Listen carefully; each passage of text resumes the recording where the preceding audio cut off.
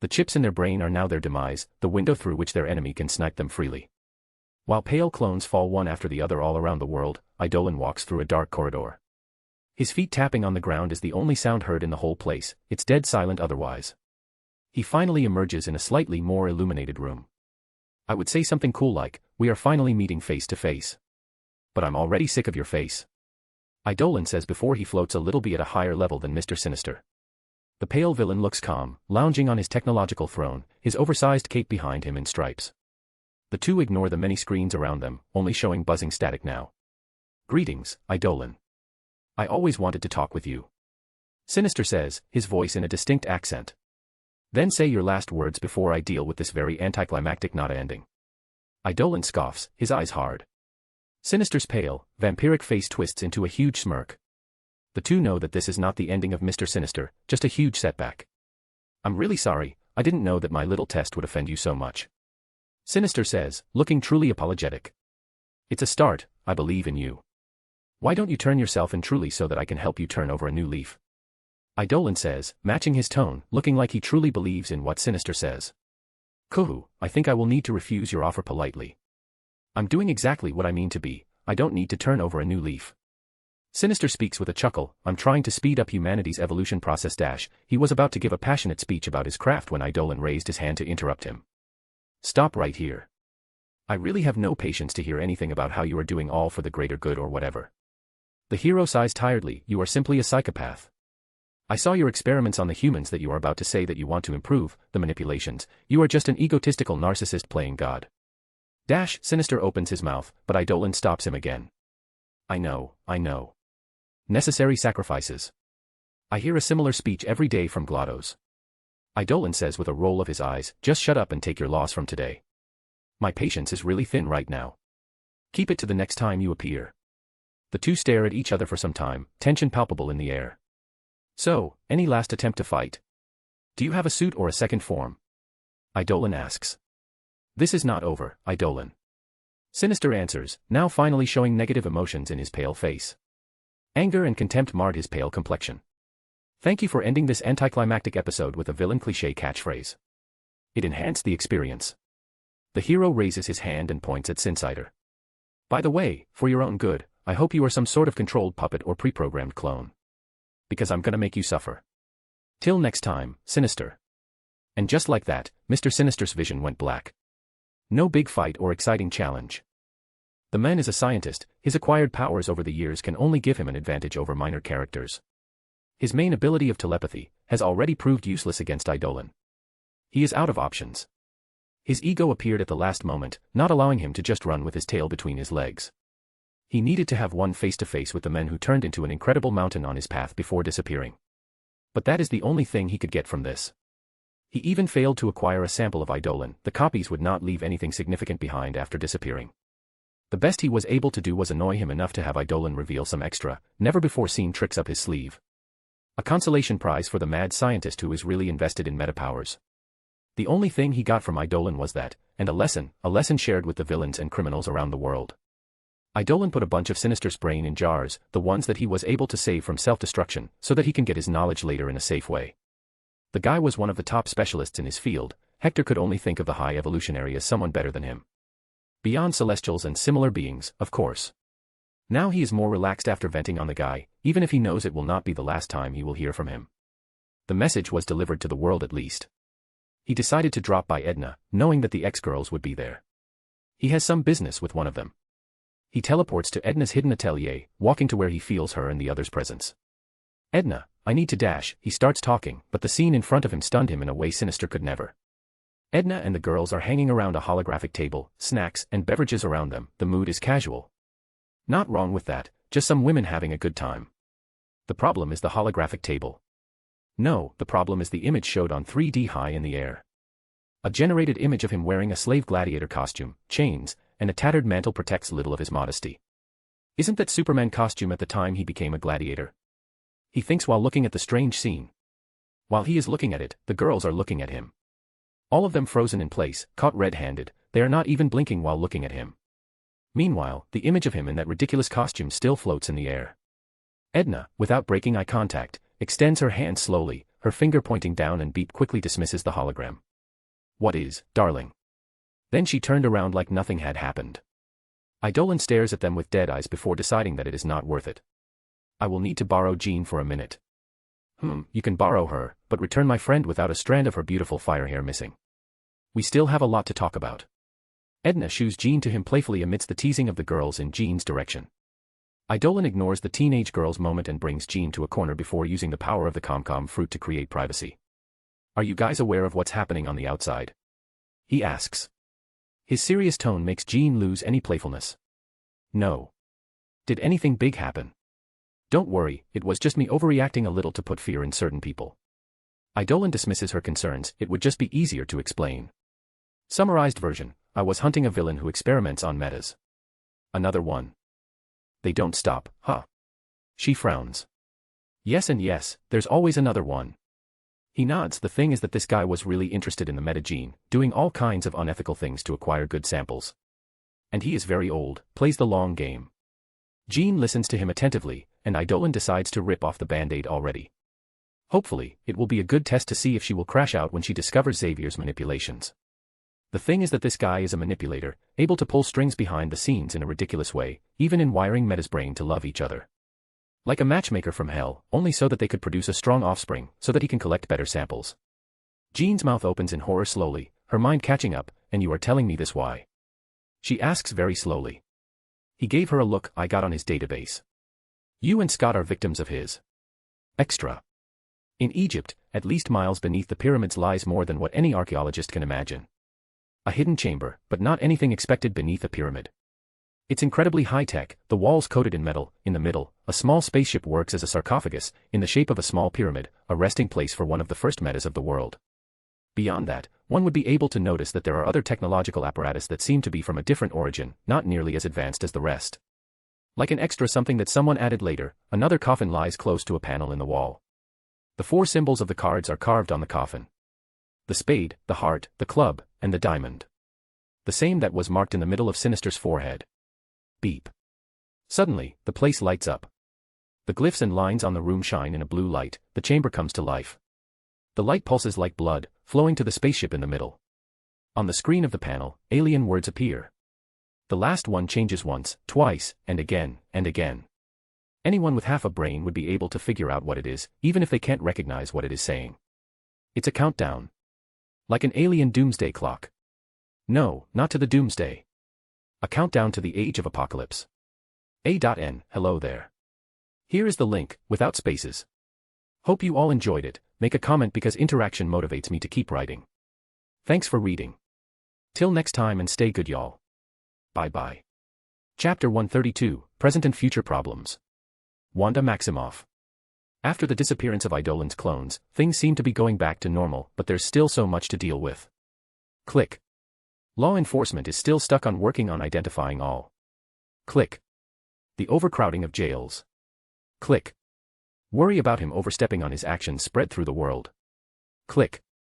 Wanda Maximoff changes channels constantly, but everyone is talking about the last weekend and Eidolon's actions. In her small room, which is just some steps above a prison, she sits on the bed with the remote in hand. I think this answers that famous question, why doesn't Eidolon do more? A guy, probably a guest of the show, talks to the other people sitting at the table, the world simply can't keep up with him. He pauses to let his words sink in, and Wanda has to nod in agreement. He continues, the world is infested with criminals and all kinds of troubles, and Eidolon apparently can solve 99% of them, but we are not ready for it. Damn it, there are talks of releasing some of the criminals caught. He exclaims incensed. And people complain that his help was just, what is the word? A token. A woman on the side comments. Token help, yes. A lot of people love to say that. Another guy chimes in that he was just doing it for fame, for attention. That he doesn't want to make the world a safer place because if he did, he would not be needed. He rolls his eyes. And he talked about it. There's an interview regarding this weekend that we are going to show later, but in his famous interview some months ago, he challenged. Yes, challenged all governments of the world to work together with him. But first, they would have to accept certain conditions. The host of the show says. I think it can be understandable that there would be hesitation, many are still apprehensive that only one man has all this power in his hands. Another man rebuts. Wanda thinks that there's always a devil's advocate to make things engaging in those shows. The contrarian continues, the guy can be everywhere, all the time, invading people's privacy and God knows what more. A discussion that she heard maybe 100 times takes place, doubts about his character, a potential change of heart that he can have in the future, and comparisons with the actual world system. Wanda still remembered that one guy who said that the world should just surrender control to Eidolon in that sketchy program at midnight. You've been busy. Wanda peels her eyes off the TV to turn to Eidolon himself, sitting on a chair close to her bed. I'm always busy. Eidolon answers calmly, his voice even, while she stares at her with his colorful eyes, shining in this dimly lit room. Then why are you wasting time visiting me? She challenged. It's not a waste of time. He replies immediately. She rolls her eyes and turns to the TV so that she can hide her emotions, unbelieving that such simple words can affect her. Gosh, I'm starved for human contact. How are you doing, Wanda? Eidolon asks softly. Whatever. She answers casually. Feeling like leaving this place already? He asks, his eyes looking around the small room. I'm good. She answers without interest, her eyes still glued to the screen. So, what happened that made you scare everyone? I think they will show the interview of me explaining it now. Eidolon gives the TV a look and, like he said, the host pauses the heated discussion to show the interview to add more context and more content to discuss. The image changes, showing a street in some European country, a lot of Eidolons flying around before going back to the original and disappearing. Eidolon. Eidolon. A reporter shouts, going to the original one, the one with a mantle, floating some meters above the ground. The hero, with his arms crossed, looks down for an instant, before looking ahead again, like he is searching for something. Then he appears to shrug and slowly lands, willing to give the reporters some time. He is nicer than most. I guess you are all curious, huh? That's fair and understandable. He comments, the same even tone of voice that he always uses, go on. He urges. From the reporters that surrounded him, one starts with the obvious question that everyone wants to know. Why? What made you create so many clones and patrol the world? Are we in danger? Another adds. Just the normal danger that we are subjected to all the time. He comments before getting a little serious, and the reason why I got serious, well, I guess it doesn't hurt to tell the world. I value transparency a lot, after all. They watch his left hand appear from one of the slits of his mantle, his palm upwards, and from there a holographic image materializes and floats. A pale man, with jet black hair slicked backwards, red eyes, all of it, pupils and sclera, thin black lips, and a red diamond on his forehead. It only shows from the shoulder and above, so people can only see that he is wearing dark clothes with extravagant shoulder pads. That is Mr. Sinister. I know, silly name, but that is where the silliness ends. I was searching for this guy for a long time. Eidolon explains while the cameras focus on the image of the man. He is dangerous, not in the destructive way that people like me, Thor, or Hulk can be. He is a slimy bastard who experiments on humans and tries to create artificially strong metas. Yeah, the same kind I have captured for months, but this one is special.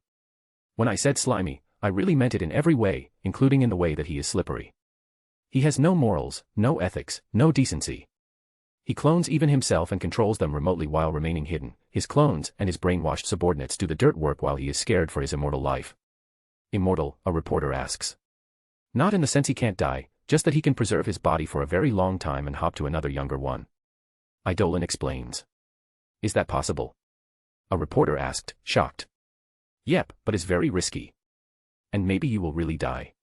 Actual technology can't really manipulate souls, so maybe he is just downloading his memories into another body while his true self already died. Eidolon explains, and he doesn't care. He is more of a cockroach than me, and I can literally come back from hell if I die. He exclaims. The reporters laugh, but one frowns seriously. Wait, you can really do that? Eidolon ignores him and continues to focus on his explanation of Sinister. I was investigating him and discovered that he even has a sleeper agent protocol. Basically, he put himself, his memories, and all that, in other people around the world. They don't even notice it, and if a trigger word is said, his hidden memories implanted in them will awaken and take over, and then they will literally become him. Sometimes he killed the person and exchanged them with a clone of himself. Maybe you guys are him. The reporters around look horrified. That is how much of a slimy bastard he is. So, as much as I frustrated his plans and projects, destroyed his laboratories, and dealt with a lot of his subordinates, the guy can still be out there, no. He absolutely is still out there. Eidolon sighs, not hiding his annoyance with Mr. Sinister. So that's why you went all out? A reporter asks. Yeah, I started stealth, dealing with his hidden facilities around the world, not trying to scare him in hiding, minimizing damage. But then he used the bombs as a distraction, maybe to gain time, maybe to attack somewhere he can hurt me, maybe to make me reveal my powers. So I stepped up my game, and that is the story. Eidolon finishes. And you said that he escaped. A reporter urges for more. Not escaped, he just left a lot of contingencies to survive. I deal with his real body in the main laboratory. The hero makes quotation marks in the air, but like I said, the chances that he is still out there are very high. Almost 100%. It will be dangerous in the future. I repeat, there's always danger. If it's not him, it will be another. But I delivered a huge blow to his life's work. He would need to start from zero. Even if he begins right now, it would take years for him to recover. The hero appears to smile confidently. And if I dealt with him once, I can deal with him twice. Don't worry. He gives the camera a thumbs up. The reporters, and even Wanda, feel themselves unconsciously relaxing because of his confident statement. That is how much trust he has built since his debut. There are more questions about what happened this weekend after they are done with Mr. Sinister's business. If you are searching for him, why also divide your attention around the world? A reporter asks. He is all over the world, and while searching for him, I couldn't simply ignore crimes happening in front of me, can I? Eidolon answers, I don't like creating copies of myself, it divides my attention, makes me sloppy, so I just focus on the job. Then my copies become robotic, it is cold and emotionless, pragmatic and not heroic. I'm not just a problem solver, I want to genuinely do good. See for myself the good and bad in the world, and make sure the good spreads and prevails. He says with emotion and conviction, his words resonating in all the listeners' heads, but it looked like a good way to deal with Sinister's own clones. He wants to gain time. So I cut the time. You can't be predictable to your enemy and play his game.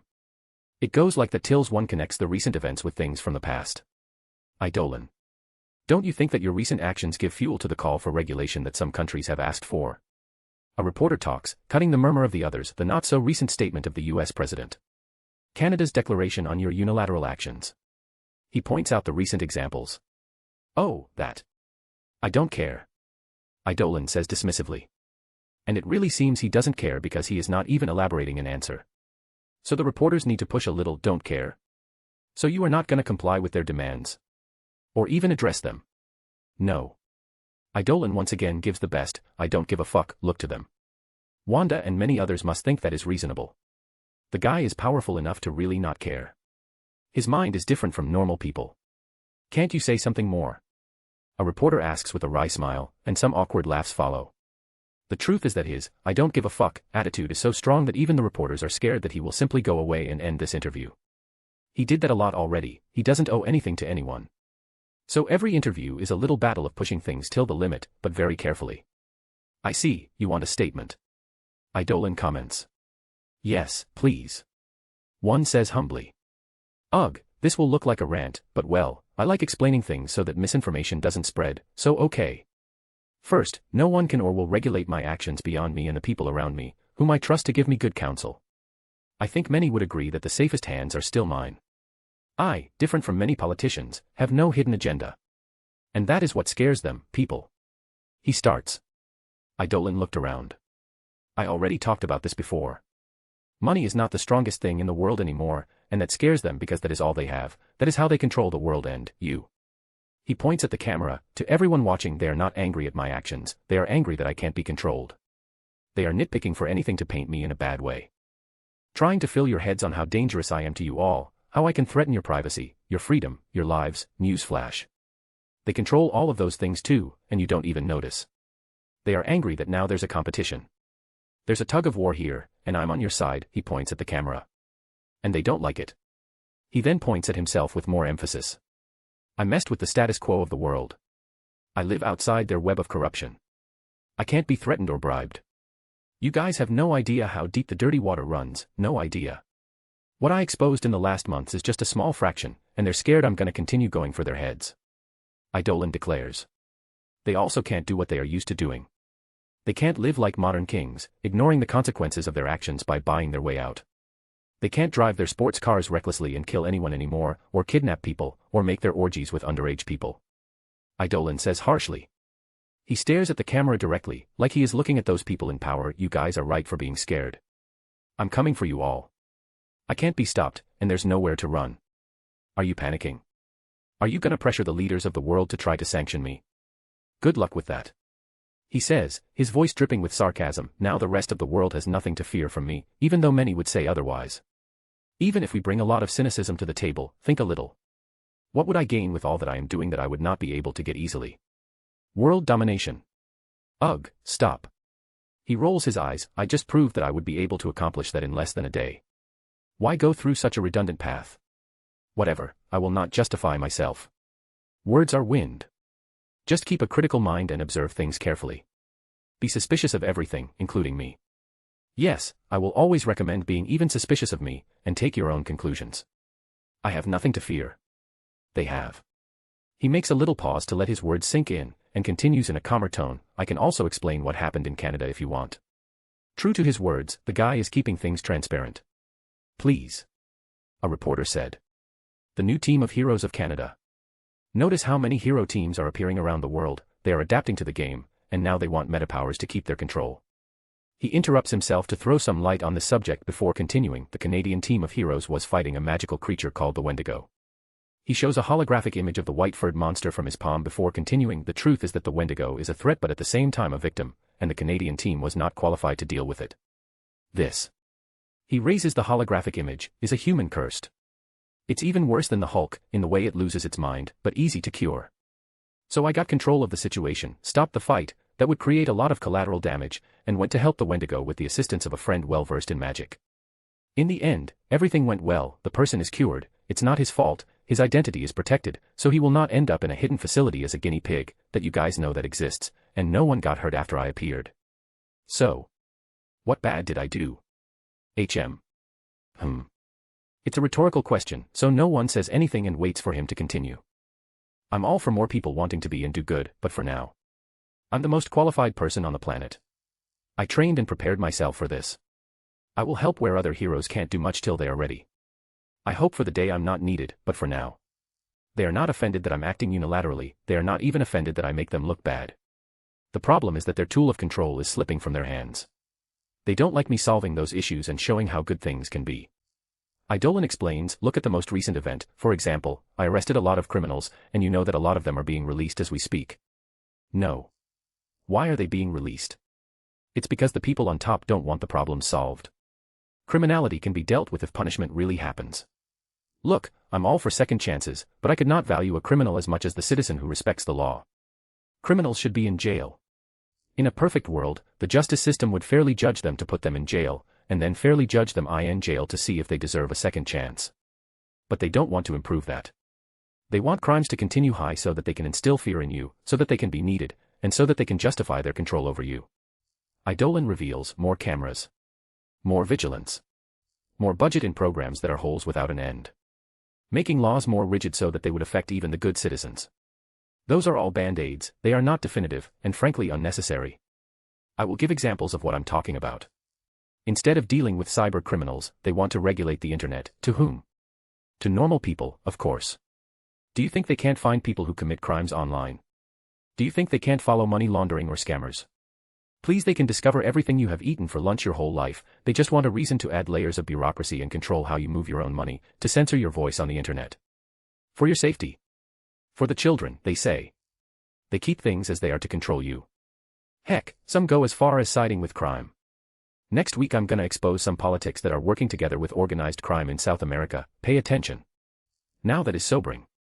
What he says simply makes too much sense. Even Wanda, with her shallow knowledge of politics, can understand. They keep people sick to sell the medicine, not the cure. It seems he said his piece, so the reporters started rapid-firing more questions. How does this Wendigo appear? Should the Canadians be worried that more can appear? It's a curse of an evil elder god, it can happen with anyone, so yes, more can appear. Eidolon nods, but aren't you guys happy that I know how to deal with it? If one of you turns into a Wendigo, it will not be the end for you. A female reporter suddenly asks in a joking tone, Eidolon. From all those clones of you, can I have two? Eidolon blinks with a face full of amusement while the others laugh. Don't be greedy, you can't even handle one. He says to get more laughs and whistles. That is not a no. Another female reporter says with a gotcha voice. Wanda watches those interactions with a roll of eyes and a little smile. The guy is charismatic. He is confident without being arrogant, commands respect when he speaks seriously, and is approachable when he is casual. He also exudes honesty by really explaining things no one wants to say to the public. Everyone wants to be on his side. She thinks. In this world full of danger, who doesn't want to have a father/brother figure that they can rely on? I bet some women wish to be under or above him too. She laughs in her mind and sneaks a glance at Eidolon, which is still in her room. Now she remembers that this is kinda crazy. The same guy on the TV is in her room. That Wendigo's magic appears to come from a similar source to your own. He suddenly says, his voice startling her a little because her thoughts wandered in a weird direction. Ah, really? Her voice cracked, and she winced because of that, but he doesn't seem to notice or think she was nervous because of the mention of her dangerous magic. Yes, my friend told me. The one I said that I could introduce you to give you some points. Eidolon's hand comes from beneath his mantle, revealing that he is holding a sphere. Wanda's eyes are unconsciously drawn to it. She can see some sort of mist beast roaring inside, its red eyes shining strongly amidst all the white. What do you think of it? He makes the ball slowly float to her. It feels familiar. It's all she dared to say, because she wasn't really sure. She raises her hands to grab the floating sphere. Wadash. Something unexpected happens. When her fingers touch the sphere, it lights up with a scarlet light, the sphere breaks, and the white mist is engulfed in a red light that pulls it to Wanda's body. It goes through her head orifices in an instant, leaving her surprised and with her pupils shining scarlet. Even Eidolon is suddenly on high alert. Are you okay? He asks, immediately activating the all-seeing eyes of God to check on her. He saw the ancient curse of the Wendigo traveling through her body and being consumed by her soul. It was quick and merciless. For an instant, he was worried that the curse would take over, but no. He should have worried about the poor semi-sentient curse. It had no chance. Like gasoline being thrown into a raging fire. It only added more fuel. I think I'm okay. I don't feel different. Wanda says, still as a statue, please, don't tell me I'm growing fur. Eidolon chuckles a little, no, as beautiful as always. He says so naturally that Wanda needed to do a double take on him, thinking she heard him wrong. It seems your magic really has some compatibility with the curse, nothing seems to have changed. I mean, some effect should happen, maybe an increase in your magic power. But this we can only discover in the future. She is still staring at him with a blank face. I guess you have a higher authority than a simple curse. He says and reaches his hand into the air, his whole forearm disappears into the void, and he pulls some pages from thin air. Those are notes about the Wendigo's curse. If anything goes sideways. Well, you can call me, but it would be good for you to be prepared. Okay. Wanda accepts the note still a little bashfully, ahem, by the way, about what you are talking about. You are really serious about changing the world or whatever, huh? She decides to change the subject. Yes, the plan is to change the world and whatever. He smiles in amusement. Shut up. Oh, I know that it sounds crazy, but I have a feasible plan. The world will change naturally, I just want to put in the right trail. The good future. After a laugh he talks a little more seriously, his eyes distant like he can see the bad futures that he wants to avoid. Then his eyes focus again, on her. That includes you. You know, answering your question, why I come here. He gives her a warm smile. Wanda avoids eye contact to not blush. I don't need your help. She whispers, barely audible. Do you want to help? Eidolon asks like he didn't hear her. What? She turns confused. Do you want to join me? The SCP, and help make the world a better place? He asks, his tone serious. Are you serious? Absolutely. Don't you want to do something more than just stay holed up in this room? Don't want to put your powers to good use? To make a difference? He asks if you are unsure of what direction your life is heading. You can simply create a direction yourself. Give yourself a goal, or you can follow me for now. Wanna help make the future I envision a reality? He says, full of charisma. I don't know. Her voice trembles, a million thoughts going through her head. It's okay, it's okay. Eidolon smiles and pats her head while she is still. Just an offer that you can take any time, no need to feel pressure. Wanda is kinda overwhelmed now. He is patting her head. What the fuck? If you don't want to commit to such a big cause, why not start a little small? He says with a light smile, wanna do something for me? What do you think of therapy, Wanda? Third-person POV. New Jersey. Chaos quickly erupts from a building, one can even say that it happened at the speed of light. The reason is the sudden debut of a villain that one day will be called Living Laser, but for now he is just Arthur Parks. On the top floor of the building is a fancy restaurant, now in a bad state. The view of the city that should be possible only because of the glass walls is now unobstructed because of the destruction of half the floor. Customers and staff alike are running while the ground gives in, but a couple at a table can't do that because the villain is focused on them. Lucy. You can come back to me now, Arthur says, while slowly approaching a pretty blonde woman with her hair cut short. But the woman just screams hysterically while crawling away from him. How could she not, even if one ignores how he just appeared, destroying the side of the building? Arthur's appearance is not something that she can recognize, even if they used to be lovers. Right now, Arthur is just light materialized in a humanoid shape. A purple construct of light that is being held together by his consciousness. Lucy. Arthur's voice echoes, seeing her reaction, even without features, one would feel that he is heartbroken. The two dots on his face are trembling before gaining a sharp edge, and he turns to the man who was on the table of Lucy. You. It was you that took her from me. He raises his purple arm at the terrified and confused man, from his wrist till the tip of his fingers, and a bright light appears. It's obviously not a good signal. Die. Xian whoosh. It happened in an instant, at light speed, his arm was slapped away, the energy blast leaving his fist, shooting out the destroyed wall and disappearing into the sky. At the same time, a dark figure appears in front of Arthur. What a surprisingly powerful but unknown villain that suddenly appears. Marvel really has too many characters. Eidolon says calmly while standing between Arthur and the couple, then he looks over his shoulder, to the woman, and sighs, a simp is a simp even if they gain awesome powers. Out of my way. Arthur shrieks, raising his two arms to shoot lasers at an Eidolon. Boom. Eidolon obviously doesn't allow him and literally bitch slap the guy out of the building. Arthur became a purple streak of light that is about to hit a taller skyscraper, and Eidolon obviously can't allow that either. He calculated his trajectory from the beginning, and also in a streak of light followed Arthur. The white streak of light arrives at the point of contact before the purple one. Eidolon rematerializes himself, already kicking down, timing perfectly.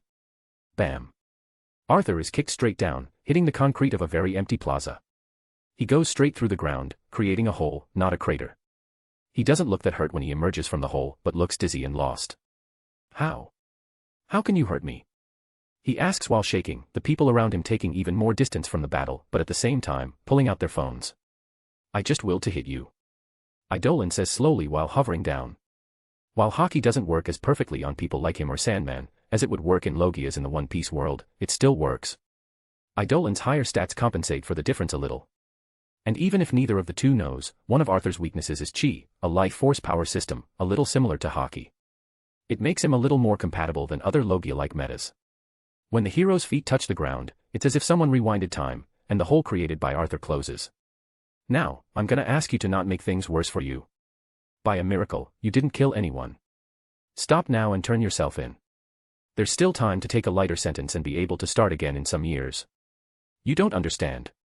Arthur shouts. To tell you the truth, I understand. Already investigated during our little altercation. Eidolon says that was Lucy Barton, so you should be her ex-boyfriend, Arthur Parks, a scientist who disappeared a week ago. Gave yourself powers to try to win back your girl. Dude. She left you for a richer guy. She is for the streets. Shut up. Nothing cuts a fragile ego than an inconvenient truth, so Arthur answers with violence. Eidolon sighs while watching Arthur once again raise his two fists to attack. Such a waste of a good power, pathetic. Hey wah. Arthur screams while punching the air, each punch releasing a blast of energy. His fists have no weight, so they become a blur on how quickly he punches the air, like a laser Gatling gun shooting hundreds of attacks at Eidolon.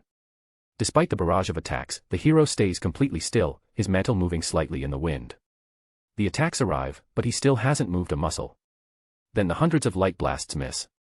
It's like they are avoiding him on purpose, but it's just a clever use of a light refraction power and force fields that bent the air around him. He became untouchable by Arthur's attacks. If you put something extra on those light-based attacks, I wouldn't be able to deal with them this easily. He schools the villains, while light appears to dodge and bounce off him.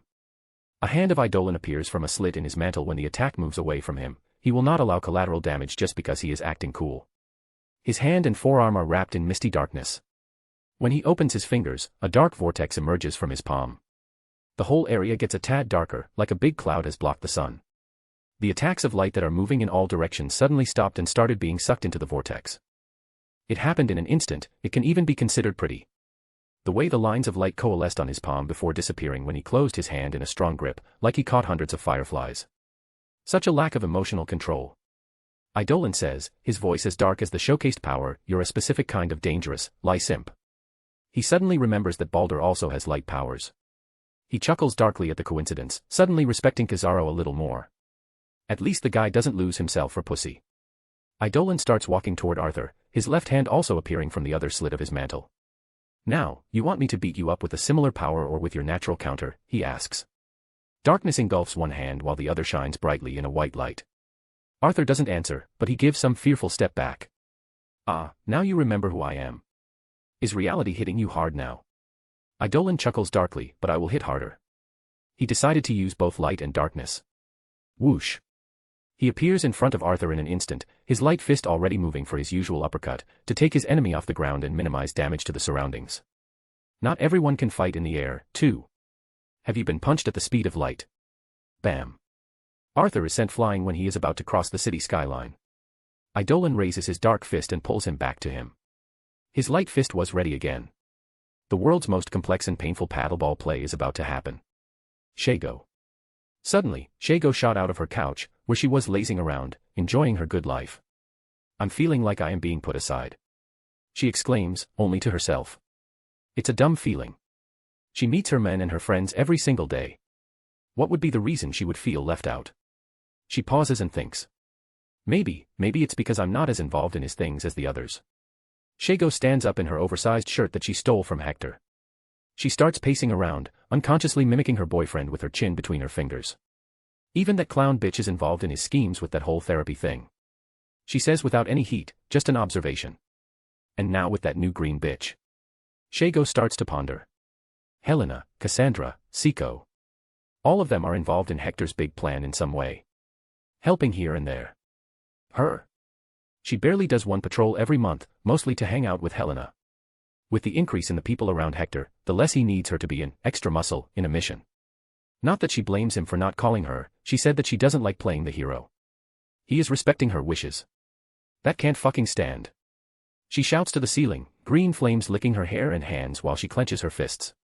She would never allow herself to be sidelined. She quickly goes to put on her costume and asks for a portal to the space station. She knows that there's always one of Hector's bodies there. So she is sure she will meet him. She passes through the security check and finally steps on the space station, her steps purposeful while she walks to his lab, where she knows is where he is staying because she asked Cortana. Does he think he can sideline me? Me. I am his goth mommy. Just because now he has that Nazi bitch and another green avocado slut. HMPF. She finds him exactly where she is expected, on his Hector persona, but wearing an Eidolon suit that still looks really good on him, even without Eidolon's adult muscles.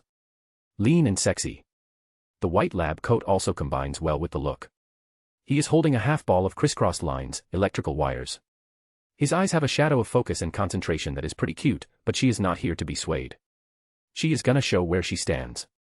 Marked territory. He sees her before she can announce herself, his stoic and impassive face easily morphing into a happy one, eyes brightening up just by seeing her. He went from Doberman to Black Labrador in a second, and is simply too cute. Okay, she immediately forgot everything she wanted to do here. That is a rare sight. He pulls her into a one-arm hug and says after kissing her head, not removing his lips from her hair, do you need something, my love? Nothing. Just want to see you. She just hugs his torso and rests her face on his neck. Forgetting what she came here to do. That makes me happy. He says genuinely and raises her chin with his fingers to kiss her. Shago grabs his face and turns the chaste kiss into a full-blown make-out session, practically devouring him for several minutes. She finally releases him to take some breath. What are you making? She asks, leaning her back on him while looking at the items on the table. She has no clue what any of those wires and batteries can do together. Probably something bigger. Well, you know that I recently went back to that universe where I became stranded as Spider-Man to test multiversal travel, and there I found my variant. He starts. But she interrupts him, the one that is banging Invisible Woman. Yes, that one. He chuckles after giving her a flat stare, he is a pretty capable researcher of the medical field. Gave me some ideas, he grabs that half ball of wires again. This is a prototype helmet that would stimulate the brain and heal neurologic diseases like Alzheimer's and dementia. Okay, that is big. Shago gives a look at the thing, now seeing that it goes on the head. Is this one of those things where you can do easily with just a touch, but want to give to the world? Yes, no real and solid progress will happen if I do everything. Hector nods. But at the same time, you still can't give all this new technology. He sighs, yes, I need to wait at least 2 more years. Then I can start revealing my genius while in college. Oh, so you decided to be important, huh? She smirks a little. Hector was always torn between staying in the shadows forever or stepping into the spotlight. Yeah, with so many geniuses in their respective fields, another one will not stand out that much. My variant did it. He shrugs, I will not hold back in helping the world just because it will inconvenience me a little.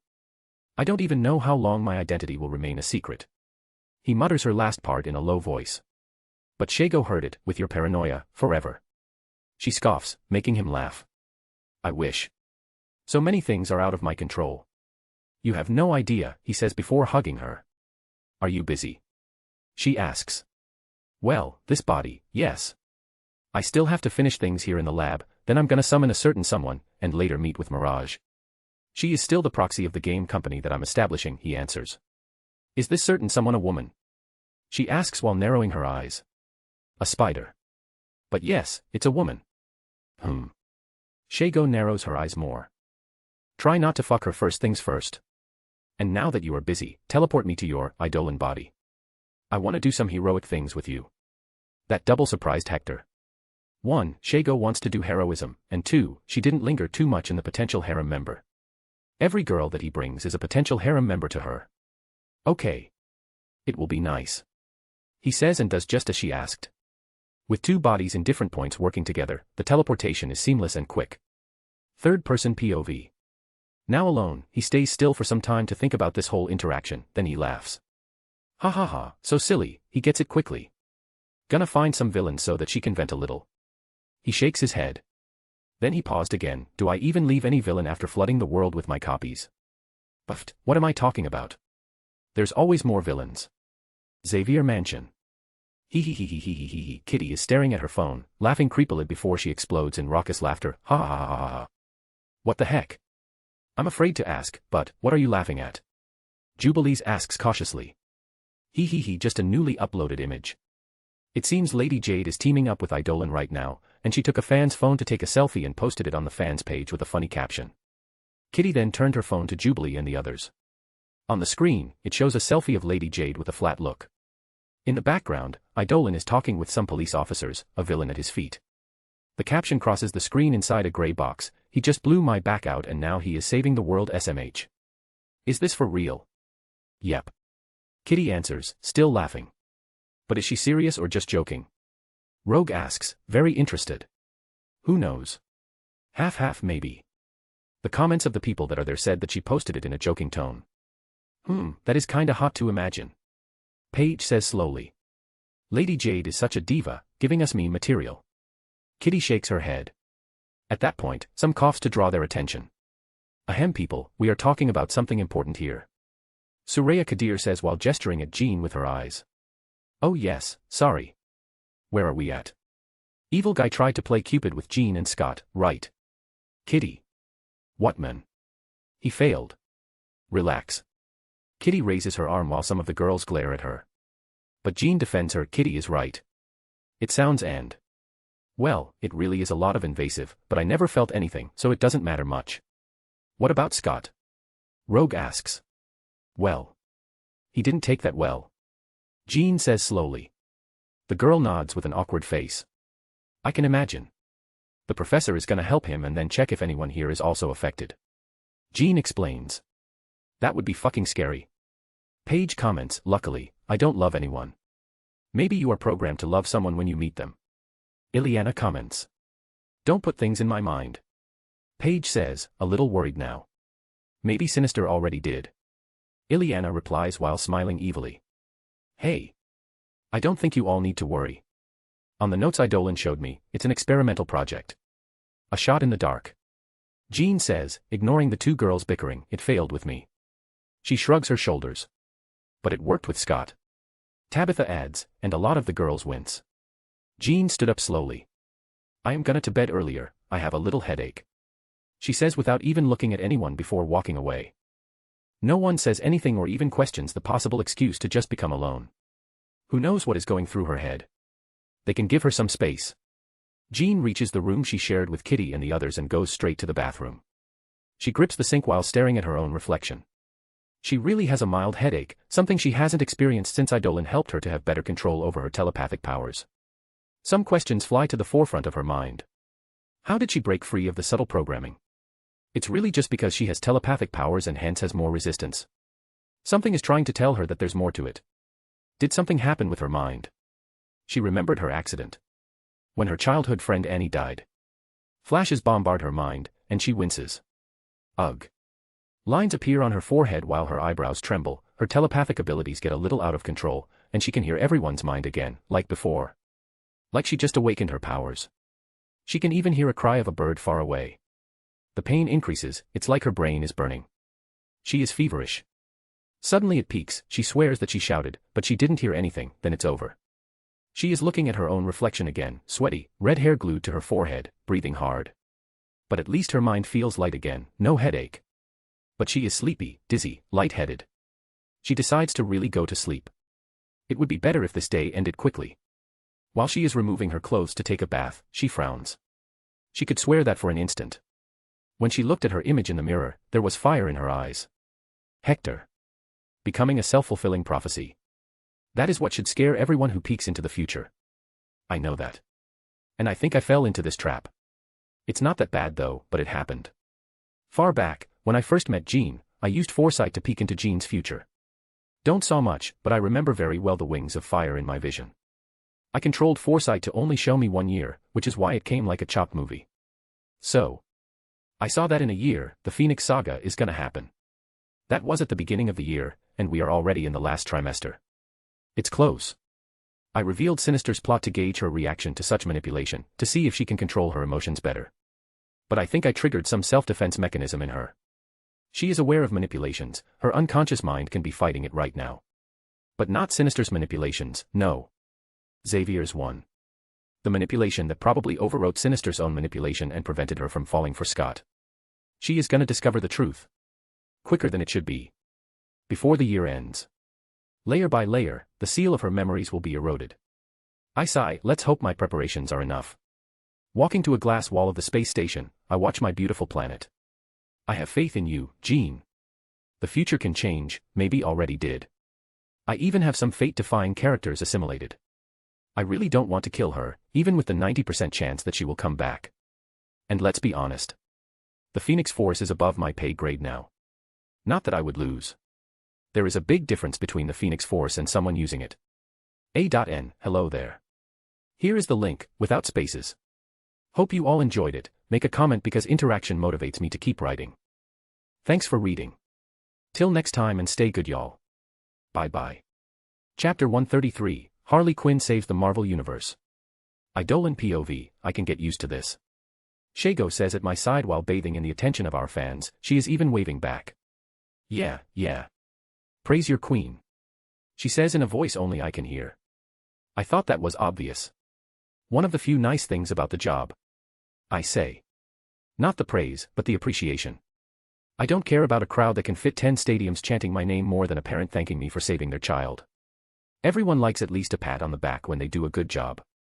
I can live without it, but it's nice, it motivates. How would I know? Helena only acts at night, full of subterfuge. And when I act with my brothers, the fans are fucking obnoxious. My brothers, too. She huffs. I think you never really saw them. I say. Question mark. She turns to me with a confused frown. You looked at them, but didn't really see them. One of those things that I learned from experience is that much of what happens around us can be distorted by our own internalized issues. It affects how we see the world.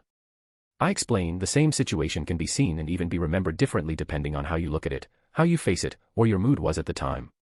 Something embarrassing can equally be a bad memory or a funny one. Is this some self-help shit?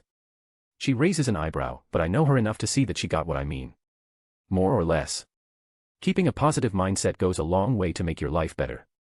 You can't control the world, but you can master yourself and how you respond to the world.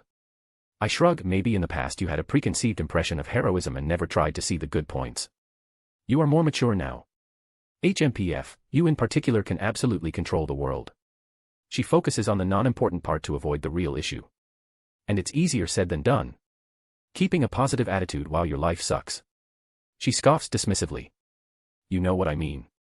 I poke her on the ribs to annoy her a little.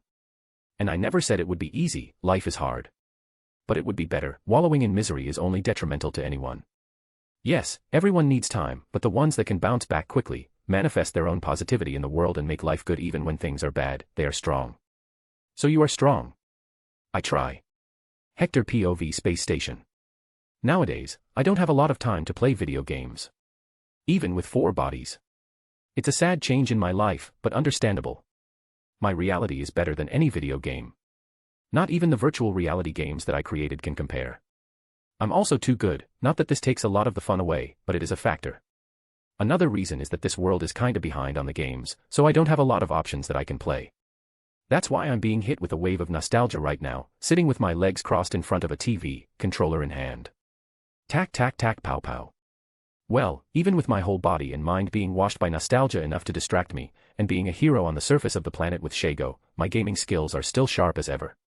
I was always an above-the-curve player, and now with my cheating senses and reflexes. Tack tack swish bam. KO. Perfect. I'm invincible. Again. I don't show any smugness or arrogance while asking my gaming partner, and the reason why I'm even playing. She is very good, incredibly good really. But unfortunately, she is against me. Again. She replies with a very expressionless face, not showing any chagrin in her loss. Her white, pale face is still like she is a porcelain doll. Shirari, or Shiro, or Komoko-chan, like how the fans would affectionately call her, is white. Yes, that is the first thing anyone would notice about her. That is why she is also called Shiro-chan. White skin, white hair, white eyebrows, white clothes, even her eyelashes are of pure white. Only her pupils are of a blood red, but she keeps them close all the time because of the power contained in them, pretty Chuyuni by the way. If she stands still in front of a white wall, she would probably disappear. Well, I guess that it can be considered part of her spider powers, camouflage. Despite hiding it in human form, she is an arachne. From what I got of our small conversation, this version of her is the one just after evolution, after she escaped the system of her iSky world. She is a fledgling spider god. And a pretty strong one, even if she is not her EOS, end of story, version. iSky protagonists tend to get super overpowered at the end of their sagas. She is not there yet, but she is dangerous. That's what I get from gauging her strength. My strongest summon. Together with Rayquaza. There's also the Ice Monarch and Thor from Record of Ragnarok, but those I assimilated. She is not only strong, she is dangerous. I don't think she will be fighting Thor hand to hand, but she can probably kill him if he is caught lacking. That's the feeling I got from her. In some way, we are very much alike. And if I remember the novel well, we are similar in a lot of other ways, too. Maybe that is why I got her from the gacha. Except that she is kinda lazy. We compete in silence again on the fighting game, I don't force her to talk. She is maybe worse than Cassandra when she first got here. But I know that her inner self is very different from the demure and noble look she unknowingly passes with her silence. She is a slob, neat, and hikikomori who just wants to laze around in an easy life. Top-tier waifu, almost proposed to her instantly, like with Raven. So. I start while hitting the air a little in the game to find an opening, happy that you are free of D. I ask. D was kinda her chaotic patron in her iSky life. You must be thinking that you exchanged 6 for half a dozen with me now, but I'm not nearly as unpredictable and chaotic as she. I assure her, I like to keep things clear and transparent, so let me say what I want from you. She doesn't show any form of acknowledgement of my words, but I can feel her paying attention. I just want you to be ready to answer my call and fight sometimes to protect the world. It will be rare, but I may call you not long from now to see your strength. In exchange, you will receive all the comfort I can provide. And it's a lot. I will not ask you to do anything else that you are not comfortable with. Knowing her introvert personality and lack of interest in being a hero, I will not ask her to make public appearances or anything like that. She doesn't say anything, but I notice her interest in me while she tries to catch me on a combo. Her muscly grappler character is a stark contrast with her appearance. I know a little about you, so I can almost confidently say that I can give what you want. A home, bills paid, food, games, and all other kinds of entertainment. Now she is interested. Your job will be to stay on standby in case I need to call you. I can visit sometimes, you know. To check on you. I'm also interested in the magic of your world. To increase the relationship loyalty, and obviously there are things you can't do. Like killing innocent people, revealing my identity, there's a booklet and a video. Check them later. Okay. Not that she has much of a choice. Different from low-threat people like Isabella, I can't let her roam free. Okay. Then it's a deal, Komoko-chan. I smile. I look forward to her opening up to me. Komoko-chan is a fun girl, anything more you want? Tasty food. She answers. Of course. Allowance. I will cover more of your expenses, so your salary will be only for you to spend on anything you want. I shrug, that is how it is with everyone. And it is not even with money, I can provide by simply creating the commodities myself. A maid. You are pushing it to test me. I ask casually, and can't you use one of your children? Anyway, giving you a robot maid is easy enough. The less human interaction, the better, right? Did I see a smile on her face? It's cute. By the way, want to be my wife? I ask in a serious tone. I want to see if I can throw her out of this calm facade, like with Raven. Seeing expressionless girls showing cute expressions is always nice. Especially the pale ones, their blushing face are super cute.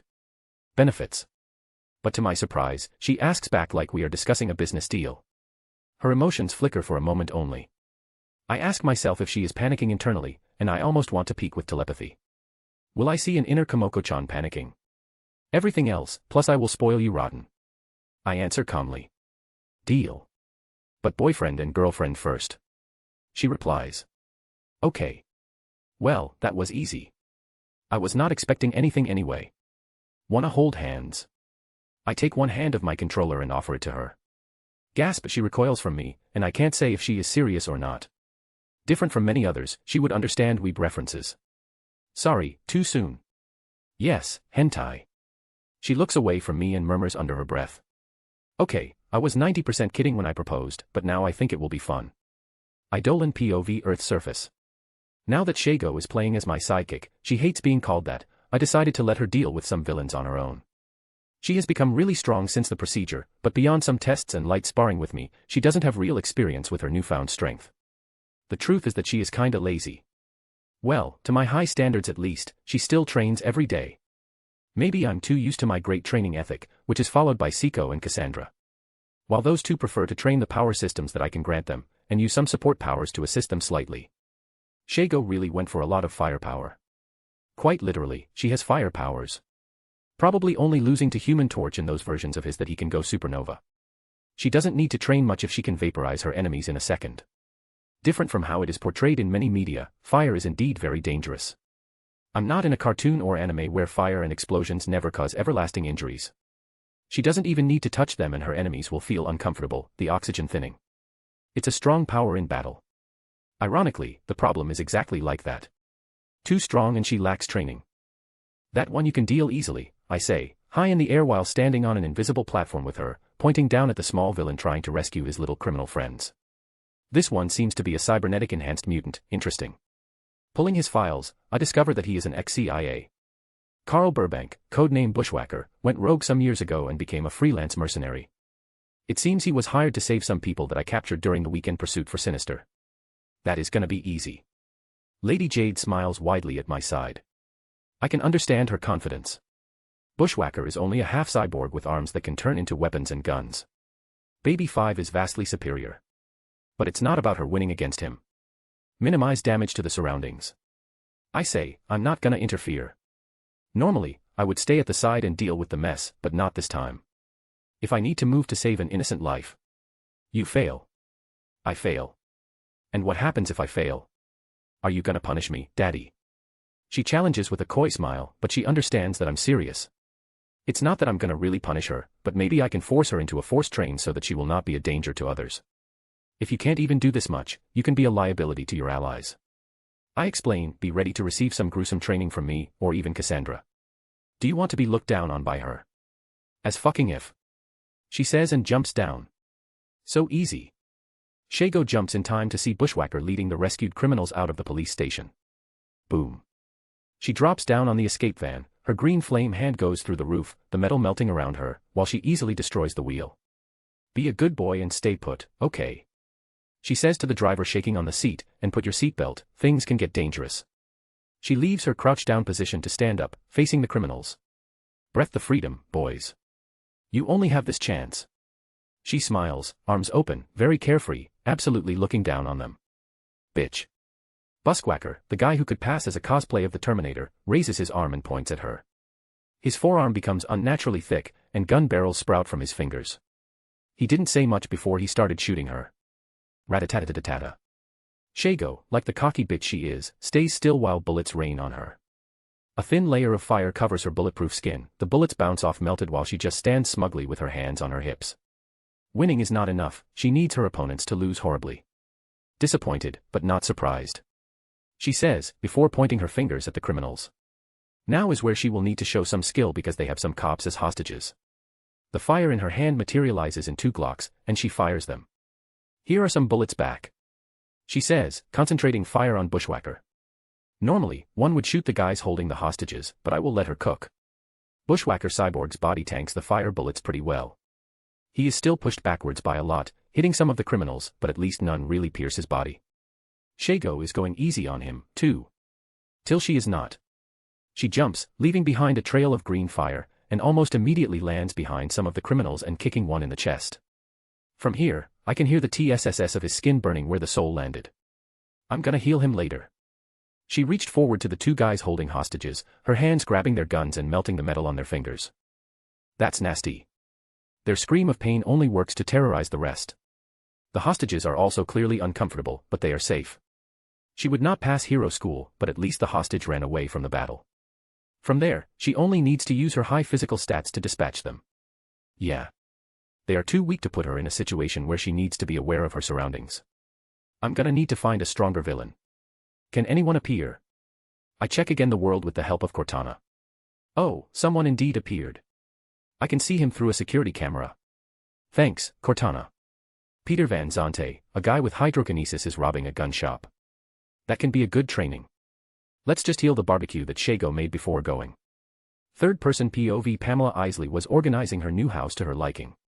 She is living with Harley, but Harley has an apartment, while Hector gave Pamela a home with a backyard, a glass house, and all that. Pamela is using the opportunity that Harley is busy working to make her home her own little world. Meaning, filling it with plants. The glass house is simply not enough. She is also waiting for Hector, the two have unsolved issues. Ding dong. The doorbell rings, and she walks from the backyard through her whole house to the front door. Opening the door, she found the expected visage of Hector. Can you let me in? I'm using my powers to not be perceived by anyone, but I don't like abusing it. Hector says to her. Couldn't you just teleport inside? Those doors are portals, right? She asks while stepping aside for him to enter, closing the door behind him. Certain things need to be done properly. He says before turning to her and extending his hand. Here, a gift. Oh. It's flowers, a very diverse arrangement of flowers, and to his credit, they are not in a bouquet but in a vase, still alive. Pamela stares at the arrangement with interest in her eyes. Borage, daffodil, edelweiss, honeysuckle, not something that a guy would gift a girl normally, but... Do you know the language of flowers? She asks, looking up at him. I know all languages. He answers. It's true. With cipher powers, he can understand all kinds of language. Even the language of flowers is not an exception. But that is something he can learn with a quick read. I see. She replies and turns back to look at the arrangement of flowers. Almost all of them represent love in some way, also with truth and honesty, new beginnings, devotion, and courage. She doesn't need to be a genius to get what he means. He didn't give her any rose or other flower that said unconditional or pure love, no. Nothing that childish. It was a clear message of his intentions, of what he wants and what he offers. Thank you. She nods and puts the vase on a shelf. Harley told you that I want to talk, right? Yes, but let's forget Harley for a minute and talk about ourselves. Hector says seriously, we are caught on the Harley hurricane and the sequences of our actions are very out of place, chaotic even. Pamela laughs, that's true. That's Harley, after all. Yes, and as much as we love her, let's put her aside. Hector chuckles before going serious again. She told me that I just need to come here to propose a relationship, and you would say yes. That's nice of her, but let's not do that. Oh. She crosses her arms under her bosom and gives him a raised eyebrow. This is between us, and Harley's influence should stop here. It was fun while it lasted, effective even. I guess we got to know each other deeply in record time. He smirks. A smirk that she answers in kind, knowing each other, huh? You can say that. So what do you propose? Well, for my part, I will still gonna ask you out. Isn't this the same thing Harley wanted? She asks confused. No, because I don't want your answer to be influenced by anything she told you, positively or negatively. Negatively. She only spoke good things about you. My ear almost fell off. She scoffs, visibly jealous. And that is how she will end up influencing you negatively. He says like it's obvious doing things the way Harley wants would work for now, but leave some problems down the line. She is not one to think that far ahead. I'm a guy who likes to do things properly and to be upfront. Then B. She challenges him. You don't need to insist, let's put the cards on the table. We are both attracted to each other. He says, staring directly at her eyes. You think too highly of your dash. She opens her mouth, but he interrupts her with a step forward. Don't insult both of us by denying it. I was nice enough to say we don't love each other. It's not feasible with the little time we spent together in our personalities, but you can't deny the natural attraction and chemistry. He approaches even more. And I think that is enough for now. Enough. She keeps her arms crossed in some sort of physical barrier against him. Yes, despite popular belief, attraction is the main pillar of a relationship. I thought it was love, trust, respect, communication, etc. She scoffs with a laugh. That is equally important too. But attraction is the most important. It's what can start everything. Obviously, love, trust, and all that is what makes a relationship last. But attraction is the spark that starts the fire and also the most important fuel that keeps the flame alive. La passion. He reveals with a laugh, then his hand reaches for her cheek, and I'm not talking only about sex. It's an attraction that allows two people to simply stare into each other's eyes for hours without getting bored. It's what makes one hug the other out of the blue, or cuddle while doing anything else. It's what turns love into romance. He then slowly removes his hand from her. Without that, it slowly dies. It can become a partnership, but it is not the same. I want to argue against your logic, but I know what you are talking about. He gives her a mysterious smile before continuing, thanks to my powers, I'm able to observe a lot of people. Like a whole lot. I learned a lot just by watching them. That is not creepy at all. She says sarcastically, but he ignores her. It's very interesting seeing people's relationships. How they started, how they keep it, how they act, how they fail, how it affects them. He speaks, and from all my acquired knowledge in human behavior, I learned and confirmed one fact. He raises on finger. She waits for him to speak because she knows that is a dramatic pause. Men and women. They break their own rules when they are attracted to someone. He reveals. That much is obvious. No, no, no. You are underestimating it, he shakes his head. You have no idea how far people would go. And I'm not even talking about simps and desperate people. Let's keep things grounded here and talk about normal attraction, not mental illness. Hector rolls his eyes while explaining, guys love to say that they have type till a girl seemingly completely out of their strike zone appears and charms them. He chuckles like he saw many examples and is reminiscing on them. Women are similar, they love to say things like, I wouldn't do that for no man, but they break their rules all the time for guys they're attracted to. That's why simping is useless. If she doesn't like you, there's nothing that you can do to buy what the other can get for free. And that is where we are right now, Pamela. Hector looks at her deeply again. You are attracted to me and ready to break your own rules to be with me. He speaks with no arrogance, just stating a fact that he knows. That is something Hector learned first in the One Piece world. There, he relaxed and had some fun, harmlessly flirting with his waifus. He never expected anything, just doing it for the love of the game. But the thing is, it worked. He was shocked, even when his actions bordered on sexual harassment or when he acted obnoxiously to tease them. The girls are answering mostly positively to him. Why? Because he is attractive. This simple fact makes them ignore whatever wrong he was doing. It happens all the time in the world. Guys ignore disrespect or danger because they are attracted to a woman, and women do things they normally would not do for a guy they are attracted to.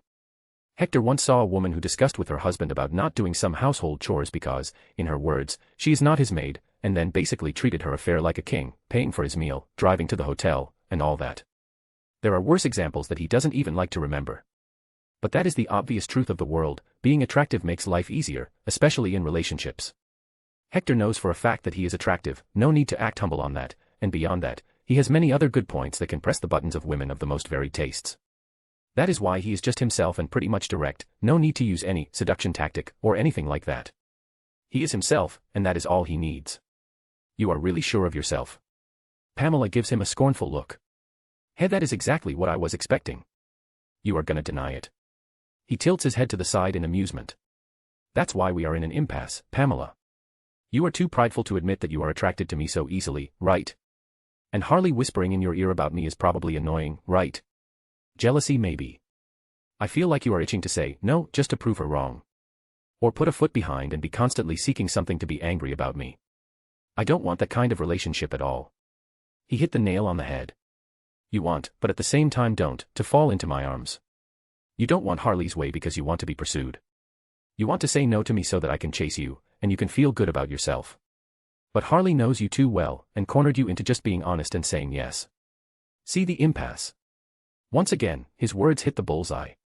Hector sighs and puts on an honest expression and voice. Listen, Pamela, I'm gonna tell Harley that I didn't ask you out, so you will not be forced to give me an answer. Gave up already? No, I just don't like playing these kinds of games. Again, we are attracted to each other, but I will not play the fool just to massage your ego. He says with an intense stare, I am sure that it will eventually happen, so why should we eat this fruit when it is not yet ripe? Then we are really at an impasse. She says, almost sighing. The two are prideful individuals in their own right. Pamela thinks that if it goes in the way Harley wants, she will lose the upper hand forever. Hector will not seriously chase her because it's not his style. Yeah, we are at an impasse. He nods and turns around to walk away. Pamela watches him sit on the couch, and then he waves his hand over the small table in the middle, and a lot of food appears, from the most varied types. Said that, let's have a date. He speaks while sitting down. What? What? You don't wanna? He asks like he is confused. You just said that you are not gonna chase. She is the one confused. I said that I was not gonna chase. Nothing wrong with a casual date. He shrugs. The truth is nothing that we do now is gonna satisfy us both. If I ask to make things official, you are gonna say yes and hold a grudge, or you are gonna say no to spite me, and I will be the one holding a grudge because you want to be chased. There's no win here. I repeat, I know that you like me, but I also know that you are not ready. I can respect that. It's a case of the right people, but the wrong time. So let's wait time to pass. Let's get to know each other. I'm very confident that you are gonna fall for me if I be myself and lower your barriers eventually. They all do. He doesn't need to force anything. You are really sure of yourself. She repeats herself, but this time her tone is different. There's a smirk on the corner of her mouth. She is almost impressed. In truth, she respects him more now. Hector also saw the relationship loyalty increasing by 1. I am. He nods immediately, absolutely confident. Yeah, that is a little attractive, yes. Seriously, decide already. If not, I'm going away. There are people who would not make me ask twice to spend time with them. Hector says, his voice calm. Okay then, let's do that. This food looks too good to waste. She smiles, acting aloof, and approaches, sitting at his side. The company is even better. He smirks and puts a drink to her. We will see about that. And does this have alcohol? Are you trying to get into my garden? The playful tone is an obvious sign that she lowered her defenses a little against him. No, just juice. I'm really not trying anything. I was already clear that I'm attracted to you and all that. You are the one holding the key to this relationship. When you are ready, come to me. Me. Coming at you. She raises an eyebrow. Yes, can't I want to be chased too? Be a woman with the initiative. He smirks. Haha. As if I'm gonna be the one chasing a man. She gives him a mocking laugh. Hector smiles mysteriously and just raises her glass with juice to her. I will be waiting for the day you will break your own rule. That will be the day you will understand that I'm not your enemy and that you can trust me. The day that you understand that this is not a competition and that I will not use your weakness against you. Hector once again speaks while looking directly at her green eyes. The day that you are this comfortable with me, it will be the day we can start this relationship for real. She hates and loves how sure he is that it is gonna happen. He is right in all his statements, so the chances that he is right on this, too, are high. She also can't, for the life of her, find fault in anything that he is speaking or even how he is acting. She hates it because it looks like she is playing in the palm of his hand, but beyond that, there's nothing more to hate. It's beyond logic, it's about feelings. And he understands that. Any other would call her unnecessarily complicated and be done with her, or simp over her, but Hector is matching her energy. Giving her the control that she wants so much without losing a shred of his dignity. And that is, attractive. She needs to begrudgingly admit it in her mind. The guy has self-respect, he keeps himself up without bringing her down. Pamela respects him now. Respect. And there's already an attraction, and he talked about trust. Slowly, he is gaining all of them from her. What lacks now? She tries to remember the pillars of a relationship. So, what is your favorite plant? Hector suddenly asks while reaching for the pile of mini burgers. What?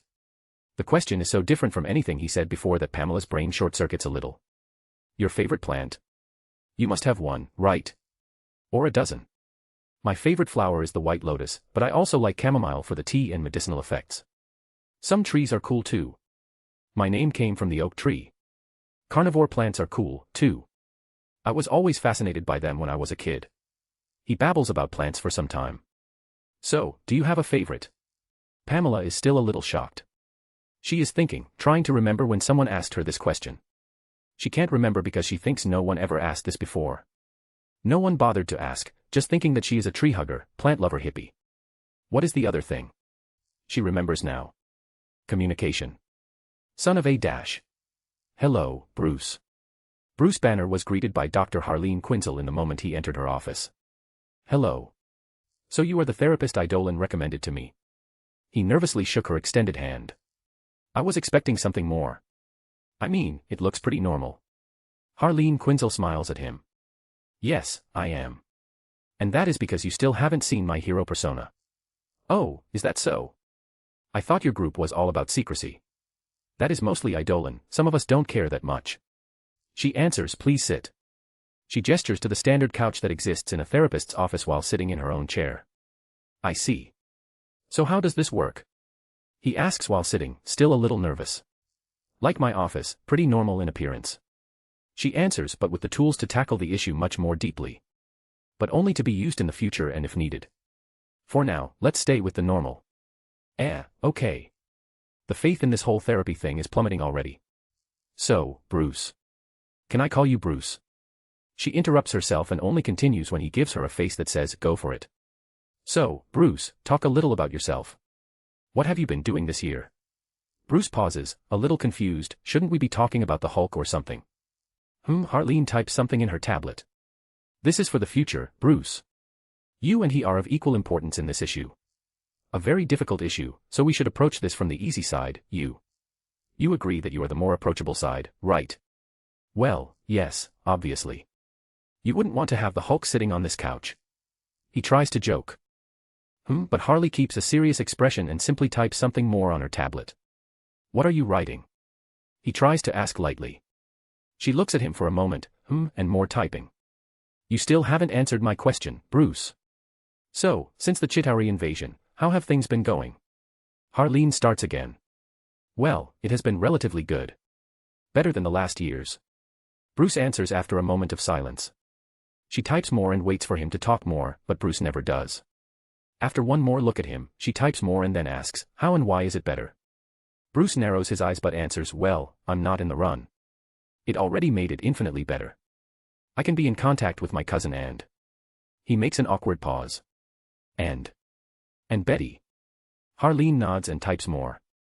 Betty is your girlfriend, right? It's complicated. And she types more. Anything more, Bruce? Any interesting project? Hobbies? Bruce doesn't look so keen on having small talk. Is there some point on this? And she types two more words, in a certain passive-aggressive way, keeping eye contact. The rage bait almost worked. Luckily Bruce has a lot of control over his anger and simply asked, what do you even have to write so much? We barely talked. Tack more writing. Harleen finally speaks with some mirth, calm down, Bruce. I don't want to talk with the Hulk now, that is for later sessions. I don't think there will be later sessions. He speaks with finality in his tone. Harleen, on her end, is completely calm. Here is our first hurdle, Bruce. You need to trust the process. The Hulk is not something that can be solved with therapy. No, the Hulk is not something that can be solved in a single session of therapy. She replies calmly, you better than anyone in the world must know that. Are you in a hurry to solve this issue? Or are you in a hurry to give up? Now he is tongue-tied while she looks at him with the patience of a teacher waiting for a toddler to figure out how to do 1 + 1 by himself. I can understand where you're coming from, Bruce. You failed too much. She sighs, and you are incredibly intelligent too. A horrible combination. Your own experiences made you expect failure from yourself, and your big intelligence makes you think that you know best than the others. Consequently, waiting for the failure of the others. I bet that you don't share anything with anyone, right? No one can help you. Things are better when you are alone. We need to deconstruct that, Bruce. You need to trust me, Idolin, and yourself again. He stares at her with a lost look. That. It's hard, I know. So, what about I give the first step? She smiles, I plan to start small, casual talk to you to open up, to lay the foundation where we can work on your issues. But I saw that you are very defensive. She looks at her notes, you are constantly diverting and are extremely defensive. You prefer to focus on my notes about you than try to open yourself and influence my view of you. I see that you bear the terrible shame of your past and actions, but this is a terrible wall in our work here. We will need to destroy this wall brick by brick. It will be a long process, one that you will apparently not have the patience for. She gives him a chastising look. After being exposed like that, even Bruce shows a bashful expression.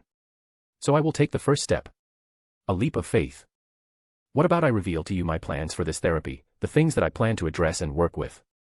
In exchange, you are gonna promise me that you will come here every week for, let's say, till the end of the year. You are not allowed to give up before that. No matter what. Harleen proposes, as a scientist, I imagine that knowing our objectives and the breakthroughs we are aiming for can keep you interested, right? Okay, I can accept that. Bruce nods after thinking for a while. All right then. The therapist crosses her legs and joins hands to start. I read your file, Bruce. The truth is that I know a lot about you already. Not that surprising, S.H.I.E.L.D. knows, so Dolan must know too. Yeah, but I'm talking even about your troubled childhood and abusive father, Bruce. Harleen says, her gaze filled with empathy, but still professional. If you know so much, why even ask me? Bruce lets out between gritted teeth. Because certain things are better if they go through a process. You need to face this, Bruce. And saying it out loud is the first step. She replies, not intimidated, but it seems you're not there yet. It's okay, I will not dwell on this for now. I will be waiting for you to speak on this. What I want you to know is that I understand more than you think.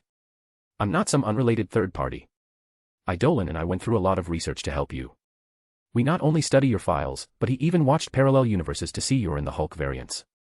Do you guys really? Bruce looks impressed. How is it? As a scientist and the interested party, he is obviously extremely eager to know more information about his variants. Yes, there are simply too many versions.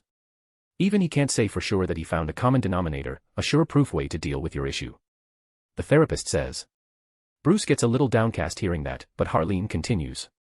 But we have some theories, and the one that I want to try first is to try a conciliation between you and the Hulk. She points at him while revealing the plan. Conciliation. Once again, Bruce is baffled. No. That is not gonna work. He shakes his head and waves his hands in negation. That is the reaction we are expecting. Harleen doesn't look surprised. That's why I don't want to reveal it so soon, but I'm trusting you, so you need to trust in me, Bruce. Let me explain.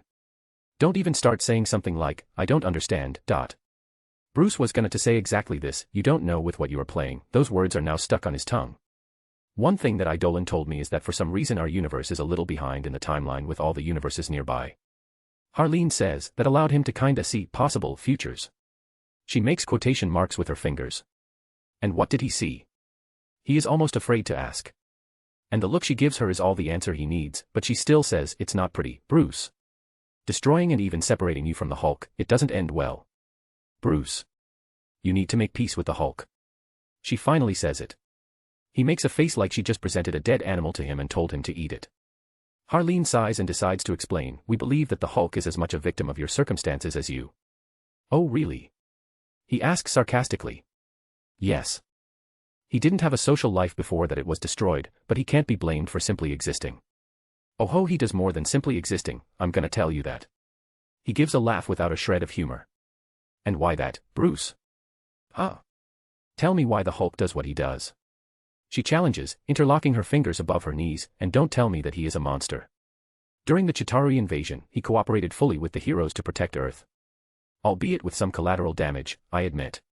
Before he can scoff and make another comment, Harleen continues, we think that the Hulk is nothing more than someone in the earliest stages of its development. A child. You think he is a child? Bruce asks in disbelief. Well, maybe not anymore. Maybe. We don't believe that the Hulk can simply be labeled as a monster, Bruce. It's not because his appearance is of an adult, more muscular and taller than anyone, that his mind is of an adult. We observed an increase in speech with each appearance over the years. Footage of your earlier transformation shows him more inquisitive and curious than murderous. Many would disagree with that. You can ask the people in Harlem. Well, if you are attacked by the military first things first when you come into the world, what would you do? Harleen shots back. He was a baby throwing a tantrum, but this back doesn't have soft bones or very weak motor function. That's why all the damage happened. Before Bruce can argue, she raises a hand to continue, predicting what he would say. We are obviously aware that his existence comes from a negative emotion. Anger. Maybe is in his nature to have a short fuse, but I believe that we can work on that. There are instances of him simply existing, showing anger and frustration openly when things don't go his way, like a child. You think you can give him anger management lessons? Bruce asks, the absurdity of the idea is very weird to his ears, even if he is the one who said that. Isn't it better to see him this way instead of a monster without rationality? We need to at least have this positive outlook if we are gonna move forward. He will grow, one day, and he will have the mind of an adult. He can still be a person full of anger, but he will be able to redirect it, maybe even control it, like you, Bruce. She smiles sweetly. It's like she can see through him. The Hulk came from somewhere, Bruce. There's a reason Ross and your cousin don't have a second personality. It's unique of you. Why do you think of that, Bruce? I don't know. Do you enjoy it? What? Do you enjoy giving control to him? Harley Quinn appears on her face, a big smile stretching across her face. Do you enjoy his rampage? Him, letting out all your bottled anger. It's not his anger, Bruce. He doesn't interact with the outside world till he appears. It's your anger that he is letting out. Bruce gulps. You feel guilty. Are you guilty because of the destruction caused? Or are you guilty because you enjoyed it? Does it feel good? How is it? Is like an orgasm after good sex. Is he the Mr. Hyde to your Dr. Jekyll? Doing things that Bruce Banner can't do. No. It's painful. Coming back. But he is talking only about the physical aspect. Bruce's heart starts beating fast. The mild-mannered therapist turned into something else. Her eyes are two crescents, her lips extending almost unnaturally. I enjoy it too, Bruce. What? I said that I will be getting your trust first. My hero person is not that heroic. And I make peace with it. She confesses, chuckling, her shoulders trembling. It's like she is holding a cackle. Then, suddenly, she straightens herself and goes back to talking like a therapist. You don't need to answer any of my questions, but I want you to think about it so that we can address them in later sessions. There will be no condemnation here, Bruce. She says, her voice professional again, I want you to think that maybe you and the Hulk are the same. I know you want to reject him. He is your ugly side given form. We will work on your accepting him later, then he will accept you. You two can learn to work together, maybe only then that you two be able to become your own people. It's a paradox. But you will be the one who needs to extend the hand first, Bruce. I want you to think of him as the scared and confused kid he was. Isn't this familiar, Bruce? In therapy, the first step to solving a problem is admitting that you have a problem. And your problem is not only the Hulk. You can't pin all the troubles of your life on him forever. She suddenly looks at her wrist. Oops, that's time. We will end things here, Bruce. She stands up, and he follows. They walk to the door, and when he leaves, she extends her hand, he absent-mindedly shakes it. You are not alone on this, Bruce. This can work. The Hulk is a sentient person, you two can coexist. He will grow more mature, but you need to be part of his development now, if not will be too late. Like a parent, or maybe a big brother. I can try. He is finally able to say. Good, that is all I will ask from you for now. Harleen beams at him and shakes his hand excitedly, same time next week. Yes. He nods, still a little overwhelmed. Okay, bye. Bruce goes back to the Avengers Tower, still showing a pensive expression. Here he is. How was therapy, mad guy? Tony greets him excitedly with a teasing tone. At his side, Pepper and Jennifer also come to greet Bruce. Tony, shut up. Pepper elbows her boyfriend in the ribs, while Bruce's cousin approaches him. So, how did it go, Bruce? Jennifer puts her big green hand on her cousin's shoulder. Don't be discouraged. Now you have a lot of people to help dash. No. Bruce interrupts absent-mindedly. I think it was good. Bruce nods to himself. Tony, Pepper, and Jennifer look at each other strangely. Is this the same Bruce? Even if they want to be nice, they all need to say the guy is a ball of depression in anything Hulk-related. One comment about anything turns into a talk on how the Hulk ruined his life. Relationship, the future, vacations, going out. The guy is a downer. And here he is. Talking optimistically. It was a very enlightening experience. Nothing that I can tell you guys and be like wow, but I don't know, there's hope. Bruce continues, half talking with himself and half explaining to them. Okay. Jennifer says with a wry smile, that is good. I don't even want to bully him anymore. Tony comments and receives another elbow on the ribs while Pepper says between gritted teeth. Don't spoil it. She then turns to Bruce with a bright smile, that's great. I also did therapy, you never think you need it till you go through it. I got what you mean now. Bruce points out. Cough crazy people. Tony coughs on the side and receives a glare. You absolutely need it too, Pepper says to him. Oh, please, no one can decipher this mind here. He points at his forehead, it's too great and complex for anyone else. Tony says arrogantly. More like filled with your big ego. There's that too, but it still fits vast amounts of knowledge even with my ego. He points out, you need to admit that is quite impressive. Pepper rolls her eyes, and Bruce decides to excuse himself. I'm sorry, guys. I have things to think. He says before going to his room. The three that stay look at each other for a moment before Tony comments. Damn, he even went to bed earlier to think about his bad actions as the Hulk. He says, impressed, who is the therapist? Maybe you really should go. Pepper suggests with a dry tone. After ending her therapy session with Bruce Banner, Harley decided to end the day and go home. More specifically, Pamela's home. Different from Hector, who still acts with the expected social niceties, Harley simply used the network of portal doors and appeared on the first floor of Pamela's home. Pam. She shouts as she enters the living room. There she saw Pamela and Hector sitting together, in front of them a table filled with food, half of it already eaten, the two are sitting closer, Pamela leaning into him and the two are laughing. When she appears, the red-haired woman stops and separates a little from Hector. Harley pauses before smiling brightly, so, are we good now? She asks and jumps on Hector.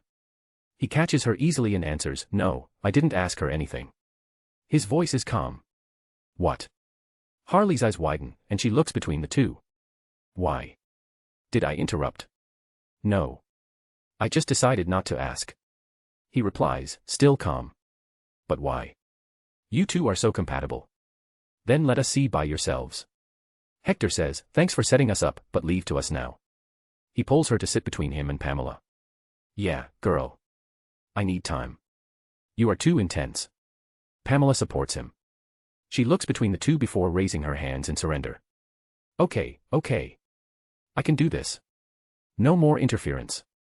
She then plops on the couch like a teenager throwing a tantrum, getting some food, and stuffing it in her mouth. You guys are wasting time just to archive the answer that I already gave you. She mumbles with her mouth full. Sometimes the journey is more important than the destination. Hector smiles at her and cleans her mouth with a handkerchief. And how was it with Bruce? He asks. He is exactly like we expected, closed-minded on anything Hulk-related, pessimistic, victimist.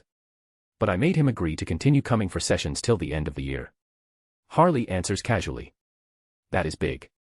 Making those smart people do anything is harder than one would imagine. We can work from here. Hector nods, happy. Good job. He pats her head. Right.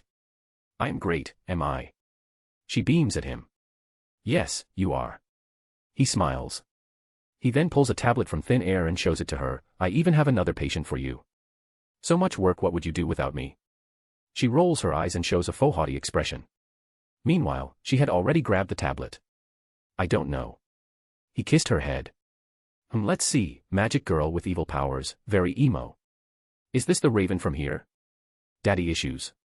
Everyone seems to have some degree of it around here. You can become her daddy.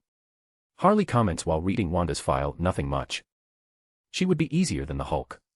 She comment lightly. I want you to give a lot of importance to this case. But Hector shows a very serious expression, she is much more dangerous than the Hulk. Her mental health is of great concern to the whole universe. He puts a lot of emphasis on his words. His serious tone makes both Pamela and Harley look at him. For real? She asks. For real? He nods. Okie dokie, not the first emo teen that I have to deal with. All Robins fit the archetype. She assures him, but still jokes a little. Thank you. He pats her head again. Never thought I would say those words, but our future is in your hands. He says and then laughs. Then we are all doomed. Pamela completes with a deadpan face, which was quickly smeared with the food that Harley threw at her. There's always that recurring joke that half of the problems of the Marvel Universe would not even exist if people went to therapy or just talked. The thought of Harley, of all people, doing God's work is simply too funny to me that I need to make this a plot point. Here is the link, without spaces. Hope you all enjoyed it, make a comment because interaction motivates me to keep writing. Thanks for reading. Till next time and stay good y'all. Bye bye. Chapter 134, Cleaning the Streets. Third-person POV. It's just another normal night for Frank Castle. Bang bang ratatata. But a normal night to the man who now calls himself the Punisher is not a normal night to the average person. It's a night full of danger, blood, violence, and death. The Punisher's crusade against criminals starts at an awkward time. When Eidolon also started his own crusade. Hector obviously heard and saw him. The guy is not subtle at all. Utilizing heavy weapons and grenades, how could he go unnoticed? Maybe by the criminals, because he leaves no one to tell the history. But not to Eidolon. But Hector is still unsure about how to approach the men. Maybe offer him a job. Therapy. The problem is that he secretly plays the two games. He allowed Johann to fill the vacuum of a crime lord so that chaos would not erupt, and that someone worse wouldn't take Kingpin's place. The Punisher would not understand that. The two ideas are simply not compatible. So the order he gave Johann was simple. Play with the guy for a little while, tip him in certain directions that would sate his thirst for blood and revenge, but avoid direct conflict. Use him as a non-official mercenary to annoy other crime lords and gangs. Obviously, and unfortunately, it's not always that things go as planned. This night is one of those nights. Frank Castle shoots at the enemy with two AR-15s, but different from all the other goons lying around on the ground, this particular guy is simply tanking the bullets. He has a build similar to Frank Castle, really muscular, but he carries no weapons. Rallying only on his fist. This is none other than Yuvajin. Really annoying. Yuvajin scratches his head. The bullets raining on his aura, making just a small impact, can't kill you, but you are bothering me. His word can't be heard through the assault. Then I will just break most of your bones. Yuvajin shouts, finally being heard. In the next instant, Yuvajin dashes at the Punisher, practically disappearing from his spot before reappearing in front of the vigilante. The Punisher is not any slouch. He was prepared to fight someone with great physical abilities. He already has a flash grenade between his teeth, pulling it to stun Yuvajin. But the Nen user is an even more experienced fighter. His senses are much better. He was ready for it, and backhanded the grenade away while slapping the Punisher's face. The man was sent flying into a wall, face and lips bloodied. Don't get unconscious now, we are just starting. Yuvajin approaches with a sadistic grin. At that moment, someone suddenly got closer to Yuvajin, already attacking him. The distracted Nen user didn't have time to react when a fist connected with his face. Aura. Yuvajin was a little surprised seeing a guy with a glowing fist put himself between him and the Punisher. This can be interesting. He was ready to fight, but the new vigilante that appeared simply turned around, grabbed Frank Castle, and jumped away like a ninja. Yuvajin stays still, shocked. Well, I think that is the original plan anyway. But damn if I'm not feeling frustrated. Eidolon POVHM, I guess I really made my people really strong. Watching Shago simply ignore Peter Van Zante's water attack without as much as acting worried reminds me that sometimes I exaggerate. Just sometimes. The guy wrongfully calling himself the water wizard, he is not using magic, and the aesthetic is all wrong, has no chance against her, even with the elemental advantage. It's like that episode where Ash's Charizard won against a Gyarados by evaporating the pool. Too much steam. I comment while waving my hand in front of my face. I'm nitpicking. I told Shago to be aware of her surroundings, and she is doing well, with the exception of the steam created by her showing. Does she really need to tank the water attack and make it evaporate as it hits her? Where did she learn to aura farm like that? On a more serious note, is there really anyone who can push my people to the limits? Maybe I should organize some sparring between them. I really made them overpowered. Not that I'm done, they will still be much stronger. I'm not stopping till Shago is able to erase a solar system with one attack. That will be the sweet spot. But at the same time, I don't want them to get there without going through some hurdles, you know. To get better, increase control. Step by step to amplify the returns. I watch Shago easily deal with the water wizard. My people who went through the procedure are too strong for any street-level character. Talking about this, maybe it's time to enhance others. Harley suggested I enhance Pamela already, and Celine deserves it too.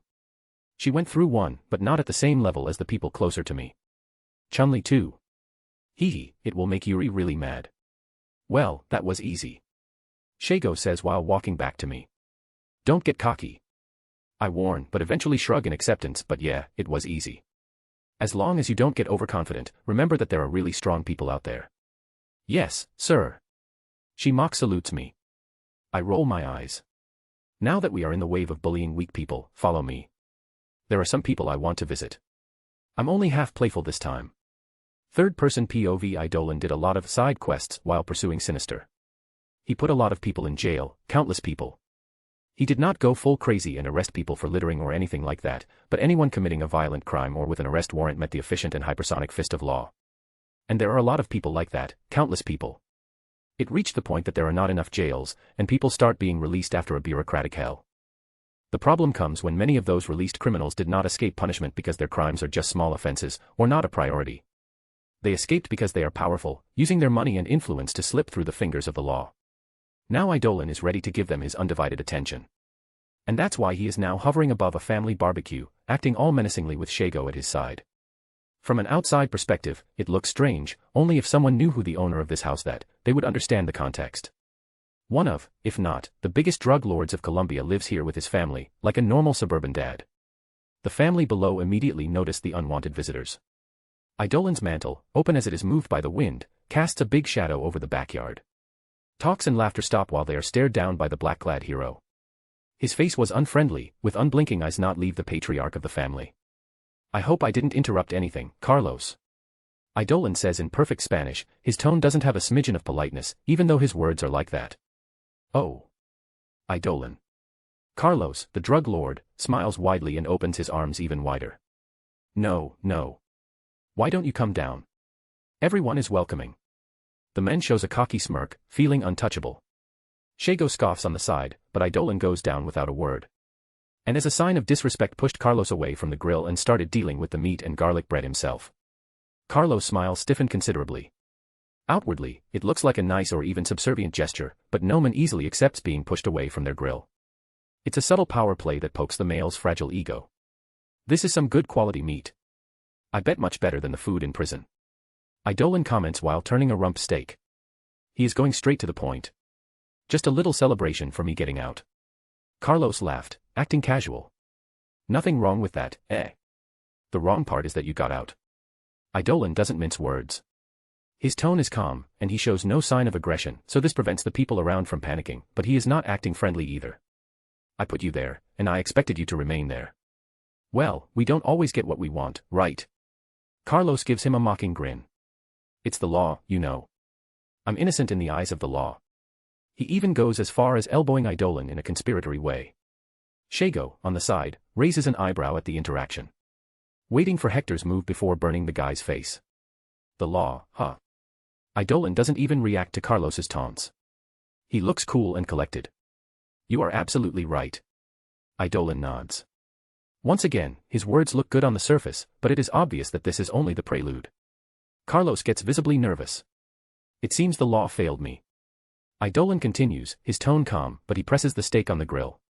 The TSSSSSSSS sounds loud and clear to everyone. Some of Carlos's family members even gulp. The black-clad hero is simply too intimidating. The tension builds up even more, and Idolin's head slowly turns to finally look at Carlos directly. Whatever verdict he has in mind is about to be said. The guy can even blast the drug lord with his laser eyes.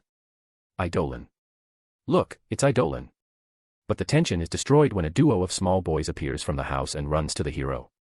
Everyone stops in silence while Carlos' grandchildren cut through the backyard, not feeling the war zone mood, and reach the hero before jumping excitedly around him. Idolin. Are you real? They are so excited that they are almost crying. The hero ignores the children for 2 seconds. 2 seconds of him staring deeply into Carlos' eyes before his whole demeanor shifted. "Hello, little guys." He goes on one knee and greets them with a matching enthusiasm. Carlos' family watches as the guy turns on the hero they are used to seeing on TV, friendly, welcoming, kind. He listens patiently to the children stuttering and tripping with their words, and answers even when they talk too fast that they eat part of their sentences.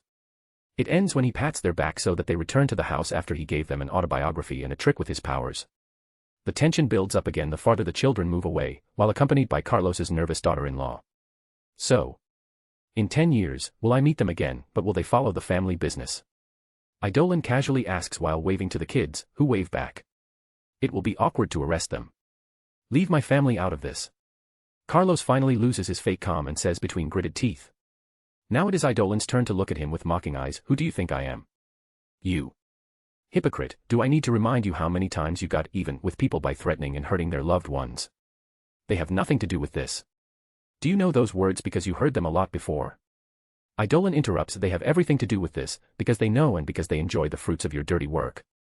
But don't worry, I will not do anything to your family, I am a hero after all. Directly, I mean. He adds the last part with a threat. You can't do anything. You don't have proof. Carlos' voice rises up. It's not right. The law dash. The law. But Idolin chuckles, a hollow and humorless laugh. Do you think I can only play under the law? Do you think you are safe by using the law when you act out of it? Do you think you are the only one who can do that? The only one that can play unfairly? Eidolon approaches Carlos. The 6 feet 4 inches black-clad hero and broad-shouldered hero are even more intimidating upon close. The small and old drug lord looks as fragile as a rat in his presence, he even cowed like a rodent. Here is what's gonna happen, Carlos. I will not do anything to harm you or your family. I'm not even gonna arrest you again. Eidolon says, his eyes becoming slits, but not in amusement, because you are gonna turn yourself in and confess all of your crimes. The declaration is so absurd that Carlos pauses and starts slowly laughing, ha, ha, ha ha. You can't be serious. He shuts up when he sees Eidolon's eyes. Cold and emotionless, looking at him like he is trash. You can't touch me. You are a hero. If you do anything wrong dash. Silence. Eidolon interrupts again, voice only above a whisper, but it does its job, I'm talking. Eidolon then keeps his silence, daring Carlos to say anything else. The guy says that he wants to speak, but says nothing, showing who is in control of the situation. He lets the silence stretch till it is uncomfortable, an obvious power play, but who would call him out on this? I will tell you what I am gonna do. Eidolon finally speaks again, don't worry, you are such an outstanding law-abiding citizen. It's not that it's gonna affect you. Once again, Eidolon's demeanor shifted like he turned a switch. Now he is the one friendly patting Carlos on the shoulder. I heard this neighborhood, and even the whole country, can be dangerous. A lot of gangs around here. The hero smiles with his eyes. So I'm gonna go around and make my holy mission to destroy their guns, their money, and their product. Nothing that concerns you, of course. Eidolon continues sarcastically, in truth, while we are talking, I just found out a certain drug lord buried his dirty money to hide it. It seems he can't launder all of it without raising suspicion. Haha, who does this guy think he is, Pablo Escobar? Eidolon continues to act friendly, and he even goes so far as to make a floating screen appear in the air. Look at all that money. He leans on Carlos, elbow on the smaller man's shoulder. Carlos watches in shock while one Eidolon telekinetically removes a bunch of money wrapped in plastic from an inconspicuous land. The screen then changed to show another Eidolon standing in a warehouse, dozens and dozens of guns floating in the air before they are crushed telekinetically into a small ball. Carlos can also see his employees lying on the ground unconscious. Geez, imagine if those people were allowed to walk around armed like that. Eidolon shakes his head. They can be a danger to families like yours. Of law-abiding citizens. He adds this last part, returning to his menacing demeanor. But that only lasts a second before he goes back to acting cheerful. I also found a lot of cocaine. Eidolon listed all the places of Carlos' drug empire. He lays bare the location of secret hideouts, the name of his people, the quantity of product and guns, and even how much money. Everything. He got everything. Everything illegal that Carlos owned was destroyed or apprehended by the hero. Aren't you happy, Carlos? Eidolon asks, eyes boring into the drug lord's soul, as a family man, aren't you happy that I get rid of the filth that can threaten you and your family? Carlos is trembling on his feet. His mind is screaming to him what all of this means. Go on, Carlos. Thank me. Eidolon demands. Why you? The man turns to look at the hero, his neck straining like he is a rusted robot. Nah, it's okay. I don't do this for thanks anyway. Eidolon interrupts with a chuckle, I do it to keep the people safe. He then pauses and looks pensive. The same can't be said about this drug lord. TSK, imagine losing all his money and power. Damn, he will be eaten alive by his competitors. And if he owes others, then how will he continue to bribe the politicians this way? I mean, if this information is leaked, how long do you think he will last till someone with a grudge appears for some revenge, Carlos? He turns to look at the man and seems to ask with genuine interest. Carlos is now fully looking at Eidolon. Any faux amusement is gone from the hero's face and body language, the threat is obvious, and he looks at Carlos with dead eyes. You can't do that. Carlos says, his voice tight. I can't. Eidolon looks surprised. Maybe you are right. I will stop for today. I can catch the other crime lords another day. But this one guy I got today. He sucks a deep breath. Poor guy. He will be completely defenseless while all the others still had their guns, their men. TSK. Well, he should have seen this coming, right? Ha. Eidolon slaps his shoulder like they are friends. What do you want? Carlos finally asks, stop playing. Playing? No, I'm not playing. I own the board. Eidolon says with finality, do you really think you can play me using the law? No one can protect you from me. Your power is smoke compared to mine. I can do whatever I want with you. Each word is like a stab at Carlos' body. You are gonna turn yourself in, Carlos. Eidolon speaks, he is not asking. The hero even made a show of grabbing the steak he was taking care of, now completely burned, and shoved it into Carlos's mouth. You are gonna eat whatever I shove in your face. He says, how do you feel being on the receiving end? And by the way, I closed communications with the outside world. Your son there can stop trying to message your people. The son in question almost jumps after being mentioned. I also took anything hidden in this mansion. That is theft dash. Shoo. Carlos tried to protest, but Eidolon shoved the burned steak into his mouth. Eat it. He orders. And Carlos can't do anything more than chew what is presented to him. It didn't end there. Eidolon repeated the same method with every major crime lord in Latin America. His strategy is simple. I will starve those animals and make them eat themselves, he said to Shago. Losing money, they will fight for scraps. He is gonna create a power unbalance so that they are tempted and forced to act. If they act violently, he will catch them as the hero he is. If they play politics, they are gonna lose because they have no more bargaining chips. The corrupt politicians and police who protected them will start to pull away. Why would they stay when there's no benefit and no threat? Nothing to tempt and nothing to fear. Eidolon will let them be for now. Politicians will throw them under the bus to save face and their own skin. Then Eidolon exposes the most corrupt ones. Then others step forward to look like paragons of virtue, they denouncing and kicking their equals when they are down. And then Eidolon moves to them. He starts from the top of the pyramid. The ones below see the fall of the ones on the top as an opportunity to ascend, but they are simply stretching their neck to the blade. If some unity prevailed, things would get much more complicated and move slowly. They could have covered for the others, delaying the process, but they are so eager to look good while profiting behind the scenes that, ironically, the corrupt officials efficiently dealt with corruption mercilessly. Not knowing that they are next. Only a few are smart enough to see the purge that is happening. Most of them are so arrogant that they thought they were able to stay off Eidolon's radar. He was just dividing and conquering. Patiently cutting a small number from the bigger group, and as expected, the majority easily get rid of the troubled minority. Trash human behavior at its finest. And obviously Eidolon would not stop there. He is too strong, fast, and efficient to just deal with the big problems, right? He looks out for the small people, too. One of the things that annoyed him the most about the people released is the argument that the proof collected by Eidolon's meta power is not entirely reliable. It was never a problem before because Eidolon accompanied the people he arrested very closely, his powers are just a means to acquire real proof. But as a billion clones moving around the globe like a swarm of bees, he was not able to get this personal. It's almost understandable, but it creates a dangerous precedent. He is Eidolon, a symbol, and what he said can't be easily dismissed like that just because the judiciary system is too lazy to uphold the law. He will correct that. He stayed too long acting nice like Superman, it's time to act like Batman. Sean was just lazily in his shitty apartment when he suddenly heard a noise.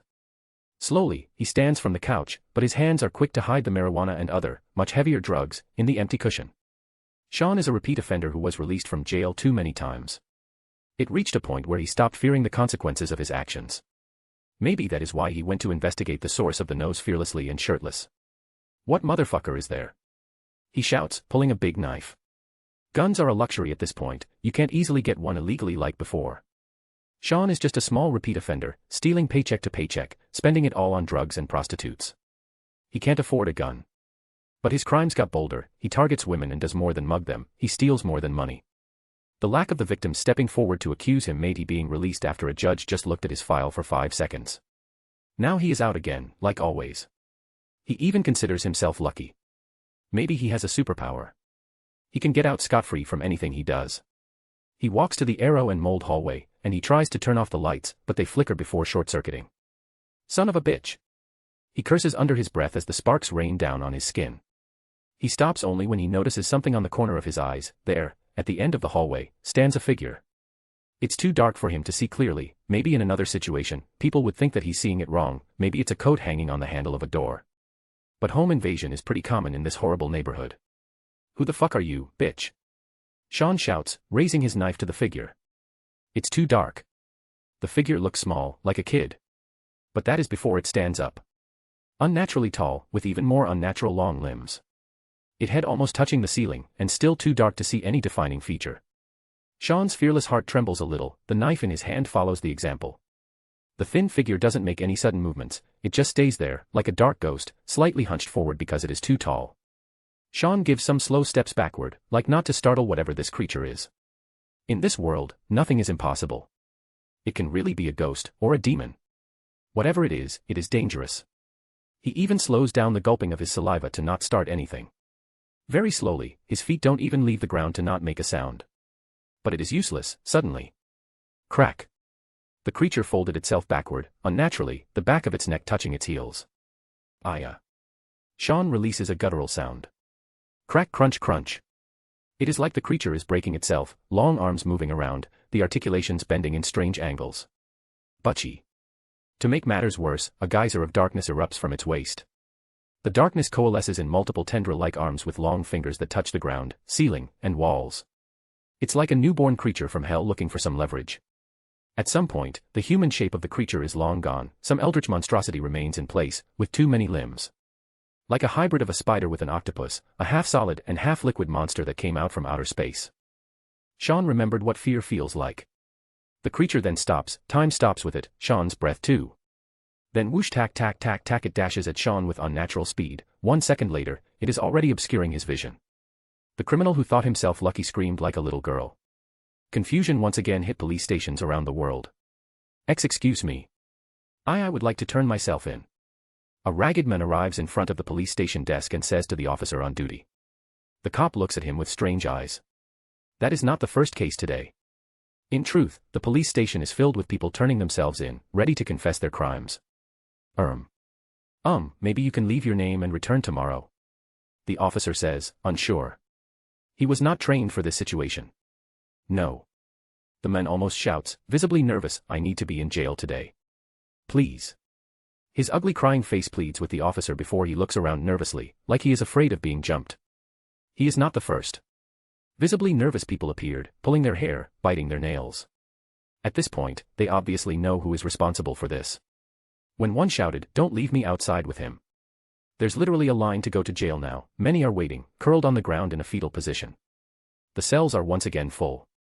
The released people want to go back, even if they are free to go once again, they would not. Not without at least a trial. They need at least to look like they're trying to walk in line, if not. Well, that is between them, the world's greatest hero. You know. Shago presses her breasts on Idolin's side while the two are looking down the bustling streets of New York. You are so hot when you act like that, she breathed sultrily on his face. The hero raised an amused eyebrow at her. Really? The orange sun of the dusk is absorbed by his dark mantle, but his white hair gains a certain glow at this time of the day. Yeah, she almost moaned, all menacing, dark, scary. She half growled, half purred in his ear, so fucking sexy. Do you know how many times I had to stop myself from jumping your bones while you were putting the trash in their place? Too many fucking times. When you showed those drug lords that you are their god, I almost dropped to my knees to worship your cock right there. Idolin is beyond amused at this point, and he can't deny that the dirt is affecting him. Shago knows what to say to draw a reaction from him. A hand moves around her waist and pulls her closer. Is that so? He asks in a deep husky voice. She nods coyly, the offer still stands, her hand moves slowly, but without hesitation, to his crotch. Let's go back home. I saw what you posted on that fan account. Something about me blowing your back. He says with an amused tone. You saw. Her lips curve upwards. Of course, and I can't make you a liar, can I? His grip on her waist grows stronger. She laughed and fell into his arms, ready for a very good time. But it seems the universe has other plans. Idolin's head suddenly turns fast, and swish he disappears from Shago's arms. The woman almost lost her balance, and after a second, she pouted and huffed. It better be important. She crosses her arms, pats her foot on the ground, and blows some strands of her hair away from her face before following Idolin. Now, her senses are good enough to hear the tires of the car screeching on the asphalt below, and she can guess he stopped some horrific accident from happening. And it was obviously close because he was not able to ignore it. It was indeed important. Shago touches the ground just in time to see Idolin comforting a little girl and her mother. The car nearby is intact, but the asphalt still has marks showing that it invaded the sidewalk. A small flower cart is also, but some of the product is scattered on the ground, not that it has much when it is the end of the day. Lady Jade watches the mother thanking Idolin profusely while people around are pointing their phones at them, and the driver is also apologizing. The fact that Idolin is not angry with him says that it was an honest mistake. She is impatient to continue from where they stopped, and she is not the only one. Idolin is already saying his goodbyes, waving at the people. Then the little girl that was saved by him tugs at Idolin's mantle. He looks down to see her offering a flower she was clutching tightly since the beginning, probably bought before, or meanwhile, the accident. Oh. His eyes are softer, and Idolin takes a knee and accepts the flower happily. Thank you very much. You know, that is the first time in my entire life that I was gifted flowers. He said with a chuckle, I was waiting to receive them for the first time in my memorial or something. He jokes. But the jokes don't land well because the girl's face morphs into a sad one, and she starts crying. Don't die. She cries loudly and hugs his neck. Lady Jade watches the rare moment where Idolin becomes awkward with mixed feelings. Shit. I should have given him flowers once. She was surpassed by a 6-year-old. And without even taking into consideration the fact that it is because of her that the good moment of the two was destroyed. There, don't worry, I will not die. I'm very strong. The strongest. Idolin assures the little girl while patting her back. What is your name? Celine. She removes herself from him, her face red and her mouth still scrunched in a scowl, while she rubs her eyes. Thank you again, Celine. What is your favorite flower? Idolin asks gently. Sniff sunflowers. She says, still wiping away tears. Idolin then extends his hand, and sunflowers start sprouting and blooming beautifully from it. She gives the surprised girl a bouquet of sunflowers, and in a Hector fashion, a very big and exaggerated one. The girl can only barely hug the whole thing. It covers her from the front. It's cute and comical enough to make the people laugh in extreme fondness. I have to go now, Celine. Continue to be this nice girl you are. He pats her head, I will take care of this flower forever. He puts it away in the sky poison pearl, its effects will keep the flower alive. Shago follows immediately after Idolin takes off, only when Theta re high in the sky that he stops and looks down. Is for the ones like her I do this. He points. They deserve to be protected from the unfairness of this crazy world, and they deserve my best. They even see the kind little girls distributing the flowers he gave them to the people around. I see. Shago comments, looking down too. So, before we go back, what do you say about we hunt some predators? Idolin's protector instinct kicked in after interacting with the little girl. Only if you let me castrate them with my fire. She answers while raising a fiery hand. A blue-balled Shago is just as dangerous as an overprotective Idolin. Hector's residence. Now, at home, Hector is having the hardest time of the day. Something more volatile and dangerous than any villain he met today is happening, a crisis to his peaceful life. Shago and Pamela are meeting officially for the first time. Did the air just get moldy? Shago says while looking straight at Pamela, who has just arrived with Harley. I'm sorry, who are you? Pamela acts condescendingly. Around the room, Hector and the people close to him stay still to watch what is gonna happen. Even the pets stopped moving. Me. You're better. Shago replies with a scoff, did you remove all the insects and worms from your body before entering the house? My better. In what? Having hair like a nest of birds. I literally have leaves and flowers in mine, and yours looks more like it's housing a family of sparrows. Pamela talks back sassily. You talk too much to someone so inflammable. Shago raises an eyebrow, together with a fiery hand. Why don't you try, bitch? Pamela doesn't back down. I don't even need to do shit. That rabbit there will end your career. They step forward, green breasts pressing against each other as they glare. At this point, Hector needs to intervene. Shago will end up hurting Pamela, and this will greatly affect the dynamic between the two, maybe permanently. Maybe he really needs to enhance Pamela, to make things fair, create a cold war in his harem. Girls, peace, please. He says from his chair. His tone was casual but firm, leaving no room for argument. I knew that I was not wrong about you, Mr. Harem Master. Pamela turns to him, will you put me in a room and lock me up? If you are not happy, go do photosynthesis outside. Shago says, you are not even worth a pretty vase to stay inside. What? Got offended. Is it too much to ask for him to respect women a little? Pamela huffs and crosses her arms. Hector once again acts, but not like they expected. You know, Pamela. I think you are right. He says to the shock of everyone. I am. Even Pamela is confused, she was just throwing some shade on his scummy behavior, expecting nothing from it. Deep down, she already accepted she can't change this guy. Yes, you open my eyes. Hector nods seriously, I should get in contact with my empathetic feminine side. He says, his voice getting filled with righteousness, I mean, you guys go through so much. He continues with fervor. The ones who know him better are already catching the subtle, sarcastic undertones, already seeing where this is going. That is good, I guess. Even Pamela is being weirded out. Hector's hand covers his mouth, his eyes trembling in horror. Oh, God. Now that I'm thinking about it, I realized how unfair it is. You all give us life. Go through period, cramps, and society trying to bring you down. He is almost crying. Hector leaves his chair and drops to his knees. Why, universe? Why? Why do women have to go through so much? He opens his arms to the ceiling, disheartened with the state of things. Personal feminine hygiene products should be free. They go through this because of us. To continue humanity. He shouts, take from my money. Put on my taxes. That's it. He balls his fist. I have a power that takes the pain of others. I will take the period cramps of all women. He sniffed, I'm sorry for being born a man. He says, so privileged. I don't deserve it. All the girls are looking at him with dead eyes. Cassandra looks disgusted. Master, never repeat those words again. Never. Isabella says extremely seriously. I have never been so dry in my entire life. Harley declares. That is the most painful thing I have watched in my entire life. And I saw my universe being destroyed. Helena says.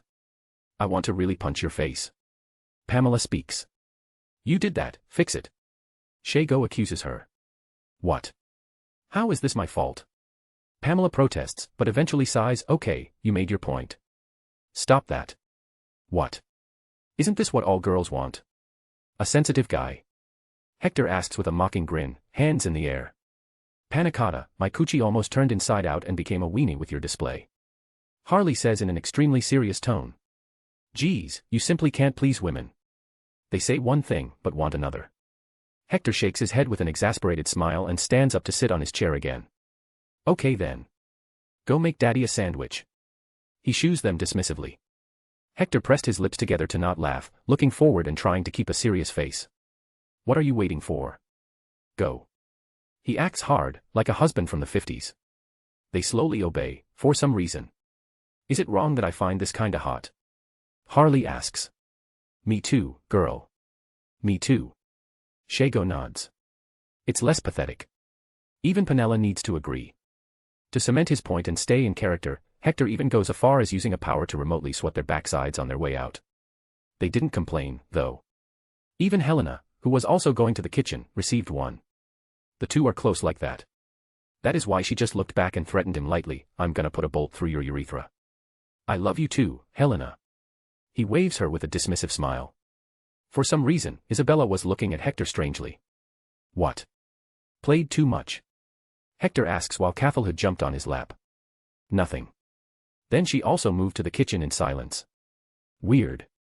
Hector thinks while stroking Cathal's fur. Cassandra, on the side, is also just chilling while playing with Rover.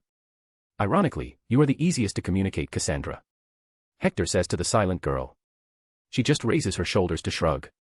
Eventually, the first to come out of the kitchen was Helena, holding a plate with her food and 2 cups. She approaches Hector and passes one of the cups to him. Oh, you really did. He says, surprised. Drink it. I dare you. She stares at him intensely. Hector pauses, the two locked in a stare match. Hector even approaches the cup to his nose. What? Did you put your fluids here? He asks with a joking tone. Maybe. She answers with a grim smirk. Hector then doesn't think twice. Glub glub glub. And downs the cup in one go. Helena looks at him, trying to keep a straight face, but her lips tremble upwards. You are nasty. She shakes her head.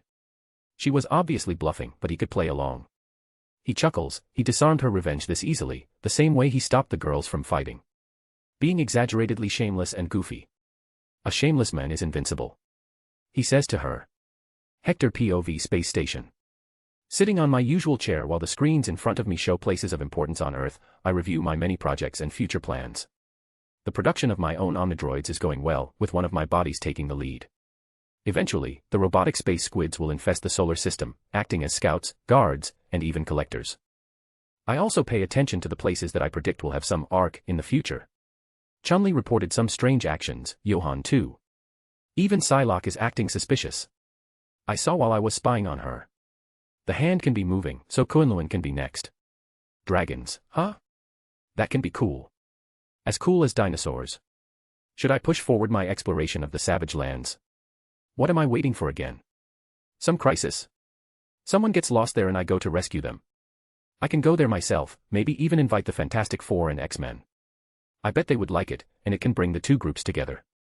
I haven't forgotten that one of my missions here is to act as a bridge between those superpowered people to minimize hero versus hero fights in the future. Cortaba, give me the information that you got from the scout drones about the Savage Lands. I think I will start planning a scenic route. At once, Master. Holoscreens appear in front of me. The Savage Lands are pretty big. I also found the vibranium there, maybe I should make it the last destination. There are some settlements that are obviously being run by villains, maybe I can make a side quest to investigate more thoroughly and maybe help. Maybe help. Sometimes they don't even know they need help. I comment loudly, this guy named Sauron is suspicious. Sauron, really? More obvious than this only if he made a dark tower. While I was studying the Savage Lands, GLaDOS reached out to me with a robotic arm. Master. What is GLaDOS? I raise an eyebrow at her interrupting me. I have something to show you. She says in her familiar accent. Go on. I allow it. Look at those graphics. She pulls a holographic screen with her robotic arm. It is a fact that humans need a purpose in life. So that they could live happily in a satisfactory way. Purpose equals satisfaction. Her robotic arm moves to show the equation. I already know where this is going. Keeping them alive in suspended animation is denying them a chance of finding a purpose. It's the most cruel punishment. GLaDOS says. I would argue that whatever she is thinking about subjecting them to would be much more cruel, but I just let her ramble.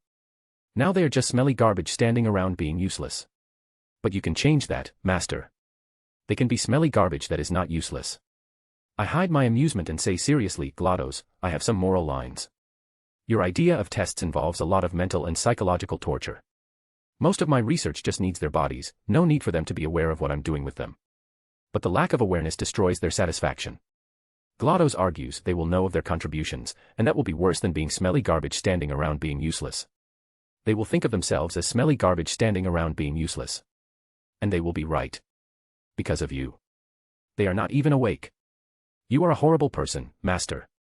She points at me accusatorily, somehow able to still sound passive-aggressive even when she is being direct. Denying them a purpose and satisfaction. I hope you are happy with your selfishness. Because apparently no one is allowed to be happy around here beyond you.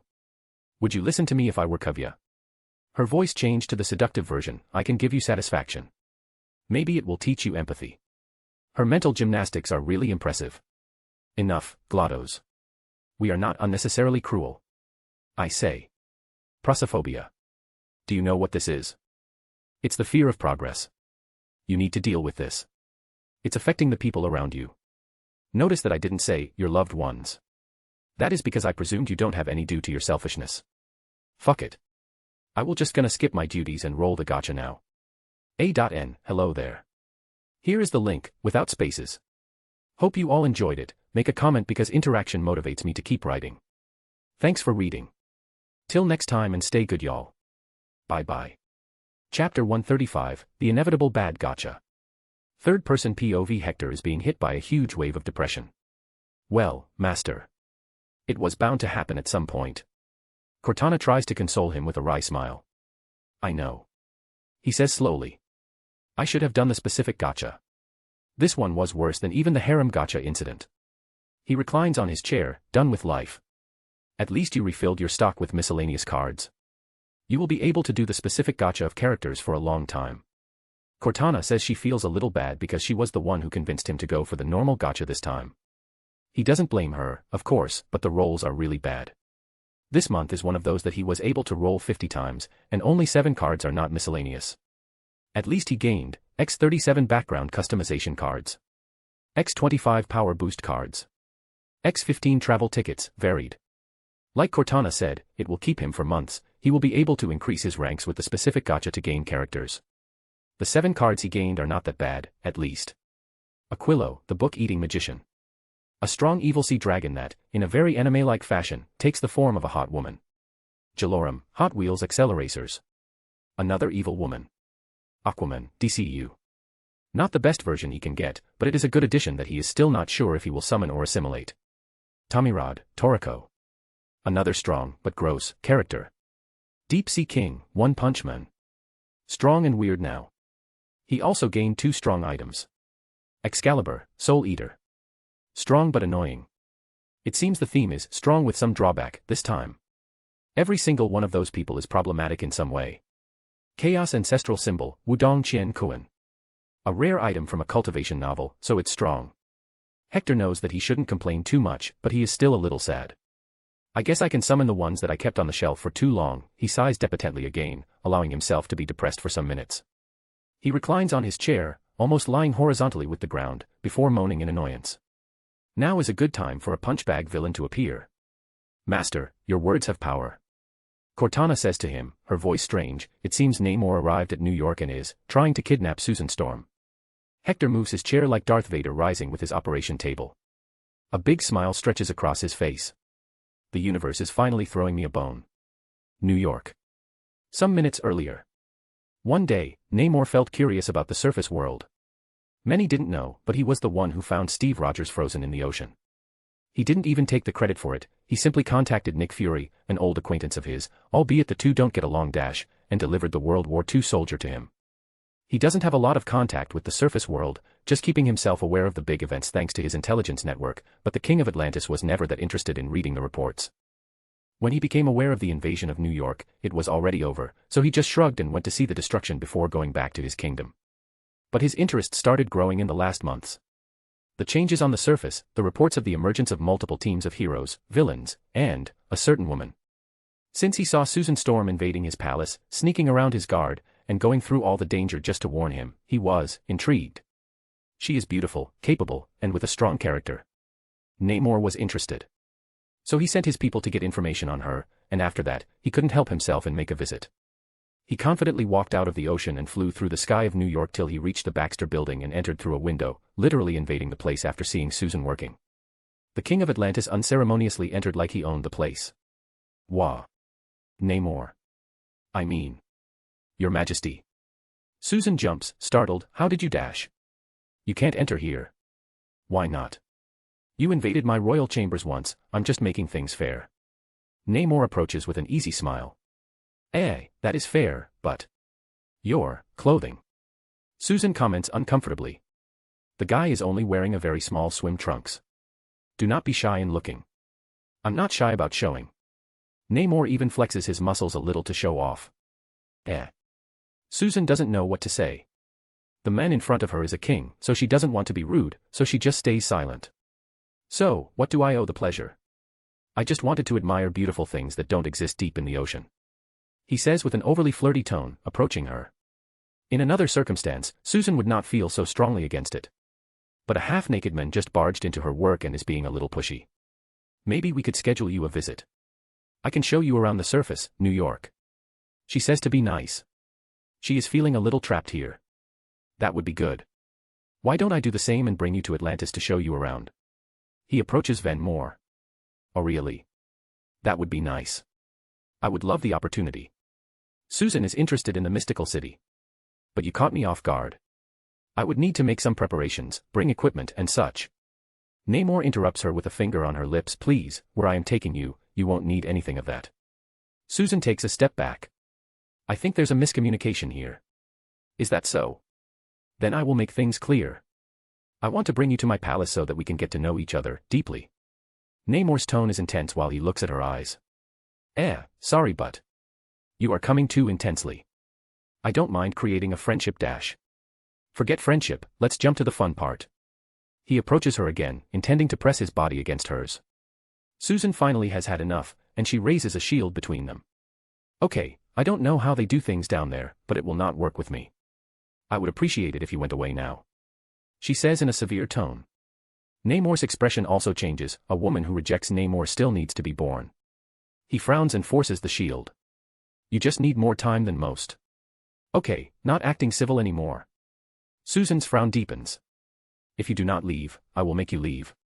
I like women who are a challenge. Namor smirks. Boom crash. And that is how the situation escalated enough for Eidolon to be alerted. Invisible Woman threw Namor out of the building with a force field blast, but the guy is too tough to be really hurt by her attacks. He is also more experienced, being able to drag her out of the Baxter Building. The commotion stopped on a street, people filming it while Namor grabbed Susan's arm, and the traffic was completely dead because of them. Last chance. Susan's eyes brim with power. Even at this point, she is being reasonable not to destroy any relationship with Atlantis, but she is reaching the breaking point. Luckily for her, she will not need to play the bad guy in this scenario. I don't know how it works in your kingdom, Namor. Because Eidolon appears above the two, but society frowns on whatever you are doing. Coincidentally, he said almost the same thing as Susan minutes ago. The hero lands and grabs Namor's forearm the same way the king is grabbing Susan's. You. Namor's eyes flash with recognition. Yes, me. Eidolon is my name, in case you don't remember it after all the brain damage that you received. The hero says with a deadpan tone. Namor gets angry, but he is not able to say anything because Eidolon's finger sinks on his forearm, squeezing tighter enough to make him groan in pain. The hero is nasty with it too, pressing the nerves and making the king's hand open. Eidolon pushes Namor away and stays between him and Susan. I can't believe that you are forcing this role upon me, dude, but... He sighs and turns to Susan. Is this man bothering you, lady? His tone is a little exaggerated. Well, a little. Susan admits. The hero nods and turns to Namor. You heard the lady. Go away. He then shakes his head. Oh my, I'm a white knight now. He facepalms while Susan giggles beside him. This has nothing to do with you. Namor says with a baleful look. He was just embarrassed by Eidolon. As a hero and a man, I need to disagree. Eidolon crosses his arm. Just go away before you force more of my hand, seaman.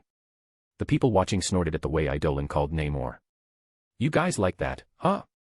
He waves at the public. It was an easy joke, the guy is wearing a Speedo. Insolent cur. Namor snarls, getting red with anger. Eidolon ignores him and even turns his back to talk with Susan. See what I was telling you about him being an asshole? He sighs, in a disappointed way. Deep down, he was hoping the guy could be civilized, like with Magneto, but the entitlement is simply too much. If Namor does something dumb now. Pow. And he just did. Susan's eyes widened seeing Namor's fist connected with the back of Eidolon's head. The hero paused.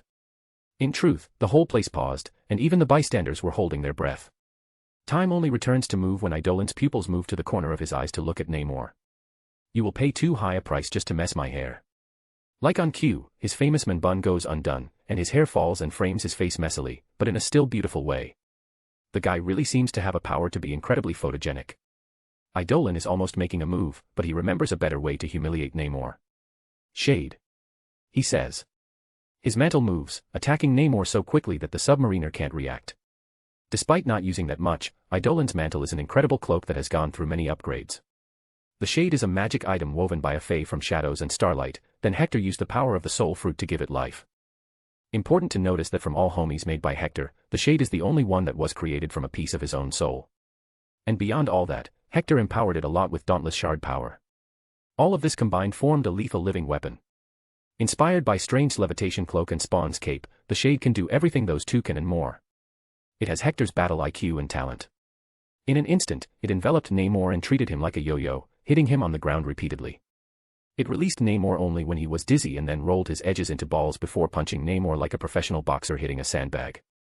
Eidolon hums to himself while reaching to his hair to remake his man bun, satisfied with Shade's abilities. It's strong enough to deal with someone like Namor, nice. He chuckled, seeing the shade enveloping himself around Namor, and using the submariner's own arm to hit his face, the famous "Why are you hitting yourself? Why are you hitting yourself?" The hero then noticed Susan watching him. What? Do you disapprove? He thinks Susan doesn't like the bullying. Ah. What? No, no. Ahem, I think he deserves it a little. Just don't go too far. She says, for some reason, embarrassed. Too kind for your own good, invisible woman. Eidolon rolls his eyes, but if the offended path doesn't want things to go too far. He makes the shade bring Namor to him while enrolled like a burrito. When the two are face to face, the hero speaks. I will not make threats. You know what you did is wrong. Eidolon gets closer and personal before saying in a grave voice, don't do that again, seaman. He doesn't even attack Namor, really treating the man like someone below him and his attention. He simply opens a portal to the ocean, somewhere far and remote, and pushes the submariner through it. Xavier's school for gifted youngsters. At least once a week, or more, Eidolon visits the X-Men. The main reason is Illyana, and their master-disciple relationship, but he also stops by to talk with the professor and Dr. McCoy. He obviously also has some casual talks with Aurora and Logan. Ironically, he interacts very little with the people that are really his age, not that anyone thinks that Eidolon is a teenager. He has a good friendship with the girls. Jean, because of their first meeting, Kitty, because she is a social butterfly that he likes, and Rogue, because she got some of his energies and powers. Said that, even more ironic is that the ones that Hector interacts with the least are the male X-Men of the same age. The more similar, the more distant. Maybe it's some bruised male ego problem. After all, Eidolon kinda wiped the floor with them on their first meeting. He is also super popular with the girls, and they're not shy about showing that. Or maybe simply because of his position as the greatest hero on Earth, which creates this invisible barrier of awe and respect that people can't pass through. Not everyone is Kitty, even though she is a fan, she also acts super casual and extremely familiar with Hector. His interaction with the young male demographic of the Xavier Mansion is very scarce, most of which are some answers here and there during a group talk. And that is why he is surprised when Spike approaches him on his own volition while he is teaching Ileana. It was just a casual lesson, the two sitting in the garden, feeling the wind and the good weather after a demanding training. Eidolon was talking about some experiences he had recently and passing them to Ileana. When the game is unfavorable, the best move is simply not playing the game. He says while she listens attentively, they want me to go and explain the proofs acquired through my powers. They wanted to drag me into a legal battlefield where everyone is equal, but the truth is that they just want to put obstacles in my way. I will not land on the ground and make the effort of jumping over them when I can simply fly. He makes a quotation mark before explaining with a metaphor. What a drag. Ileana scrunches her face. Don't they have anything better to do than using their time to waste your time? It's not useless. They want to lay the groundwork to label me as unreliable. Probably some scheme from someone important who is afraid that one day I will point my finger at him and say, culprit. And everyone will believe me.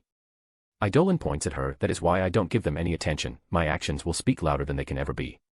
A stain on your reputation is something hard to get rid of, you know. And just the accusation, me going into court to explain myself, it would be a win for them. But you are not gonna let them get away with this, right? She asks, almost angry.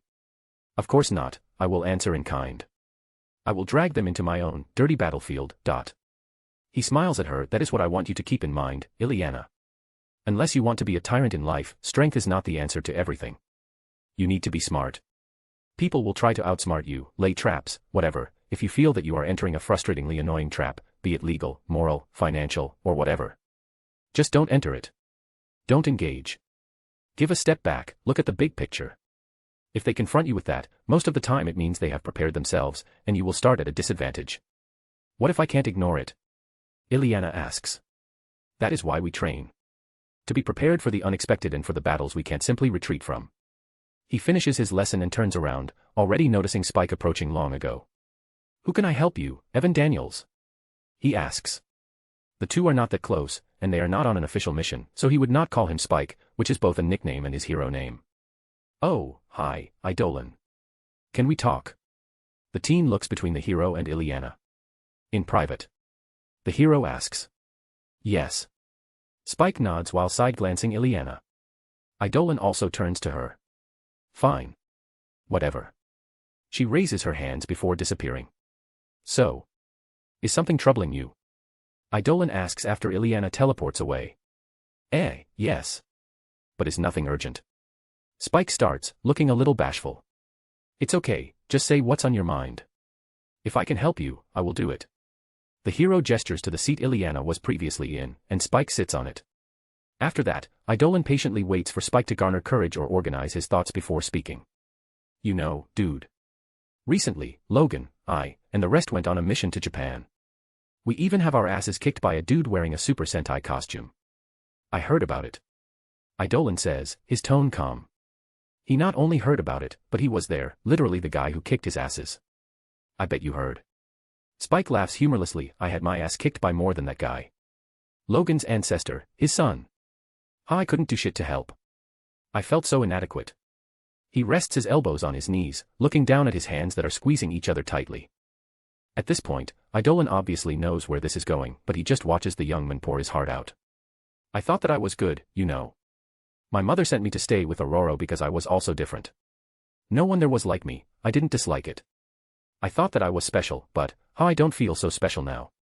Every time I feel like I'm punching up, out of my weight class. I understand, but you also should know that you are one of the places with the highest concentration of powerful metas on Earth. In the middle of high-level battles with equally high stakes. You shouldn't feel inadequate. You are helping, doing your best. Eidolon says kindly. Yeah. But I wish I could do more. My power is so shitty. Spike sighs annoyed. You shouldn't complain, you are a beta-level meta. Many out there are not as lucky as you. In truth, many would dream of having your powers. Eidolon says. I know that too. Spike says tiredly, but even so. My power is so bland. He says, making a spike appear behind a closed fist. It's a simple power, but because of that, it can be pretty versatile. You also have no drawback because of that. It's a physical power too, so it will grow with you. Eidolon says, not even lying to cheer him up. I can feel that you haven't reached your full potential yet. Really? Spile does not look convinced. Yes. Eidolon confirms, he remembers an episode of X-Men, Evolution in which Spike has a big upgrade that changed his appearance. I don't know, man.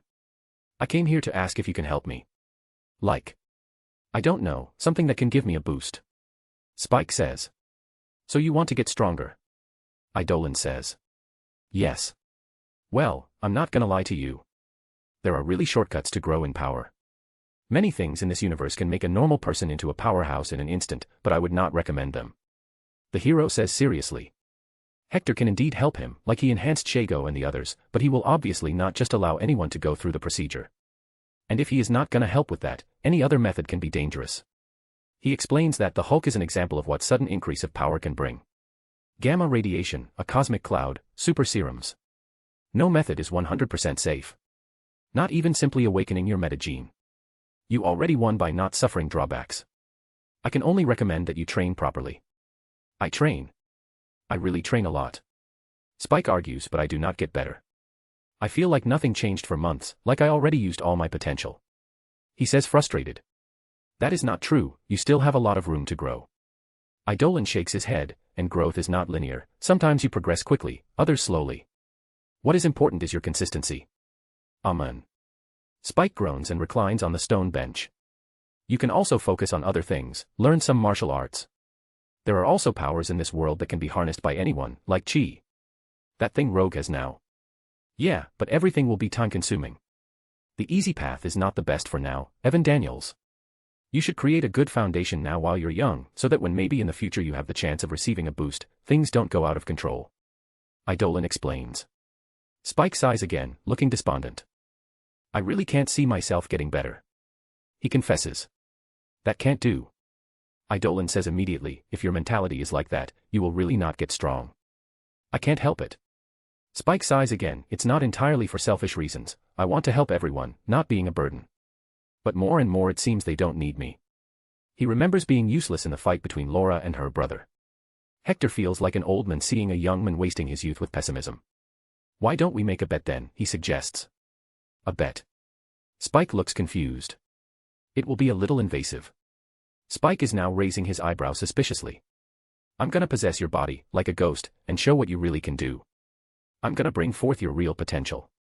Right now, by the way. I will not boost your body in any way. Eidolon explains, if you are not impressed, I will help in some other way. And if I'm impressed? Then you will see the path ahead more clearly, and you will regain your self-confidence. That is all I ask. Possessing my body. Yeah, like a ghost.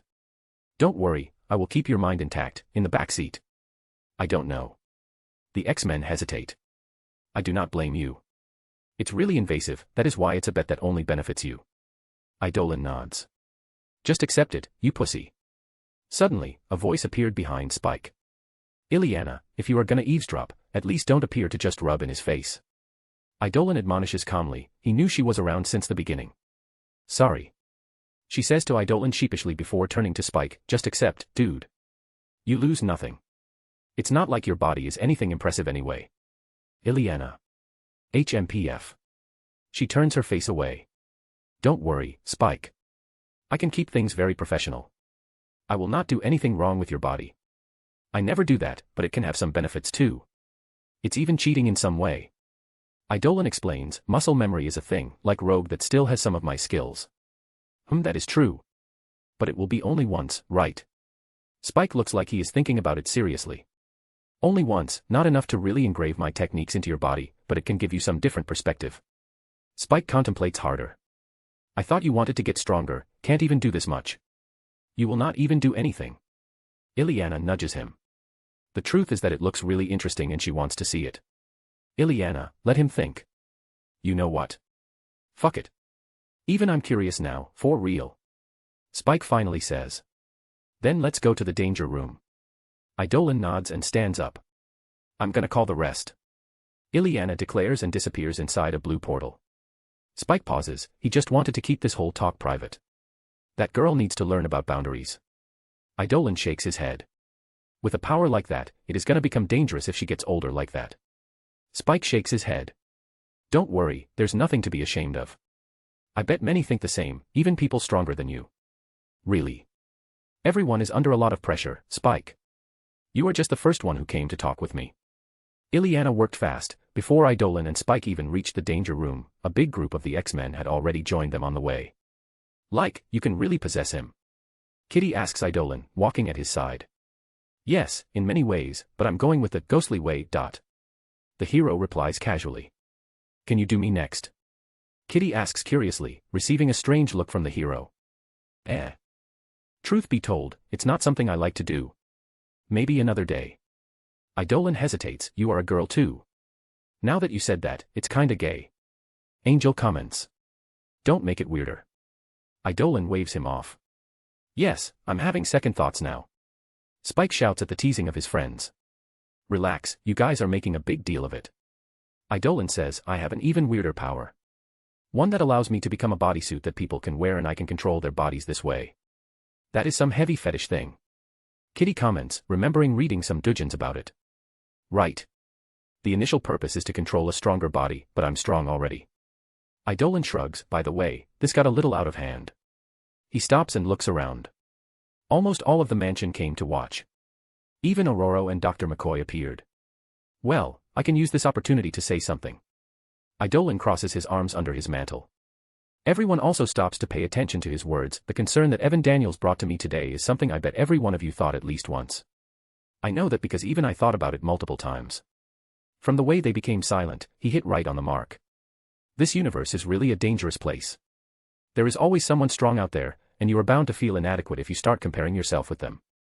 Idolin says, then continues in a more relaxed tone, I know that you don't want to listen to this from an overpowered bastard like me. He jokes and they all laugh. While they are laughing, he shakes his head in amusement, but it's all the same. There are stronger people than me out there, in raw power, but that is not all. You can still fight, and you can still win against seemingly stronger people. That is how the world works. And it is not about only fighting either, life is much more than that. Liking or not, the powers that you have are part of you. You need to accept it and make the best of the situation, improve without comparing yourselves to others, to become the best version of yourselves. Do what you can, and do your best. After he finishes, the people around applaud, making him feel a little shy. It was not a motivational speech. He adds unsure, just. You know, in the future, progress can happen, new ways of getting stronger and better can appear. I'm also developing a serum to help metas with detrimental powers. It will get better, I promise. I just want you guys to train with what you have, the benefits will be greater this way. Ah, yes, you commented about that, how is the research going? Do you want my help?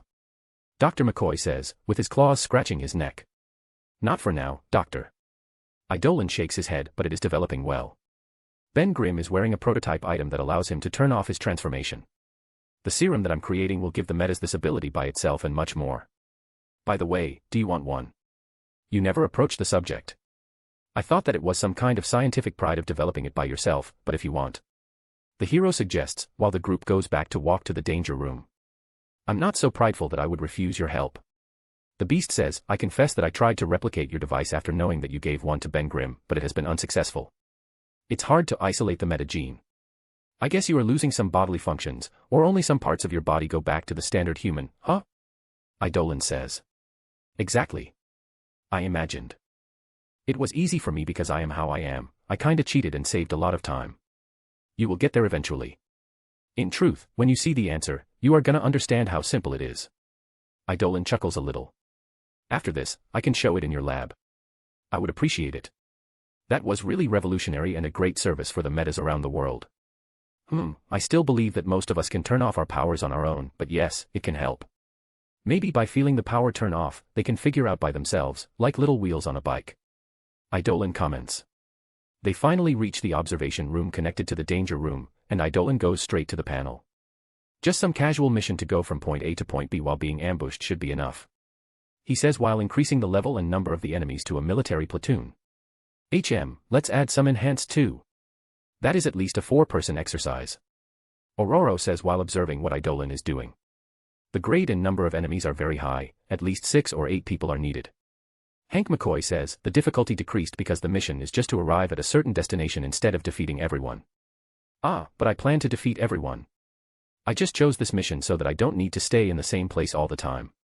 Are you sure that is safe? Ororo asks with a raised eyebrow, is the body of my nephew that you are playing with?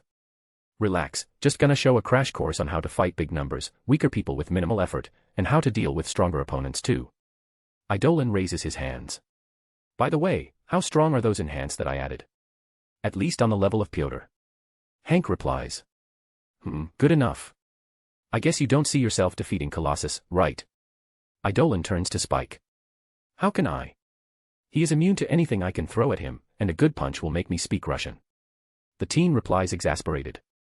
Stop with your defeatist thoughts, the difference is not so big that it is impossible.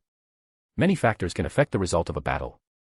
Eidolon says, and even if you can't win, you can do enough damage to able to escape or stall till reinforcements arrive. Fighting is not only about winning, but about survival. That is true.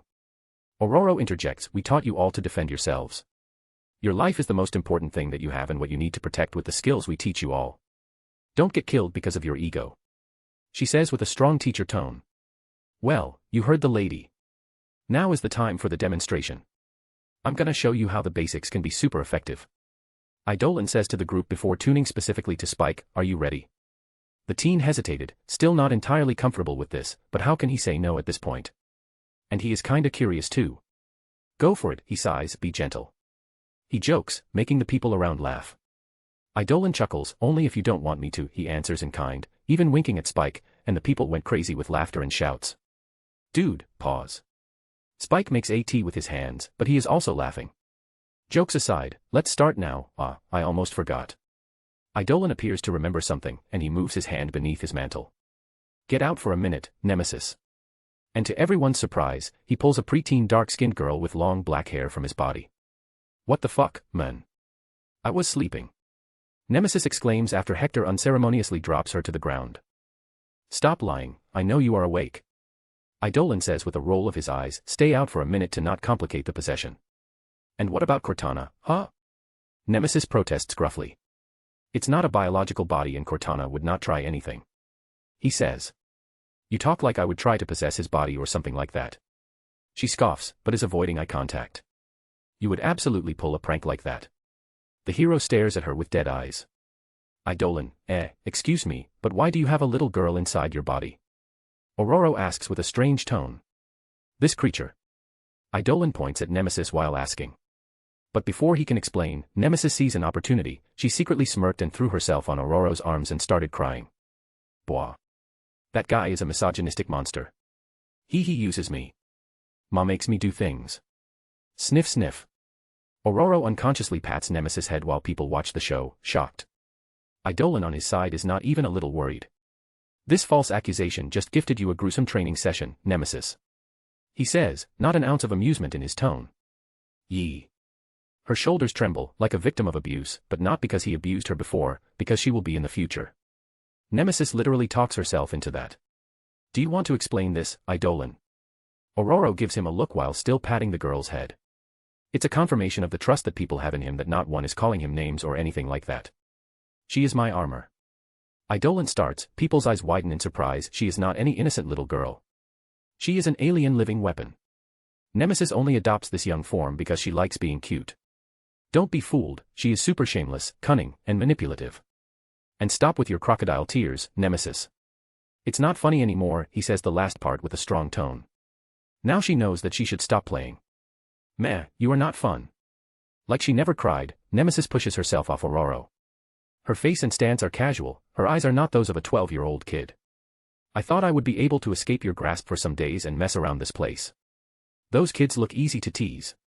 She smirks with a hand on her hip. What the hell? The X-Men look at the weird scene with a frown on their faces. And I thought Ileana was precocious. Seeing Nemesis acting up, Eidolon grabs her skull. Ouch. Ouch. Ouch. Eidolon, what do you mean by she is your armor? Kitty asks curiously. How can a little girl be in armor? I think that is the least weird thing. Exactly what I said. She is my power armor. The hero says casually. Like Iron Man. Do you really need armor? Robert Drake asks. Need is a strong word, but it is a boost. An extra defense in case I need to go into an inhospitable environment like a black hole or fight above my weight class. See? Even I need to do things like that. He points out. He called a black hole an inhospitable environment. Jubilee whispers loudly to everyone. I'm scared to see what is above your weight class. Jean comments. Eidolon gives her a meaningful glance before shrugging. Odin is an example, but he is old. I can outlast him, I think. Nemesis here can amplify my powers and defend me while I focus on the offensive. I keep her inside my body so that she can bath in my energies and increase our compatibility. Eidolon explains.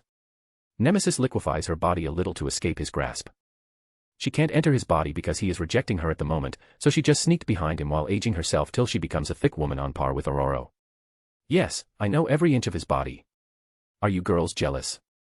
Nemesis says sultrily while hugging Eidolon from behind, her chin on his shoulder, and her hands roaming his torso. The girls show some faces that confirm it, but they would obviously not admit it. I see now what you are saying. Rogue says to Eidolon. She is pissing me off. Right. She is a pain in the ass. Eidolon sighs and grabs Nemesis' skull again. Ouch. Ouch. Ouch. It doesn't matter if she looks like a cute, innocent kid or a super hot woman, Eidolon treats her the same. I think you adapted enough. I will start leaving you at home. Eidolon says. Ouch, and what if you need me, huh? You never know when Galactus or Amatsumi Kaboshi will appear. She protests. I can bring you to me easily. More than 90% of your body is consuming that in a safer place anyway. It would be the same. Eidolon replies, now, stay quiet. Sorry for the interruption, Spike. Let's proceed. At least I calmed my nerves. Eidolon doesn't waste more time. That is a good opportunity to guide these youngsters, give them a direction, show what they can do, and turn them away from the path of easy power. He remembers some moments where good people fall for the temptation, and a lot of problems arose because of that. Everyone watches curiously as Eidolon's body gets a little more fluid and transparent before entering Spike's body. The teen trembled a little because he subconsciously tried to resist, and Eidolon is nice enough not to force anything. If he really wanted to, there would not be an outward showing of possession as he takes over a body. The struggle only lasts a second, though, before he assures the guy that everything is okay and he can go to the back seat. Done. Eidolon, now as a Spike, says. His voice didn't change, but there's something different about it. Maybe it's because Eidolon speaks calmly and without fluctuations. Okay, not bad. You are in shape. He says while opening and closing his right hand, and making a spike appear on his forearm. Let's do this. Eidolon confidently walks past the group and takes the elevator to the danger room, leaving the rest in a little shock. Guys. Why was Spike kinda? Tabitha starts unsure. I thought that I was crazy for a moment, but he suddenly got hotter. Paige exclaims. It's confirmed, attitude matters more than appearance. Kitty nods to herself, take notes, boys. That much was obvious. I don't understand the surprise. Aurora, the more mature one, says to everyone appearance is a heaven-given gift that you can maintain, but how you act is all on you. It is obviously worth more. The eyes are really the windows of the soul. Jean comments, it didn't change physically, but I felt like it was giving away that it is not Spike anymore. Kitty walks and presses some buttons to show the elevator that Eidolon is traveling. He was just standing there, back straight as a sword, feet in the same line with his shoulder, face calm but stoic, and holding one wrist behind himself. It's like an evil hotter twin. Tabitha can't help but say. You guys glaze Eidolon too much. Roberto da Costa shakes his head. Shut up. It's not glazing if it's true. The girls start defending him. He does too much. Angel says. Don't be jealous, he is just naturally cool. That is how he gets all the attention from the girls. What is the point if he does not capitalize on it? A boy scoffs. He is just chill. Robert speaks. Maybe he is gay. Another says, not that is a problem. It would just be the reason he ignores all of it. He is absolutely not gay at all. Nemesis, who was silent since Eidolon left, can't help but scoff and shake her head. Oh ho ho. I smell some gossip. Kitty approaches Nemesis with a shit-eating grin. Unfortunately for Kitty, she was not able to get anything from Nemesis because Eidolon finally arrived at the danger room, and the simulation battle was about to start. He steps into the danger room with purpose, and the whole place shifts to show a war zone, a city torn by conflict with half-destroyed buildings and cars. Can you guys hear me? Eidolon asks, Spike's voice much more even than normal. I know that in most of your exercises you count the time, but I will not care about it. We can hear you, Eidolon. Ororo's voice echoes from the sky. Cool, I can make this a lesson to everyone. The hero nods. Normally I would be more careful in this kind of place filled with hidden spots, but I already know the kind of enemies I'm gonna face, so I'm cheating. Just don't do the same. Always be careful. He says while walking openly on a deserted street. He continues, I also know that Logan should have taught that already, but don't mind me if I repeat some basic lessons. First, if you can, use your powers to get information. Like he said, it is an obvious strategy taught very early. All X-Men know that, and this task is normally assigned to the ones with reconnaissance powers. Angel, Kitty, Kurt, Jean. Everyone who can gather information without endangering themselves too much. Spike can't do it. Or he can.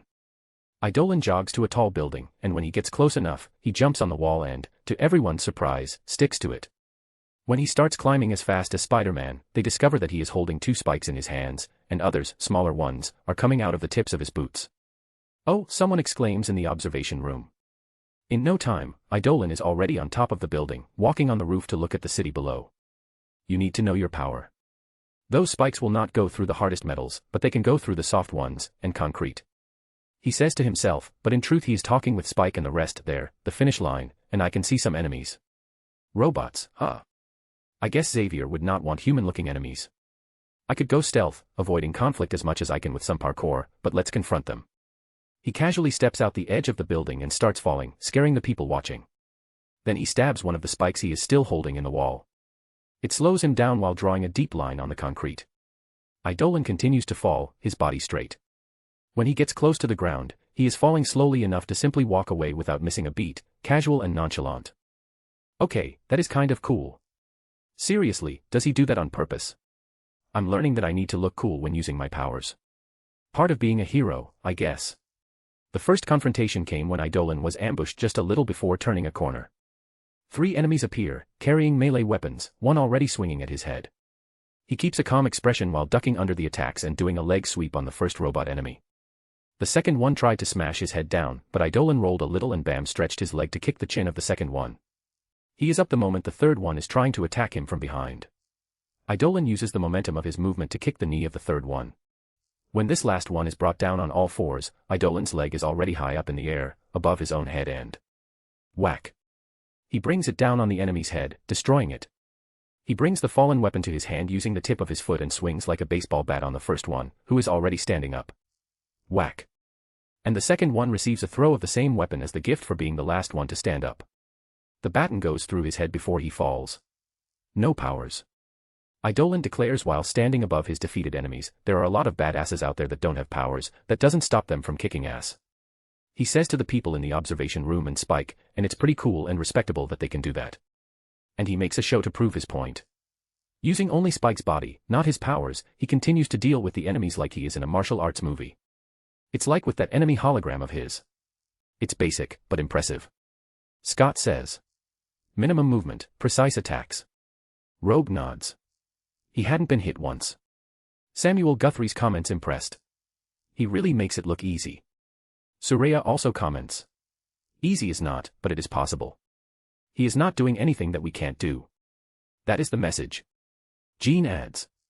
While they are talking, Eidolon continues to tear apart all enemies designed for melee. Things only complicate again when the ones with guns appear. Oops. He says like he let his keys fall, but he just dodged a rain of bullets by jumping behind a car. Well, I could continue the way I'm going, but not without your body getting hurt, Spike. Don't worry, I'm going for a perfect victory, that is why I do not care about the time. Eidolon then starts talking with that teaching tone, you know, the most important thing in any battle is knowing what you and your opponent can do. Sun Tzu, you know. It works with anything, from chess to video games, from individual fights to army battles. When you know you're in your opponent's limits, you will never lose. I mean, maybe you can't win. But you at least will never lose, just run.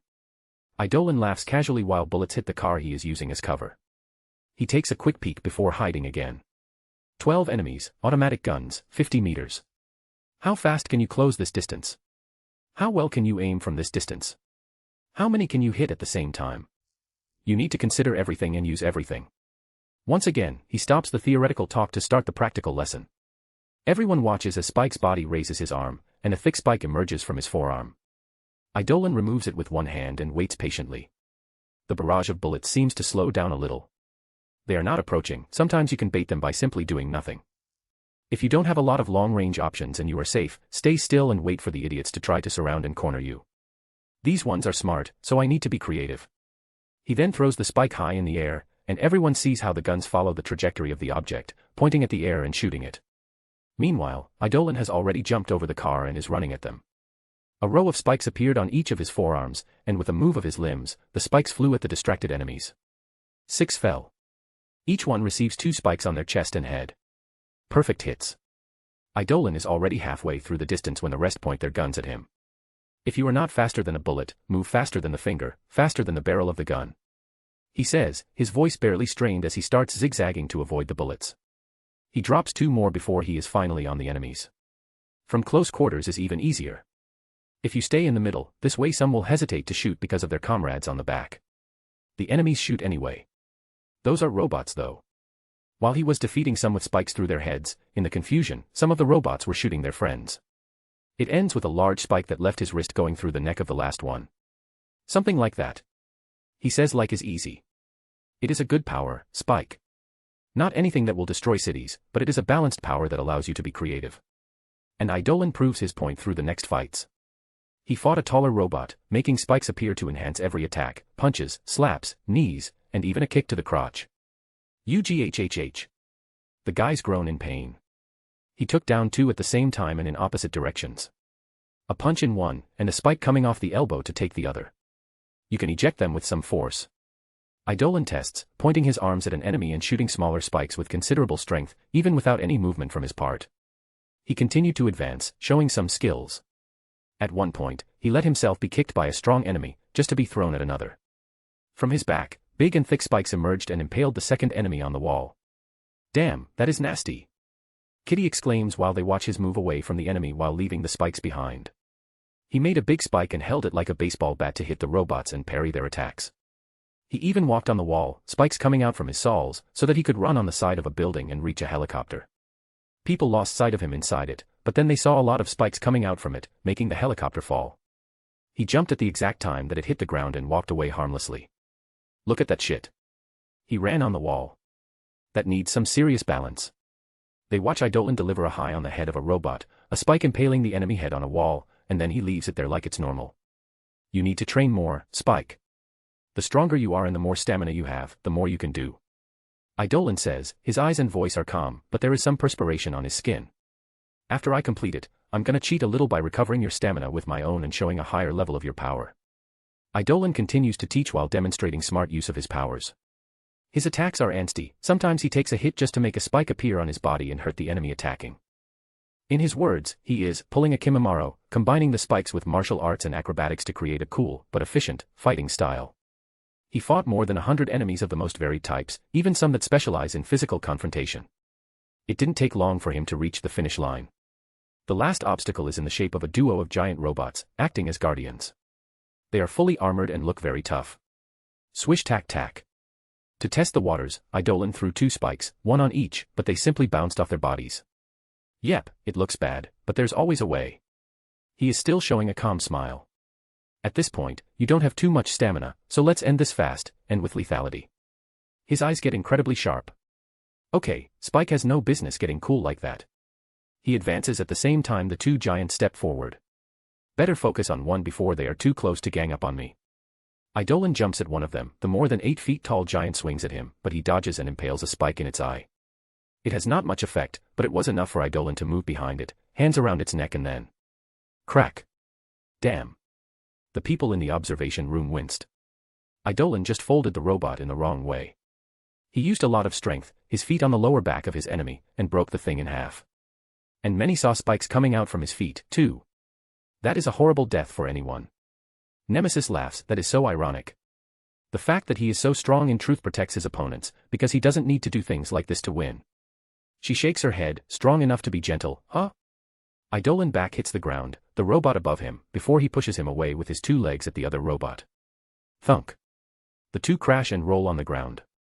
That it will not end the second robot, and Eidolon is not expecting to do it anyway. They see him already running to a nearby building, Saul's with spikes as he runs on the wall at high speed. Reaching the top, he jumps in the direction of the robots, body coiled. He starts falling. A perfect arc that will fall perfectly on his two enemies. On the last second, everyone saw two sharp spikes leaving his foot, at least a meter tall, fused together almost perfectly in a screw. Boom crank. He kicks down at that moment, using gravity and all his muscles to impale the two robots together. It even created cracks in the ground. Huff victory. Eidolon declares, still calm, not even bragging. See, Spike. You are pretty cool. Get some confidence in yourself, and with experience, you will get there. He smiles. In the observation room, Paige speaks. Okay, he needs to stop smiling like that with Spike's face. I'm getting confused feelings. Eidolon that did not hear what they are talking about continues. What about I show you what you can do if you develop your power and body more? He smirks. Seriously, he needs to stop. Paige says. Can you guys please reboot all villains, please? He says out loud. He then puts a hand over his chest, which makes a weak light cover his body to recover his stamina. I'm gonna push your body beyond your actual limits, Spike. Don't worry, I will heal you afterward. It will even give you some benefits. While he prepares himself, the enemies reappear, but now all together in front of him. The first three melee opponents are in front of him, already getting close when he made his move. A spike got out of his fist, and Eidolon dashed forward, fast enough to become a blur. Whoosh Zion. When he reappeared behind the three robots, a line cut the air and them in half. It looks absurd, but anyone can do this, I'm serious. Eidolon says calmly. No fucking way. Jubilee shouts from the observation room. In the future, when the training of inner energy gets more widespread, everyone will be capable. Eidolon says before he does more of that. One spike in each fist, and he turns his enemies into metal cubes. That will be fun. He says, planning to show off for a bit. Spikes appear all over his body, covering him like armor, and then he jumps in the air while curling into a ball. No fucking way. Kitty says in a low voice. Eidolon started rolling around, destroying all robots in his path. Like Sonic or Ramus. He thinks. He is having some fun. Doing things like this is too much for him, so he is exaggerating. But it is very effective. In the Hero Academia world, it would be considered a super move. That is so unbelievably ridiculous that I have no words. It's kinda cool. They watch Eidolon demolish the robots like a ball of destruction. He even destroyed the helicopters and cars this way. He was even able to roll on the walls perfectly. He only stopped when the two final guardians appeared. He unfurled himself while he was still in the air and says rotations have power, but I exaggerated a little. Now, check this out. He closes his two first hand, the muscles of his arms tense, and then he throws them at the two giants. Multiple giant spikes leave his torso, several metal long and thick as arms, with enough force to penetrate the strong armor of his enemies and immediately kill them. If even Eidolon needs to exhale deeply after that, stamina depleted. Another dim light covers his body before he recovers. See? Cool, huh? He smiles while standing straight. You are metahumans, guys. The meta powers are good and all, but it is the human part that has infinite potential, the part that can surpass your limits and reach new heights. That is what I want to show you all. The power has importance, but is secondary when compared with all the rest that make you, you. Strive to be the best that you can. You will be surprised by all the hidden potential that you have. A.N. Hello there. Here is the link, without spaces. Hope you all enjoyed it. Make a comment because interaction motivates me to keep writing. Thanks for reading. Till next time and stay good y'all. Bye-bye. Chapter 136, Incredible Luck with Women. Third person POV, you are full of shit, Eidolon. Jubilee says with a laugh, no way that is normal. Yep, especially that rolling thing. Jean also laughs, I'm dizzy just by imagining the centrifugal force and how to maneuver. Standing in front of the residents of the X-Mansion, Eidolon shakes his head disappointingly. He is already out of Spike's body. Your lack of faith is disturbing. Okay, Darth Vader. Kitty scoffs. I'm telling you all that is possible. Eidolon stands his ground. It's extreme, but possible. Especially when you consider that in the future, technology will be able to help us with enhancements, for example. Serums, support devices. The future versions of yourselves are stronger than you guys can imagine. But you will only reach that level if you put a lot of effort into that. Then do me next. Kitty challenges, curious to see what Eidolon can do with her body. I already taught you some tricks, remember? The right frequency to attack someone's inner ear and how to use intangibility with weapons. Eidolon says, and to illustrate that, suddenly, he has a stick in his hand that he points at Spike. Very slowly, he stabs Spike, and the teen meta simply put his forearm to defend himself, but the stick went through his forearm and touched Spike's torso. He showcases how her attacks can be indefensible. See. With experience, you will become untouchable, and if you are willing, you can even pull someone's heart from their body. The hero shrugs and puts the stick away. I don't know if I want to do that last part. Whatever, what I'm trying to say is that your guy's mind can also be hindering your potential. You say that what I did is impossible, but I just did it. He remembered how Emma Frost used Iceman's powers better than the man himself. Before deciding that something is impossible, try it first. Sometimes it's only impossible in your head. The hero taps his index finger on his temple. I still think you are full of bullshit. Jubilee exclaims, so are you saying that my little fireworks can what? One day, have the power of a nuke or something? Haha, she laughs at the absurdity of what she just said. But Eidolon didn't laugh. Yes. Bullshit. I'm saying. Your power indeed has the potential to detonate matter at the subatomic level. The hero nods seriously. Jubilee's jaws fall. Eidolon is also not lying. He remembers that Gambit and Jubilee's seemingly simple explosive powers have a lot of potential. I mean, not safe to try for now.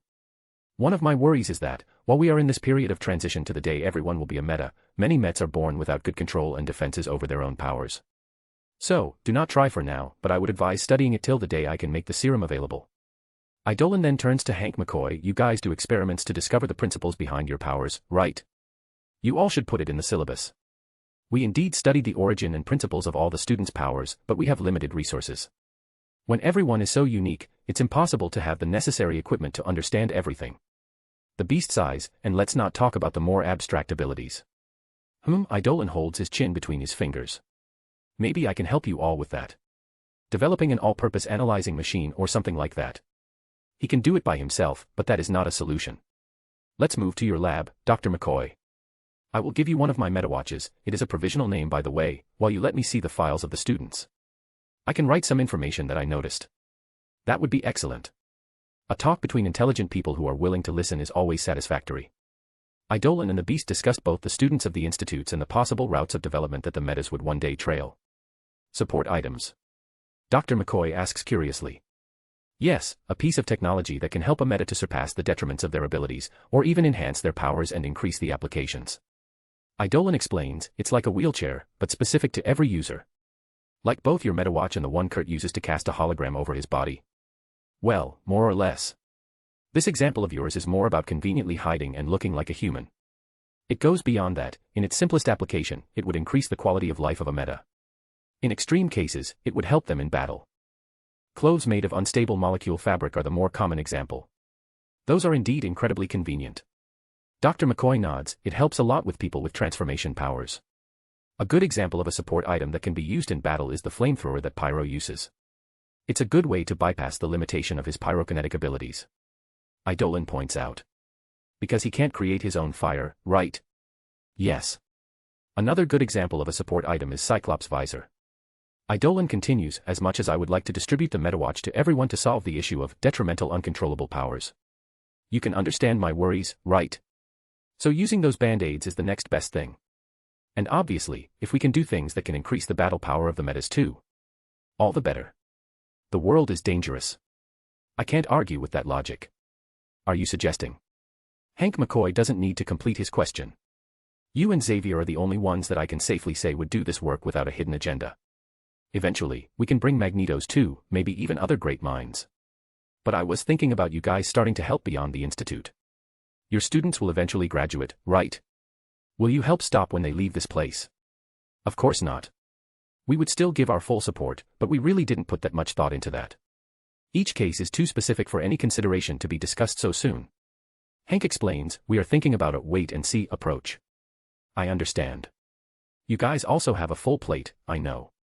Eidolon nods. Few adults to take care of such a large student body.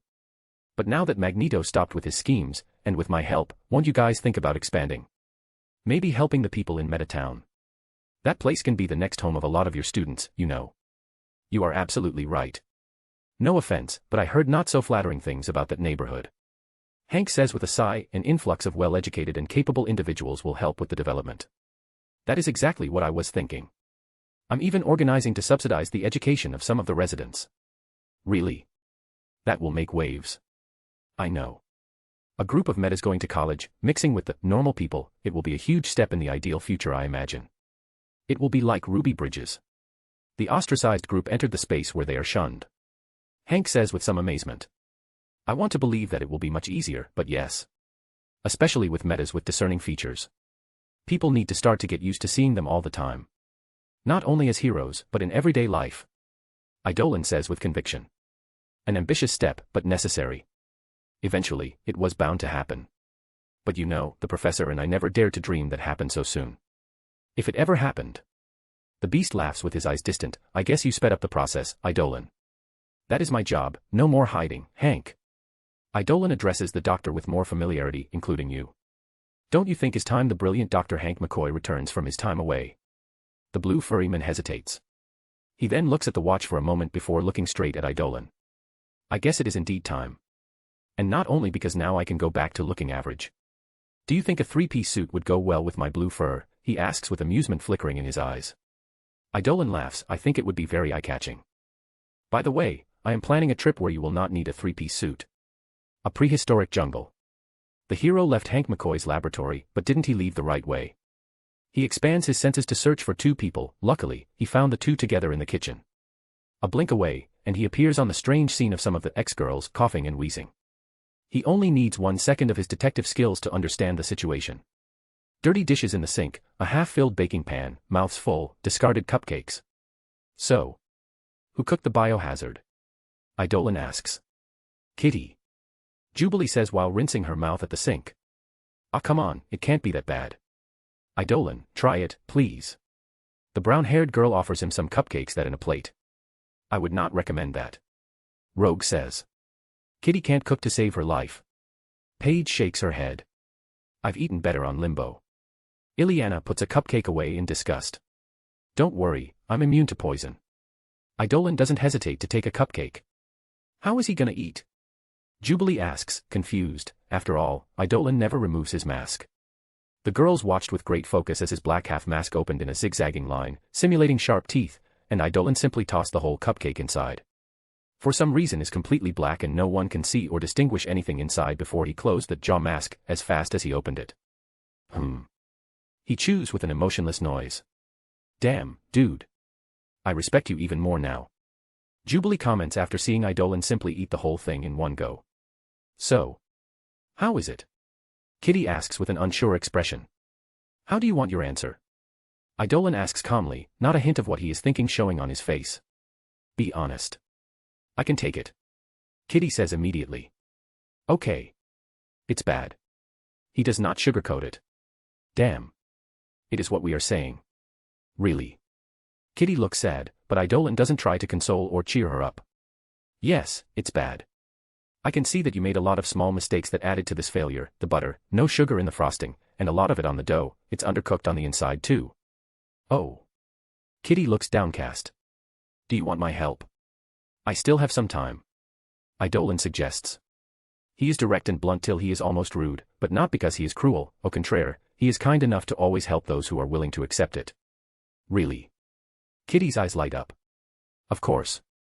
Go on, remake it, I will be here to correct your mistakes. Eidolon suggests. Then he used his restoration power and made the cupcakes go back to becoming ingredients. Now this is a convenient power. Jean says, impressed. Right.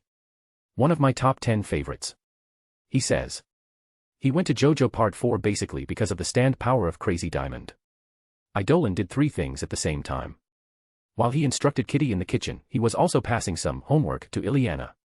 Telling the younger girls exercises and ways to practice, promising to take her somewhere to showcase her growth. He also addresses Rogue. I hold it for some because I believe in your potential, Rogue.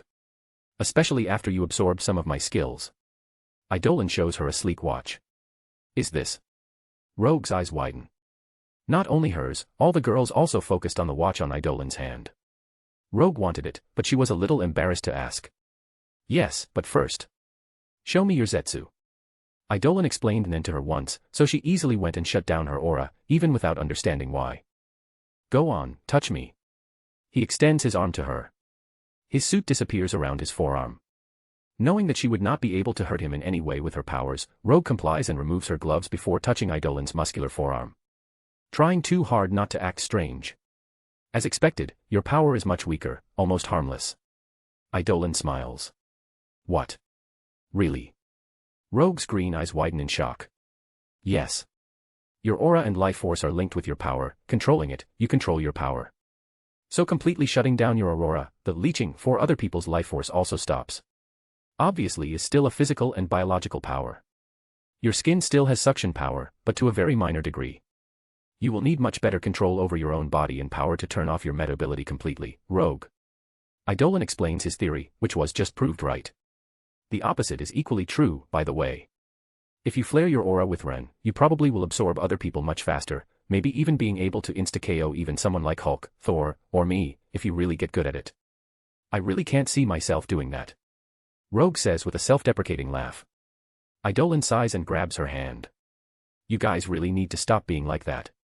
You need to let your imagination go wild and then try to keep up with that.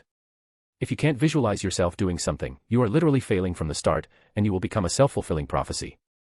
The hero then gently puts the black watch around Rogue's wrist. The design was something that would go well with her gothic aesthetic. Sorry for holding it for so long. I wanted you to grow in your own and see it, you know. See that you are capable of this growth. Don't give up now that you have an easy way. When he first met Rogue, she was a pessimist emo girl, half of her own words were self-pity, and most of her actions denounced how she thought her life was miserable and hopeless. She thought that she would never be able to touch anyone without killing them, a cruel, eternal punishment that she wouldn't be able to escape. Now is different. Eidolon's influence changed her. Now he is confident that she can stand on her own 2 feet. Test. He suddenly says and shoves Rogue's hand on Kitty's face. Kaya. The brown-haired girl recoils in surprise and fright. Oh. Nothing happened. Rogue. Your hands are cold. Kitty shouts such nonsensical, sudden lines, but it makes complete sense to everyone. Then she jumped Rogue and hugged her friend tightly and without worries for the first time. The other girls quickly piled up around their goth friend, who looked equally overwhelmed and emotional, still not used to the human touch. Eidolon watches the touching scene with a little smile. It's for those things that he is here, in this world. Not gonna join them. He turns to ask Ileana, the only one who is not participating in the group hug. No, that is cringe. She crosses her arms, making Eidolon roll his eyes and grab her head to pull her in a headlock, his other hand messing her hair. Sometimes being cringe is being happy. Don't force yourself to act cool at the price of your happiness. He says while she struggles. Get OFF. She shouts while trying to bite him, but he ignores her gremlin antics, only releasing Ileana when he embarrassed her enough. It's on his right. Okay, little imp. He laughs at her disheveled hair. Eidolon also noticed that the emotions of the group of girls subsided a little, so he interrupted, well, time for me to go. Remove the cupcakes from the oven in 10 minutes, Kitty. Already? Won't you wait for them to get ready? Kitty asks, disappointed. Sorry. Eidolon mutters apologetically. Eidolon, wait. Rogue suddenly says, untangling herself from the group of girls, I want to speak with you about something. Now. The hero pauses. Yes. Rogue nods uncharacteristically seriously. The girls around notice that, and the most perceptible one started showing a face of shock. Fine then. I heard Spike, I can hear you. Eidolon shrugs, I guess you want to talk in private, too. Yes, but it's nothing like Spike's. Rogue continues with an incredibly serious and stiff expression, her hands tightening with nervousness. Okay, let's talk in the garden. Eidolon opens a portal and walks through it, Rogue following him with purposeful and intense steps. After Theta gone, the shock slowly washes off. Okay, is she really gonna do what I think she is about to do? Kitty says, her eyes still wide in shock. I think so. Jean answers with hesitation in her voice. That. Jubilee doesn't know what to say. She is gonna be rejected. Ileana says flatly. In the garden, Rogue and Eidolon stop at an isolated place, still visible from the mansion but far enough that not one would listen. Only maybe if they really put an effort into that is why Eidolon made sure to use his powers to suppress their voices. So, what is it? Eidolon asks calmly, standing in front of Rogue. You know exactly what it is. Nemesis whispers in his mind. Even if he didn't want to, his senses are showing the signs as clear as day.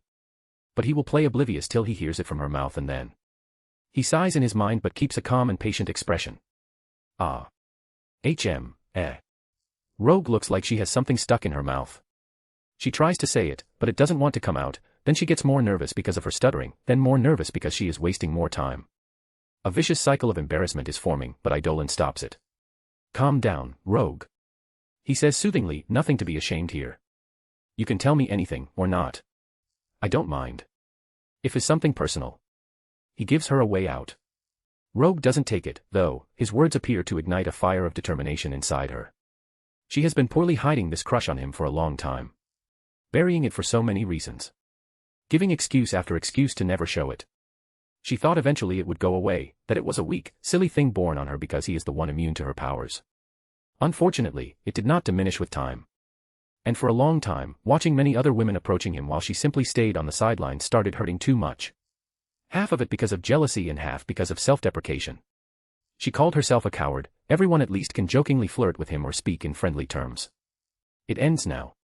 She will stop being a coward today. Eidolon. I want to tell you something.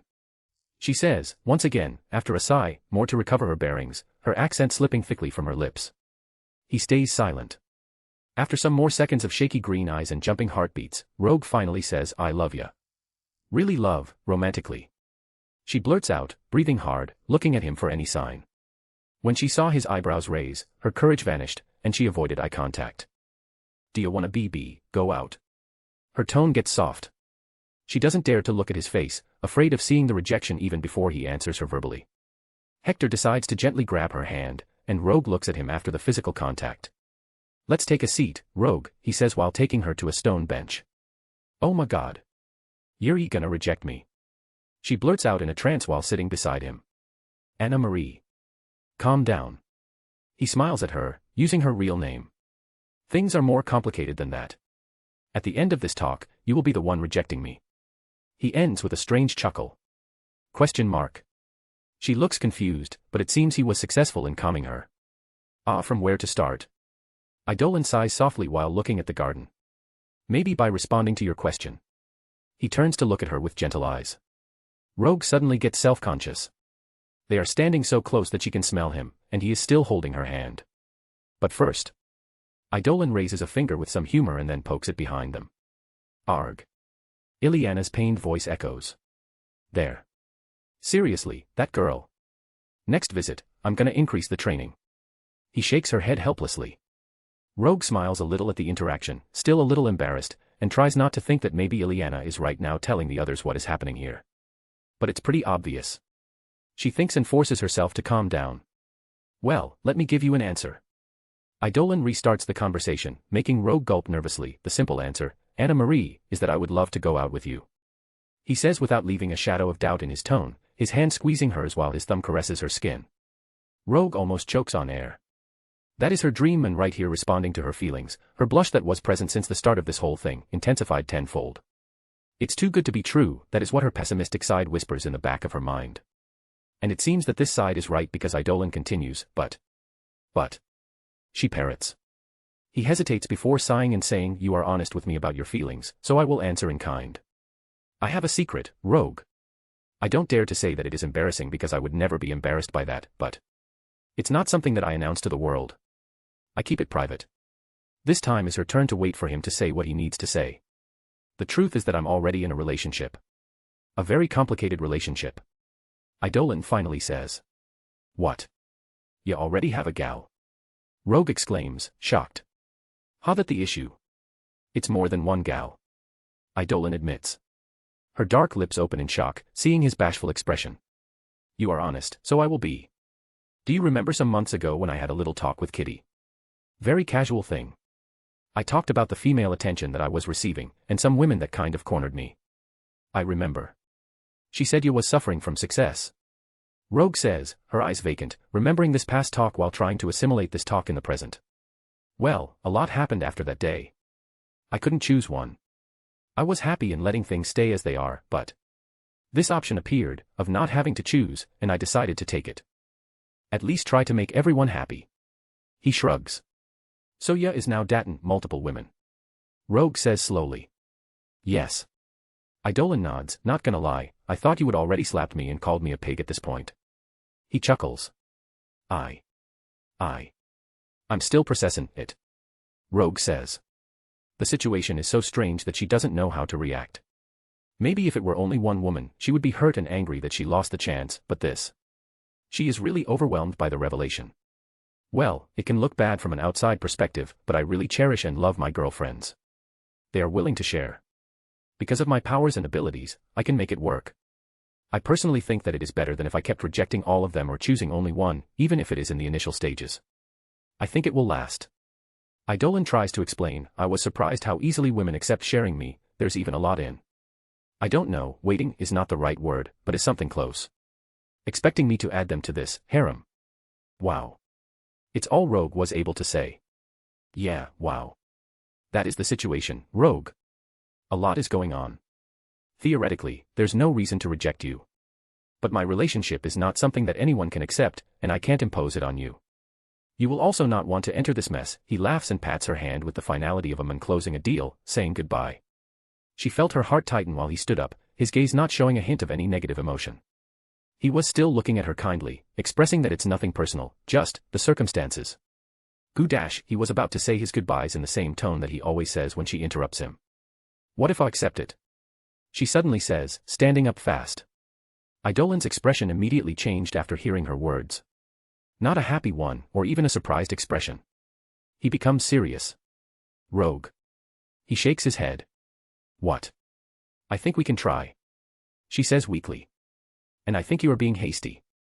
Idolin grabs both of her hands and looks at her eyes. Anna Marie, believe in me when I say a part of me really wants to say yes, but it would not be fair to you. Let's be honest. My relationship is not fair to my girls, that is why I do everything in my power to make them happy. It would be even more unfair to you because of your circumstances. You are starved for human contact, Rogue, and I appeared as the only possible candidate to be your partner. I can't abuse this fact to trap you in a relationship, while you didn't have the chance to live without the threat of being alone forever hanging over your head. It would be like I was taking advantage of you, of your fragility. He says in a mature voice, still holding her hands. I don't want to do that. I care for you. Rogue can't deny his words completely. She wished she could, but her crush started because of that fact, I want ya. She finally replies, but her voice wavers. Idolin chuckles again. And continuing with my honesty. He approaches and whispers in her ear with a deep voice. I want you too. Her blush goes nuclear, she would have fallen backward if he were not holding her hands. He laughs in amusement at her reaction. I don't know why the surprise. You are great. Beautiful, with a nice personality, a goth. I like goths, I admit. He jokes, making her blush even more. I can't believe my luck that you have feelings for me, and that's why I can't date you now. You haven't thought this through, Rogue. You can find someone better, someone who can give you what you deserve. Even if we go forward with it, it can leave some resentment for the future, something that will only appear when you become more mature. Rogue is not a summon bound to Hector eternally. His chosen path of love is not something anyone can accept, especially a woman with modern standards. We are both too new at this, Rogue. You have no experience in normal love, and I'm exploring unknown territory with whatever I'm doing. Do you really want to do it? Can you go for it? Can you imagine your men with other women? He asks. Her hesitation is all the answer he needs. It's okay. I'm the villain here. The pervert who can promise his heart to only one woman. He gives her a self-deprecating laugh. Rogue is still in some kind of shock. The revelation that Idolin has multiple girlfriends is probably the last thing she expected to discover when she decided to confess. In truth, it still hasn't sunk yet. Her feelings are incredibly complicated. There is some anger, some relief because he didn't really reject her, some disgust, and some maybe. Whatever is going through her head, she can't make up her mind now. She needs time to think, he is right in rejecting her. I understand. She finally nods, a little absent-mindedly, can I hug ya? She asks, not even processing the words before they leave her mouth. Maybe she just wanted something, some sort of consolation prize from all of this. Or maybe she wants to test how it feels. Of course. Idolin says and opens her arms to her, she immediately presses her body against his. I hope we can continue being friends, Rogue. Thank you for liking me. She says, her arms around his torso, her hands trying to cover the most of his back as they can, her face pressed against his chest and neck. It feels good. This is the man she fantasized about a lot, and now she is in his arms. She wanted to stay like this forever. She is so close to having him. But at the same time, he is so distant, and with a lot of obstacles in the shape of the women who get to him first. Eventually, the hug lasted long enough that Rogue got embarrassed, so she separated from him, but in a burst of courage that if someone asked her she would not be able to explain, she suddenly lunged forward and kissed his mask, right where his lips would be. It was just a quick peck, but enough to surprise the hero. Ahm. Bye. And she ran. Bye, he says after some time, his voice being carried by the wind and reaching her ears even after she put some distance between them. She even heard his last sigh before he disappeared into the sky. When Rogue suddenly entered the mansion, she saw her friends hanging around suspiciously, trying too hard to act normal, like they were not spying. Her eyes narrow watching that. You guys are so nosy. Like on cue, all the girls approach. How did it go? Do you want to cry? He doesn't deserve you anyway. Here, have a cupcake. She accepts the cupcake offered by Kitty and simply rolls her eyes. Seeing her casual actions, they frown. Wait. Did you two really start doing? Paige can't even finish her question, her voice trembling. Rogue sighs, no, as you have guessed, I was rejected. She says while chewing the cupcake, oh, that is good now. The girls look between themselves. Rogue. Are you okay? Jean asks while looking at the pale meta girl intensely. You are not coping, right? Kitty also looks worried. Did he hurt you? If you want, we can go kick Idolin's ass. Jubilee suggests, joking to cheer her up. I don't know. I'm better than I expected I would be. Rogue says after thinking for a little, the talk is good, very mature, he has his reasons to turn me down. Reasons? Jean asks. Rogue thinks for a little while about whether she should reveal the fact that Idolin has multiple girls, but decides against it. Not my place to tell. She doesn't even know how to feel about it yet, better not create any friction or misunderstanding. She trusts Idolin not to be a sleazy guy who plays with women. He didn't do it with her. He had the chance, he had her putty on his arms. And he dealt with the situation maturely, as a gentleman. It was a really mature talk, he heard me seriously and turned me down gently. Even said that I'm his type. Rogue laughs a little bashfully, and with a hint of bragging in her tone, I think I'm a lil sad, but other emotions are in overwhelming it. Especially, relief. I'm feelin' light. I'm glad I had courage to say it. To say to him. Her voice gets heavy with emotion as her accent gets equally heavier, but she doesn't cry or anything. The biggest fear of anyone who bears their hearts and feelings to their loved ones is to be humiliated, laughed at, or be heartbroken. Nothing of that happened with Rogue. I like the right guy. She finally says with a distant gaze, nodding to herself and hands on her hips, unfortunately, it's complicated. She sighs and walks past her friends. I'm going to my room to listen to some emo music. I think it will hit different now. The girls watch as she walks away, still showing very strange expressions. She looks, different to you guys, too. Kitty is the first to say something. She is absolutely more mature. Jean nods. Right. All grown up. Jubilee exclaims, still surprised that their introverted friend just talked what she just talked. Confessing to Idolin does that. I think I will be next. Paige half jokes. I guess the experience taught her something. Jean shrugs. She got a boost on EQ. Kitty looks impressed. Well, I'm gonna hang out with her just in case. And she follows Rogue. Well, that was anticlimactic. Ileana scoffs and walks away. You just wanted to see Rogue crying, mean girl. Jubilee shoots at the younger girl. I don't want that, it would just be a consequence. The girls dispersed, but Jean remained in place with an indecipherable expression. Baxter Building. Jennifer Walters, Janet Van Dyne, and Natasha Romanoff went to visit Susan Storm after hearing the news of what happened with Namor. All of them come to check on Susan, worried about the almost sexual kidnapping. Black Widow unofficially also comes to get some information, but that doesn't exclude the fact that he can show worry over her fellow hero and sister-in-arms during the invasion of New York. You know. It's fucked up and all that, but I'm pretty sure one day someone will use this as an inspiration to write some smut book with you as the main character, Sue.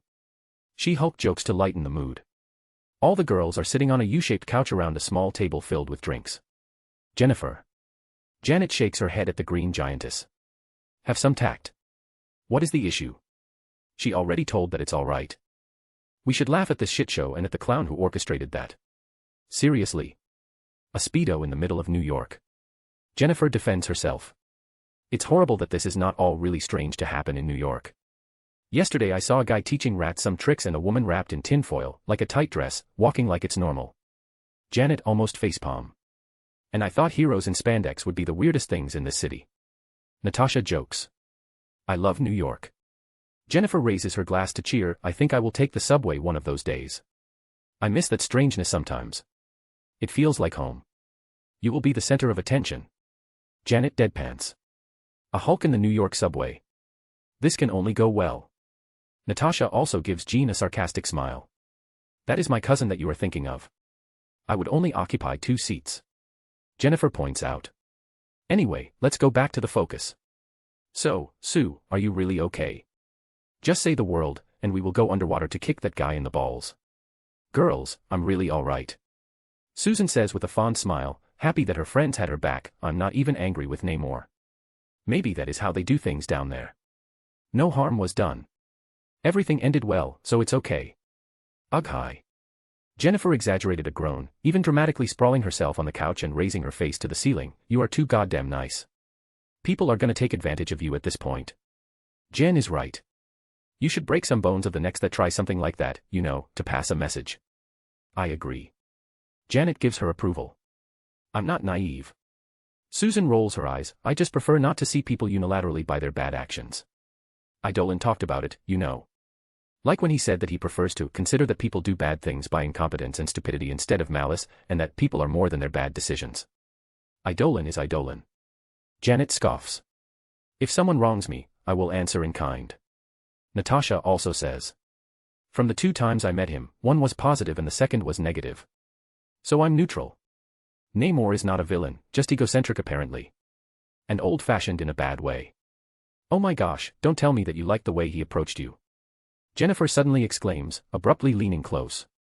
What? No. He made the completely wrong move. Susan exclaims, shocked by the accusation. No chances. Well, there are women who are into that. Mr. Seaman should have done his research. He is not even ugly, and he even has a nice body. If only he were not an asshole. Jennifer scoffs. Maybe Susan here was not impressed by the wet pecs of the king of the ocean because her eyes are glued to other pecs. Natasha says, smirking behind her glass. Ooh, Janet and Jen put oil in the fire with their teasing face. What? What are you talking about? Susan makes the mistake of stuttering. Ah, please, girl, shut the fuck up. Jennifer sassily moves her head. The guy came to save you. Someone is absolutely writing a book about the love triangle. Or quartet. Janet whispers. So what if he saved me? It is what he does. He is kind to everyone. Susan protests. He is not kind to me. Natasha scoffs. That is because you try to spy on him. Guilty as charged. Natasha raises her hands in surrender. And Susan, please, you can admit, girl to Gil. Go on. Say it, your heart skipped a beat when he appeared all gallant to save you. Jennifer gives her a conspiratorial smile. Well, I mean. It was nice. But nothing more than that. Susan says slowly, measuring her words. Sorry for not being a cliché story, Jen. It was just a professional assistance. He would do that for anyone. You will not catch me getting all flustered by what I know has no deep meaning. Probably not to me. Black Widow repeats herself, and I have here something to refute your words. Natasha pulls out her phone and, after opening a video, she pauses at some moment to show it to them. OHMY fucking god. Jennifer is the first to react, Susan. She turns to the woman who is almost activating her invisibility to hide her face. Janet stares at the phone with a knowing smirk. Not flustered, she said. Girl, those eyes are literally broadcasting what is going on in your mind. And it is not professional. You are probably imagining a whole future together with him. Natasha smirks. Susan Storm really starts flickering in and out of her invisibility. The video is paused with Invisible Woman and Idolin side by side talking, the exact moment the hero reached behind his head to fix his man bun. Susan is staring at him intently, mouth half opened, blue eyes laser focused on him, face a little shy and downward, while her pupils look up at him. Man. This is so, teenager girl staring at her crush talking, that I'm almost getting secondhand embarrassment, Janet says. Well, can't blame little Sue here, look at this pose. Jennifer grabs the phone to take a better look. It's like he is flexing, but I know he is not, he is just that naturally shredded. I want to lick those abs. And he has muscles on his ribs. Jennifer, control yourself. Susan admonishes. Don't blame me, I'm on a dry streak. Jennifer says, before she realizes something, and smirked, oh, I'm sorry. Did you get jealous of the way I talked about your men? He is not my man. Susan sounds exasperated. Yet. Come on, girl, make your move.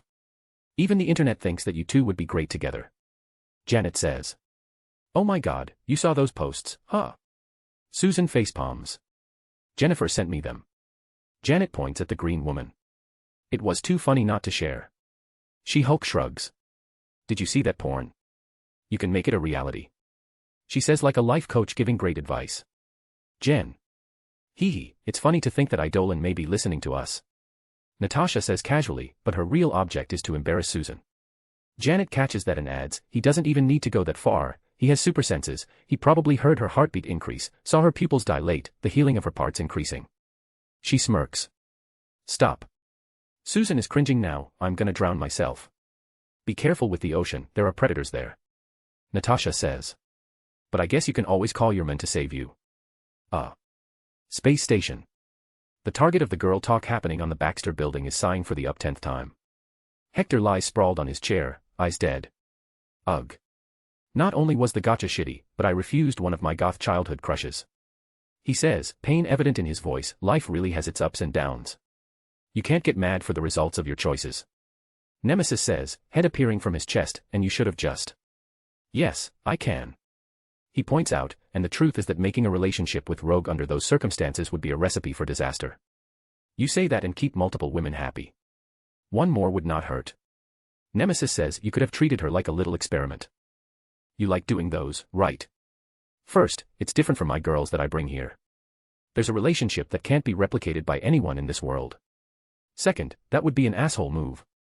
Rogue doesn't deserve that. I choose her happiness over my gratification. Maybe she would be happy with you. Probably yes, but it's too soon. Hector stands up. The truth is that it is hard for me to trust the women from this world, too many examples in my head. I know that is not healthy, and I'm doing therapy with Harley, but I can't help it. There are steps that I need to take before I really commit to someone around here. Steps that I could skip with the ones that came from the essence. He explains while walking through the space station. While you are showing off using that sucker body, I discreetly check the girls. You are really a lady killer. You can have everyone with different degrees of difficulty, even the white-haired one. Everyone has some attraction for you. That is nothing new. I'm hot. Hector says, not even bragging. It's just a fact. Attraction is great, it's the foundation. I had a talk with Pamela about it, but again. The essence allowed me to cheat in more ways than simply getting strong. Relationship progress fast, the inherent trust and complicity that comes from it can't be easily replicated. The women of this world need to be more than pretty faces and my childhood crushes so that I can really love them as a person and not as a character. That is the root of how he treats the Marvel girls. He is able to antagonize incredibly hot women, even attacking them because of that. He does not drool at them also because of that. He can put the horniness aside and create some genuine human-to-human relationship with them and see where things go from there. Sometimes, a good friendship will remain just that, a good friendship, like his friendship with Natasha and Kitty, which he predicts will not develop into anything romantic. Sometimes we'll go down the wrong path, and enmity will be born, like with Amora and her sister Lorelei. Sometimes can start blooming into something more, like with Rogue and, surprisingly, Emma Frost. And to a greater degree, Mary Jane. What he likes about it is that it feels genuine in this world that was once fictional. They are real people, and the fact is hammered on his head with every contact. He is still incredibly surprised and maybe a little happy how things are going with Emma Frost and Mary Jane. The seductress, manipulative villain, is now a co-parent and a friend, the flirting is becoming natural and a pleasant part of their routine. And he doesn't even need to talk about Mary Jane. I'm not wrong in letting things take a natural course. Hector says with conviction. I can, indeed, use my meta-knowledge, my good looks, my powers, and whatever more to seduce almost everyone, but it would be cheap and maybe worthless. You say that, but you still haven't touched a lot of your summoned girls. Nemesis says. Oh, you are gonna get it, Nemesis. Make no mistake. Hector says casually. She almost blushed in surprise. You, Chun-Li, Amelie, Yuri, Raven. All of you are gonna get it. He repeats, but if you guys, I can make the development be genuine, I will at least make the relationship genuine, the best I can. When we are in sync. You are gonna get it. Sometimes it clicks fast, like with Harley, sometimes it will take longer, but all of you who are genuinely interested in me are gonna get it. I'm trying to make it as genuine as possible. It's hard, but I want at least some connection before we discover each other's genitals. Booering, Nemesis says. Hector rolls his eyes. Whatever, with you guys I have time and the certainty that I can make things right eventually. So you take us for granted? No. I had this same talk with Shago. He says, it's not like that. It's just that things are still very new. I'm still going through trial and error, treating each of you based on your own individuality, as people. This shut Nemesis up. The living up just received a doki doki moment from Hector's protagonist expertise that can say things that hit deep casually. He didn't assimilate Yuki Rito and Eiju Rintaro for nothing. We are here. Hector arrives at a sealed double door that opens after a 3-step verification. Inside, there's a sterilized room with giant shelves, but instead of books, there are big rectangular and transparent containers. Inside one would be able to see people in suspended animation, frozen like Han Solo. Bring me subject S-01. Hector says. Are you finally gonna start experimenting with those wastes of space, Master? GLaDOS is the one that answers, a giant robotic arm dislodged from the ceiling before grabbing one of the people and bringing them to Hector. No. The opposite, really. Hector says while looking down on the unconscious form of Remy LeBeau, also famously known as Gambit. I'm gonna release him. Release. That doesn't compute. There is no release in my database. Are you gonna release him from the confines of his flesh? Extract his consciousness? GLaDOS asks. Stop that, I know exactly what I mean. This dude is not that bad, I checked his memories. Hector would not release him just because he likes Gambit as a character. He has a cool power and the potential to turn his life around, he deserves a second chance. He was also one of my favorite characters in Marvel vs. Capcom, but Cyclops was too. I was like 6, it didn't hold much weight now. Hector materializes a card in his hand before it shines brightly into a ruby light. It can be considered a thanks for the power I copied. One alteration later, and the card starts shining white. Using his perk to customize the visual of the powers, he likes to keep it as a theme and make the power his. Well, but if you ask, the main reason is because Rogue. He makes the card disintegrate before looking down on Gambit. This is Rogue's destined partner, maybe. Are you gonna release a rival? Nemesis asks, strangely. I'm not proud to admit that I thought about killing and being done with it. He even gave me a reason by working on Sinister, but I'm trying to be better than that. Hector chuckles darkly, this is like the tests that you like so much, GLaDOS. It looks like a completely meaningless test. The AI answers sassily. Ah, it has a meaning. This is an ultimate test for Destiny and Rogue, beyond being a moment of growth for me. You know. I stayed a little longer and watched Rogue mature a little after the confession. She is becoming the confident Southern belle with long and curly brown hair that she is meant to be. The problem is, well, Marvel is a promiscuous place. Gambit is her soulmate, but Magneto. Ugh. After a shudder of disgust, Hector continues, I still have my prejudice against the women from here, so let's give her the chance and opportunity to do everything she can do, even the bad. Even what will kill her is a future interest to me. It's okay, there are infinite rogues out there in the multiverse. You are testing her love for you. Nemesis accuses. It is a crush born from the fact I'm the only one that can touch her, let's see how she acts when she has many more suitors. If her love was so trivial that it could so easily move targets. Then I'm not interested, Hector says with finality, there's even a little ruthlessness in his eyes. Hee hee, look at me talking like I'm some sort of big prize. In a few words, I will just let her live her life, be a person. Let's see how things develop. It can be disappointing or exciting. I will accept whatever outcome. All of this could be avoided if you simply sweep her off her feet and love her now, and keep her. Cortana, who was silent most of the time finally, says something. Hector chuckles again, can I confess something? Rogue is not the only one who needs to have her love tested. The truth is, I don't love Rogue. Hector admits calmly. It's just a crush. That is the truth. I want to love Rogue, but that love can't be born easily like this, it will go away equally easily. I want her to stay loyal to the crush she has on me a little longer, to let it bloom in love and make me love her too. Seiko says that I have a lot of love to give, and Harley says that I tend to reciprocate love with love easily. Hector pushes Gambit on a portal somewhere on Earth. Obviously, I will continue to be her friend and treat her well. I will not simply go away and expect her to like me for nothing, I'm not an idiot. I think you are an idiot. Nemesis says, way to overcomplicate things. Love is complicated. I believe if this little seed survives the tribulations and truly blooms, Rogue will truly be an amazing partner and wife. I'm taking her seriously here. I respect him this much. I do not want to just date her and maybe break up later if things go wrong, I'm thinking about a full life commitment here. And what if it fails and you lose her forever? Nemesis asks to provoke him, what if she falls in the arms of this Gambit, be soulmates, and moves on from you? Imagine they marry, kissing, fucking. Hector starts walking away, his expression unchanged. It is what it is. He shrugs. Said that, I'm still pissed and need to kill something. Hector didn't walk far before saying those words. Then go to hell. Literally, I mean. Hit a randomizer in the portal coordinates and go kill some demons, or fall into a succubus pit and release all that anger by fucking. Nemesis suggests with a lascivious tone. You and the succubus pit again. Hector rolls his eyes. But you are kinda right. That fucking continent I was exploring has no intelligent demon life, I need to explore more, and it will take decades if I don't risk a little more. Oh, I can bet you that you are gonna fall into some woman's lap, your luck is simply too ridiculous. Hector doesn't take the bet because he is also not 100% sure that it would not be the case. He knows himself. Whatever, I just want to fall into some demon creature nest and kill everything. Later in hell, after already randomly teleporting while using a cloned body, Hector is showing the most deadpan face in the history of dead faces beneath his helmet. Before anything, let me ask. What kind of demon are you? Hector asks the first demon that he met when he appeared in hell. Me. I'm a succubus, why? Satana Hellstrom answers with a tilt of her head, looking curiously at this intruder. The sigh that he releases is loud. A.N. Hello there. Here is the link, without spaces. Hope you all enjoyed it, make a comment because interaction motivates me to keep writing. Thanks for reading. Till next time and stay good y'all. Bye-bye. Chapter 137, The Road to Hell. Third-person POV Hell.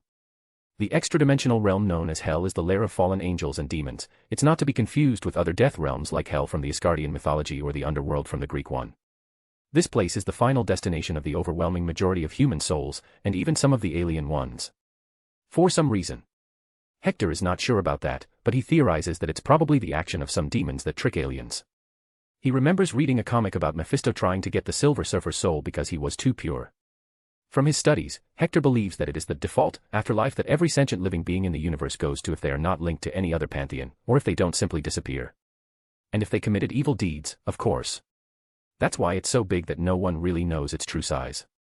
The most common understanding is that it is at least as big as the universe, mirroring the material plane. Many believe that it is much bigger, linked with many other dimensions. They think that every realm ruled by a Hell Lord is at least the size of the universe. But many call Hell a lot of dimensions that are related, so those affirmations are not that reliable. What supports this theory is the power of the said Hell Lords and the fact that Hell is fractured into numerous smaller realms. Even the Limbo would only be a part of Hell. This statement divides opinions, and would only need Hell Lord born there to really put it on the ranks. That was what Belasco was trying to accomplish, beyond pleasing his outer gods masters.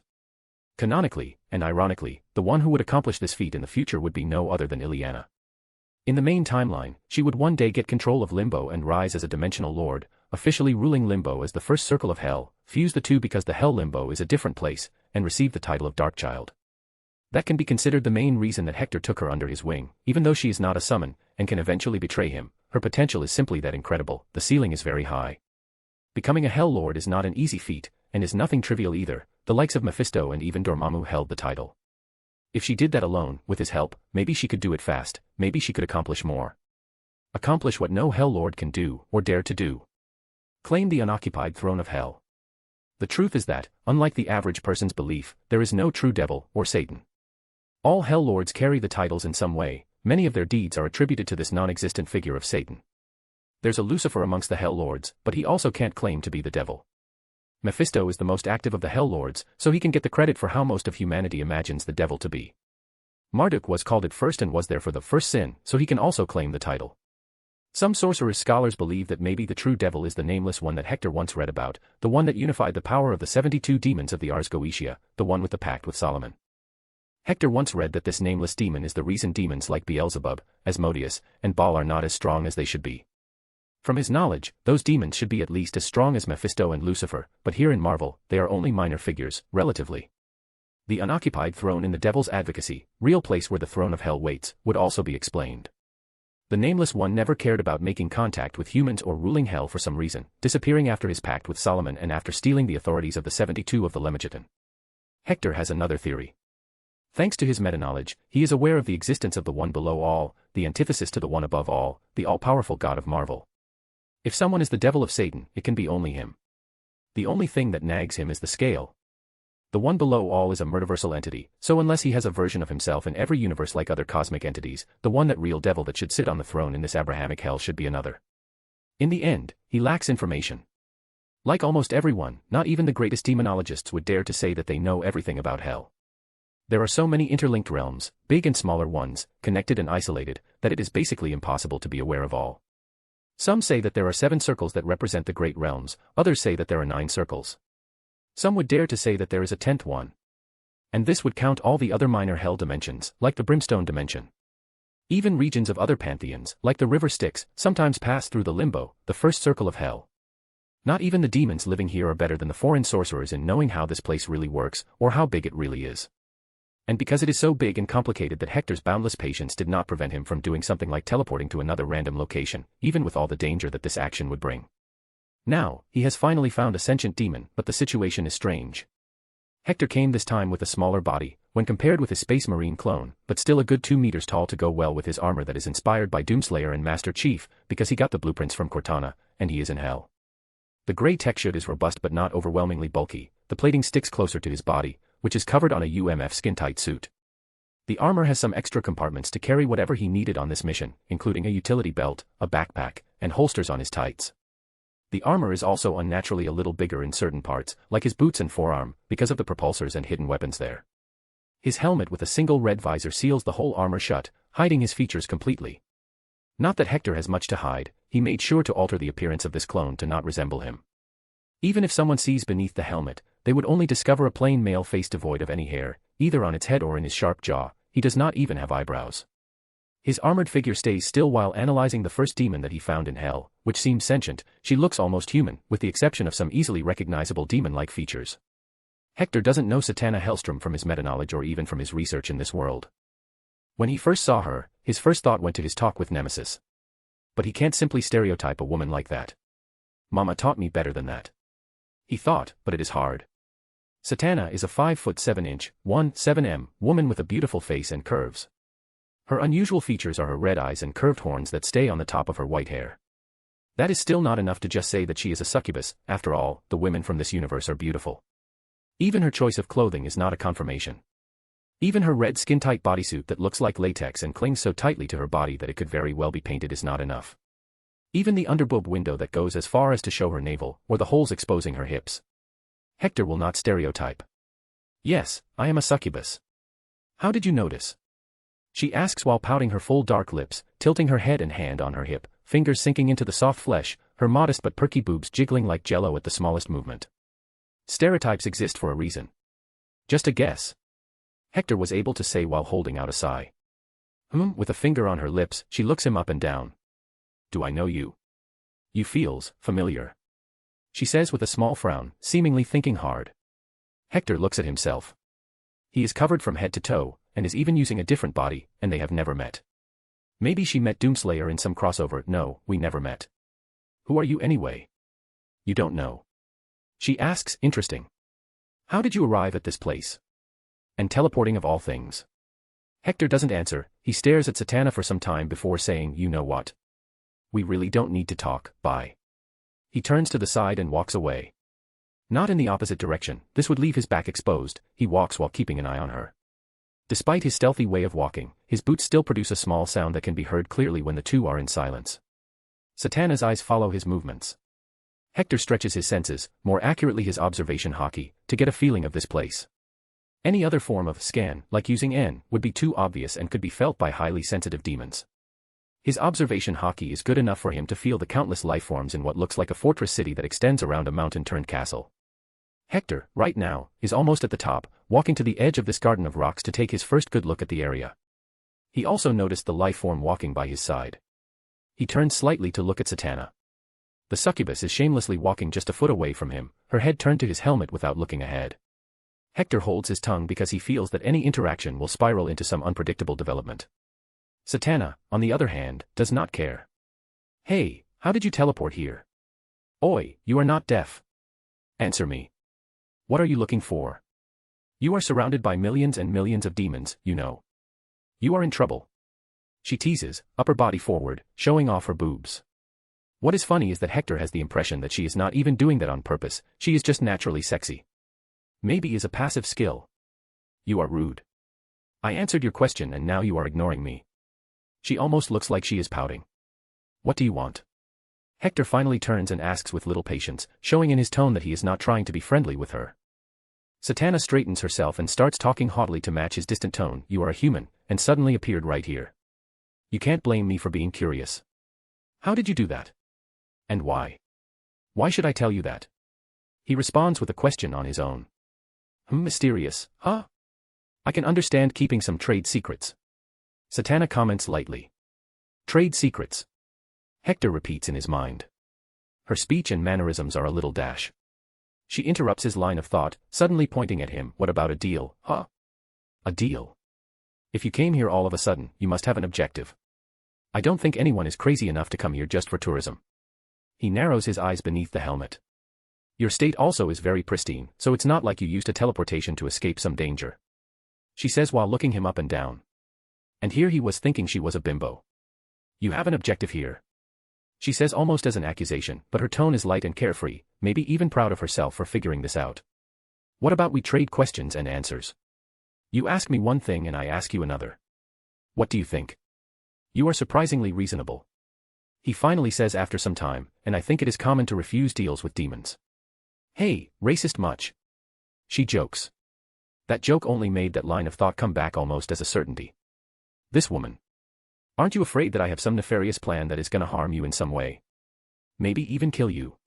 He asks, raising his chin to look down on her. Despite the casual threat, Satana just laughed, ha ha ha.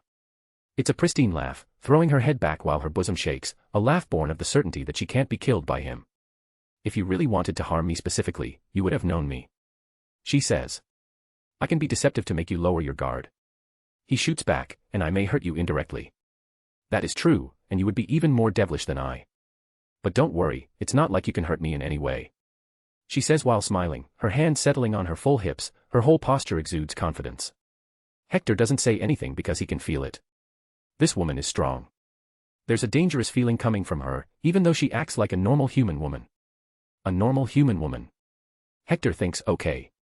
He says in an expressionless tone. Great. She exclaims happy, even clapping once. She just confirmed his suspicion. She understood the world okay, and they are not using all speak. But how can I trust the words of a demon? He says to test the waters and provoke her a little. You can learn a lot from someone by seeing how they react when provoked. It's an old tactic, making the person happy, angry, sad, or showing any other emotion is a way to speed up the understanding of that person. A provocation here, a compliment there, a threat, a challenge. You try to elicit the entire emotional spectrum so that you can map the person as quickly as possible in one conversation. So much prejudice. That is not very Christian, you know. She shakes her head sarcastically, and you are really new to hell, huh? There's a little spell that can be used when two high-level demons make a deal and exchange information. We join hands, and the spell will tell us if we lie or if the information is not satisfactory. That's very handy.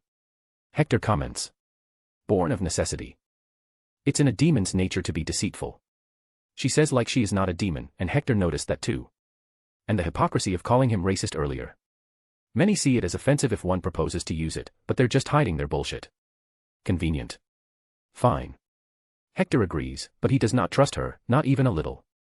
If something exists, that means there are ways to cheat, nothing is perfect. As a resident of hell, she obviously has the advantage. But after weighing the situation for a second, Hector discovered that he didn't care that much. Gaining any information will be beneficial to him. Great.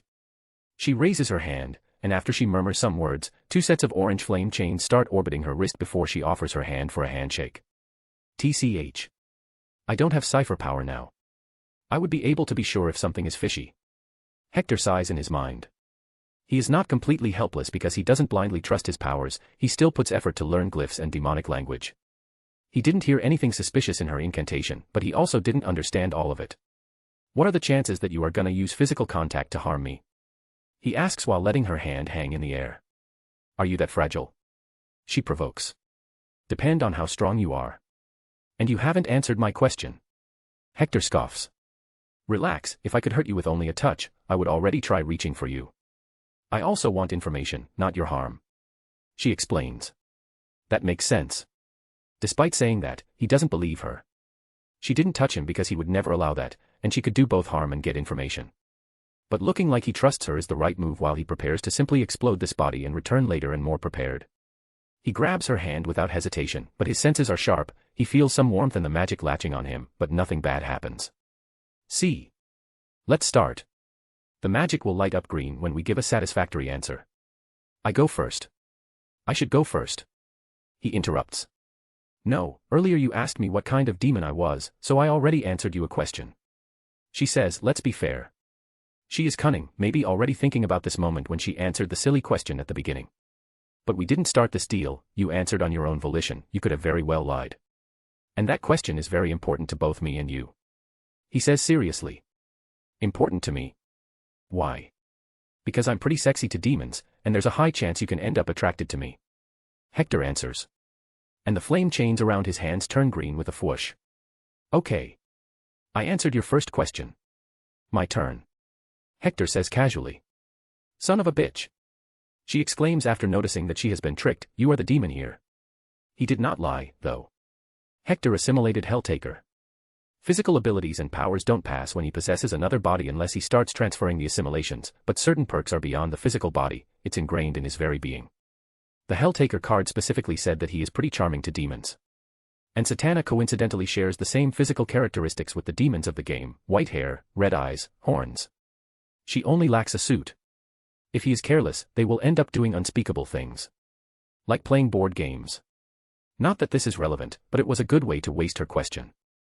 To his surprise, after the accusation, Satana pauses and releases a pearl of laughter, ha ha ha ha. That was a good one, you got me there.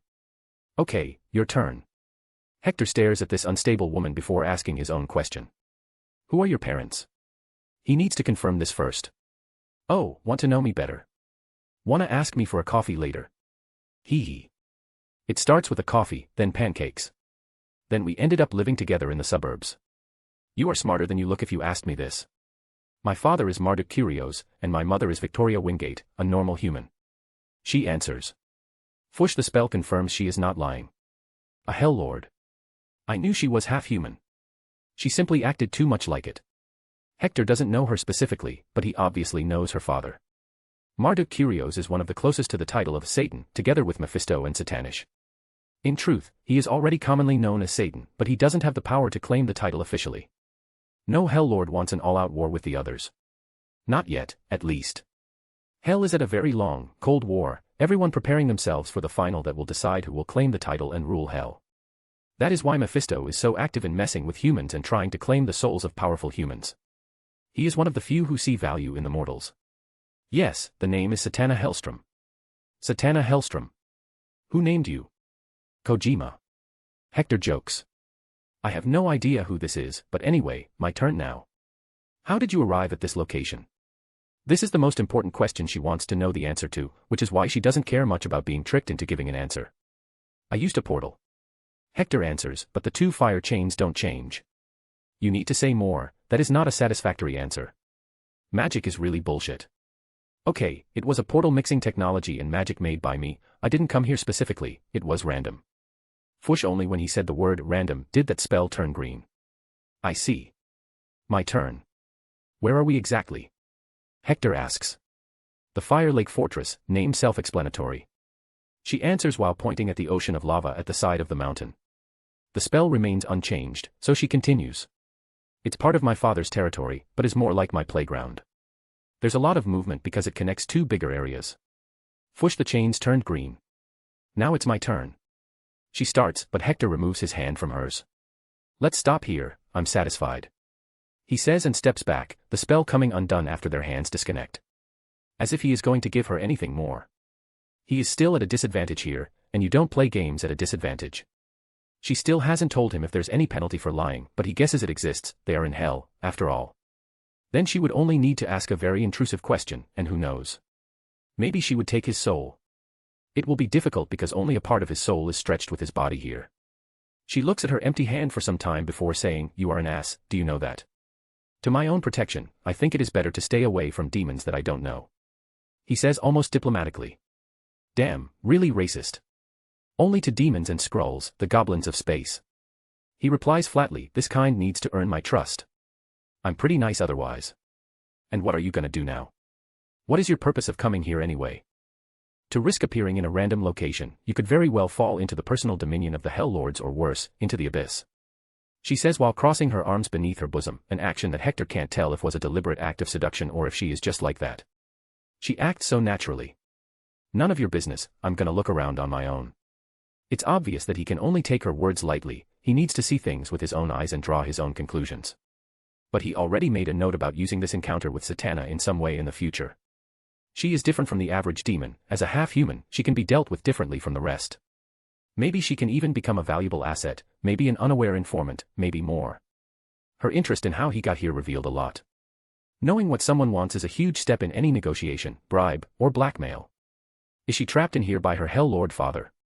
That would be so cliché. Hector thinks while walking away. So cliché that his mind wanders to the many similar situations he saw in many media, situations just like this one. The main character meets by chance the stranded princess character of a new region, whom he eventually helps overthrow her tyrant father, till she rules the place and becomes a pillar of support to the main character. He saw that so many times that he was almost planning to manipulate scenarios to get close to Satana. Maybe he should fall with her in some unknown location so that the two need to rely on each other to survive while getting close. Maybe he should orchestrate some assassination attempt and save her. Buffed, this would work if she were a damsel in distress. Too little information for now. I really need to look around. Before making the next move, he should look around and get a clear picture. He doesn't even know how her relationship with her father is, but the fact that she is here alone and the distant tone she used when talking about him gave some clues. Hector has a big plan for hell. As if he would allow a place so important to be governed by corrupt and evil villains. They are not fair either, many innocent souls end up here. He wants to free them again. He wants to take control of hell. It's possible, especially for him, after all, that is one of the main features of his cheat, the essence. He can bring all kinds of people to be his subordinates, so it's not far-fetched to imagine a future where a subordinate of his can eventually take over this place. On this not-so-well-made long plan, Raven is the primary candidate for now. She has the pedigree for that, her father Trigon doesn't lose to any Hell Lord. Ileana is another one. And now Satana. 3 Hell Lord potentials. This is big. Hell keeps itself in this fragile peace because of the balance between powers and the loss that a great war would bring. There's also the fact that each Hell Lord has their own plans to get some advantage over the others. Now, if at least 3 Hell Lord level characters ally, the result is as clear as water. Hector tries to remember how many Hell Lords exist. Mephisto, Marduk, Lucifer, Satanish. I think Zarathos is a Hell Lord but without a territory. There are also the ones with death realms that are not linked to this hell that also sits on the table, like Hades/Pluto and Hela. I will not add Thon and Shumagorath, they are on different levels entirely. Wanda. For Hell Lord potentials when there are not even 10 of them. He also didn't forget that there must be much more Hell Lord potential around there, dozens of them. And there are also old Hell Lords he read about, dethroned and are maybe waiting for an opportunity. He read about Aquawankwa, Dansker, Kxulthuum, Zuthul, and other Hell Lords from the pre-cataclysmic age. A war will be really messy and unpredictable. To be on the safe side, at least 10 of them, many with their own armies. The more he thinks about the more the value of Satana Hellstrom grows in his eyes. This opportunity, born of his plot armor and pervert luck, can't be wasted. But for now, he will act like he is not interested in her. Unfortunately, she is still interested in him, in an unhealthy way. It's not marvel if this doesn't happen. Hector is able to say calmly before disappearing from his spot to dodge a magical attack. He reappeared a dozen meters away, now facing Satana with a battle stance. Why don't you stay more? I insist, she says in a sweet voice, hand still stretched from where the fireball came from. Don't worry, I just need you for some things. I promise that I will let you go when I'm satisfied. She says with some innuendo. I will need to politely refuse. Hector doesn't fall for her sweet talk. Didn't I say that I insist? Another magical attack, this time the ground obeys the movements of her hands, tentacles of rock rising to try to restrain him. Hector pulled his fist back and delivered a punch when the tentacles got close enough. The punch did not hit anything in particular, but the shockwave is strong enough to blow and shatter the tentacles, pushing the earth away and creating a huge crater on the ground. Whoosh! Satana was obviously surprised by that display of strength, even more surprised when Hector suddenly appeared from between the dust already in front of her, his armored gauntlet moving to her face. But as an extremely high-level demon, she obviously has equally extremely enhanced senses, so she was able to react by putting her forearms in front of her. They are enveloped in crimson flames, but Hector doesn't care. Boom, he punches, noticing that Satana jumped back at the same time, and sends her flying like a bullet. She stops herself by planting her high heels on the ground and skidding for dozens of meters before stopping, leaving 2 long marks on the rocky terrain. You are nimbler than I thought. She says, arms trembling, but doesn't look hurt. Hector, on the other hand, is staring at the crimson flame sticking to his fingers. Hellfire. He says. There are all kinds of hellfires, this one in particular made him get serious because it is hurting a lot. Really a lot. A soul type, huh? Soulfire. It's corroding my soul. He says with a serious frown, voice slightly strained. Attacks on the soul are not a joke, that much pain would make a tough man trash on the ground like a wild animal, but he is holding on through gritted teeth. Oh shit. Sorry, I will remove it. Satana suddenly exclaims with wide eyes. Hector stares at her, the worst part. She is not faking or saying it to mock him. She looks genuinely worried that he is gonna die. Maybe not for compassion of her heart, but even so, it really doesn't look like she wants him to suffer. Don't look down on me, hellspawn. Hector spats. He then releases his aura to defend from the flames, making a protective layer, like how he once saw Naruto do to defend against Sasuke's Amaterasu, and with a swing of his arm, he discards the hellfire-like mud that was stuck on him.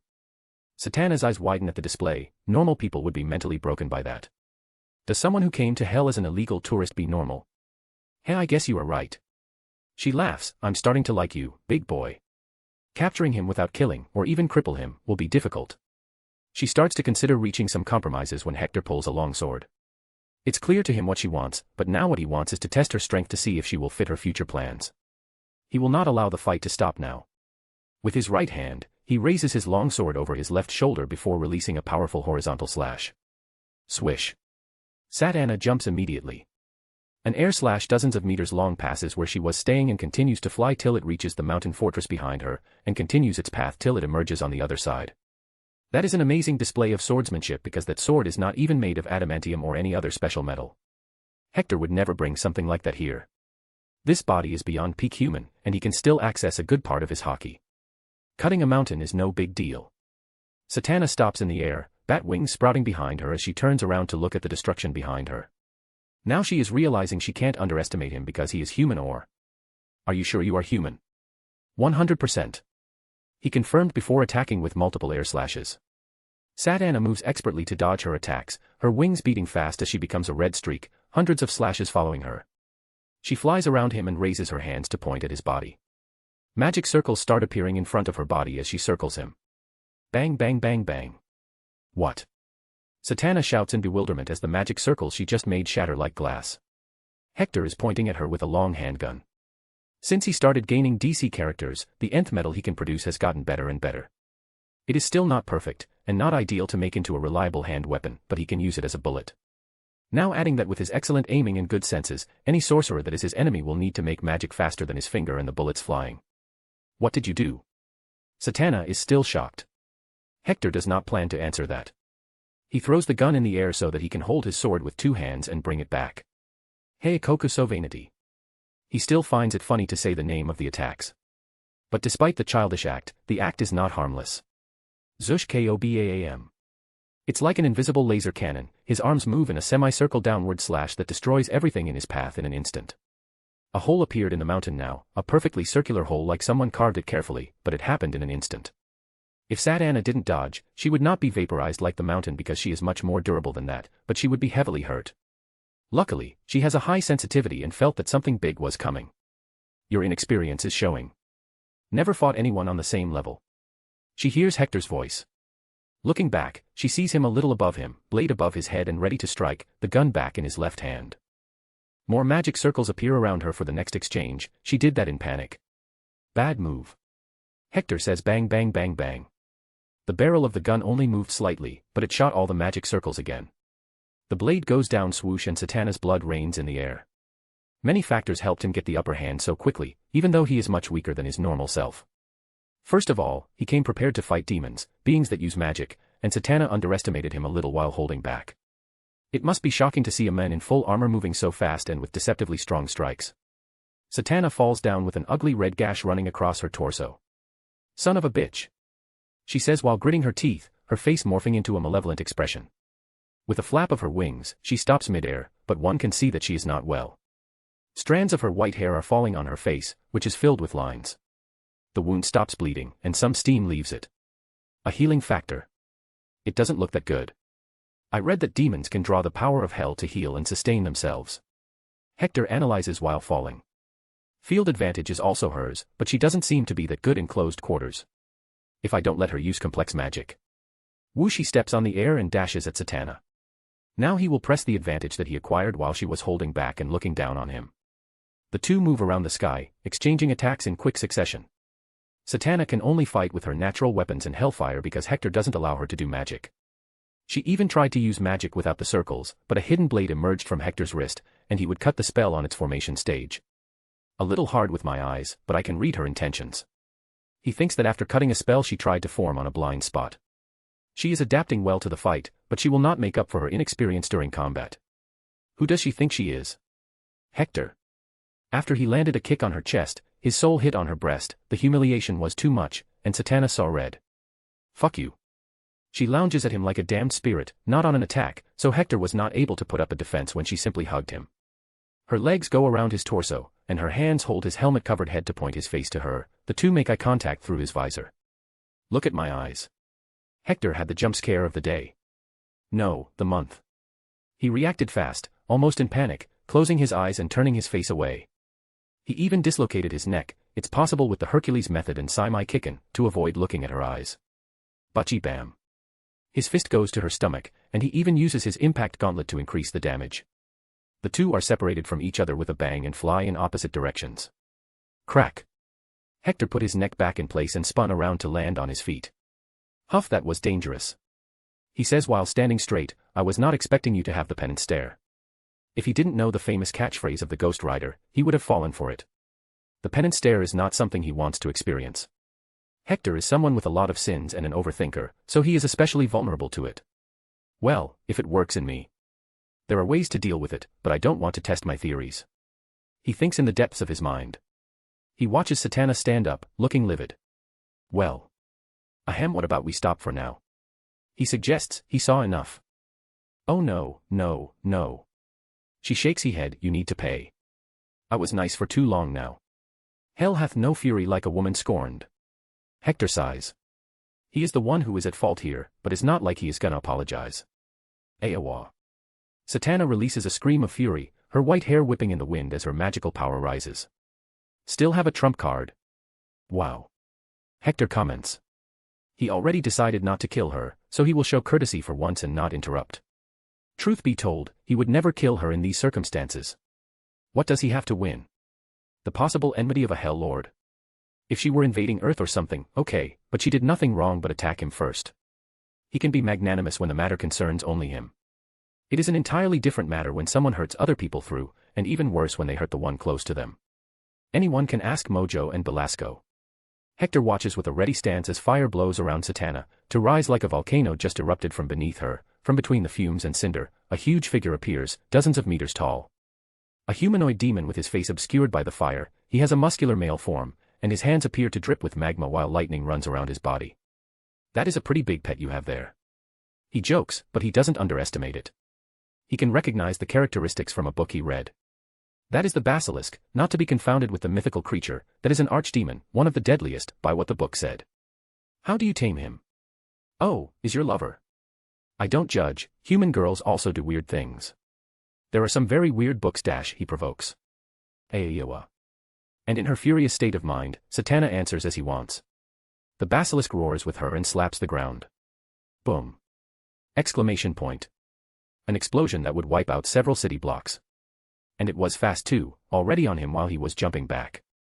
He defends himself, accepting the damage that he would take and already preparing his next attack. Left hand in front of him while using his energies to shield himself, and right hand pulling the sword back. Swish.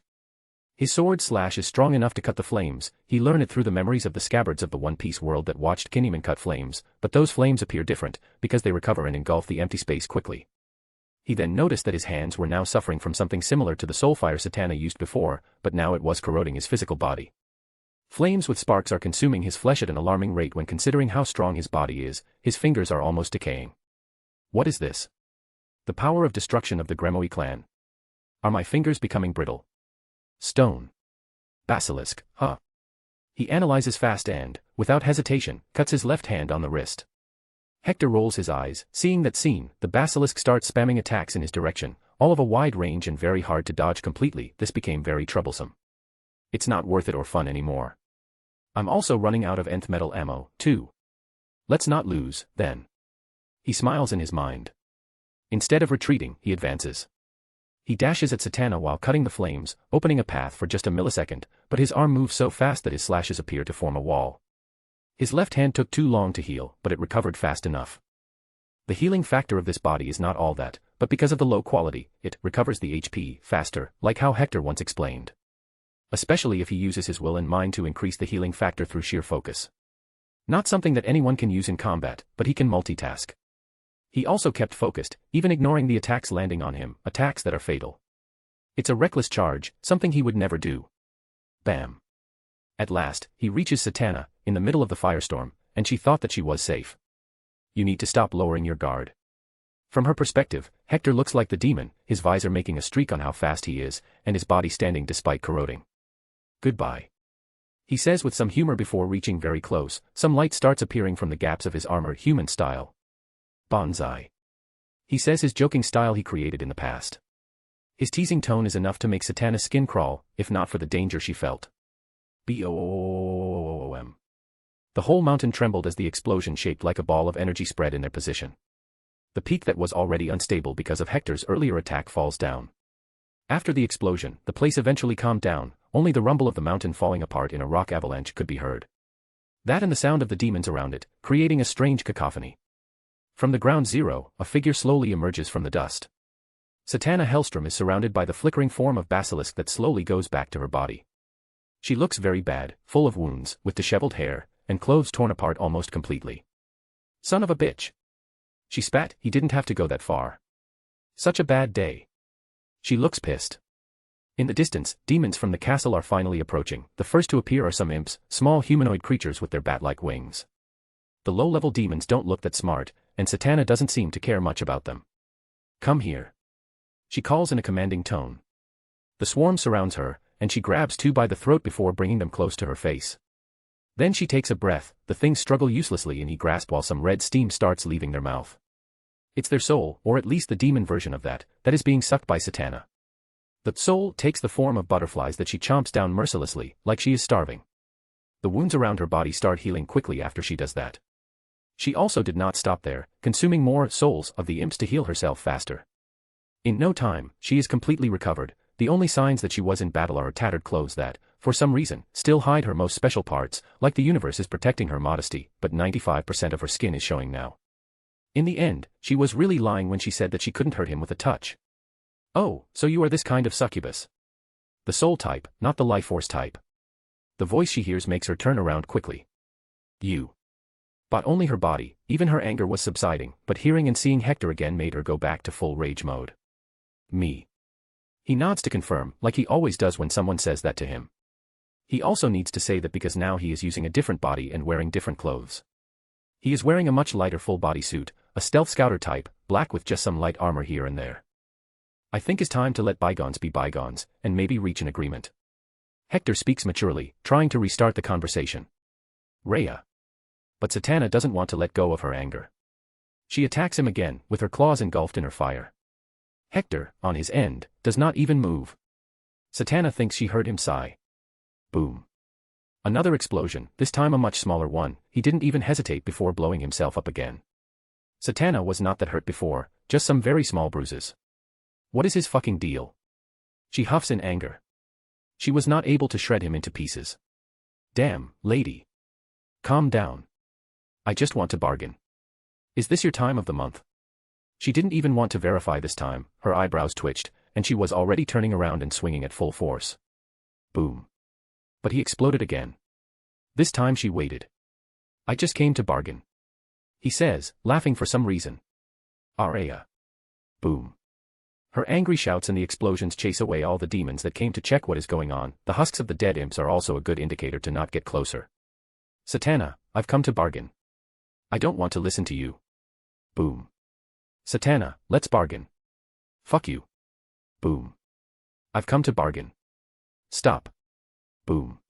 She only had the time to lounge with him before he explodes himself. At some point, she even goes back to using magic, and he doesn't even try to counter it, he just self-destructs. Satana. Boom. What about we bargain? I hate you. Boom. It goes like that for a long time, and it reaches the triple digits. She tries to avoid him, but he follows her. Her clothes also finally gave up, and she got naked once, and next time he came back with a new set and called her shameless, even if it's his fault. The new clothes are much more conservative too. It's a three-piece black suit with a red shirt. Bargain. This time she stares at him, not attacking. She is so angry that it went all the way back to being calm. Boom. But he self-destructed all the same, even without her engaging. She watches the explosion with a dead face, but her eyebrows are still twitching in anger, like the trembling of a volcano about to erupt. She feels like she is in hell. Oh wait. The next time she watches the moment he reappears through a portal, all giddy before stopping and noticing that she is staring. Then it becomes awkward. The two are looking at each other in silence and without moving. Boom. Extra. If one goes down to hell, beyond the ninth circle, beyond whatever broken and fractured realm exists there, ruins of places that exist much before nowadays, beyond even the sparks of creation that are still shining even though creation already ignited in an ever-expanding flame, one would find darkness. Pure darkness and pure nothingness. It is what the demons know at the abyss, the hell to the demons, the thing below them that scares them as much as hell scares humans. No one who went there even returned, and nothing that came out of here was good. Nothing that it happens frequently. It reached the point that is almost a boogeyman tale to tell that things will come from there to destroy hell. Only really high-level demons would be aware of anything there, and even they consider the topic a heavy taboo. But hypothetically, if one goes down there, after the darkness, after the void, after the nothing, they will find more nothingness. But hypothetically again, if someone is incredibly fast, so fast that distance becomes irrelevant and they reach the end, they will finally find something. At first, it will be a single object in the middle of an ocean of darkness, then they will continue to go down to this single object with that same relativistic speed. When they didn't reach that object fast enough, they finally notice that it is not a simple object, but something incredible big that is far enough to look like a small pebble. Once again, with a lot of patience and with the hypothetical relativistic speed, and a lot of time, they will finally be close enough to see what it is. A continent. A piece of land cut off from the rest of the universe, maybe of the multiverse, floating in the nothingness. No, they will notice that this continent, which looks decrepit and lifeless, is standing on something. They will be able to see the edges of a humongous and colossal double door, the continent above it like it is spilling, making weight so that the door doesn't open. Sealing it. Green light is being emitted from the door, but the continent is stopping it. If Bruce Banner were here, he would be shocked to notice that the green light is gamma radiation, incredibly pure and astronomical quantities. When they are close enough to finally take a good look, they would see the dark land, the rivers and lakes, the mountains. There's no complex building, just some here and there. It looks like a wilderness where some ancient people live. Just a little more lively than the average area of hell. It's a deserted rocky place, but it's not any jungle either. When this person gets close enough to see what is happening in this continent, they would see strange sights. Demons strong enough to eat the basilisk and spit the bones, bowing down to the nothing reverently, others being tortured while being kept alive, some demons just lazing around, others building temples, even strange sights like countless succubi having an orgy between themselves. Each of those individuals is so strong that they would be able to cause a ruckus in hell, but here they are just indulging. In the center of this continent, a person completely different from any other demon walks on a small island that stays in the middle of a small lake. The water of the lake is so still that it looks like a mirror. It's a dark-skinned woman with platinum blonde hair and a long braid that falls in front of her huge bosom over her left shoulder. She looks human externally at least, and uses clothes that would not be strange on a sorcerer. She carefully walks on the small island, with only one rock big enough for someone to sit on it and a dead tree exists there. Looking closer, anyone would see that this tree appears to be filled with incomplete faces. It's like someone started carving faces but never completed a single one, no distinguishing features like eyes or mouths exist. In front of the tree, the woman fell to her knees without hesitation. Master. Solomon. Suddenly, the tree ignites into a gentle flame, the branches engulfed in a multicolored fire. Is time. A voice that looks like a combination of 1,000 people whispering together echoes, the united voices reaching a normal volume. No master, I'm sorry. The woman now identified as Solomon replies with a calm face, but is close. How close? The voice asks with some impatience, the flames flickering wildly. Just some more years, master. Nothing when compared with the time we waited. She replies, when you send yourself back in time, the cycle will be complete and you can merge with your main body. Then you will be able to reclaim your title of the one and only devil. Oh my god, who can this guy be? I have no idea. Who never thought about throwing a clone of yourself, or a soul piece, back in time to cheat? Funny how he was called the devil in the One Piece world. Anyway, I wanted to make Satana different from the normal succubus archetype, and she is pretty chill in canon, too. Even acted as an anti-hero for some time. Very different from the slut Shikla. I hope you guys liked it. Stay good. Here is the link, without spaces. Hope you all enjoyed it. Make a comment because interaction motivates me to keep writing. Thanks for reading.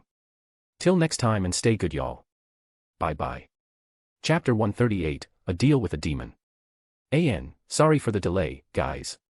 I had some things that kept me away from my computer, and the last time I tried to post with my phone, the format became all fucked up. Anyway, enjoy. Third-person POV. The reward for the time we waited is near, Master. Solomon says to the tree, but it seems that is not what the tree wants from her. We. Do you know how long I lived before you reincarnated to meet me? The tree replies angrily, fire burning wilding from the branches. Do you know how many generations of rulers and calamities I devoured before the 72? They are just the last in line and you happen to witness their downfall. I am on this for longer than you can imagine. I know, Master. All creation owes you a huge debt. They should all praise you. Solomon is still calm despite the outburst of the tree. Praise? Who gives a fuck about their praise? I want to die.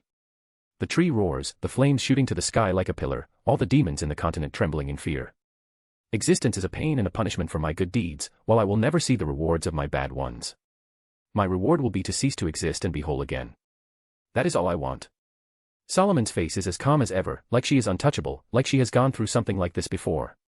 I also know that, Master. But you need to wait. You can only fuse back when the time is right. Solomon replies, your true body has finally awakened, the timeline is progressing. She explains patiently, like dealing with a child, experienced in dealing with the tree tantrums. The fire calms down, going back to a calm and steady flame. You are right, Solomon. The voice now seems so calm that the previous outburst looks fake. I'm sorry. A branch moves to caress Solomon's cheek. For the first time, she showed an expression, a small smile. All well, Master. I'm aware of your hardships. It's just that it sucks so much, the voice now whines, it looked like such a good idea when I did it, I mean. It looked like a dumb idea, but the returns would be big while I would do nothing. But there's no shortcut to this shit. I'm here suffering. There is always a price. You are holding the one below, Master. It's a noble deed and sacrifice. Like I care about that shit. Everyone can die for all I care, I would kill every single living being in this universe if I could die just after that. The one who cares is the main one. I'm only a pathetic, incomplete, and unbalanced existence born from a fragment of his soul. No, not even a fragment, a mirror of a fragment. I keep this mission because I know that it was once important to me. Because I am too far gone to give up now. Because if I stopped all my suffering would be meaningless and I hate that more than I hate myself. HMPF, if I were not so good, I would have turned against the main one. The tree huffs proudly, but knew I need to have the great idea of leaving only the 7 deadly sins and my mission deep into my being to be the root of my consciousness even after I develop an ego. Look at me. A glorified demon essence farmer and plot device. What great idea I had to gather demon essence for billions of years while making sure to diminish the influence of the one below all. I'm a fucking genius, y'all. HMPF, I'm living mostly of spite. I want to shit on the face of Mr. Murderversal being beneath me. How do you feel about having me teabagging you for billions of years? You are nothing. And I'm too smart to even think about doing anything underhanded to the main one, because I know the best course of action is to fuse again. He has things that I can't acquire no matter what. If I go back, I will be complete. I will be fixed. I will have everything back. And it would be cringe. The tree stops its rant to seemingly pay attention to Solomon. I can't even love you, Solomon. Master. She holds the tree branch that is caressing her cheek. You are here as my caretaker, and I can't even reciprocate your feelings. Every feeling I have is twisted and dark. Even my greed and envy are directed to the simplest of things. To be human again. I know that if I go and take over my body, I will lose. I will forever be a demon. Be this wrenched existence that I hate and hate so much. My pride doesn't allow me to be happy with this path, to this to be my finishing line. I can't even be happy at all. I can only be happy again if I follow the plan. The best course of action is to go back to the whole. But now I know that even if I go back, an imbalance would form. I cannot be absorbed immediately. I'm simply too strong. Solomon doesn't need to nod to confirm. This tree is absurdly strong. It's not even the tree. It's just a part. The real body of this demon is the whole continent. The demon changed tone again. And here I thought that it would be easy, all the burden that I carried will be his. Sucker, fucker, loser. Does he think he can reap the rewards of my hard work just like that? I know myself very well. When the time comes, he will not absorb me immediately. A card. Yes, a card to be assimilated. That is what I will become. I will finally get him for once. My objective of dying will be accomplished immediately, while he will take a lot of time to get the rewards and will still need to go through everything I did. Ha ha ha ha ha ha. Solomon bites her tongue to not say, Master, this is you. It's like slapping yourself. While the tree is showing some good mood for the first time, something happens. The green light that is ever present on the horizon gets stronger. Those insects never stop. The tree comments annoyed, I guess it is expected from a source of unlimited power. Suddenly, an earth-shattering roar echoes, and a bulky humanoid creature jumps from the cracks on the continent. It looks like the Bigfoot, covered in reddish fur, filled with ridiculous bulging muscles, and exuding gamma radiation. HMPF. Swish. A tree branch swings so fast it disappears, cutting time and space. The fur creature that was hundreds of kilometers away was suddenly split in half without even having time to react. I should have made him suffer a little more. I would be able to farm some demon essence, the tree says in disdain before the ground opens like a huge maw and devours the bisected creature that was stronger than the actual Hulk. All the demons around here are already doing it for you, Master. Solomon says. I know that. I'm the one who created this automatic farm. Sorry, Solomon. You don't deserve to deal with my mood swings. The tree says, I'm not even being truthful because I'm not sorry, but I know what I have to say and when I'm acting like a bitch. It's just that I don't care. I really want to care about you, but I physically can't. I know it's uncontrollable, Master. I hope for the day you will be whole again, and I can see you at your full glory. Why wait then? The tree suddenly says, just go up and take a good look at him. No need to wait for the day he summoned you with the gender-bending card. He completes with some amusement. Hector POV. The interior of the castle is equally rustic and sophisticated. It fused very well with the mountain, not changing the ceiling's walls or even the floor, beyond adding some stuff here and there. It's an overglorified cave, but it's still at the same level as a medieval castle. The stairs, windows, and some decorations keep the place civilized. Well, it is less civilized now because of the destruction caused by the fight. Walking 2 steps behind Satana, I decided to talk a little to be nice.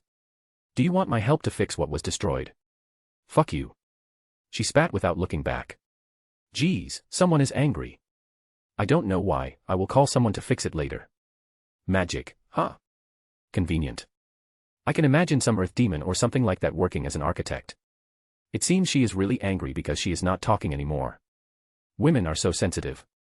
They can't even receive hundreds of explosions in the face without giving the silence treatment. Communication is the key, girl. Come on, it was just a prank. $1 trillion prank with all the clones wasted, but it was fun. Rage bait is in my blood. Eventually, Satana led me to a corridor that ends in a huge double door that screams, important. She unceremoniously opened it, and I followed her because she didn't stop me.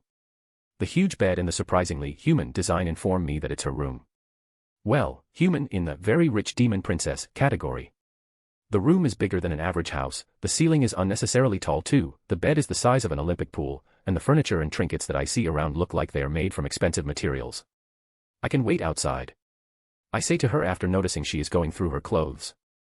I think she looks better in the clothes I gave her, but whatever. Just stay put. She huffs before grabbing a dress of the same color as the bodysuit she was wearing before.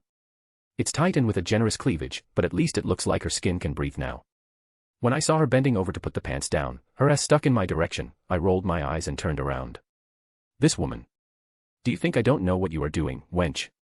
You are not a clumsy anime girl. You are a succubus who knows that you are hot. I will not give you any ammo or satisfaction by looking. I'm a gentleman too. Hey, you can turn around. Her voice shows amusement. It seems that she is not holding a grudge. I turn and sit on a comfy chair while she sits on a much more luxurious one in front of her dressing table, the mirror reflecting her exposed back of the low-cut dress. That thing is being held by a miracle, wait, no. So, how do you plan to compensate me? She starts. Okay, she is still holding a grudge. Let's humor her a little before talking business, solve the bad blood, and all to smooth the negotiations and all that. Compensate for what exactly? I tilt my head to show my confusion. My damaged castle and clothes, my subordinates, the mental distress too. She acts like a fragile noble lady now. What mental distress? And you killed your subordinates. Only because you fatally wounded me. The castle can be fixed easily, you said that. I say, if anyone should be compensated here, it should be me. You. She raises an eyebrow. Yes. Do you know how much the bodies that I needed to explode cost? They are priceless. I shake my head, full of regret. You are the one who started blowing things up, you fucker. Crazy bastard. She gets incensed. You attacked me first. I point calmly. You took things too far. She shouts and stands up. I remains calm, not reacting even when her magic flares. Satana eventually calms down after some heavy breaths and sits down again. Why don't we agree that we all have some blame and put the events of today behind us? I suggest, my tone is very calm. You want me to forgive you just like that, huh? Girl, you used the pen and stare on me. I'm the one being the big person in this conversation. I change my tone to be playful in the beginning, but I get a little more serious at the end. She stares at me for some time, and I don't look away, fine. I don't care anymore. Good. Good. She replies a little aggressively. At this point, we both notice that you want something from me, and I guess I can make use of you too. So that is what you mean by bargain, huh? Yes, let's bargain. I smile innocently. Tell me what you want and I will ask for something at the same level. We can bargain from there. Satana stares at me before leaning forward. It's unknown if she is showing her bust on purpose. I will be straight to the point then. Use that portal of yours to take me to the human world. I imagined that it was something like that. Hector leans back. I need to know more. Why can't you do it on your own? You don't know how. Or is your father keeping you here? Time to ask the important questions. What? Are you afraid of my power? She smirks, provoking me. Not afraid, even if he is stronger than me for now, I don't fear him. Hector shrugs, but getting on his bad side because of your ass doesn't seem worthy of the trade. Are you sure? I have a very nice ass, she says sensually while leaning on her side and passing a hand through the curve of her ass and hip. I'm pretty sure. I answer immediately in a flat tone. HMPF. She loses all her eroticism and rolls her eyes. You don't need to worry. My father never told me not to leave, he never told me anything for years. I'm half of the mind he forgot about me and half that he has some role for me, but only at the end of his big plan or whatever. Now I'm interested in this big plan, but I'm not gonna ask now because it can raise her wariness against me. Maybe she will reveal it by herself, and maybe even casually if she thinks I don't care about it. Is it because of the net? I ask. The net is the term commonly used to describe the barrier sustained by the sanctums to defend the universe against many mystical realms, such as the dark dimension and hell. Yes. I can't go through it. She sighs. The mystical defense of the sanctums protects us against invasions of those realms, but it is not perfect, it is filled with holes. That is why it is called a net. It can't keep the small fish out. And ironically, the true strong have methods to visit us, even though with a lot of limitations. I speak out loud. I guess you are in that awkward position that you are too strong to slip through the gaps but too weak to ignore it. Bingo. She says in an emotionless voice, it looks like you have half a head above your shoulders. You are also pretty unknown as a demon. It's not like any dumb human will try to summon you using a magical circle like they do with more famous demons. That is why demons act out so much. If you think about it, being famous would be bad for a scamming business, right? But humans are still dumb enough to fall for it. So humans can widen the gap by doing dumb shit. I guess it is true that the devil's greatest trick is convincing the world he doesn't exist. Once again, my mind goes to that nameless guy. He is really eccentric when compared to the other demons. He apparently still has some contact with humanity through the spells of the authorities he stole from the 72, but no one knows his true name. No one can call him, no one can try to trick or outsmart him. The chance of winning without losing anything is what keeps sorcerers going to demons, even with all the cautionary tales. They are gamblers, pretty paranoid, I would say. Yeah. Congratulations on figuring it out. She scoffs. So you just need my help to go to the human world once, right? Hector assumes. Right. Then, for the fairness of the deal, I will do that at the end, so that you can't double-cross me. And what if you double-cross me? Then we should do a magical pact. That I can agree, but I'm careful with your tricks now. Don't worry, at this point, I will be fair. I keep my word. Most of the time. I will believe when I see it. She huffs, so, what do you want? I'm exploring hell, and I was kinda going blind on it. You saw firsthand when I teleported here. So I need a guide. I say, letting her figure out the rest. You want me to be your guide? She asks with some disbelief, what the fuck are you doing a tour in hell for? I guess to her who wants to escape this place, meeting someone who is actively coming here constantly is very weird. I'm mapping the place. A step to a bigger objective. I shrug, and needs to be you, by the way. Not outsourcing it. I guess a demon princess like you has knowledge and access to certain places that no normal demon can reach. I may still use her on my big plan, so I prefer to keep an eye on her. Not even I know everything and can go everywhere. It doesn't matter, you are gonna show me what you can. I'm gonna put in the contract to you to act in good faith. I declare, I also expect some promises not to hurt humans or do anything bad to them after I bring you to Earth. Even so, I will mark her. No clause about just killing her after the contract is terminated too. You are putting a lot of restrictions on me. She says in distaste. I will release a demon on Earth. I say in an exasperated tone, I'm already going against a lot of my principles here. I will teach a human to roam free in hell. She shoots back, in words, it doesn't sound bad, but I saw what you can do. You are the most dangerous one in this room. Should I put a clause about you not hurting the demons around here, too? It annoys me that it is a very fair point, so I deflect. Do you even care about the demons around here? You are trying to escape this place, right? And you killed your subordinates. That's true, I don't care. But do you even care about humans? She tries to turn things on me, but I'm different from a demon like her. I obviously do. I answer without hesitation, I'm doing it for the humans. I say with conviction before I give her an almost imperceptible shrug, I guess there is no harm in telling you. But my plan is to liberate all the souls unjustly trapped here in hell. She doesn't look like the type to go around claiming souls, even if she is exactly this kind of succubus. I can be wrong, though. So I say that to gauge her reaction. Her eyes widen almost comically, her mouth opening and, she throws her head back and laughs. Ha ha ha ha ha ha ha ha ha ha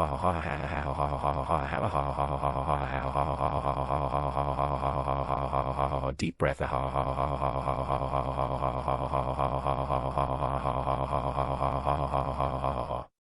I don't show any reaction, not even a twitch.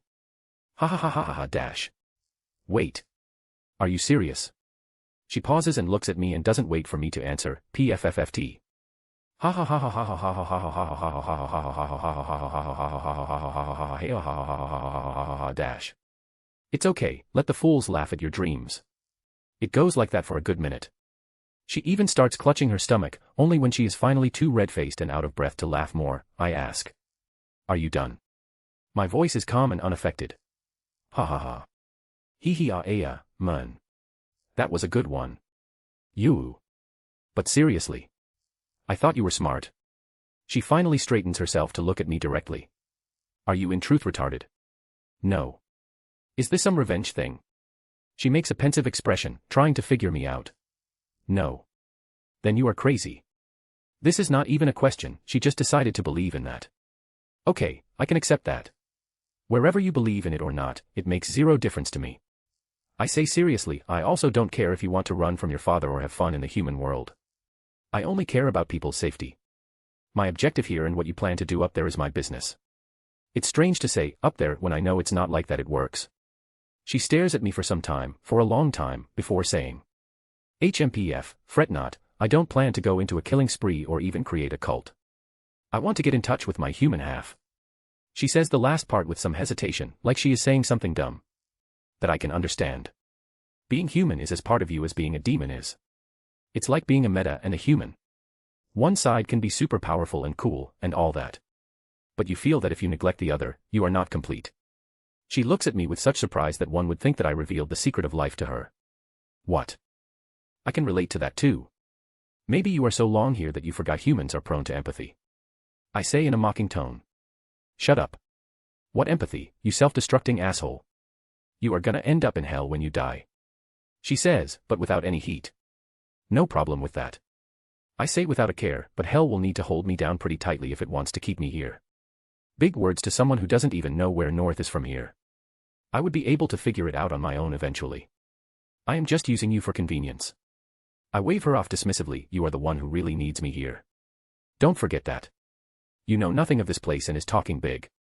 She replies, looking down on me. Then I hope it will be worth the deal.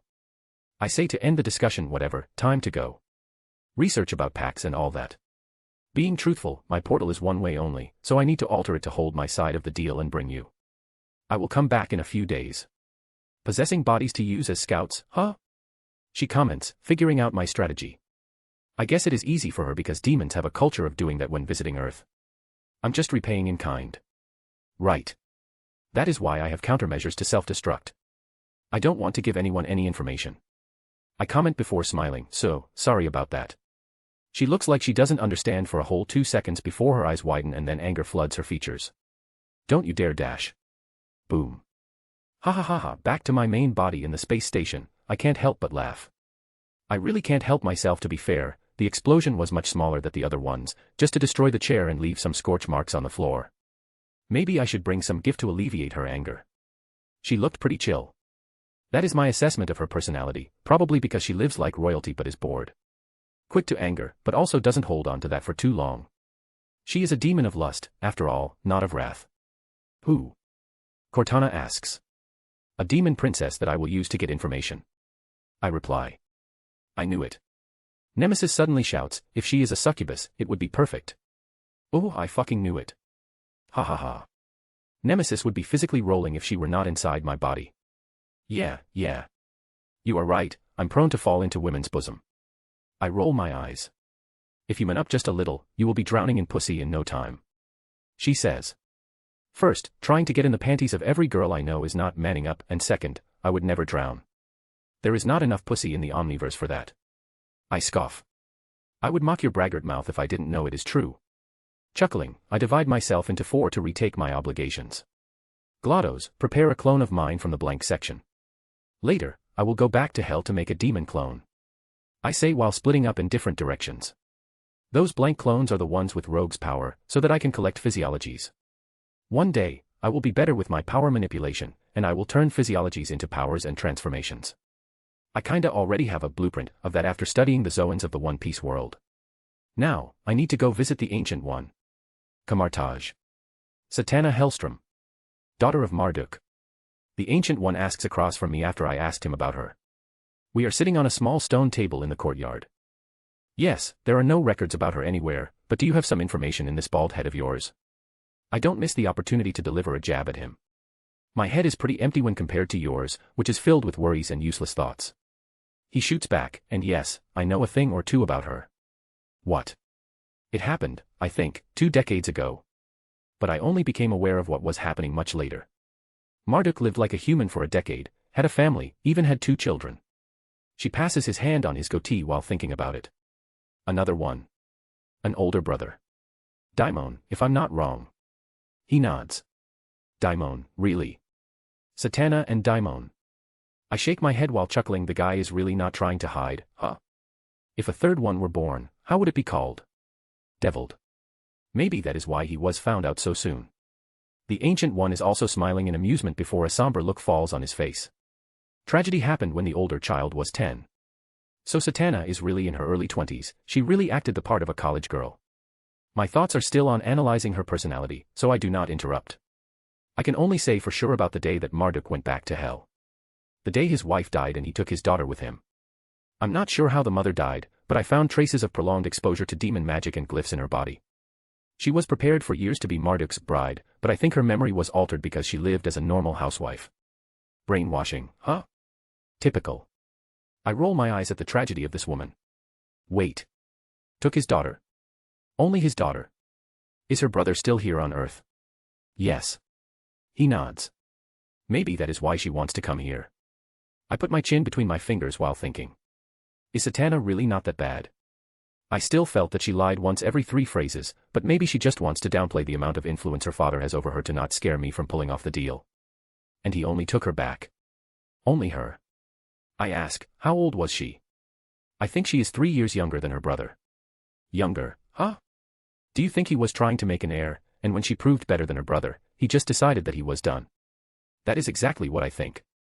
I also think he couldn't have stayed hidden for much longer than 10 years. So some demon cultists prepare a woman to bear the child of Satan. The guy descends and marries her for some reason instead of just raping and breeding her constantly. I recapitulate. Twisting love is power to demons. The Ancient One interrupts to add. Disgusting creatures.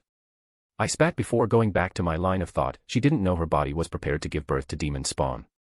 Has 2 children, and when the last one was older enough to prove her talent, did he what? Killed the wife, abandoned his firstborn and took his daughter back to hell. Pretty much. What did you do? Is Daimon a sorcerer? Well, I ended that cult and took Daimon to an orphanage. He sighs, his mind was broken. I couldn't even read his memories to know what happened that night. I only found him over his dead mother's body. Despite his potential, he didn't have the mind to be a sorcerer. He would need to go back to being a person first. Despite my misgivings, I can understand. 2 questions. If you can guess, what do you think of Satana? That depends completely on how she was raised by Marduk. You met her, right? Yes. I don't deny. I asked for advice on ways to go to hell, so he can guess this much. She is not the stereotype demon princess. Surprisingly reasonable, despite being a little unstable, strong too. With a pet basilisk inhabiting her body. A soul succubus, by the way. Soul manipulation. That is rare to have as an innate ability. I know now why Marduk was satisfied with her. The Ancient One nods, it is really a coin throw.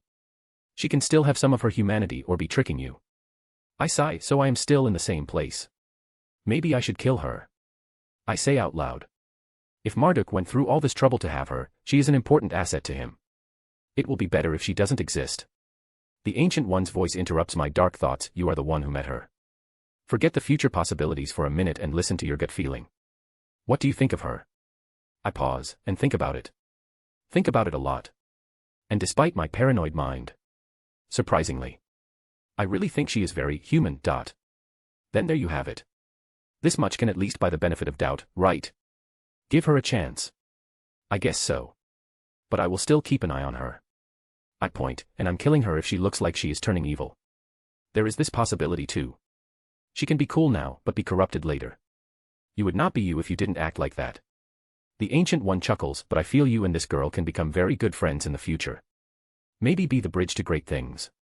He continues to chuckle mysteriously. Why does it feel like he knows all my plans?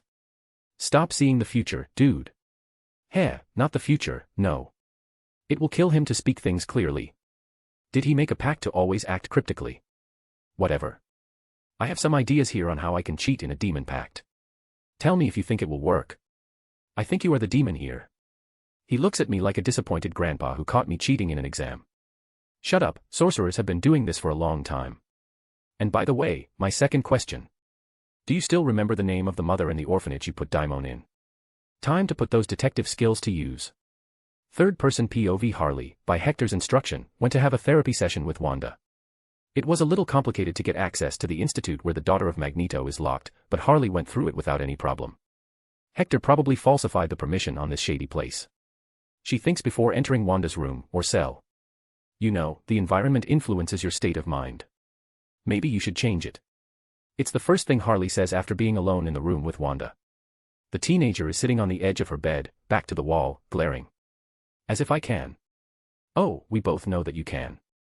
You only need to say the word. Harley gives her a patronizing look before pulling a chair to sit. Now, why don't you want to leave this place? Who are you again? Oh, I forgot to introduce myself. Your new therapist, Dr. Harley Quinn. Harley stops her sitting movement and reaches to extend her hand to Wanda. Wanda looks at Harley up and down with clear scrutiny. The woman is wearing a casual version of her clown costume. You don't look like a therapist. I heard that before. Therapist of superheroes now, so I guess it is appropriate to wear my own costume. Harley says while smothering her clothes, not that it needs because it is very tight. Then you are in the wrong place. I'm not a superhero. Hard to get by, aren't we? Superhero is just a broad term. I can help anyone with powers, after all, a normal therapist is not prepared to deal with our baggage, right? I guess you are right. Wanda shrugs, Eidolon sent you. She asks to confirm. Yep, Eidolon approved. You can trust me. Harley salutes, and if you don't, I don't mind getting that trust. If dictionaries had images, Wanda's eyes would be on the word distrust. Not distrust of Harley per se, but more in the help the woman can give her. She has zero faith that this therapy session will be worth something. Harley saw that, of course. It happened with Bruce Banner, and it will happen again and again, with every super she steps up to happen. All of them with their egos, their individuality, and that sense of, no one can understand me. Why don't we just start with a casual talk? Harley makes a show of dropping her professional items and adopts a friendly stance.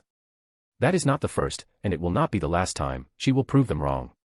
Huff that guy's is more closed off than a nun's legs. Harley says to herself after the end of the session. In her profession, the hardest challenges are the ones that doesn't talk. Any good therapist can deal with screaming, lies, manipulation, breakdowns. Each word is another piece of a puzzle. Even smaller reactions can be enough for a good therapist. Wanda's attitude almost reminded Harley of Batman. Just closed mouth and glaring eyes. Well, don't be discouraged, Harley. You are gonna crack that emo teen eventually. She cheers herself, talking about emo teens. She stops in front of the Xavier mansion and rings the bell. The day is only starting for her. Harley has a good relationship with the women of the mansion, despite their initial impression of her. The therapist gained their respect and friendship with just a few talks. When she was not trying to annoy everyone, she could be a social butterfly. She came here to the obligatory therapy session with Laura, Jean, and Rogue. And also scheduling for next week for anyone who also wants to talk with her. Unfortunately, today she had to see Wanda, but next time she can arrive earlier. I feel that there's something that I'm forgetting, but I'm too scared to use my powers.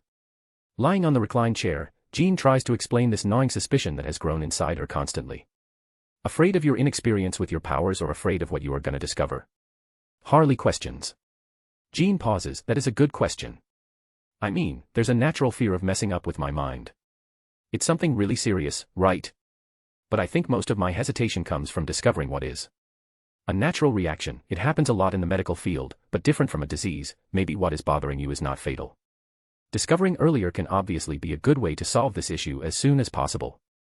But like with the fear of messing with your brain, waiting and improving the mastery of your powers and your mental health can also help in dealing with this issue more easily and safely. Now the choice is in your hands. It's about how you feel. Can you ignore this feeling? Or is it too urgent?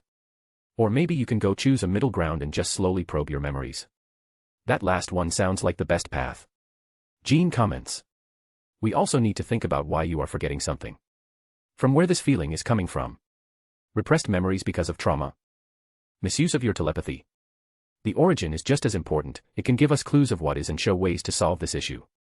Like how? Like revisiting places of your past. That is how it normally goes with repressed memories, but we still are not even sure that it is memories. Harley changes tabs on her tablet. A common aspect of powers like yours, which can acquire knowledge and information, is that sometimes your brain can erase some previous information to make space for new information. Maybe that is what happened with your memories because you unconsciously and uncontrollably read other people's minds in the past. Really? That is scary. The chances are low now that your brain is more developed. Maybe it happened when you were a child. There's also the possibility that maybe you are forgetting memories that are not yours from the beginning. Harley suggests, and this feeling of incongruence coming from you not understanding what you are and what the others are. I haven't thought about that. Jean comments whole, thinking deeply. So my brain is unconsciously erasing the information that was automatically downloading during all those years. Trying to remember who I am. It is a possibility, yes.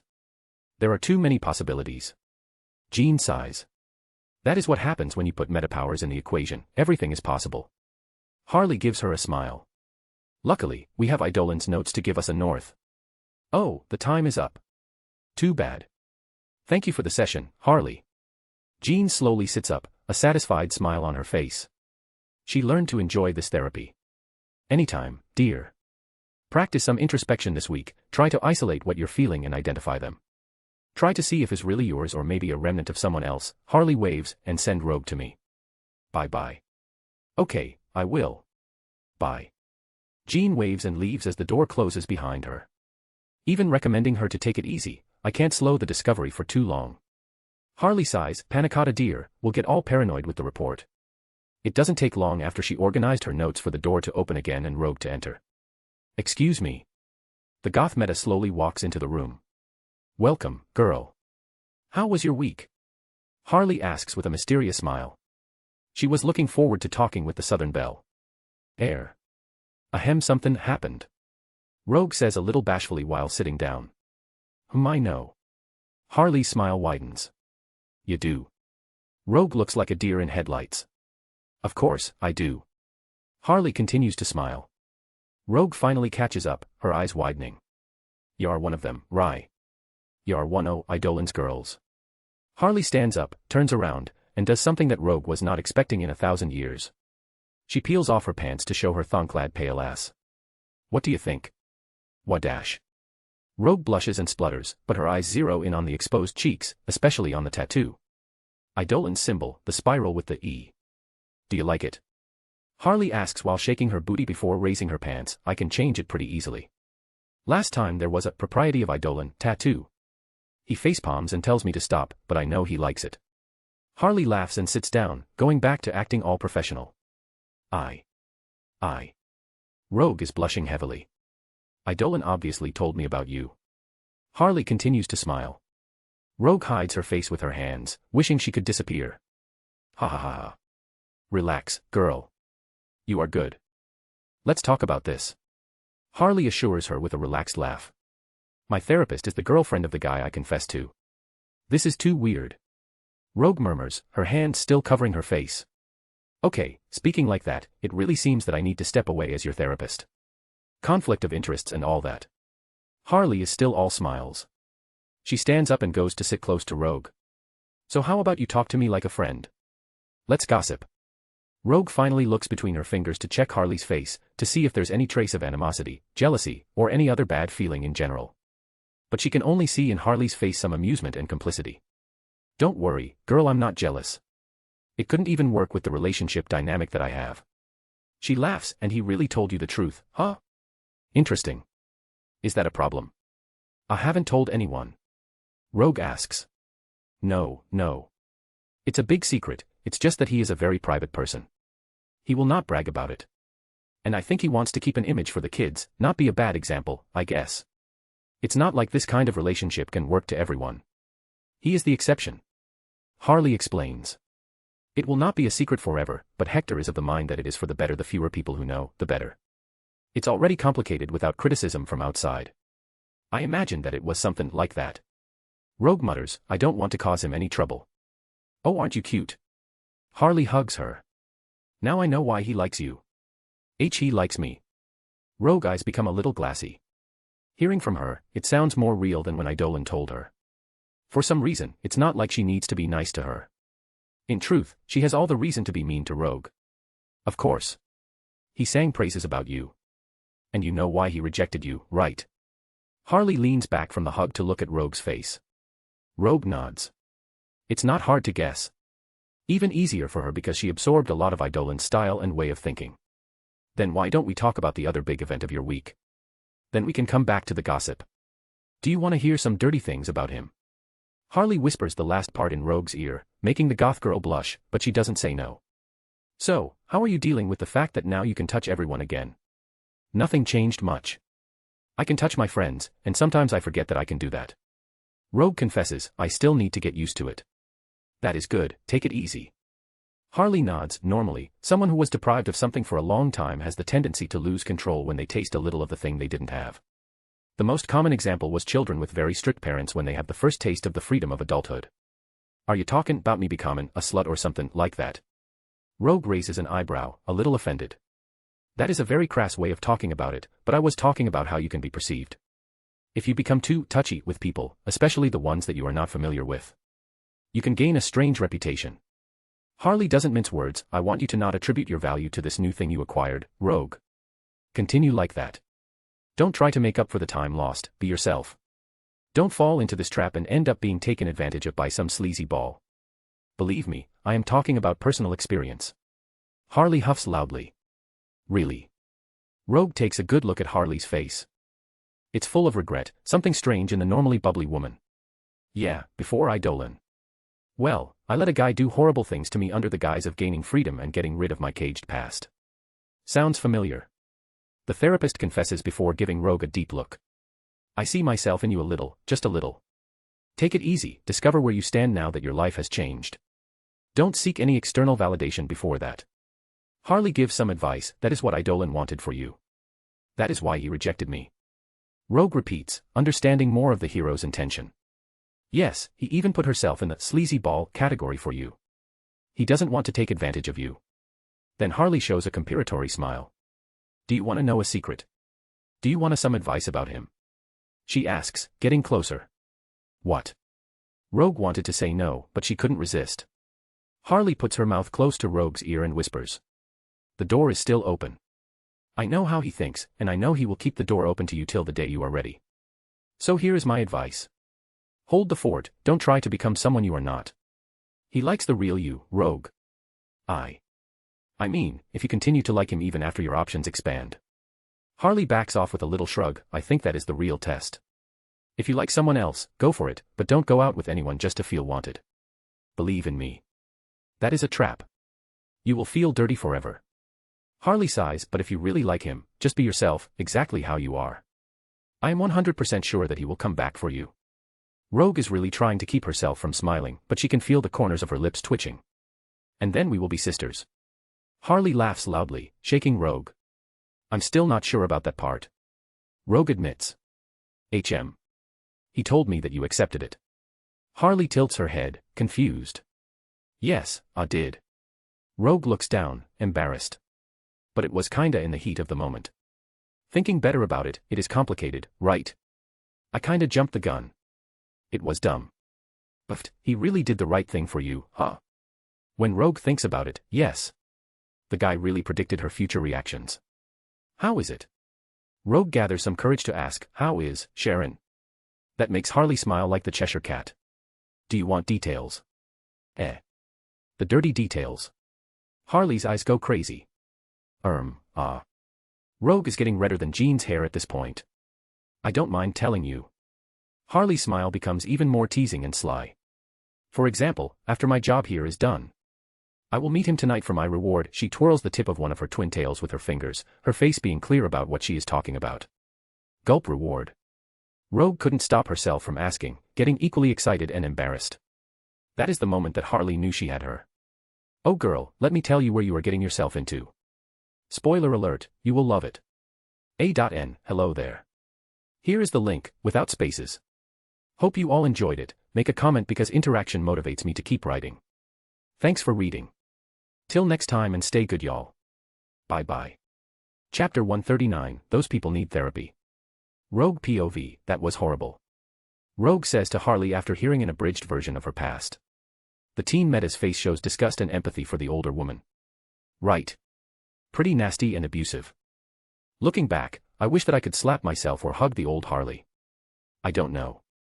Harley shrugs, it's the boiling frog metaphor. You didn't notice how bad things got as they gradually get worse, and then you are too deep to pull back unless something really big happens. Rogue takes her words as a serious warning. Despite being a therapy session, Harley flipped the script and ended up being the one opening up, also that Rogue doesn't fall into the same trap. But well, things ended well. It was an experience. I lived two extremes. Too uptight and too loose, and now I have my panna cotta to help with the balance. Harley says almost dreamily. Maybe that is why I was a special case, and he took matters into his hands when we met. Very proactive coming from him, I would say. He took control of my life, and don't look at me like that, I trust him to do that. If it works for ya. Rogue speaks very embarrassed. Those words, taking control, make her imagine all kinds of scenarios in her head. It does. I want that strong grip on my life, grabbing my hair and turning my head in the right direction.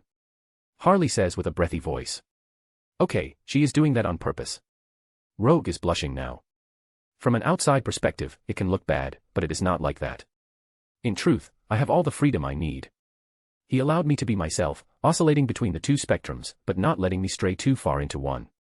The therapist explains, I gave up the control to him, and ironically, it made me feel much freer because I don't need to worry about that. You, on the other hand, don't have it, so you know that you should be careful, right? Right. Rogue nods. Despite moving forward and accepting my past, I still carry a lot of regrets. Regrets that you don't need to have. In silence, Rogue nods again gratefully. I see what you are doing, thank you for sharing. She starts with some hesitation, even a little shame, the truth is. After being able to touch again. After the initial excitement, it kinda felt a little underwhelming. She confesses. Go on. Harley says patiently, not even reaching for anything to take notes, just listening. Maybe I was expecting a little more. It's just that nothing changed. I continued doing the same things, routine. Now that I heard you, I noticed that my thoughts are leaning toward me doing something big, you know. To enjoy more, maybe going out, get to know new people. I haven't put much thought into that, and now I notice that it was a dangerous mindset to have. Well, it was a little reckless, trying to force some change before you acclimate to your new reality. Mistakes would inevitably happen, but that is part of life. The problem would be if something big happened, something that would scar you. Harley comments, despite what I said, I hope that you don't take it as a reason to close off to the new world that opened to you. Our talk today was a good opportunity for you to organize your thoughts and feelings before stepping into this new phase of your life. Yeah. I see that now, it was a very good epiphany. At the right moment. Rogue says, I was even having some You know, before I had my powers as the reason why I was boring, reclusive, introverted. Now that I didn't have that excuse, and I didn't change, I couldn't help but think that maybe I was simply this. She points at herself, boring and lame, and Rogue almost looks like she is gonna cry. The woman part of Harley wants to immediately console the teen and say that she is not lame and all that, but the therapist in her knows that she needs to let it out. I hated how I was. But I was, like, comfortable knowing that I couldn't change shit. That it was not my fault. Out of my control. Rogue is now crying, tears running through her cheeks and smudging her eyeliner. Now it was on me. And I was desperate. And what you said. It was like I saw a vision of the future. Me. Becoming something. She couldn't finish because she is full-on sobbing now, ugly crying. As Rogue hides her face to cry her heart out, Harley doesn't resist and puts a supportive hand on the teen's shoulder, but doesn't interrupt. After some minutes, as Rogue calms down, Halrai gives her a tissue and says, "Have a little more confidence, Rogue. You are at the age that you are allowed to make mistakes, and you have plenty of friends who would be able to pull you back on the right track." Harley assures her, "You are trying to change, to better yourself. Just understand that positive change does not happen from one day to another, different from negative changes that can be quick and merciless. It's unfair, but that's how the world works." After Rogue is much calmer, Harley takes her official seat as a therapist and continues. "Everything you are feeling is normal, don't think yourself strange or a loser for having them. Especially that underwhelming feeling that you had, that disillusionment or disappointment. Schopenhauer explained that. The anxiety of having and the boredom of possessing. It happens all the time, from little purchases in this capitalist world to lovers who yearn to meet each other again. That makes sense." Rogue comments weakly. "It's an oscillation that will eventually stabilize. Unfortunately, reality rarely keeps up with our fantasies. Your ideas of how your life would get much better after this particular change, the ability to touch people again, will not be concretized with only that. You will need to be happy with yourself first. The change shouldn't be a condition, but an addition to your good quality of life. That is why people can buy and never be satisfied, they are not tackling the real issue." Rogue pauses to stare at Harley. "When you talk like that, I remember that you are a therapist," she says almost shyly, regretting a little, thinking that she can be misinterpreted as looking down on her. But Harley just laughs loudly. "I'm the therapist, girl anyway, you must have realized that the issue is not your power. It's me, right? Don't talk like you are the problem." Harley interrupts to correct, "You have problems. The trauma of almost killing the boy you kissed, the ostracization. You are a victim of the circumstances, but I need to ask you." Harley leans forward seriously. "Did your power really hold you back that much?" "Yes. I mean. Of course." Rogue stammers. "If you look at it from an objective, remember, objective, point of view, beyond complicating human relationships, your power really would not change your way of life by that much. I, obviously, understand that walking on eggshells not to hurt other people is pretty taxing, but try to think of something that you can do now that you couldn't before. I'm talking about fun things, not counting dates and similar." Rogue pauses. "I can take a full bus, for example." "Fun things, Rogue. Like partying, like sports." "Yes, partying, it was impossible. I don't care much about sports though. Because you could bump into someone on the dance floor. I can think of some ways to deal with it, like a bodysuit beneath your clothes. But I didn't want to risk it." "I understand." Harley says, before hearing the beep announcing the end of the session, "I will give you an exercise, Rogue. I want you to make a list of everything that you want to do, and that you think you are incapable of accomplishing before. Anything and everything. From clothes that you want to wear, to stealing a kiss from Eidolon." She smiles slyly. Rogue blushes. "I want you to think in ways you could have lived to your desires even with your powers, and plans to live now that you have control over it. Maybe, just maybe, you are a prisoner in your own mind, and things are not as bad as they look." It's like Rogue had a revelation. The more she thinks about it. "I also don't want you to dwell on the time lost. Do not drown in regret or get too antsy to make up for the lost time. This exercise is for you to reflect on the relationship that you have with your power. Maybe you never really need to turn it off to be happy, but that is only my guess. I'm not you and can't know what you have been through. You will have to use the gift of hindsight and reflect on it by yourself. To focus on what you could have done even with the limitations of your powers and what you are free to do now. The weight of the two. And really face the fact that maybe you never tried, maybe you are afraid of trying. That is okay and understandable.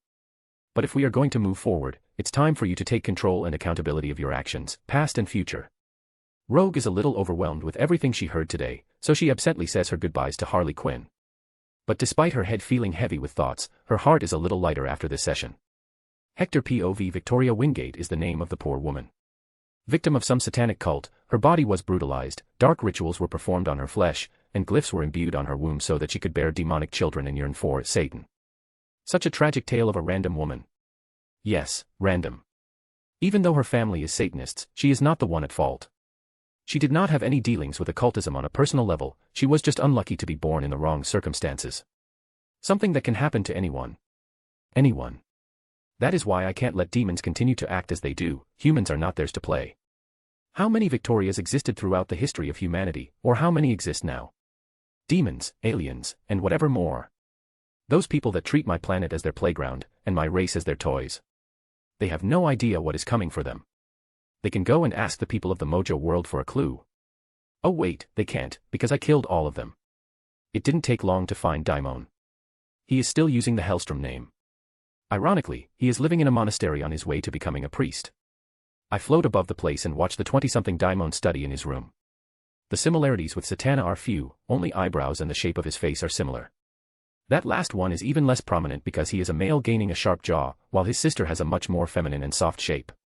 He is a ginger with orange hair, 6 feet tall, and looks athletic, but not to comic book standards, but still impressive to someone who doesn't seem to be getting a lot of exercise.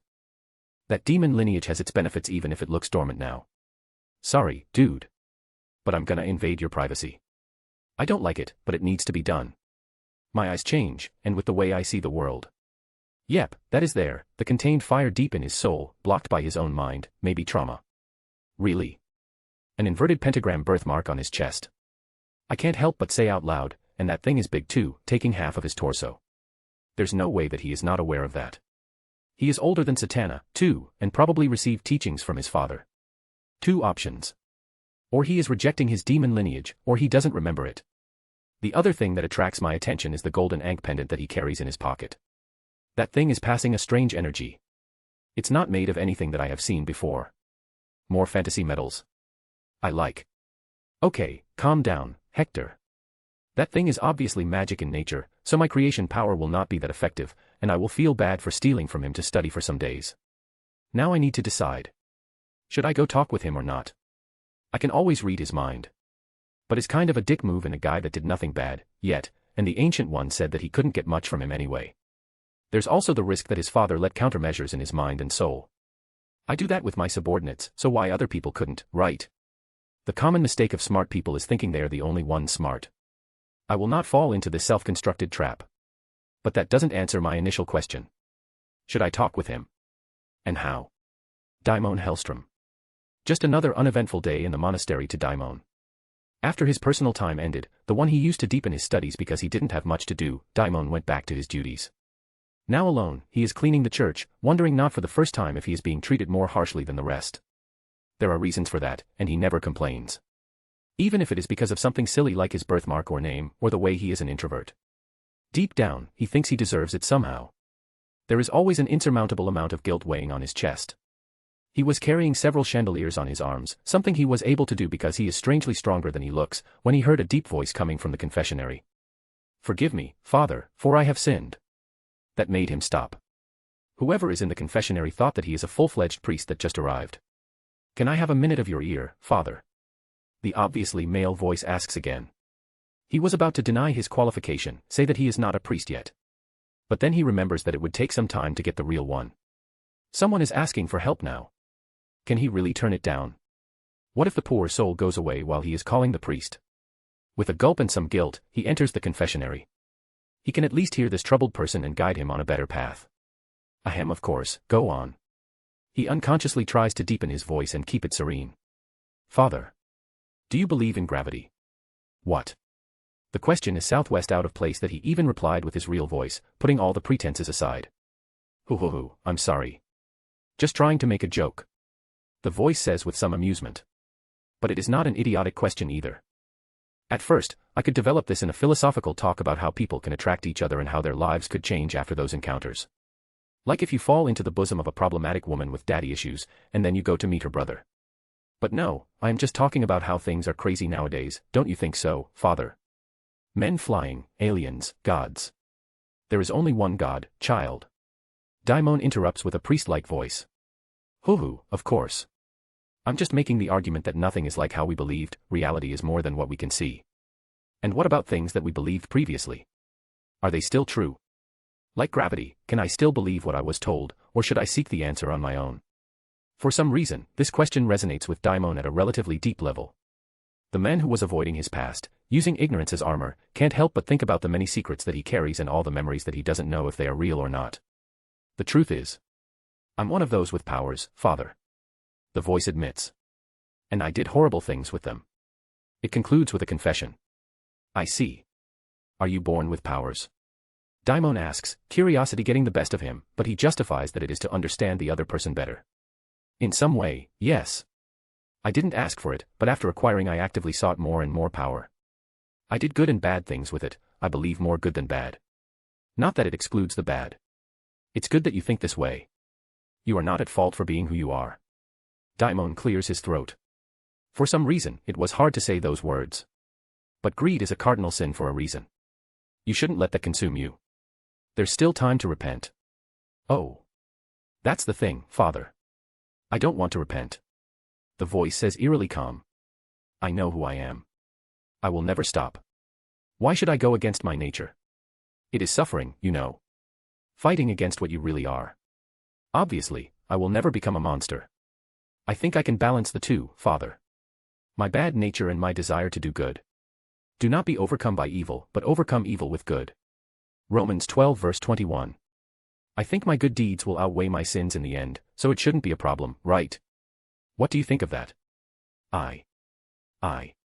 Well. Daimon stutters, the Lord abhors those who mask evil deeds as good, you should be careful. He says, like reading from his notes, but not sounding that convincing. Woe to those that call evil good and good evil, who put darkness for light and light for darkness. Isaiah 5:20. The voice says, knowing exactly from which scripture Daimon is taking the lesson from. You are very knowledgeable. The apprentice priest says, trying to recover his bearings. This talk is bothering him in some way, like a bad feeling crawling under his skin, gripping his heart. The father's side of my family is very Catholic, I read the Bible before. The voice replies with some amusement, I have to say that is not a pleasant experience, because when I read it and look at my life, I see that I'm not doing a very good job in keeping up with its teachings. Ha ha. Daimon laughs weakly, don't we all struggle with that? Right. I can't even fake ignorance. I know very well what I am doing, the least I can do is own it. The voice sighs, do you think that even after a life of bad deeds, I can be forgiven if everything I was justified? God forgive those who confess their sins and truly regret their actions. Daimon nods with certainty. John 1 verse 9, right? Yes. That is a problem, Father. In many passages, God says that, like how he has forgiven us through Christ, we should forgive others. Ephesians 4 verse 31. Daimon remembers that. And 32. The voice seems to nod, I was not able to do that. You know, Father. I killed people. I killed someone for revenge, I couldn't forgive him. I haven't forgiven him till now. This. Daimon gulps, this is a very serious sin. The voice chuckles, fun fact. Murder is a sin, but killing is not. This is written to justify self-defense and wars. In some way, I gave the person a fighting chance. So it should be okay, right? Sophism is not a good pair with the Bible. Daimon speaks in an unsure tone. Sorry. Well, that is not my only sin, so it doesn't matter. Do you want to confess? I can try. But I don't want to keep you here for hours, Father. I kill people, the ones that deserve. And yes, I know that it's not my place to judge, but someone has to do it, right? We can't expect God to do all the work. The worst of criminals, some that would make you vomit if I describe what they do to innocent people. The voice says gravely. Daimon was about to quote the part of the Bible about that when the voice interrupted again. Father, I also have some pride, but I think it's just on the normal level, the same can be said about gluttony. I can at least say for sure that I am almost free of envy, sloth, and wrath, but my greed and lust know no bounds. I want everything. Not as much that I would steal or take from others, but I at least want what everyone else has. But is it okay if I share back? I share a lot, and I plan to share more in the future. I'm not sure. Giving is always a virtue, especially to the less fortunate. That's good. My greed is mostly harmless, it only pushes me through self-improvement. But lust, Father. Forgive me because I'm lustful. Tell me more. I lay with multiple women, Father.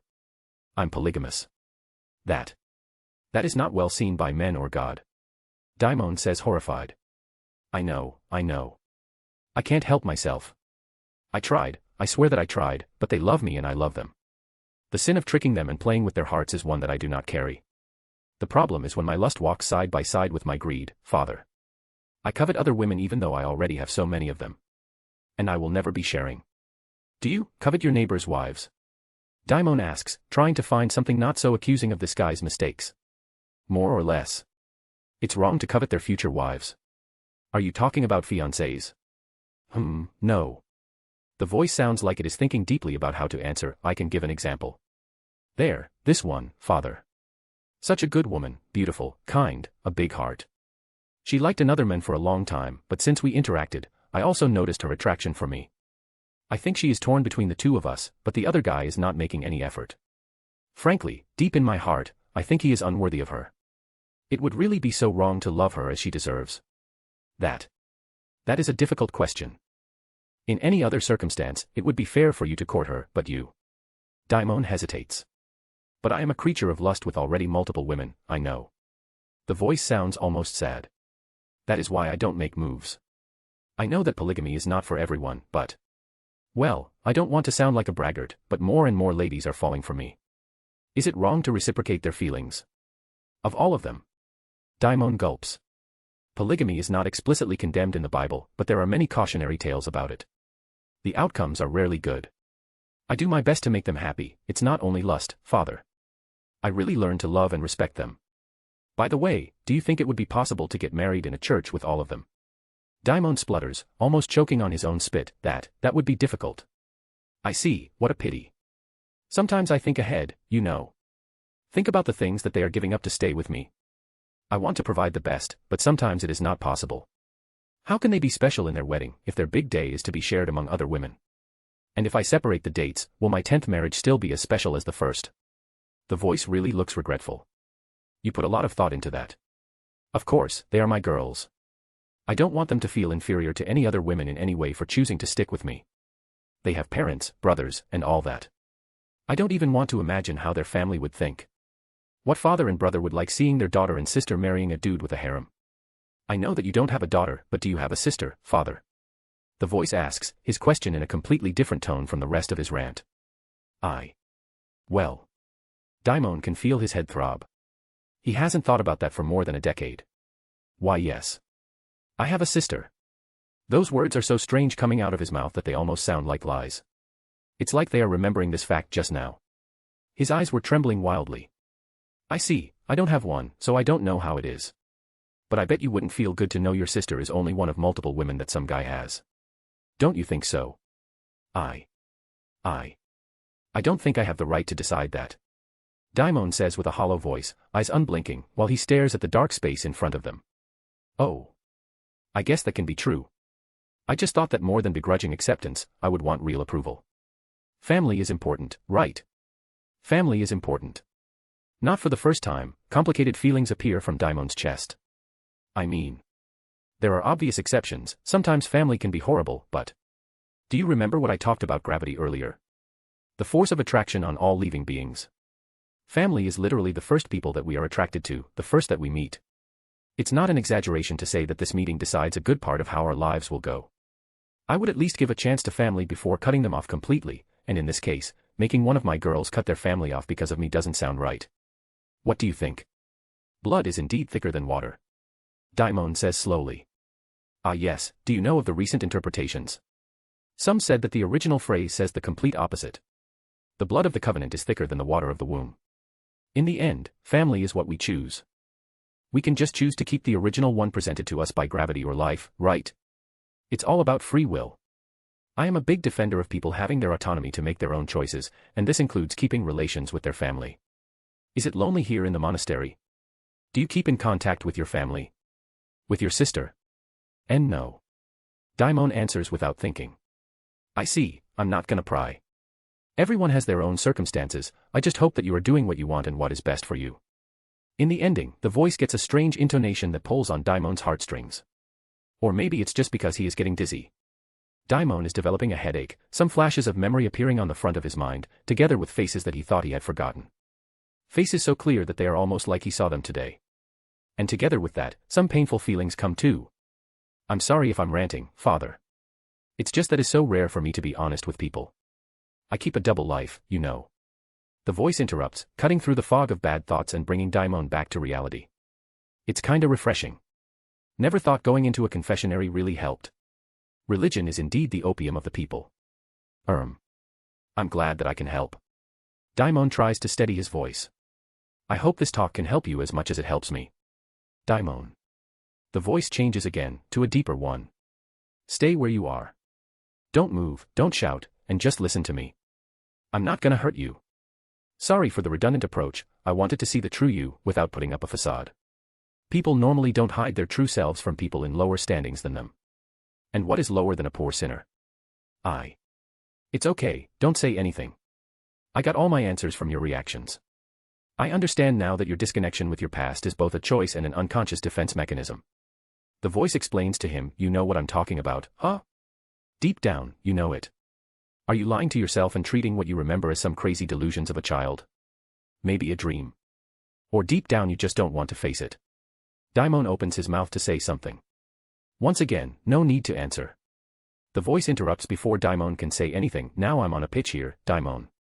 Maybe I'm wrong by dropping this on your, for now, peaceful life, but you are already questioning things, right?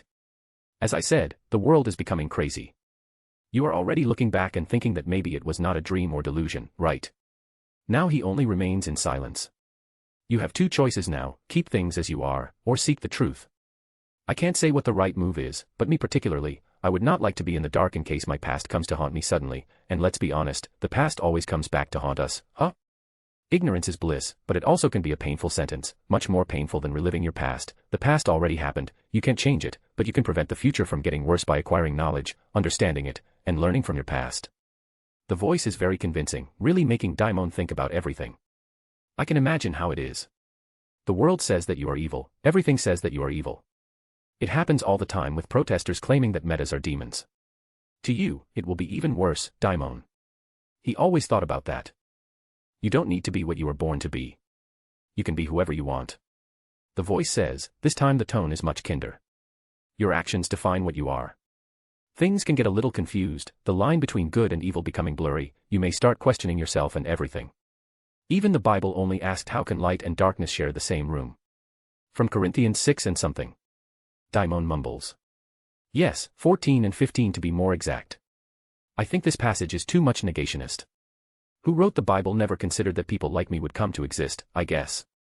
Light and darkness can very well share the same room, if the room is big enough, if it has many things inside. Isn't this like a human heart? Full of everything we carry, sometimes carrying deep shadows born from our experiences. If there's light, there's darkness, this is obvious. You just have to have a heart big enough to hold the two, and a mind strong enough to choose what is right. Life is about balancing. If you are simply hiding, you should ask yourself if you are even living at this point. Well, that is it. I don't want absolution, Daimon. No one can give me that, but maybe you can find one for yourself. Be careful when doing that, though. The tone of finality made Daimon jump from his seat and move quickly to the door of the confessionary, to try to see who was on the other side before they left. Bam! But even after opening the door with an unnecessary amount of force, he only finds it empty. Daimon stays there, breathing hard, thoughts going beyond the speed of sound, thinking about everything that he heard. Each word is like a rock that hits the bottom of a lake, making the sand of memories float up to the surface. His head throbs and his chest tightens. He really can't go on like this. He needs to know, he needs to distinguish what is false and what is reality. To move forward, he needs to go back to his past. Hector POV. I observe Daimon's face go through a lot of emotions while he clutches that ankh of his tightly. Finally, his features settle into one of resolve, and with one last deep breath, he walks away. I still don't know if I did the right thing to interfere. Sometimes people have to go on their own rhythm, and I'm all in favor of letting things happen naturally. But sometimes I know that I need to take a leap of faith and try to change things for the better with my influence. I have this power. It's like with Emma Frost. In an alternate timeline, she would be a villain for maybe some years before she settles in becoming the good Emma Frost of the comics before I come here. Meeting me, the fact that I brought the cuckoos much earlier into her life. I think that made her skip her villain arc. The years of being an X-Men antagonist before she settled on the side of the good guys are not necessary anymore. Shaw is dead, and she has her daughters earlier, no need for more character growth for her to realize that being a full villain is not what she really wants for her life. And humbly, I put a good portion of the credit for that on my shoulders. Eidolon is a great deterrent against villainy. She is smart enough not to pick an obviously losing side. Maybe she is still greedy and has a hidden agenda like her villainous version, but I already saw her surprisingly nurturing and protective side coming to light. I almost gave her a pep talk. You are not a villain, Emma. You are a mommy. Obviously, deep down, Emma and Daimon are victims of my interference because I value the safety of the world and prefer fewer villains than more, of course. And I'm not a psychopath who will just kill everyone. I have an almost clear picture of this complicated family dynamic. It seems all Marvel families are like that, and my gut is telling me to try to separate Daimon and Satana from their father's influence while I can. At least, Daimon. Abandoned, mother killed. He should be aware of everything before his father tries to pull some bullshit excuse so that he can hate Marduk and not become an ally.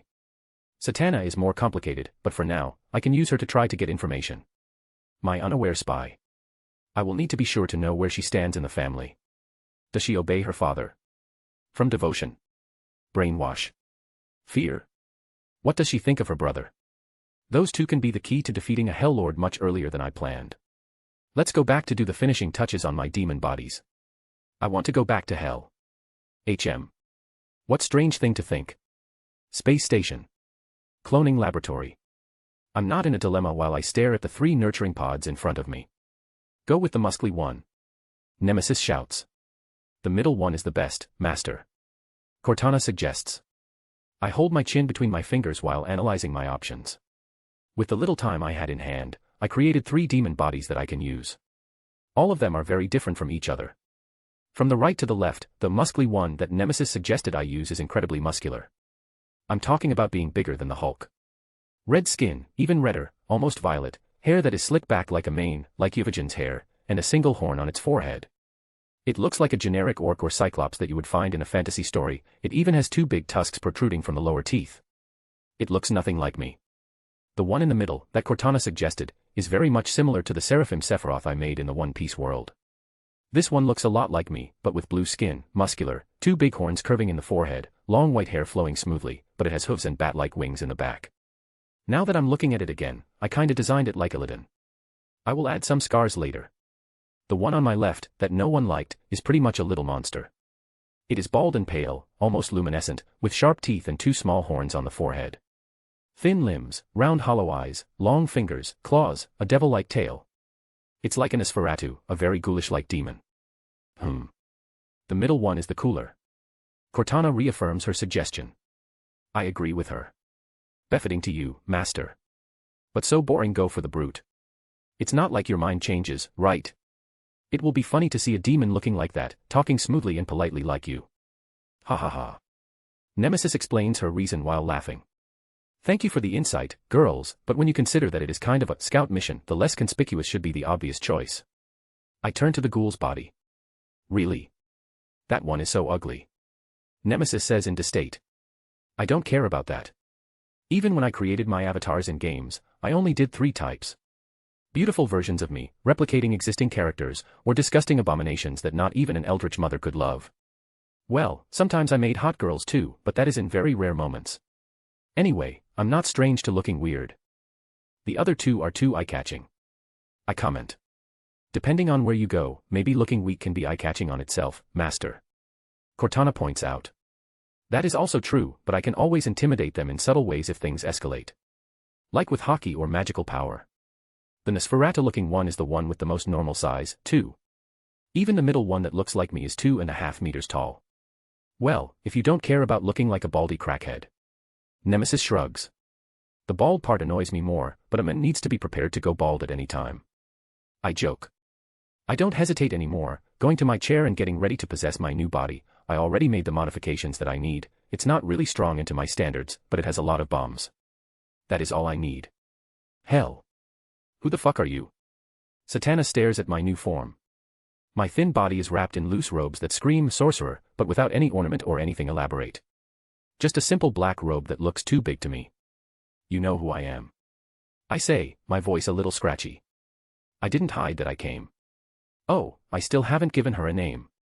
I need to think about which one I will use. Yes, but what the fuck? You can really do that, huh? She looks me up and down, ugly as fuck by the way. Just taking a form that can blend around. Can't do much if demons are normally ugly. I shrug, letting my racism for demons out.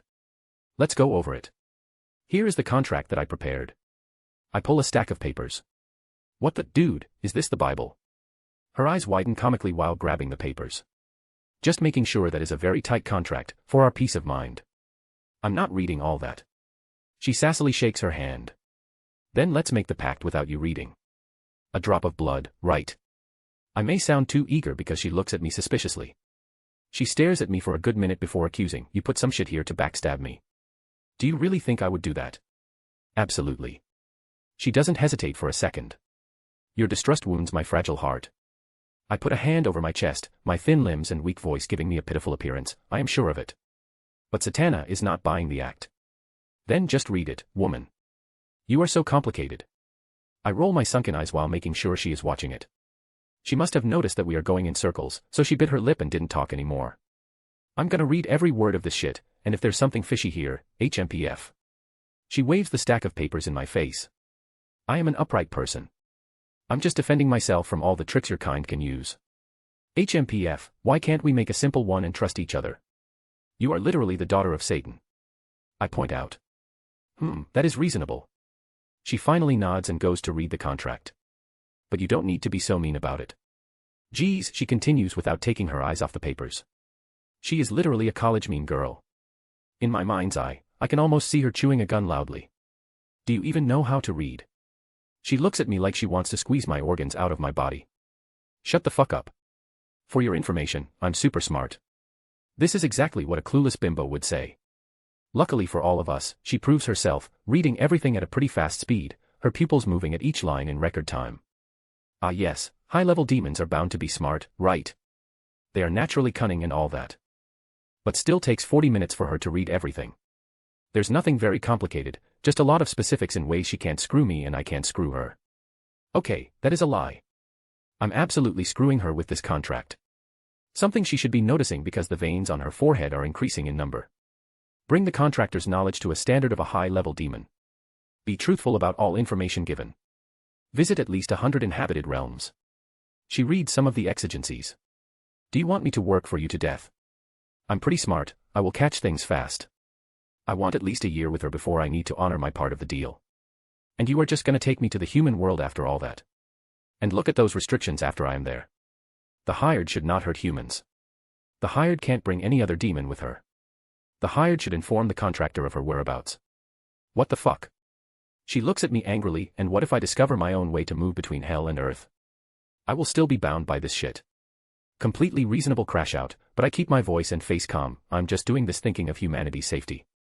If you really don't intend to hurt them, it shouldn't be that hard to accept the terms. My gaslighting only makes her angrier. We are going to review this contract now. She shouts while shaking the thing on my face. Ugh, fine. I sigh dramatically, but I expected that much. That is what bargain is, anyway. In negotiation, you never start playing fair. Obviously, I will put some unfair exigencies that I will not mind cutting off to make me look more amenable. If I predicted it right, things will still end up pretty favorable to me. Satana brings me to a small table with 2 chairs, and we start discussing the contract. This is only the prelude to my hell arc. I bet nothing will go wrong. I'm being sarcastic, by the way, Marvel. I'm not jinxing or raising flags if I'm using irony. Meh, who do I want to fool? This is Marvel. Just throw whatever you want at me. I didn't come to hell in peace anyway. A.N. Hello there. Here is the link, without spaces.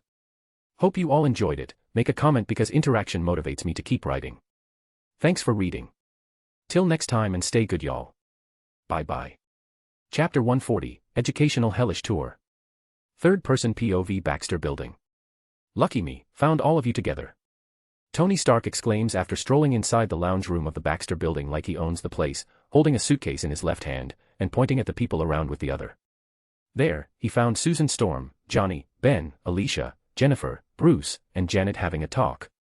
Or at least the ending of a talk, because it seems that everyone was moving on. Tony purposefully pointed at everyone to indicate that he was really talking with all of them.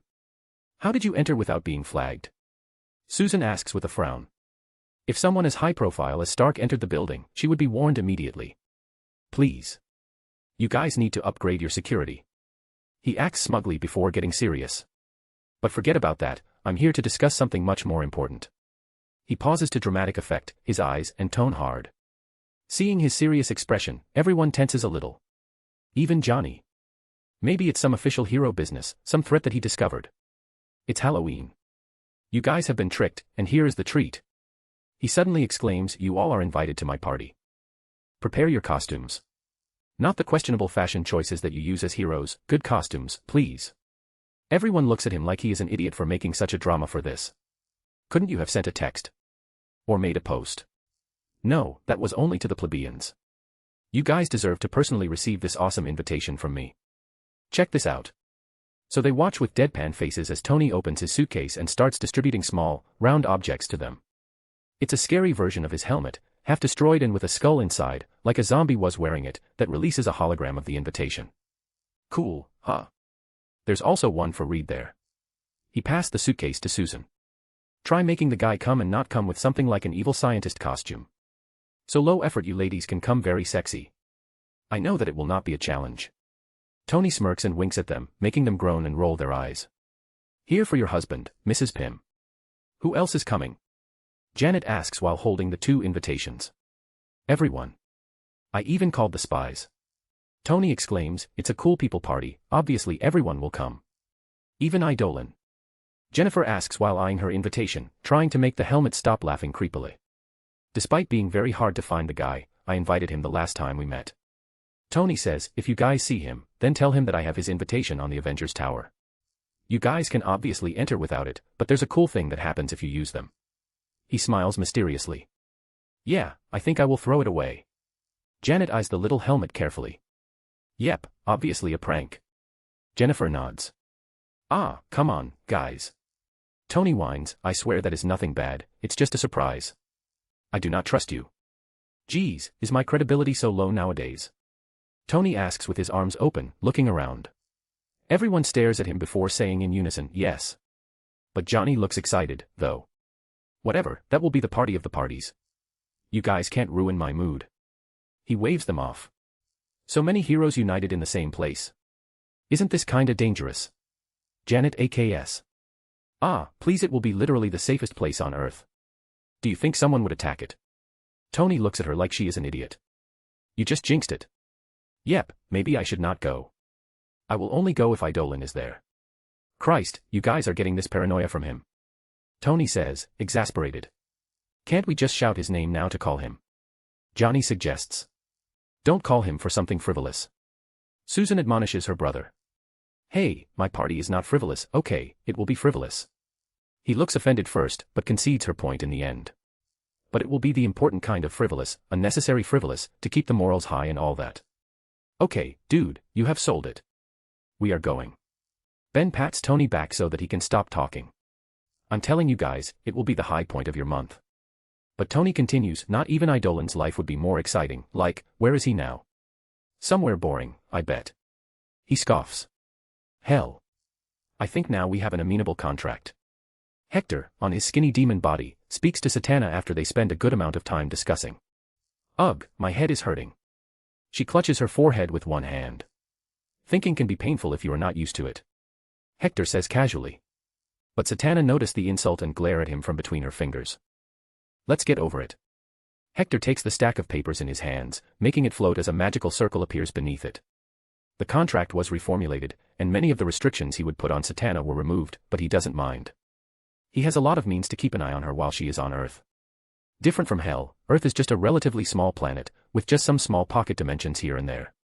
She can't escape his eyes while walking the surface of his home turf. On the other hand, she still can't take anyone with her initially and still has to do a lot of work to finish the contract. Showing at least dozens of well-developed Hell realms and being truthful about it. It will be some time before Hector has to pay his part of the bargain. Till there, he will get his money's worth, and maybe even sway Satana to his side. At least he will try to get some critical information from her, maybe a weakness of her father, a little about his plans. If possible to make her go against her father, if not, she is dead. He thinks as the contract bursts into orange-red flames. Like on cue, the two remove a drop of their blood, Hector by biting his thumb with his sharp teeth and Satana by using one of her long nails to her digit. The ball of fire that was the contract is like a planet that pulls the drops of blood with some gravitational force. She is really not saying anything. Kinda stupid. Hector thinks while keeping an impassive face. Doesn't she know that this is not his real body? A drop of blood has much less value this way. Maybe she is trusting that it is enough to do the binding, because of the symbolism that is offered, a drop of blood. The two are connecting with more than their red liquid, it's the symbol of life. But even so, it's weaker now because it's not Hector's real blood. And if the contract bidding is weak, it will be easier to break. She must not imagine that I have a way to break the contract. Her mistake, she can only blame her inexperience and lack of imagination, because Hector has many options to do that. Even this little trick with the blood is enough to create a weak point he can explore. The ball of fire grows and sighs and burns even more wildly before it is extinguished unnaturally fast. At the same time, the two felt that the contract was established, a certain weight settling on their souls. Yeah. Not that bad, I think I can cut it even if it hurts a lot. Hector immediately analyzes. At the same time, Satana smiles slightly after the contract is done. Hector noticed that, narrowing his eyes at the almost innocent expression, maybe her intentions of going to Earth are pure, maybe. We can start now. Now. She shakes herself and stares at him in surprise. Yes, now. Unless you have something to do in your incredibly busy schedule. To accentuate his sarcasm, he looks around her luxurious accommodations. Satana absolutely does not give the impression that she works hard in any capacity. Fine, whatever. She says after rolling her eyes, I guess I can take you on a stroll. More than a stroll. An educative tour. Hector corrects, raising a long finger. An educative tour in hell. She shakes her head, crazy idiot. It's not only because this place is a shithole that I can't try to enjoy the experience. He shrugs. It's not that bad when you are not a bottom feeder. Satana replies. Duh, Earth is not bad when you are rich. He talks to her like she is an idiot. I bet hell is not that bad as long as you are not a soul being tortured. Shut up, why do you care? You are strong. A strong man can defend himself, a stronger man defends others. He puffs his chest heroically. A rather weak sight while he is using this frail-looking demon body. Satana looks at him like he is an idiot. You are in the wrong place then. Hell will chew you and spit the bones. Hell will try. He scoffs confidently, and it will fail. Ooh, you are so confident. She waves her hand sarcastically. Wait. What is your name again? Satana suddenly realizes that he never introduced himself. My name. He pauses, thinking about which pseudonym to use. If you are gonna lie, don't bother. I'm gonna call you idiot anyway. No. It's not a lie. You can call me Helltaker. He declares with an ugly smile. Satana looks completely unimpressed, staring at him with dead eyes. What? It's true. Kinda. One of my names, at least. He shrugs. Satana sighs loudly, whatever. I wouldn't recommend using this name, though. The prefix hell has different meanings around here, and depending on which region. Oh, that is the kind of information that I want. Hector points out. Tell me more. She shrugs and explains, beyond being how some certain important people name themselves here, like Helfer. It's also the title given to the many spirits of vengeance. Some may think that you are working for a big shot. Oh, wait, you look like a demon. Normally, spirits of vengeance are humans. Spirit of vengeance. Like the Ghost Riders. Ghost Riders. The last two, I think, are called Helldriver and Hellhawk. Satana raises an eyebrow. An acquaintance of mine told me over some drinks. Apparently, it was a big event because Belasco's subordinate killed Hellhawk, an Indian spirit of vengeance, to send a message to Mephisto. To stay out of limbo, or some shit like that. Belasco. Hector narrows his eyes. I know the guy. Very gutsy of him to do that to a Hell Lord. Well, he is kinda untouchable on limbo. If I'm not wrong, a subordinate of his that killed Hellhawk, Necrosis. Necrosis is the six-armed centaur Seiko killed. I heard recently Belasco received the beating of his life, though. He comments. Really?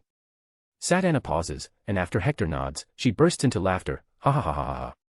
And that arrogant bastard thought himself untouchable because of his Class 1 backers. Ha ha ha ha. She makes quotation marks on elder gods before laughing more. Well, no elder god came to help him while I was beating him up, maybe it would only stop the Hell Lords. Hector thinks, and the bastard survived despite me really trying to kill him. Belasco was a hard fight, but nothing that he couldn't deal with if he tried again. Hector pauses, maybe Hell Lords are not all that. He remembers a comic where Spider-Man punched Mephisto. If he had the opportunity to punch Mephisto. Well, it's earlier in the timeline, Belasco would only ascend as a Hell Lord much later. Ileana was rescued before she became a full-fledged teenager. He also thought about how Necrosis died to Seiko. The guy killed a Ghost Rider and died to his girl Samurai. Adamantium is pretty overpowered when combined with anime powers. Speed plus a blade that can cut through molecules is a recipe for an instakill. It's even what gave him an edge in his fight with Annihilus. The problem is how fucking durable everyone seems to be. He sighs in his mind. Thor was barely hurt before he pulled the sword of actuation, and Belasco was literally indestructible. Hector would need to try to seal the ruler of Limbo because the guys couldn't die. It makes sense that he was arrogant, not even Mephisto would be able to deal permanently with him. I guess I'm lucky his daddies didn't appear to deal with me. You said Class 1. Hector suddenly brings attention to the term. I read a passage about it in an obscure book of demonology. Can you explain? He will try to compare with what he knows. She shrugs. It's not any super secret in hell. It's just how the demons divided themselves based on their origins. Nothing to do with strength, by the way. He points that last part, almost defensively. Are you sure? The Y is called Class 1.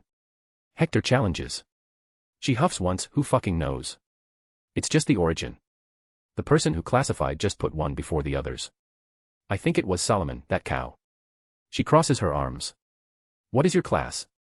Hector asks slowly. Her eyes move around before she says in a whisper, Class 2. So fucking childish, Hector almost facepalms. Don't look down on me, bitch. She seems to have noticed his negative thoughts about her, but misunderstood what he focused on and why he looked down on her. I don't care even if you are Class 69. He rolls his eyes. Nice. And it only goes till Class 3.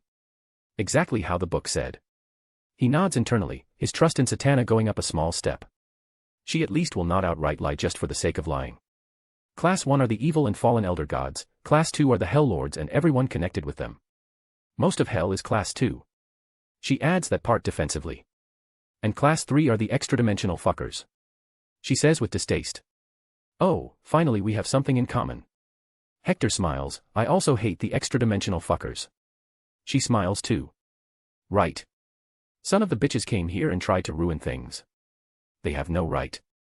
Using that feeling with a little empathy, and you will be able to understand how I feel about demons. Shut up. While bantering with the succubus woman, Hector remembers the book he read. The Class 3 includes all kinds of outer gods, every outsider-type demon. The most commonly known are the Old Ones, exposed through Lovecraft's work, like Thulhu and the Shub-Niggurath. But it also included the Undying Ones, a race of really ancient demons that is said to have existed even before the Big Bang. It has been so long since one of them appeared that they have already become a myth even among the demons. It is said that there is a war and they are succeeded by the Nameless Ones. It's unclear if there is any connection with the Nameless One that stole the authority of the 72 and created the Ars Goetia with Solomon. Because of the similarity with the name, some theorize the Nameless One is an outsider, a being that came from outside the multiverse and grew by feeding on hell, like how an embryo takes nutrients from a mother. That is another motive to hate him, so some clear-minded sorcerers and demons think that it is some sort of propaganda spread by the 72 against him. They obviously hold the biggest grudge. Hector also remembers another interesting fact, that even though the Ngarai, Belasco patrons, are extra-dimensional demons, they are not Class 3, but are considered Class 1 because they are created by Thon, an elder god. Some put them in a special classification as elder spawns. Hector decided he has enough and changed subjects again. Well, if you want, you can call me Ains Olgown. His appearance is skeletal enough. Once again, Satana looks at him like he is a special care child who drooled on her expensive clothes. What? I don't know which one is dumber. I think I will go with Helltaker, at least it doesn't look like I have a lisp. Are you sure? If you start calling me Helltaker, you may fall for me. Hector says seriously. Satana simply looks too much like the demons of the game Helltaker. Now I'm pretty sure that there's something wrong with your head. Later don't say that I didn't warn you.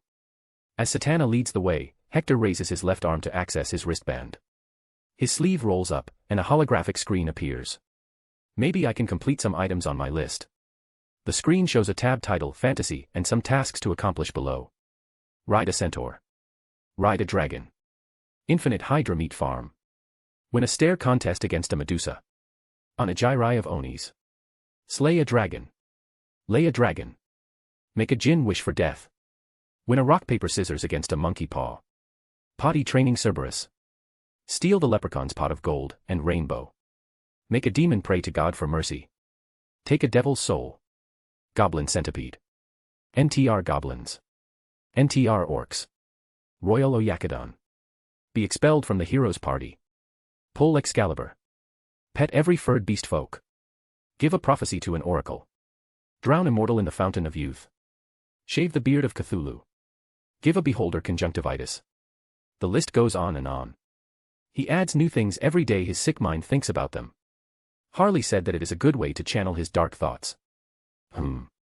Testicular torsion on Zeus. Where is the succubus part? He types succub dash in the search tab, and the items related to that appear. Outfuck a succubus. Take a succubus virginity. Make a succubus fall for you. Trad wife succubus. Break a succubus heart. Chastity belt on a succubus. Hector looks in the list and then at Satana's swaying perky cheeks. Suddenly, she felt a chill running down her spine, and she even quickly turned around to look at him. But Hector's impassive face gives nothing. You are lucky that it can be any target, he says and walks past her. Satana guides Hector to the edge of her mountain castle before turning to him. We could teleport, but I guess you wanted to see things, right? She says, and then a carriage pulled by a horse-breathing fire comes running before stopping close to them. You are finally using your brain. Hector praises, but don't you have some flying demon pet? It would be better to look down on the view. In truth, I have. But you are asking too much. She gave him a dismissive wave. I'm not gonna mess with my hair just so that you could get a good view from this place. It's not exactly postal card worthy. And she dramatically gestures to the barren land, lava sea, and very inhospitable place in general. Hector keeps a straight face before saying, when you learn to enjoy even the bad things, you can be happy anytime and anywhere. He gives her those wise words before entering first in the carriage. Her eyes accompany his back in shock. Don't lecture me. Fuck you. For some reason, he sounded really condescending and pissed her off. You wish you could fuck me. He gives her a smug smile. Unfortunately for you, I predicted that and made this body without genitals. Don't even try. As if I would try anything with this dried body of yours. She says, offended before noticing something as she sits facing him. Wait a minute. You don't have a dick. Ha ha ha ha ha ha. Hector is not affected by her mocking laughter. I guess a creature of lust like you can't understand my pure stoic heart. He shakes his head. Ha ha ha ha ha ha. You don't have a dick. But Satana is also unaffected, she only wants to laugh. So even if you want, you can't do shit, ha ha ha. She is already lying on her seat by laughing, almost slipping from it. She even goes as far as giving some taps on her crotch. Such a vulgar woman. Hector spat in distaste, but she continued to laugh. So, what do you have in mind? After calming down, Satana asks while crossing her arms. She is still not sure about this whole scheme and her part in it. Do a tour around the 9 circles of hell. That would be good. As a long-term plan. Hector nods. Are you serious? She asks in disbelief, do you know how big hell is? I don't know all of it, and not even I can go everywhere. I'm not asking you to show me every nook and cranny of the place. He shakes his head, we can start by you showing me how to move around. Where are we exactly? Localization-wise. That is maybe the most important thing to him. More than any other information, knowing how to move around her will be essential for him to act alone. We are a little close to the second circle. Well, not exactly close, it's just that we are in a smaller dimension connected with the second circle. Satana explains. Makes sense. The circle of lust, huh? As a succubus is to be expected that she would be around him. There's also the fact that it's not very deep in hell. When powering his teleportation device, Hector purposefully undercharged it so that it didn't send him too deep. He is just below the limbo from hell. What do you mean by that? She narrows her eyes. Exactly what you think. You are a succubus. It's just a coincidence. She says, but her voice is weak. Now you are gonna tell me that you never went to some succubi pit orgy or went to torture the lustful souls. He drawls. I don't have that kind of hobby. HMPF, I have better things to do. She turns her face away from him. Whatever. Tell me, there are obvious portals that connect all those realms to each other. Do you know about them? Of course I know. There are 2 big routes, each to the first 2 circles. Satana raises 2 dainty fingers. And many more that connect to realms to pocket dimensions of similar size or smaller. Yeah, we can start with that. I want to know the main routes and how to navigate around hell. Again, not even I know everything. I probably know more than most, but even so, is just some superficial things. I only went as deep as the 3rd circle. Ugh, so sheltered, princess. Hector scoffs in disdain.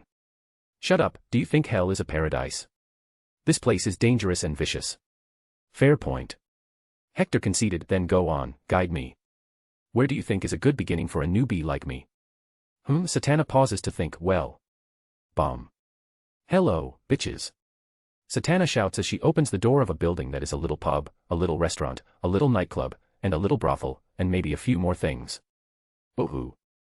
Her entrance makes the demons all around the place respond with a cheer that sounds more like a roar, raising their drinks, hands, or wings, or whatever superior limbs they have. Hector stays behind Satana while she goes around greeting them like a politician, waving through the tables, and talking with everyone with familiarity. She jokes, insults, and asks about some events that Hector does not understand the concept. She is like those girls in school that are social butterflies, being able to float through the social circles, being friends with the nerds that play D&D and the jocks that play football, the emo kids, and the cheerleaders. The place is as chaotic as it can be. The strange fusion of medieval aesthetics with a seemingly modern establishment is only the tip of the iceberg. There are demons sitting on holes on the wall, tables on the ceiling, holes in the ground, and bridges above them going everywhere. It's like an anthill to demons. Satana, who is the pipsqueak behind you? A brown demon as muscular as the Hulk asks her after she passes by his table. Just a stray that I caught to be my pet. Satana says dismissively, making the demons around laugh uproariously. Hector's ghoulish expression didn't change, seemingly uninterested in them while looking around. He and Satana already agreed on their story. Satana will just say that he is an attendant, subordinate, or whatever. She obviously tried to take a dig at him by calling Hector a pet, but she underestimated his calmness. No one that strong. He analyzes, thinking that even as weak as he is right now, he could take everyone here. He is only minding his own business, not engaging in whatever strange social circle exists here, but a certain drunk demon doesn't seem to like that he is unaffected by the jeers. Hey, little dude. Don't even try anything with Satana there, she is too much for your limp body to handle. Hiya ha ha. He shouts close to Hector's face while putting his meaty hand on Hector's arrow's shoulder. Hector's sunken eyes stare at the laugh demon like he is an idiot before saying, I would appreciate it if you take your hand off me. He is trying to be polite, considering the bigger picture and his mission. The good mood of the demon evaporates, he sobers up and leans close to Hector. What did you say? TCH. I had more reasonable conversations with dogs with rabies. Hector clicks his tongue. Okay, come with me. Satana immediately pulled Hector by the wrist in the exact instant she saw his arm making a movement. She knows very well how dangerous Hector is, and he is also not shy in speaking loudly about his disdain for demons. She is 90% sure he is gonna kill the drunk demon, the other 10% is on the chance he will spare him after inflicting a lot of pain. In each case, it will not be good to make a scene. The demon doesn't follow, only stumbles with his words and goes back to drink at the urging of his friends. Hector allows himself to be dragged by Satana to what seems to be the VIP area, some floors above, the two stopping at a particular booth. Two of the usual, sentry. Satana says to a demon waitress before finally turning to Hector. The man is showing an even more unfriendly face with his ghoulish appearance. Why are you even here? Planning to make me the enemy of someone? Or are you gonna use a borrowed blade to kill someone that you don't like? He asks. From his experience, this kind of place is like a volcano of bad activity, just waiting for the minor turmoil to erupt. He doesn't even like the human version, so it's not hard to imagine his distaste for the demon's one. Damn, you are an ass. She sighs. Don't you want information? In this palace, you can find all kinds of information if you know who to ask. And with all modesty, I know who to ask. This place kinda exists only because of me. She says without a drop of modesty. This is some cliché tavern shit, but I guess it makes sense. He sighs and he urges her to continue. His sunken eyes were boring into hers. I like this place too. She confessed after a moment. I just wanted to come here. She says almost with a childish embarrassment. Hector stares at her before shrugging. Whatever. You are doing your part, more or less. No problem. Now that he knows, he can maybe come back here with a more useful body and get some information. Kidnapping some demons to ask questions can be a good idea. He will not trust everything Satana is telling him. He will get information from other sources, too. The waitress came back with a swirling red drink that was literally fuming. I do not want to drink something hot in hell. He says while staring at the cup in front of him. Too bad for you then, most of the demons thrive in the fire if you haven't noticed. She says without caring before bringing her cup to her lips. He also shrugs and takes a sip. In the end, Hector is a naturally curious fella. He will give a try to even the strangest things. I thought you wouldn't drink. She smirks. I said that I didn't want to drink. He put the cup down and pushed it away, a clear sign that he didn't like it. But why did you? She asks like he is an idiot. Hector returns the stare with a similar gaze, looking down on her. The little demon princess must not know it. But part of growing up is doing things that you don't like. To make a point, he grabs the cup again and chugs the whole thing with one gulp, not even changing expression. It's about choosing what you dislike less. People go to work that they don't like because they would hate being homeless. I hate wasting food, or even stepping on your goodwill that offered me a drink, more than I hated this hellhound piss that you call a beverage. He crosses his fingers above the table while keeping his gaze even. You must really think that I am some spoiled bitching princess, huh? She asks, her voice showing a little displeasure. You still haven't proved me wrong. He states naturally. You are really a dickhead. She huffs, can't you even enjoy the atmosphere? This is not my atmosphere. He replies. Geez, your prejudice for demons is that big, huh? She takes another sip. If you had some hope that bringing me here would change my mind, you are really naive. Hector scoffs, do you think I don't know the difference between demons and demonic beasts? I know that you guys are sentient, even capable of creating certain bonds between yourselves. I simply do not care. His eyes are as dark as they can get, and not because they are part of a demon body, no. It's because this guy is not joking around. At this moment, Satana understood that she had gotten it all wrong. Hector doesn't hate demons or anything like that.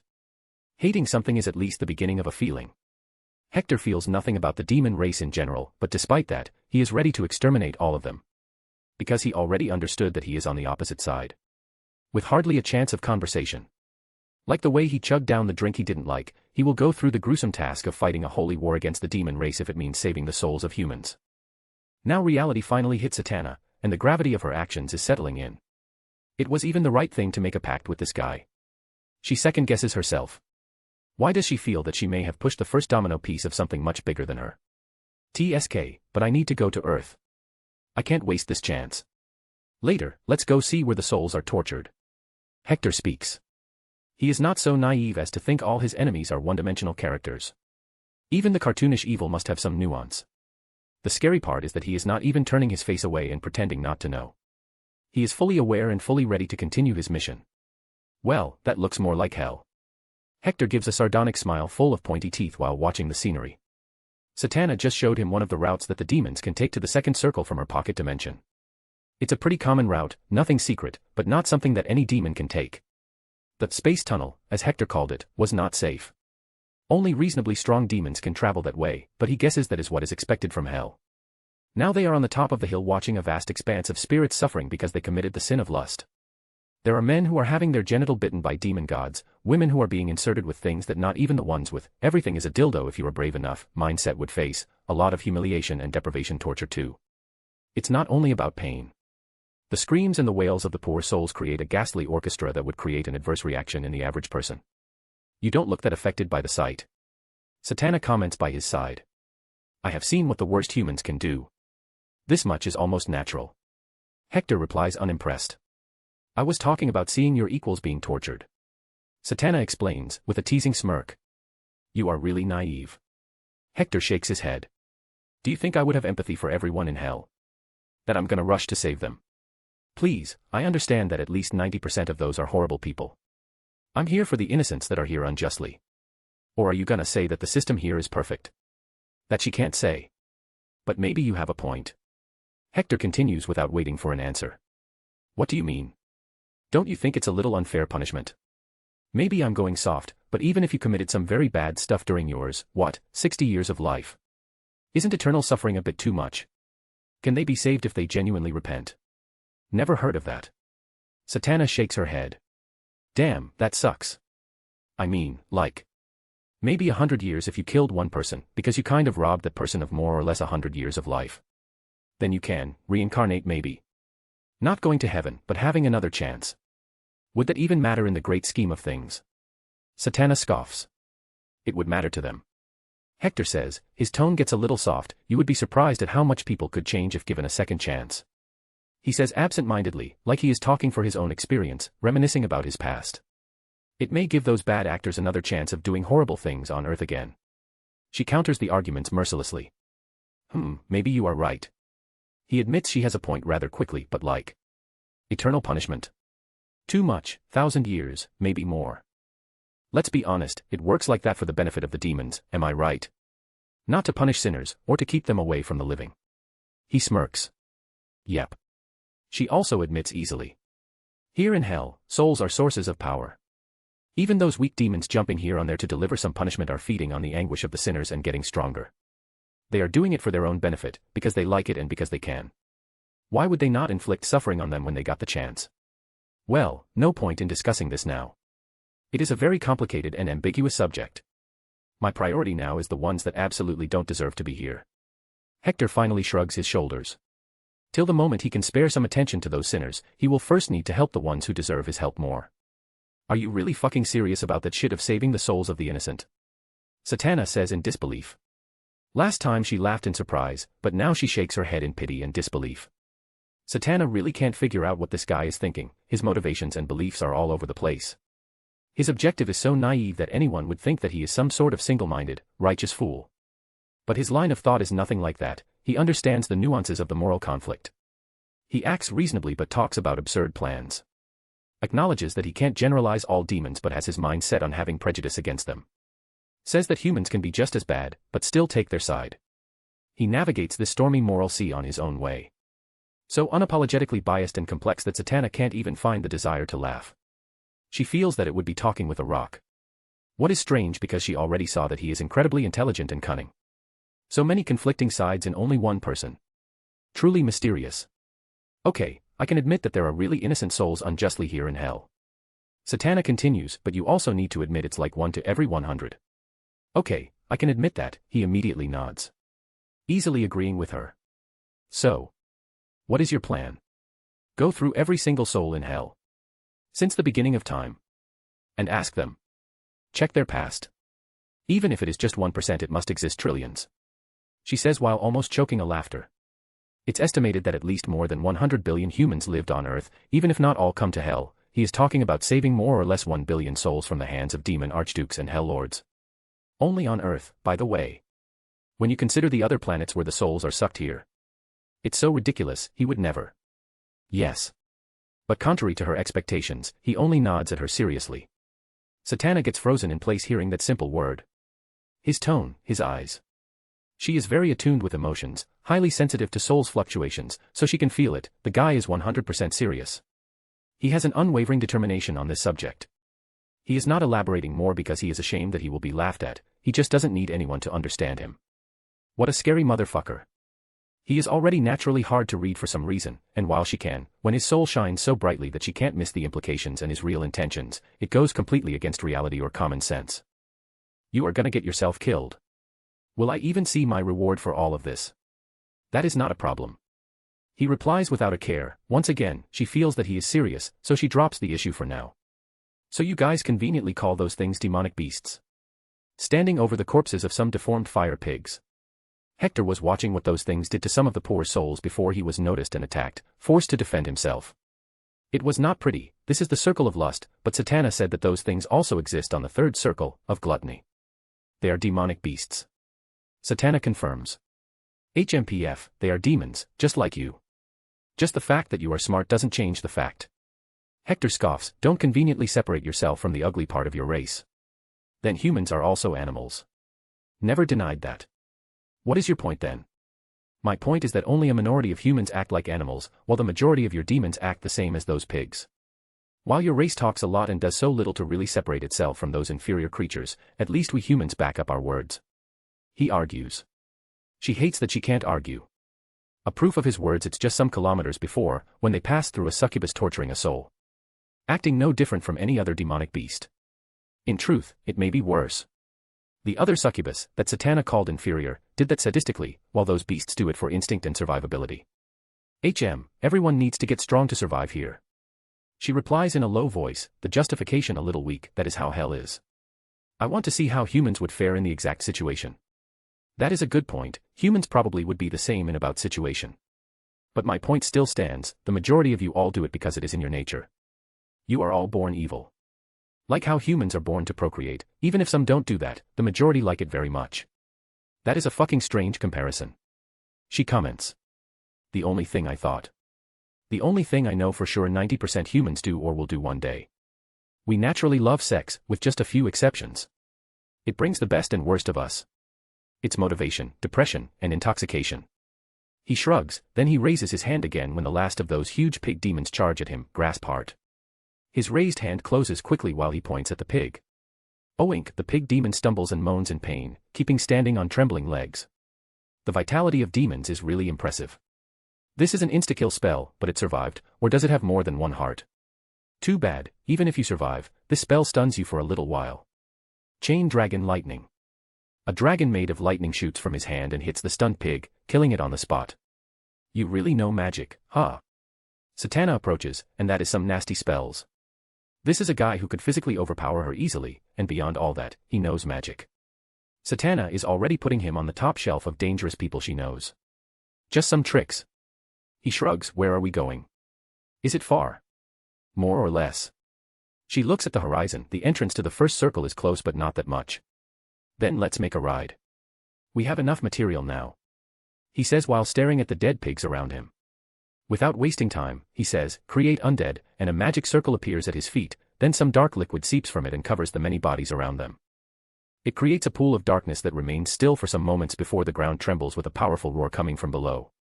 The pool starts bubbling before an enormous creature emerges from it, the dark liquid running through the white bones cleanly. A massive skeletal dragon appears before them and opens its wings before releasing an earth-shaking roar. Cool. Hector can't help but say. He has been a necromancy fan since Warcraft 3, The Frozen Throne. Edgy, he knows, but he can't let go. Cute. Satana says at his side. The word made Hector look at her weirdly. How can this cool motherfucking dragon be cute?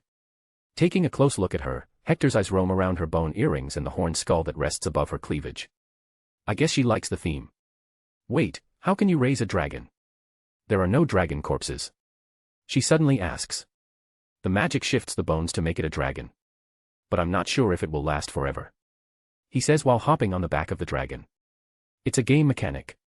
What? Just come, woman.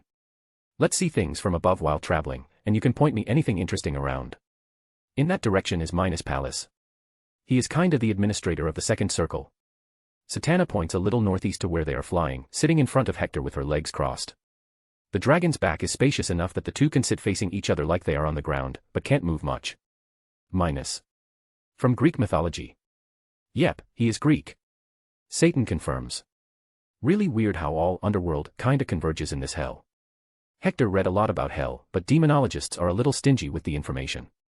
Understandable because they risk their lives for that. The books in the Ancient One library can be a little outdated or unreliable. More or less. You can go to all the underworlds from hell. The first circle, for example, connects with all of them but is not meant to live. It would be a hub of activity for convenience. Because it is made to the immaterial form of the souls, right? I read that the limbo from the nexus of all realities, the one of Belasco, and that limbo are fused before being separated in the material and immaterial planes. Yep, our information is the same. We are strong enough to survive in this limbo for some time, if you want. You can go pay Chiron to take you around, pretty reliable if you have the gold. I always carry some drachmas with me. Hector smiles triumphantly, and they called me crazy for that.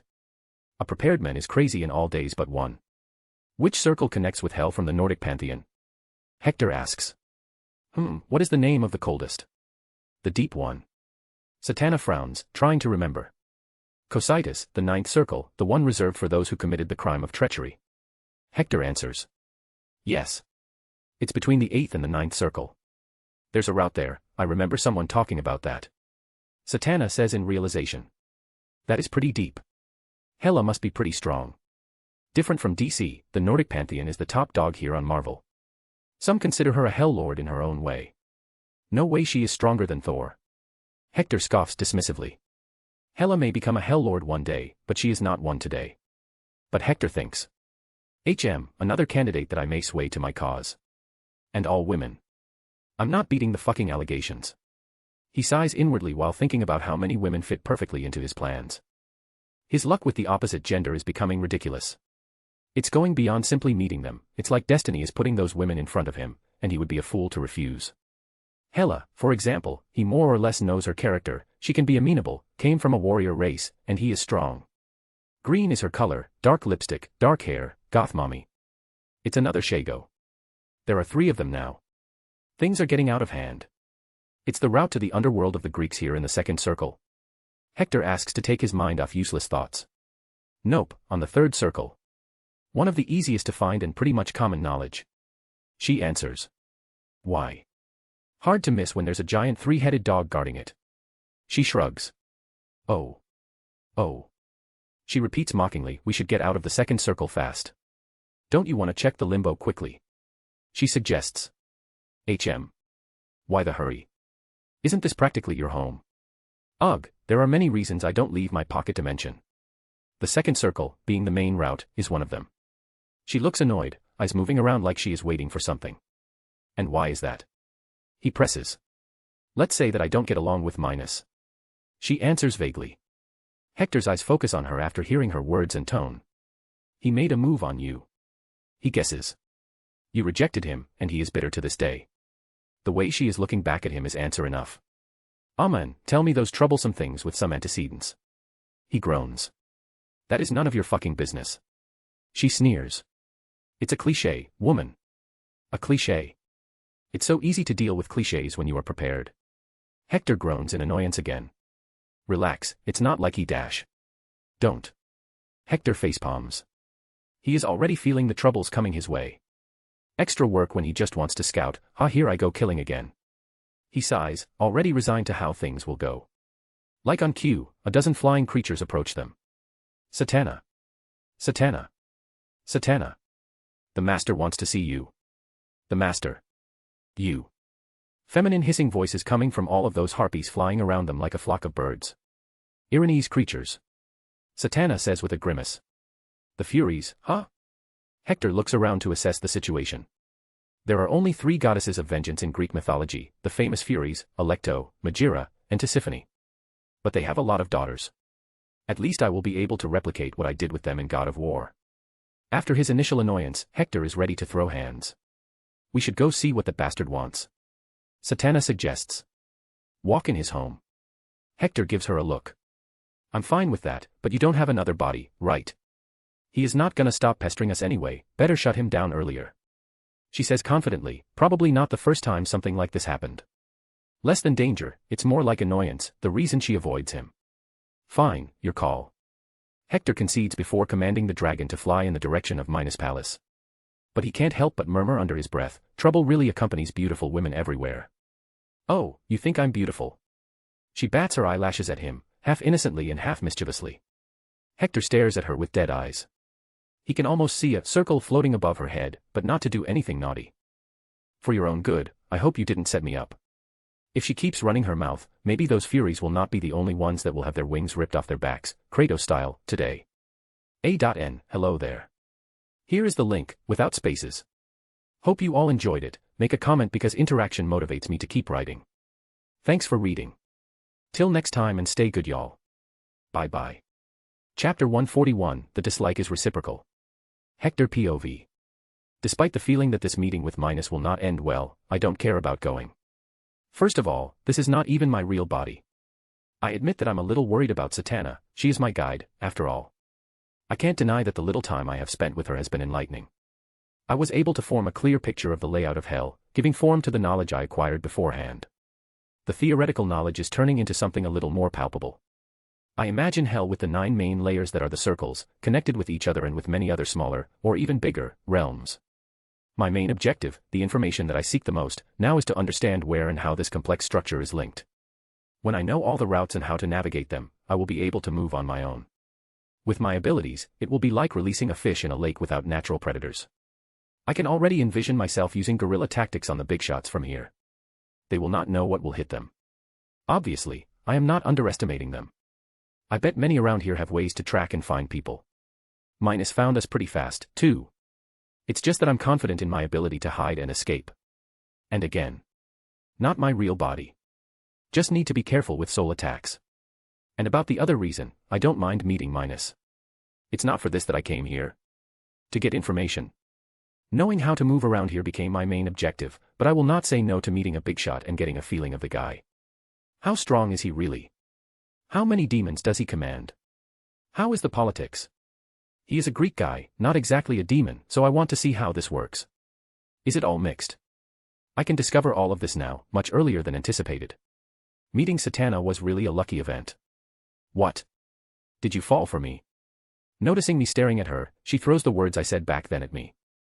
I decide to wipe the smirk off her face. You have something between your teeth. What?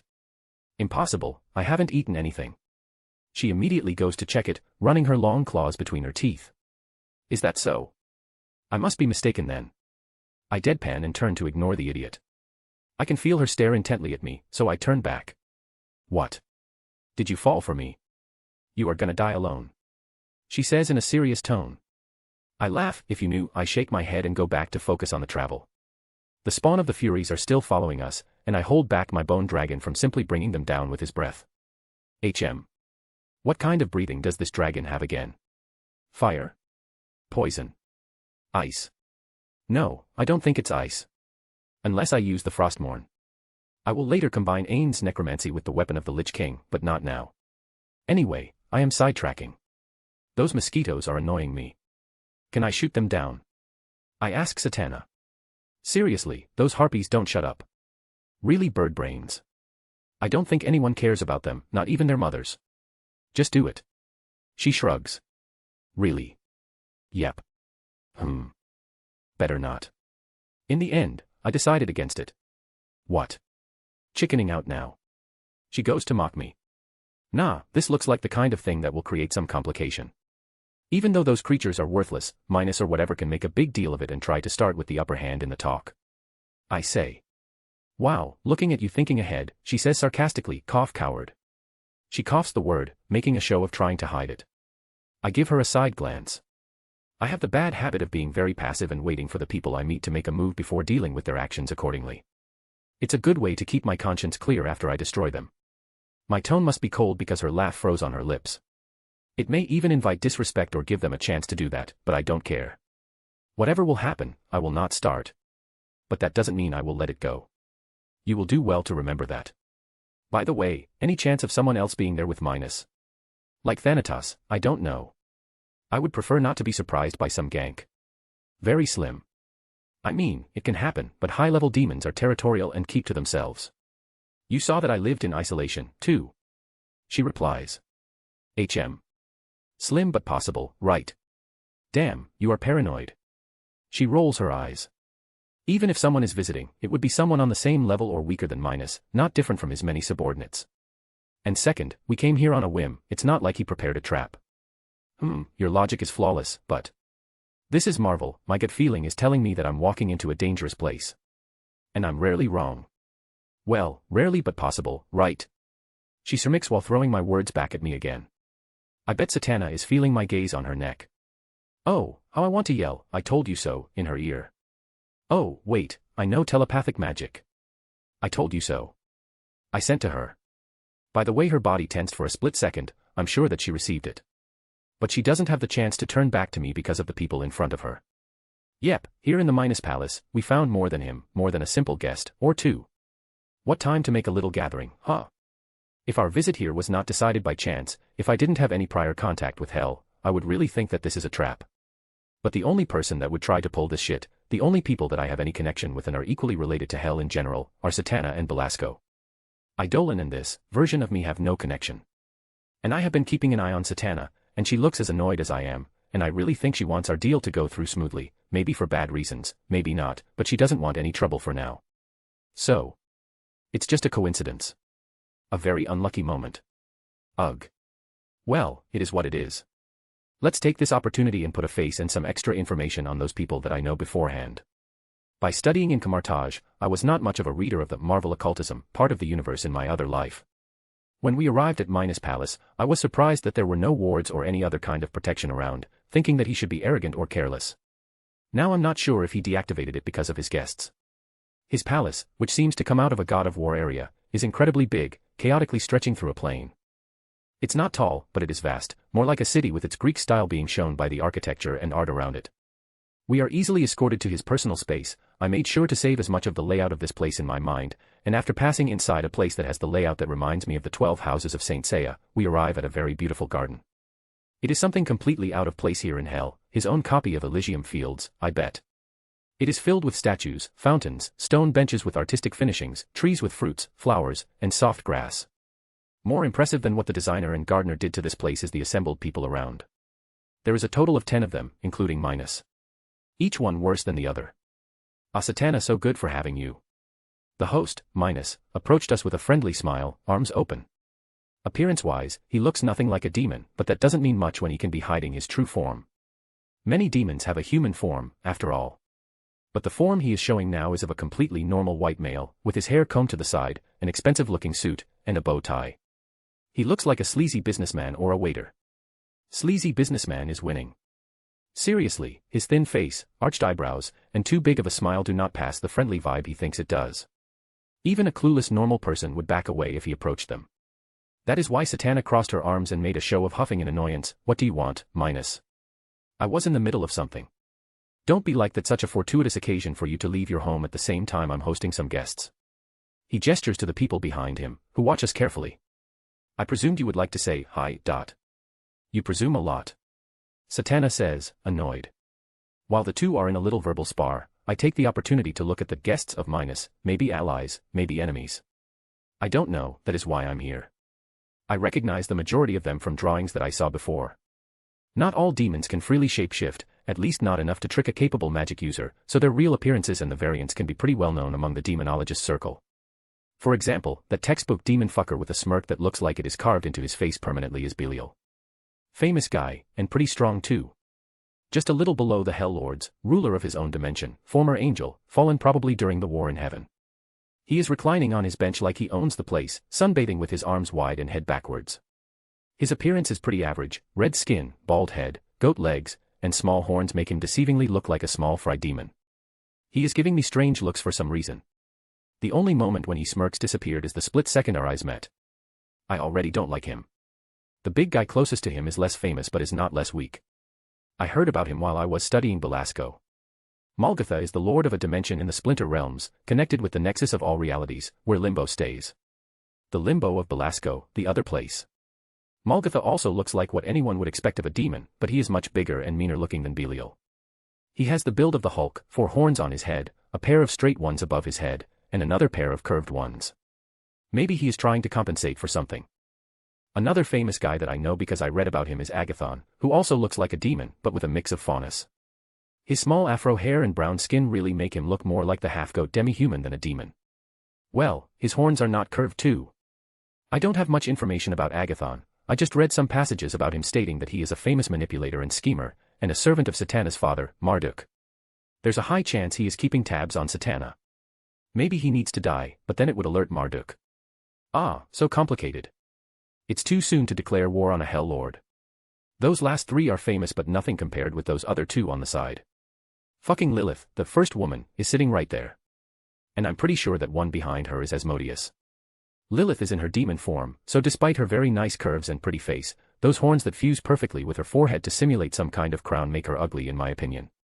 Still smashable by the way. Asmodeus doesn't look like much. Like Belial, he also looks like an average demon with red skin and horns, but he looks fat. At least it is not soft fat, more like strongman fat. What is strange, Asmodeus is the top demon from what I remember, but he appears dim close to even Belial, which should be beneath him in rank. The one that is really fucking fat is the only guy that I have some kind of personal animosity toward right now. Kralik is not famous to the common people, but in the Sorcerer Society, everyone knows that he is pretty active on Earth. He is the beast, the demon behind the hand. Yep, the hand, the same cult of ninjas that is involved with a lot of street-level heroes like Daredevil, Punisher, Psylocke. Even Johan came in contact with them after taking Kingpin's place. I was investigating the hand, and damn, they are high in the list of evil organizations that I need to deal with. They are really bold. What a surprise to find the guy here. It is like skipping a lot of steps. Normally, the mastermind stays behind a deep voice coming from a shadow or an object till the end of the plot to become a final boss. But here he is. Within arm's reach. Too bad this body of mine is too weak. It would be a good chance to try to kill him. Without him, the hand will crumble, they will lose their mystical powers, and all that. If I'm not wrong, the hand has an enmity with Kunlun, so if they become weaker, the latter may deal with them without me having to do anything. Heck, without their pseudo-immortality bullshit and all the rest, maybe Frank Castle can deal with them. Kralik is the one who looks the most disgusting right now. Obese beyond measure and with his thin and long limbs, he reminds me of Mojo. But at least he has legs, and he is black. I also bet he must have a 5th gen form, too. Now, the last 3, I have no idea who they are. I'm gonna ask Satana later for more information.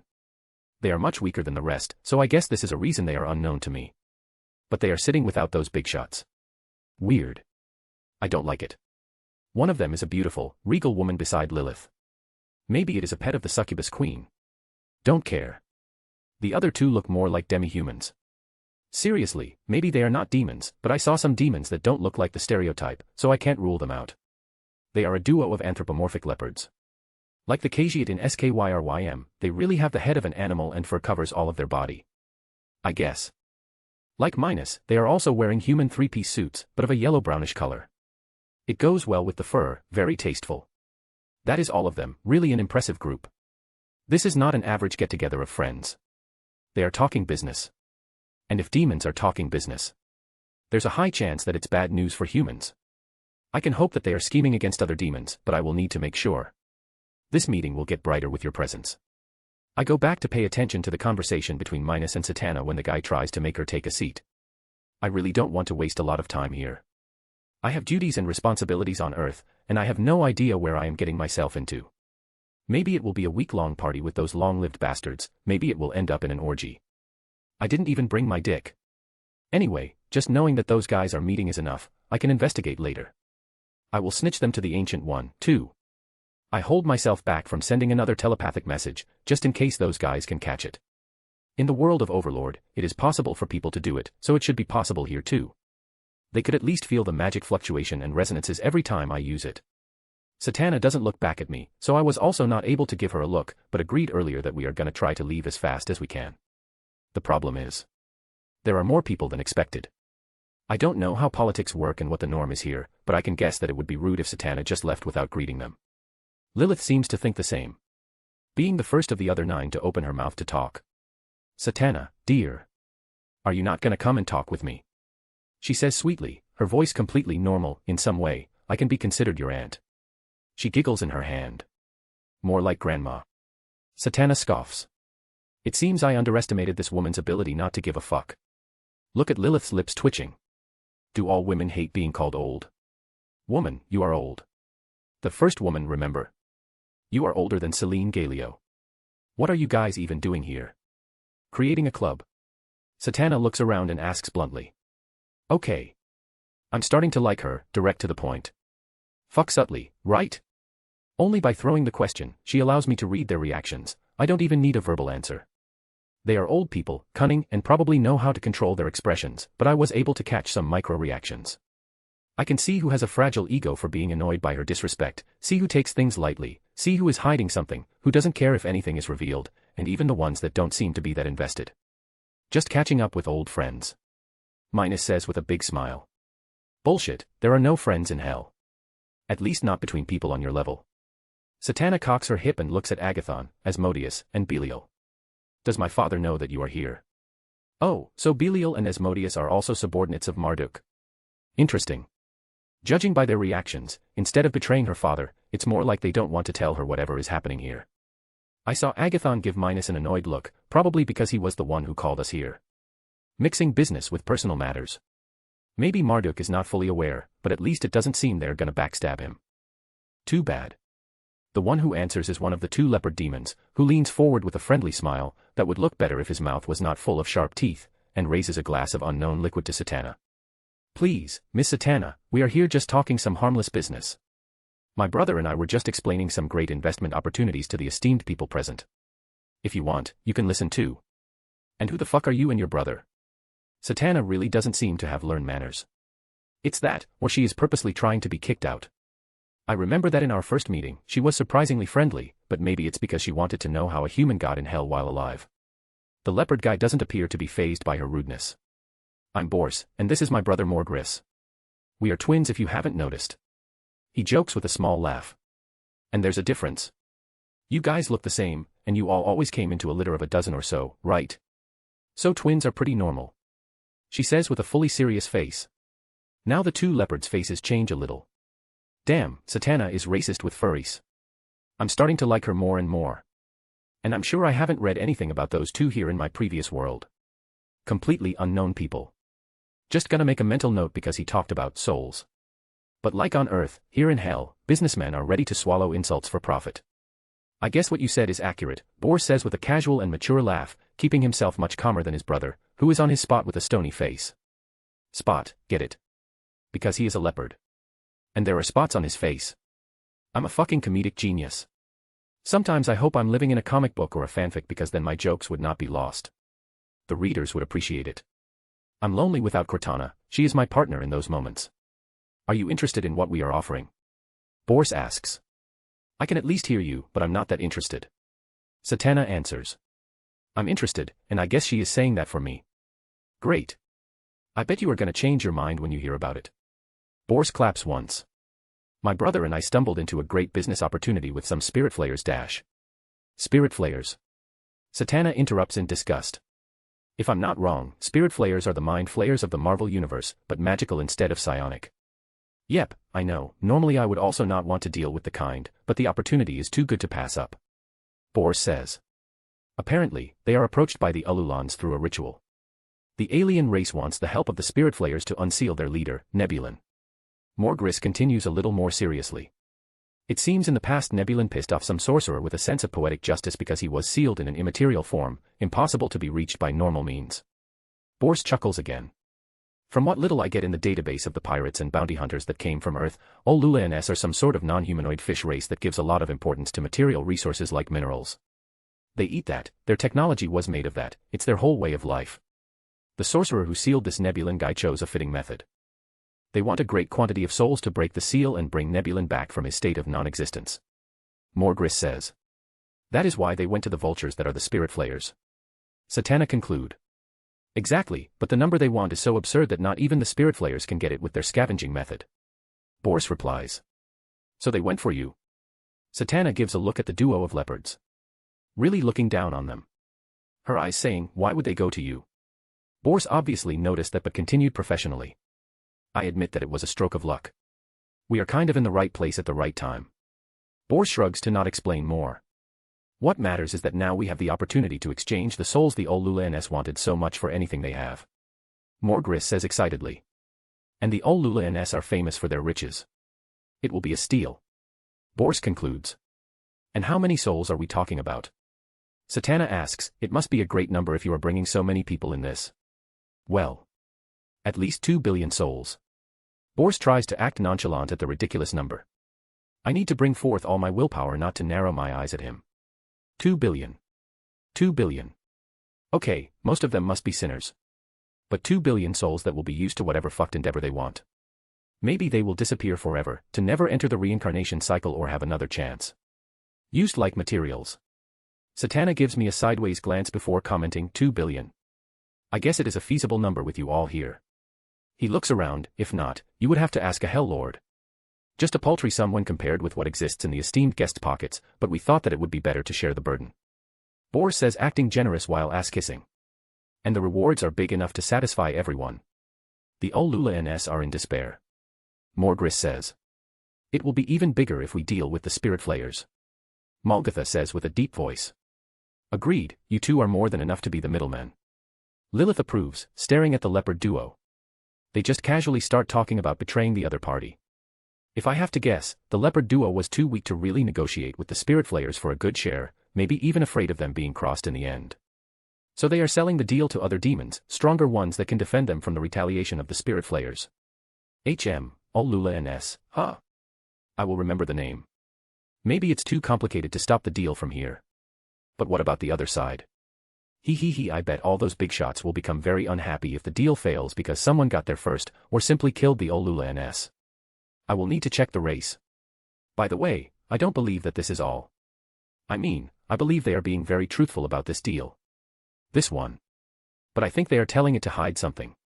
A common tactic of liars, you tell a small truth to hide a bigger one.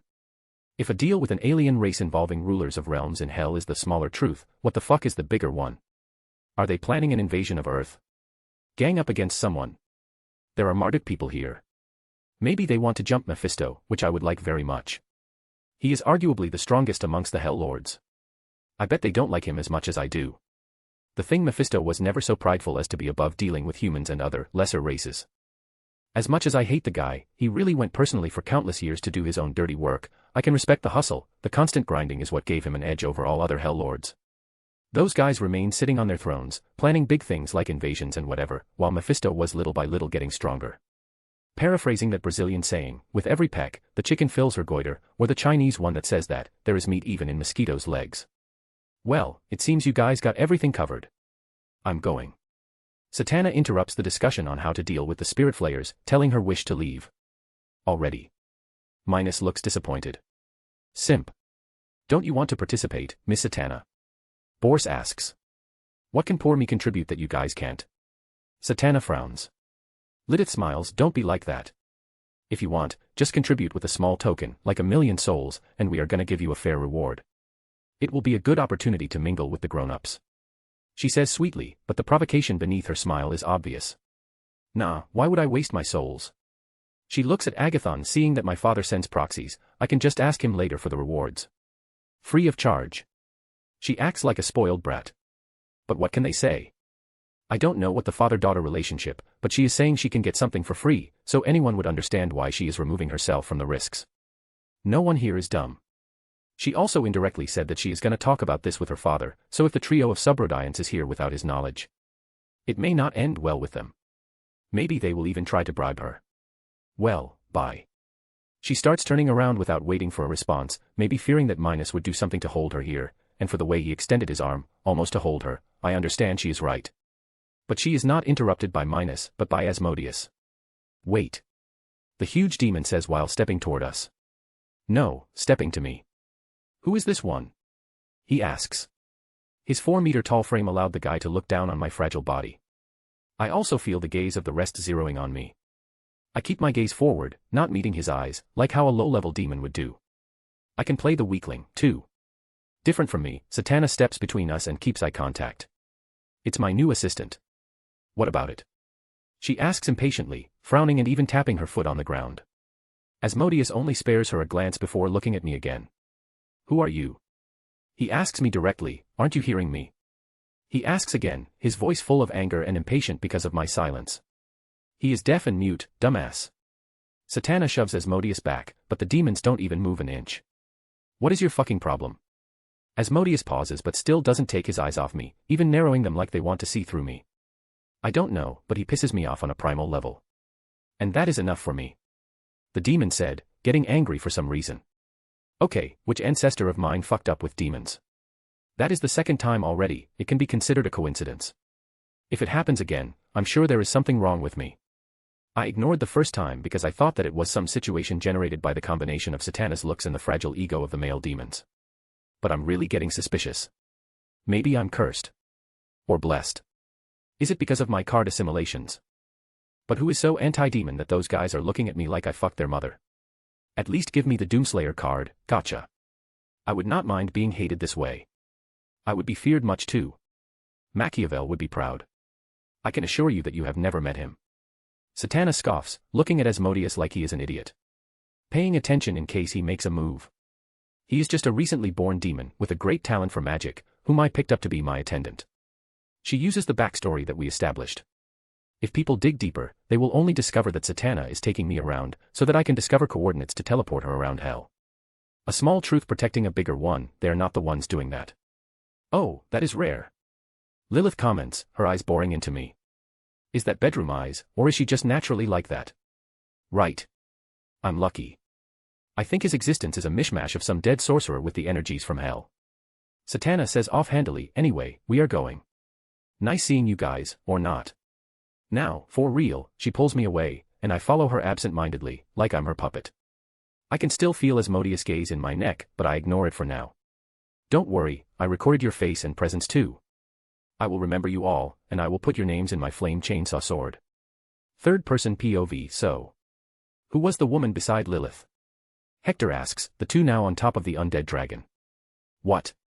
Are you interested in her? Satana gives him a teasing smirk. The only one I don't know the name of till now. She is no one important. Satana says dismissively, I saw her only once before, I think her name is Sue. Susie. Suri. Suriname. Surisha. Surisha.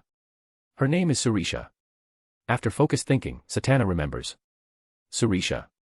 I think there's a legend about her, but it was about a queen who, like Elizabeth Bathory, consumed people to stay young. Hector says, having no recollection of a demon named that way. You are probably not wrong, but instead of a vampire, Surisha is a succubus. Another one, huh? And you know about vampires? I thought you came to hell very young. Hector gives her a deep look. Many vampires consort with demons, learning our magic, making deals. Satana was answering casually when she noticed something. Wait, how do you know I came to hell young? She turns and looks at Hector's ghoulish face with full attention. I, obviously, research you on Earth. Hector does not miss a beat and answers, thank you for giving me your full anime, it made my work easy. Satana's face is stone. She doesn't blink while her eyes fixate on his sunken ones. That is exactly what Hector wants. A little reveal, not looking for a verbal answer, but for a reaction. It says more than words. Now he just needs one last test. I met your brother, by the way, ugh. His words are interrupted when Satana's slim hand shot out and grabbed his neck with a deceptive strength hidden in her thin arms. Despite the initial surprise, Hector keeps a calm face even through all the pain of his trachea being crushed. Mind and body separation, a good method to ignore torture. His gaze analyzes her full reaction without missing anything. And he sees a furious Satana, looking like a definition of murder. Oh. He would smile if he could, but she is holding him so tightly that his muscles stuck in place. If you have done anything with my brother. She threatens, her face contorting into one filled with malevolence. Her hands were squeezing tighter and her nails elongating enough to become full-fledged claws. Hector slowly raises 2 fingers and then taps them on her forearms. The signal is obvious. And Satana let go but still stares at him with very friendly eyes, to put it mildly. Geez, woman. Have some self-control. Hector says with a raspy voice, his long fingers going to his neck and coming back with a little blood. He then uses some minor healing magic to close the wounds. I can forgive your hysterical reaction due to the environment and the way you were raised. But don't do that again. Hector doesn't threaten, he just states a warning. And please. I'm a relatively morally good guy. I would not do anything to your brother if he is not doing anything evil. He says, secretly fishing for more. And she can't help but ask. So she doesn't know what he is doing nowadays. No contact, almost confirmed. He is doing good. Ironically, Daimon Hellstrom is studying to become a priest. Hector reveals. Satana's face goes blank. A priest. The corner of her lips twitched. Yep, he has his troubles, but dash. Ah. Hector was interrupted when Satana started her loud laughter again. Any sign of her rage before evaporated just that easily. Hector stares at her to gauge her reaction. Her laugh is obviously because of the irony that her brother is a priest of all things, but also, relief. Like when someone goes into a dangerous situation and ends up without any harm. Hector then shakes his head and comments, I knew that demons have a screw loose, but you are starting to worry me. Ah, shut up, idiot.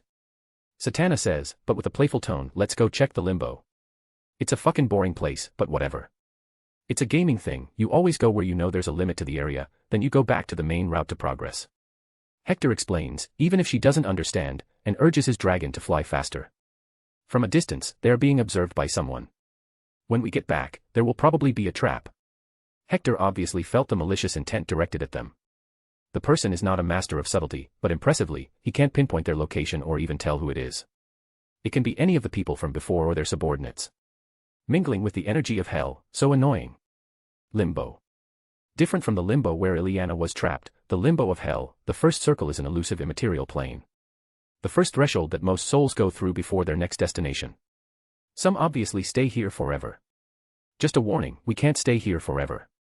Satana says as the undead dragon crosses the sky of the limbo, his wings barely moving the thick fog away. Because it starts corroding our bodies, right? He replies. Yes, you eventually really die here. He nods, we are basically on top of hell. If we reach the other end, can't we reach the material world? He asks. If only things are so simple, the entrance can't be an exit and all the exits go to places much less pleasant than this one. She says while looking down on the sea of souls below, still spotting their full astral bodies, even wearing their clothes. But the great majority of them are absent-mindedly, like zombies, hollow. Only a few, with a strong soul, kept the awareness and are looking around with a variety of emotions. Most of them are fear and despair.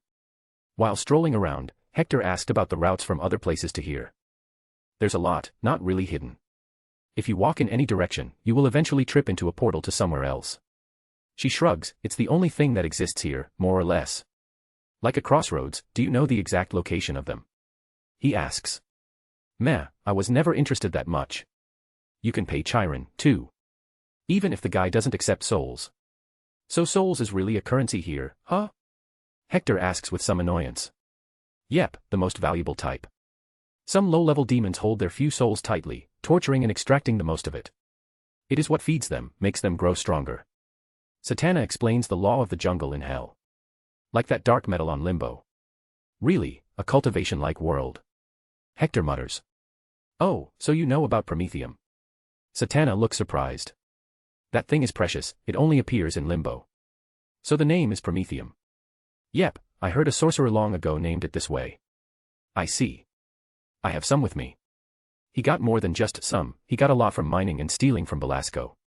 He even fed Nemesis that to make his armor. Give me some. She asks eagerly and shamelessly. No. Stingy as fuck, just go to the fourth circle, and stay there, greedy fucker. Don't lash out at me, just because you are not used to hearing, no, princess. He scoffs mockingly, I'm not your simp. What? Anyway, is there a route to the other Limbo here in Limbo? You can call it the other place, it's like people here on Hell call it. She explains, and of course there it is, the two are once the same. How did it happen again? The division between the two. He asks, he read about it, but he wants to know from the perspective of a demon. Damn, I don't know either. Just heard that it happened fuck long time ago, the Splintered Realms thing. Malgatha is a lord from one of them, by the way. She sidetracks a little before going back to explain the little she knows. I just heard someone shattered the big dimension that existed before Hell. Like the Pangea before the continents. Hector slowly turns to her, his face in serious disbelief. And someone shattered it. He asks very slowly. Well, that was the fun theory. Many believe that it was a natural disaster, others that there's a big war with some higher beings that left the place in ruins, others that it was just the natural course to the realms divide and gain independence. But I like the theory that it was just someone who said fuck it and shattered everything. Ha ha ha. Hector gives her a raised eyebrow. What? I don't know. You sound oddly happy in believing that there's someone out there who can just shatter a big dimension into countless smaller ones. Well, as weird as it sounds, a lot of demons worship and have faith in this unknown figure, you know. She says, a little embarrassed. It's kinda cool. It's like. It prevented monopoly, you know. Those primordial beings that are born together with the dimension controlled everything, really omnipotent. But now that everything is fractured, not even the Hell Lords can have full control. And even the weakest demons can rise above their station. Fight their fate. Becoming strong. It's kinda romantic. She sighs. Hope. Hector comments. What? It gives them hope. Even demons can't help but dream of heaven. Giving them the ability to be more of what they birth decided for them, it gives them hope. Hector says while looking above. Satana can't argue, because he is right. Do you want to know why I'm so prejudiced against demons? Because it's on your nature to be this way. Don't generalize, demons are really wired to be evil. They can't help themselves. Maybe you are different because you are half human, but demons are naturally flawed, incomplete, perpetually unsatisfied. Demons can only seek momentary satisfaction through desires, not happiness, stealing from the ones that can achieve full happiness. Metaphysically incapable of being happy without making others unhappy. They envy humans, the weak humans that has the thing they yearn for and can't have. Destroy, corrupt, and steal from them even though we have so little. Hector turned to stare at her again. That is why I know we can't understand each other. We are inconciliable. I despise you all, but even more I pity you all for being born this way. Maybe the one that shattered the realm also felt the same. Took pity on the demons and gave them something to strive for. Satana once again is speechless because she can't really argue with him on that. The only argument she could pull is that obviously, there are exceptions, but it would be weak. Hector knows that already. Well, in the end, it failed. It was just a pathetic attempt. If he was that strong, he should have done more. Hector chuckles darkly. The stronger demons still come on top, and they continue to control everything and create a system where the weak fight between themselves for scraps while never really trying to ascend. Instead of trying to seize pieces of the shattered hell to grow stronger, they prey on human souls. Demons choose to take the easy path. The evil path, because this is how they are. Hector's eyes changed in an instant, even the way it is physically sunk can't prevent the sharp glint that appears. That is why there will be retaliation. You can't kick a dog forever and don't expect it to bite you. There it is. That chill that Satana feels when this guy loses control of his emotions for a moment. She can almost feel him visualizing his plans, the future, and whatever it is, it will not be pretty to the demons. You are crazy. She scoffs and shakes her head to get rid of the feeling. How can a human do anything against hell? If even that hypothetical powerful existence changed nothing. What can he do, by the way? Don't badmouth the guy, I like him, or her. He tried and at least gave demons a chance. Hector's gaze shifts again, and now a strange and confused light appears on his features. A chance, huh? Eventually, the two stars felt the decay of their body for staying too long in limbo, and Hector ordered the dragon to go back. Necromancy is very handy here on limbo. Satana comments while patting the unaffected dragon beneath her, never thought about that. Well, if the limbo is trying to decay the body so that only the soul can stay and enter the whole system it does with the souls around here. I guess that an already decayed body, without a soul, is a good counter. I thought necromancy puts other souls in dead bodies. There's this type too, this only puts magical energy to reanimate it. But he acts so, alive. She says hesitantly. Strange choice of words, but I guess it is only the program. It's fake, maybe the remnants of the soul ingrained in the body. Like muscle memory. Hector explains, if the reanimated body exists for long enough, maybe the soul can develop more of an ego. Oh. The soul and body seek harmony and balance, too much of one makes the other grow. It goes both ways. He continues, going into teacher mode. I thought that ABD things would happen if the two are not on the same level. That too, if the difference is too big. Hector says, but there are always ways to circumvent that. Hell lords possess human bodies, maybe only sending a stranding of conscience, or dividing their soul a little, or simply by not caring and letting the body explode eventually. That is how it normally goes. On the other hand, if the soul is too weak, it may be absorbed by the body. Crazy. She says. Yeah, crazy. Hector nods. It's like they are a duo of a nerd guy saying a fun fact to a popular girl. By the way, we are being followed before entering limbo. Hector finally reveals. What? Yep, don't know who or how much, but someone was obviously tailing us. It stopped when it left the second circle. He explains, so, any other route we can take to miss them? Fuck it, let's go back exactly from where we came from. She replies, a little angry. Hector gives the same look one would give to an idiot. Why? He asks with a sigh. Are you gonna let people plot behind your back? Let's go crash out their party. She says it like it's obvious. You are the crash out here, he sighs again. You know that our contract is null if any of us die, right? This is not even my real body. There are only disadvantages for you. Hector is nice enough to at least warn her. Fuck it, we ball. She is not listening. Full speed ahead. It's ride or die time, fucker. She points forward, a little excited for the fight. Hector pauses, is she on this? Is she bringing me to a trap? It doesn't make sense. She knows it's not my real body. Are you that bored? Maybe. It can be nothing and is only a cowardly informant reporting to my father or whatever. Maybe Agathon, annoying scum. She shrugs, it will be nice to give him a scare, and send him to my father. You have no sense of danger. But if someone is really following us with bad intentions, it's not like I can't escape forever. Better fight now so that I can drag you into my trouble. She smiles brightly. You are surprisingly honest. He deadpans, so I will be honest too and say that I'm leaving you behind if things go south. Ouch. She makes a show of looking hurt, hand covering her chest, and eyes filling with tears. The better I can do for you. For our cooperation. It's that if this has something to do with the fact I piss off the demons for some reason, just make a show of getting rid of me, and I will come back later with a new body. He is already creating plans for different possibilities of how things could go. Satana gives him a deep look before saying casually. Fine, I will kill you painfully. You mean painlessly? I said what I said. I'm gonna explode on you. Fuck you, dickless bastard. You wish. Fucking bimbo that willingly steps into a trap. If you are that much of a pussy, just don't go, bitch. Don't expect me to save you. Didn't ask. I bet you're hoping your daddy dearest would save your ass.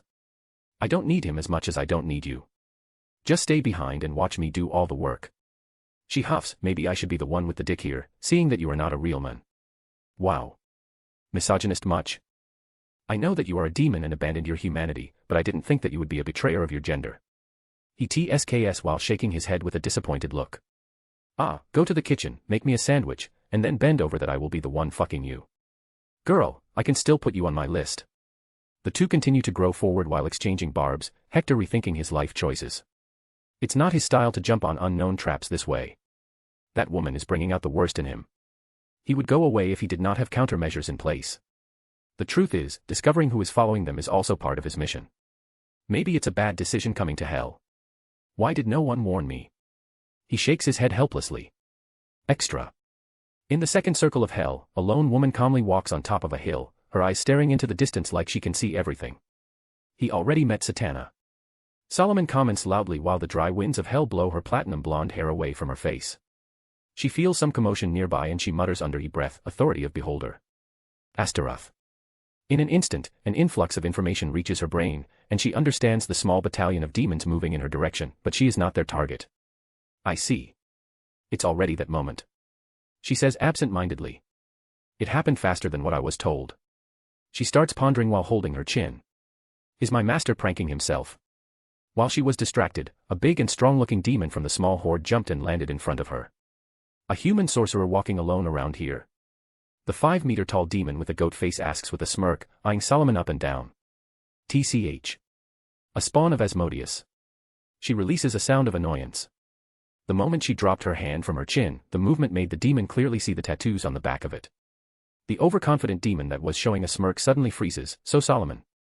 Solomon's golden eyes shine red for an instant. It has been so long and I was so excited that I committed a blunder. The goat demon is sweating in horror while his hooves step back, but there is also some excitement on his face. You. If I tell my amster, I will surely be rewarded. They have been looking for you for millennia. Typical of demons, greed always overcomes the rational fear. You lack a survival instinct that comes from that, let me help you. Solomon looks at the big demon with pity before staring hard. Authority of fear. Oroba. From the perspective of the goat demon, the world changed, it got dark and scary, and all his fears came forth from the deepest parts of his heart and mind.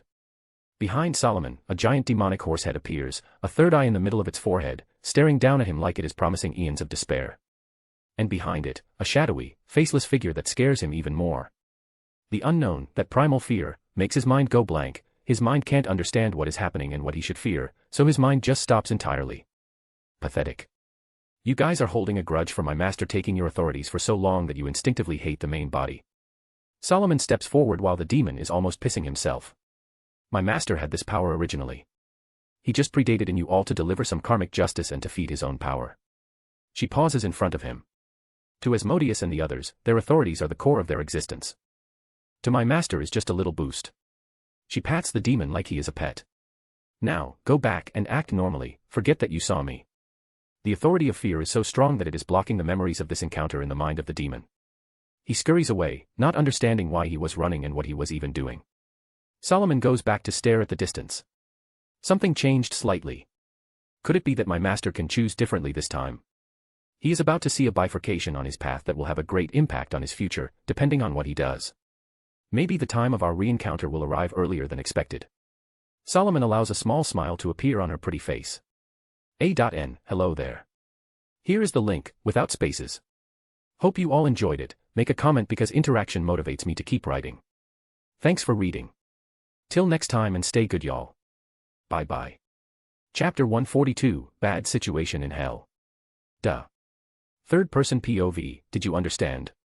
Hector finishes his explanation as he and Satana fly through the sky of a pocket dimension connected with the second circle of hell. Yes.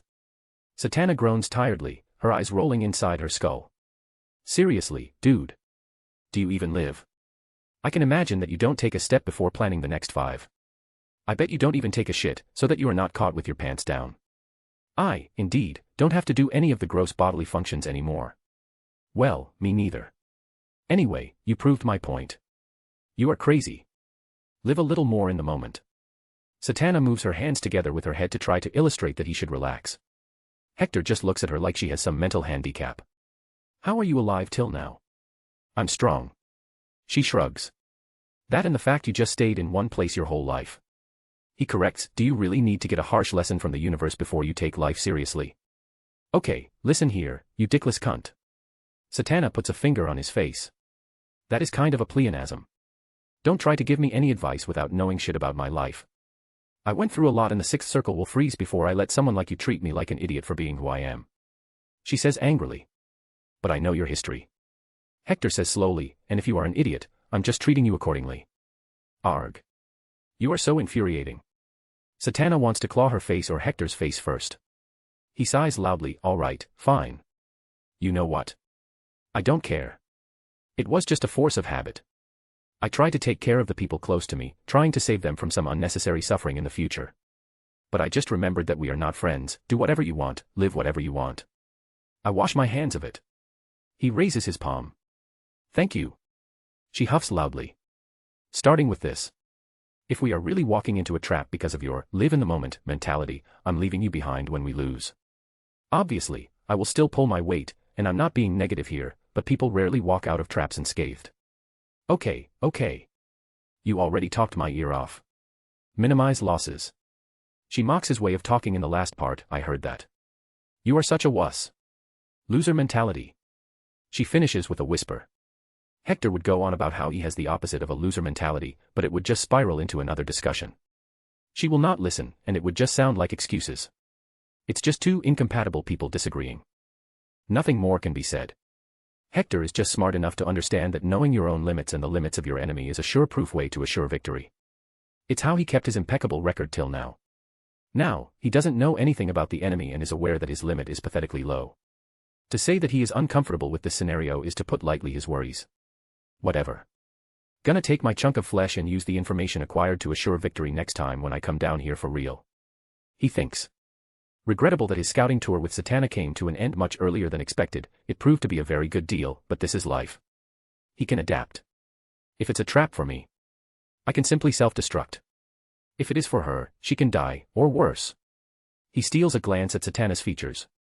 The motives of the people observing them are not any great puzzle to solve if their target is Satana. Or they are trying to mess with her father, Marduk, and will kill her to disrupt his plans. Exactly what Hector considered doing before. Or they are after her body, and her fate can be very ugly. Again, whatever.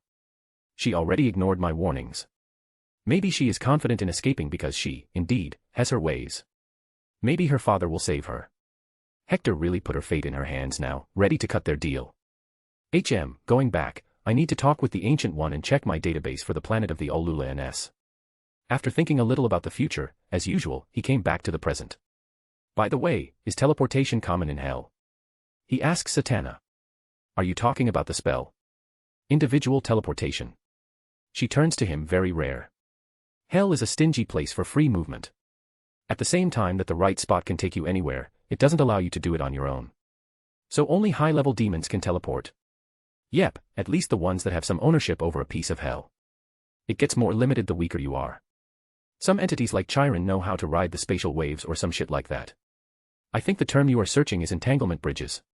Or quantum tunneling, if you are in a sci-fi movie and want to put quantum in front of everything. Hector chuckles, but by the way you are talking, it's probably the magical version of a plank slip. Now it's Satana's turn to look at Hector strangely. Nerd. She mocks, it's magic, bitch. He goes down and goes through smaller distances inside the void. That is what I said, bimbo. The two go back to call each other worse versions of virgin loser nerd and without future bimbo girl. Then Hector calms down suddenly.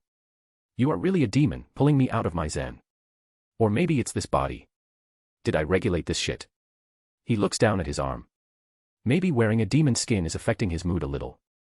Anyway, I was asking if teleportation is common because it is important. It changes everything. It changes nothing. She is disbelieving of his worries. Are you serious? Do you not know that communication and transportation are the most important things in war? It can define the outcome of any battle. A medieval battle with horses and infantry is completely different from a naval one, and much more different from a space one. Imagine if a cruiser drops through hyperspace on your flank. The way the enemy can arrive is obviously BZZZT. As if it were expecting him to talk about this, a portal starts appearing in front of them. Tant. Hector finishes his sentence before continuing with a deadpan face, because knowing how the enemy can move is the bare minimum necessary to prepare for their arrival. His eyes bore holes in Satana's back. What? Don't blame me. Teleportation like this one are rare. She obviously tries to dodge accountability like it's holy water. That is what I wanted to know. It means our enemies are strong enough to pull this off. That is nothing new. She crosses her arms. Only someone strong would try to get me. Yeah, but what kind? Like, is this type of portal in the sky teleportation any type that you recognize? Hector points out the portal where the enemies are pouring out. No, but I recognize the demon soldiers. Great. Hold that thought. He keeps his long finger pointing at the portal and says black hole. The D&D-like spell from Ains is not a real black hole, but it does some justice to the name. Too much of an annoying delay to Hector's tastes, to balance it, of course, but when it is completed, it pulls the waves of enemies in a single impossible point, space-bended, distorting the open portal before it broke in a huge spatial explosion. Boom crack. It sent shockwaves in all directions, even making the undead Drago stumble a little. Oh, I was expecting an interaction with the open portal, but that is a pleasant surprise. Hector whistles while looking at the carnage. Pieces of demons are raining from the sky while space slowly repairs itself inside a chaotic area. I repeat. You are crazy. Satana shakes her head. Are you trying to kill us? What? Should I let them arrive to surround us? You are the kind that allows the enemy to transform, huh? He mocks with disappointment. Lawless brute. She says back, expressing the same type of disappointment. More portals start appearing, interrupting the two. With this time frame, I can only repeat the trick once.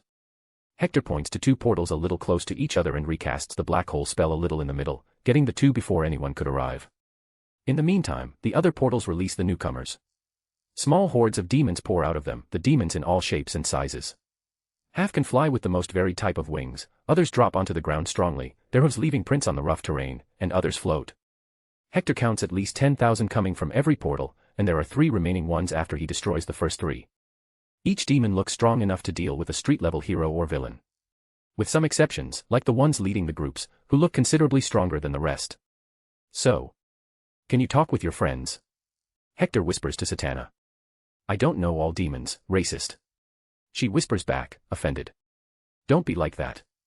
I saw you acting like a politician with those guys earlier in that bar or whatever. They are regulars there, and that thing only exists because of me. Of course, I know them. She then challenges back, can you tell that all humans are your friends? Well, I'm pretty famous. He shrugs humbly. Probably only very isolated humans don't know him. It would not be an exaggeration to say that 95% of the people living on Earth know Eidolon. And he would have a good reputation with most of those, too. While whispering to each other, Hector continues to analyze the demons appearing. They could be from Limbo, other place. All demons are the same to me. He was thinking that maybe there is really a ploy from Belasco here. Some sort of soul tracking spell that he put on him, and was able to locate Hector even when he changed bodies. He is patiently observing to get the clues. Oh, for fuck's sake. Just appear already. But Satana is not so patient, shouting to the sky to the mastermind reveal itself, this is too much organized to be by chance, and there are too many types of demons to just be a group hunting. Just step forward already. Oh, Satana. Only your intelligence matches your beauty. Minus appeared from between the hordes of demons, getting out of a carriage that was invisible till he opened the door. Ding ding ding, you win. Hector whispers to Satana. They are really here for her. And by the way, he was just saying that you are smart to get in your pants. You are really not that smart. But that is what men do. They lie dash. Satana glares at him before turning to Minus. Finally, can't take any more rejection, Minus. Satana smirks, here to kidnap me. The Greeks do that a lot. Hector comments on the side. Minus turns to him with a knowing smirk, I thought that you were mute and deaf. We lied obviously. I thought it was obvious. Hector turns to Satana with genuine confusion and bewilderment at Minus's stupidity. Right. How this guy can be a judge of anything is beyond me. She replies, matching his tone, he can't even tell when we are lying. Nepotism is also pretty common with the Greeks. Hector adds. Despite trying to keep a smiling, unbothered face, Minus' lips twitch slightly. Looking at him holding on to his facade. Satana points out. So pathetic. The Greeks are also famous for being petty and with little tolerance for disrespect. Hector informs. They really can't take a joke. Satana shakes her head. Ironic when you think about it, they are a factory of embarrassing tales. True. Minus here is a fucking cuck because his wife fucked a bull, and he even raised the kid, the Minotaur. Satana points at Minus with her thumb while laughing. Puffed. That is true. Hector laughs together. Do you know what I just realized? To this day, when a couple with a cuckold fetish has a man fucking the wife, they call the guy a bull. It is because of you, Minus. Ha ha ha ha ha. I didn't know that. Satana laughs so hard that she almost falls. Congratulations, Minus. Your legacy is alive till the modern day. Ha ha ha ha ha. Ha ha ha ha ha. Dude, stop. I'm dying here. Bwahaha. The two laugh while holding each other's shoulders for balance, swinging and almost falling. Satana is almost as red as her clothes, holding her belly. He is the reason there are chairs in hotel rooms. Ha ha ha ha ha. The two continue to laugh while completely ignoring the dangerous situation they are in. That only made Minus madder. Silence. Minus shouts, face red and contorted in anger. Ha ha ha, oh, finally dropping the act. Satana stops laughing, but keeps a smirk on her lips. Satana. Minus growls, I gave you enough courtesy, but you didn't appreciate it. Typical simp behavior. Hector sneers, thinking that they are entitled to someone's affection just because they act nice. The key word here is act, it is all performative. Right. He just wants to fuck me, but is pussyfooting around with his disgusting gentlemanly act. I would respect him more if he were true to his pathetic nature. Satana talks with Hector about Minus, like the judge of the underworld was not there. Funny that he never asked about my interests, and what I like or dislike. Let me guess, you like red, skulls and going out. Hector gives her a once-over. Eh. She looks genuinely surprised before a teasing smile appears on her lips. Oh, look at you. If you had a dick, I would let you hit, she whispers in his ear while resting her elbow on his shoulder. I don't have a dick exactly to avoid that. He says in a flat tone. HMPF, so self-important. It is not like you are any catch, dude. It's her turn to give him a once-over. Her face analyzing his ugly Nosferatu-like form. You would be surprised how many baddies I can pull. Try not to fall for me, please. He says and she rolls her eyes, I just had some experience with women like you who mind control men with their powers.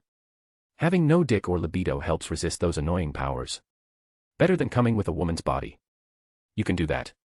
By the way, my mind control power is not dependent on what you have between your legs. I know, and I also know that it is too weak for me. Don't you remember that you tried it? HMPF, I did not try for real. Do not lie. I did not. You are not my type. You just told me that you would let me hit. Just to annoy that guy over here. Look at his face. Yep, few things annoy a simp as much as having another one swoop the target of their affections with considerably less effort. Each phrase is like a slap on Minus' face and he finally can't take it anymore. Enough. Minus exclaims, his form is changing because of the anger, his body can't be contained by his three-piece suit anymore, growing to at least 4 meters tall while the tatters of his clothes become robes. Satana and Hector also get more serious. After accomplishing their objective of making Minus angry, they can start. BZZT BZZT BZZT BZZT BZZT. But at this moment, more portals appear on the sky. Hector puts his face closer to Satana's. That is the moment I say. I told ya. In front of them, Asmodeus and Malgatha also appear, leading their own forces, smaller than Minus, probably just a token entourage, but enough to be dangerous. Hector also noticed the leopard twins a little behind Minus, not appearing to want to fight, just watching what was happening with some amusement. Stop playing and let's get over this, Minus. Malgatha says with his deep voice, arms crossed in front of his chest, don't forget what you promised me. I'm already blocking the area from anything. I will not forget it. Minus says, a little grumpy but getting control over his own emotions. And I want that one.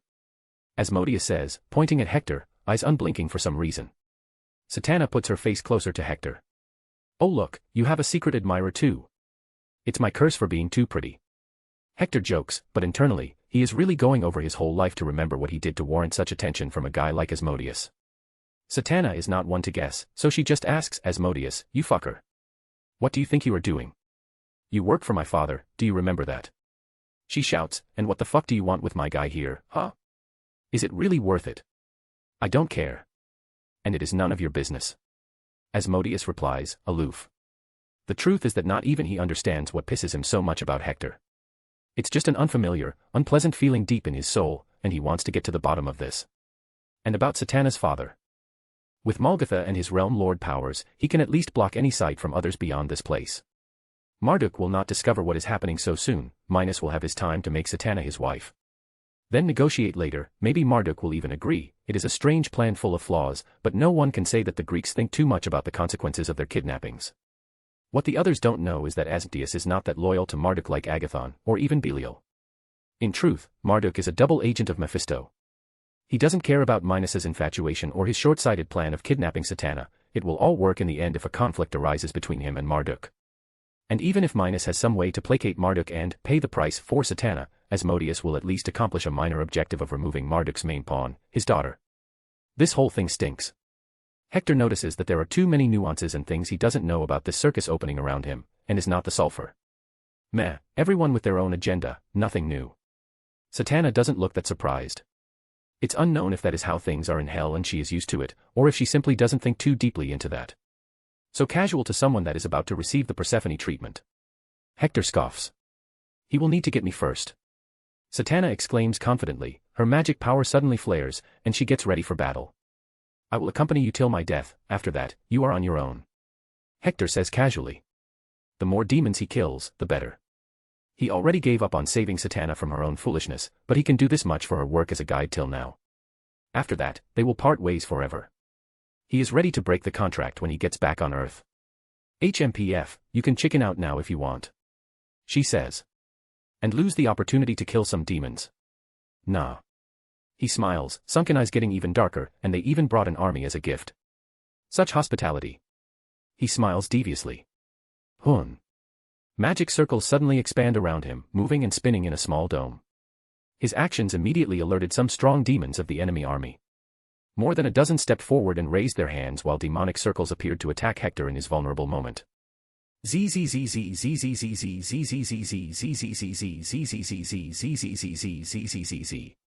It was a bait. Hector suddenly says, the dome of magic circles around him, disappearing, and in its place, smaller ones that shoot blasts of magic at lightning speed. The dark blasts travel fast in the air and hit the heads of all the demons with some magical inclination that tried to attack him. Zoltrak using the dark element I learn with Komoko-chan is unsurprisingly lethal. He whistles while seeing the heads of the demons being blasted, leaving the bodies. I will call it Black Zoltrak. How imaginative. Satana rolls her eyes, hiding her surprise. Once again, she is reminded that this guy knows how to fight. Using the construction of a big magic as a bait and smoke screen at the same time is easier imagined than performed. It needs to be like this. Do you know how many attacks I can do? He scoffs. Something that I can make on the fly is not worthy of a cool and complicated name. Whatever. Satana ignores him. It's an army with a few elites, exactly like you predicted in Possibility 2. I told you. His hand is on her back, shining with different lights while he buffs her. I'm gonna deal with minus, can you take care of the rest? I can hold them for some time. Take your pound of flesh and dip. Hector's face is expressionless. Leave me behind. You don't have to say. Satana half shouts, leaning forward, ready to attack. From her back, her bat-like wings sprout and shoot fast at where Minus is standing on a platform in the sky. Many flying demons go to block her path, but Satana does not do as much as blink at them, much less slow down. Those boosts are not bad. She thinks, her hand flexing, claws ready to open a path amidst the demons. Whoosh. Suddenly, a wall of fire crosses her path, burning the demons in front of her. It obviously came from Hector, but it doesn't appear to be that effective, it didn't bring down a single enemy. Hector obviously knew that, fire against a demon. It would never be a finishing move. It is just a smoke screen again. BZZZZZZZZZT. Amidst the flames and smoke, suddenly a blue lightning crosses the sky, jumping from demon to demon, making them fall like ducks shot by a hunter. Chain lightning. Hector mutters, his index and middle fingers pointing at the enemies. While electricity is still running through his fingers, his points all 10 of them upwards, triple maximize magic. Call Great Thunder. As the words leave his mouth, the sky immediately changed, a huge storm appeared in an instant in the most unnatural way, and the lightning didn't even expect anyone to get ready before striking down almost everything flying. Even when it was a pre-made spell of a game, Hector was able to use his expertise and magic talents of other power systems to control the brief but incredibly destructive attack. He even made it last longer than it should have been, sustained the storm with his mana, and the principles of physics. He rarely uses it, but one has to ask. How good is Hector with magic, really? If asked, he would answer, meh, intermediary level. This response would come from a comparison with other sorcerers and with himself using other means. Hector is, indeed, not that powerful with magic as he is with metapowers or other more straightforward power systems. That comes from the fact that learning magic is a more time-consuming endeavor, needing a bigger investment of his attention and effort till he becomes a respectable magic user to his own standards. Meanwhile, using powers or energies like Hockey/Nen is easier for someone who already has incredible mastery over his own body, like him. It can even be said that while one is the mastery over yourself, that Hector already accomplished, the other is the mastery over the world, being able to change it with his will. Metapowers are just a little stretch over mastery of his own body. Most of them, at least. So, in the less than 6 months he had since he received his first Magic Caster character card, he obviously would not have the time to become a Sorcerer Supreme or anything like that. especially when the magic system of the Marvel multiverse is heavily dependent on external forces. The path of using his own mana is much more arduous and long.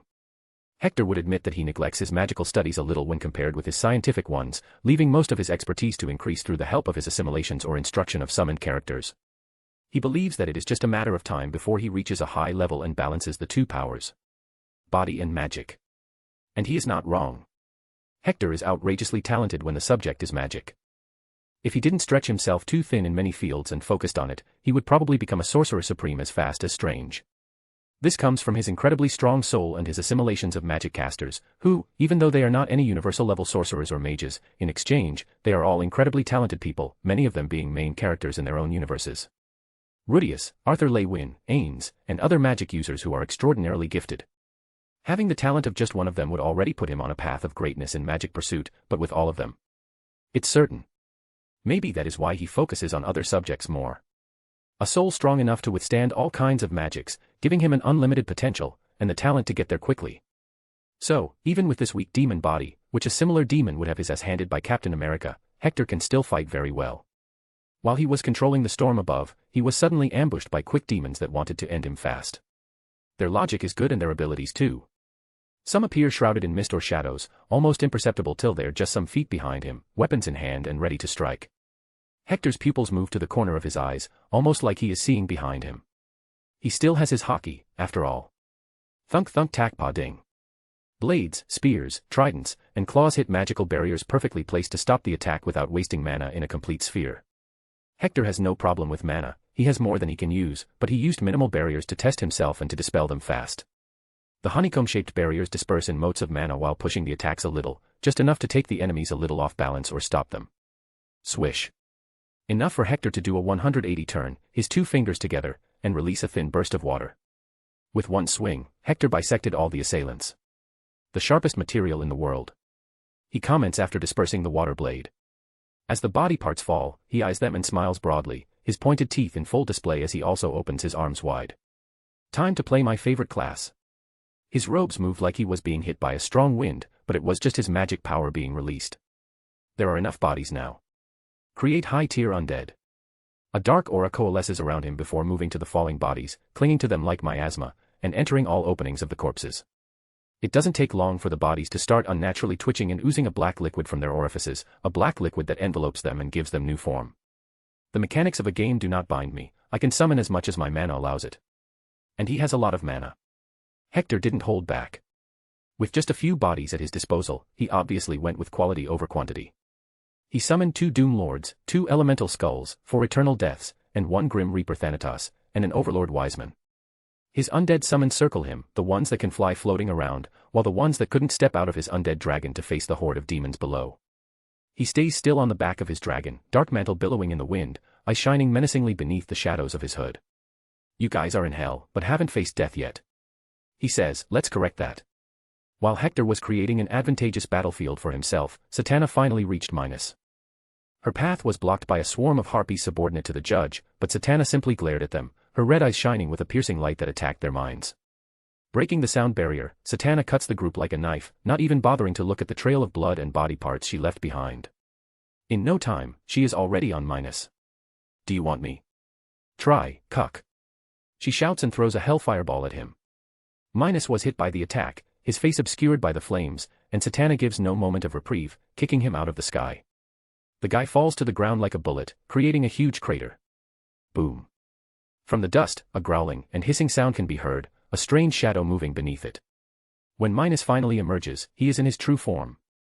He is now a 5-meter-tall, muscular old man, with a long beard and hair of dark green color. A toga of similar color covers half of his chest, strapped only around one of his shoulders.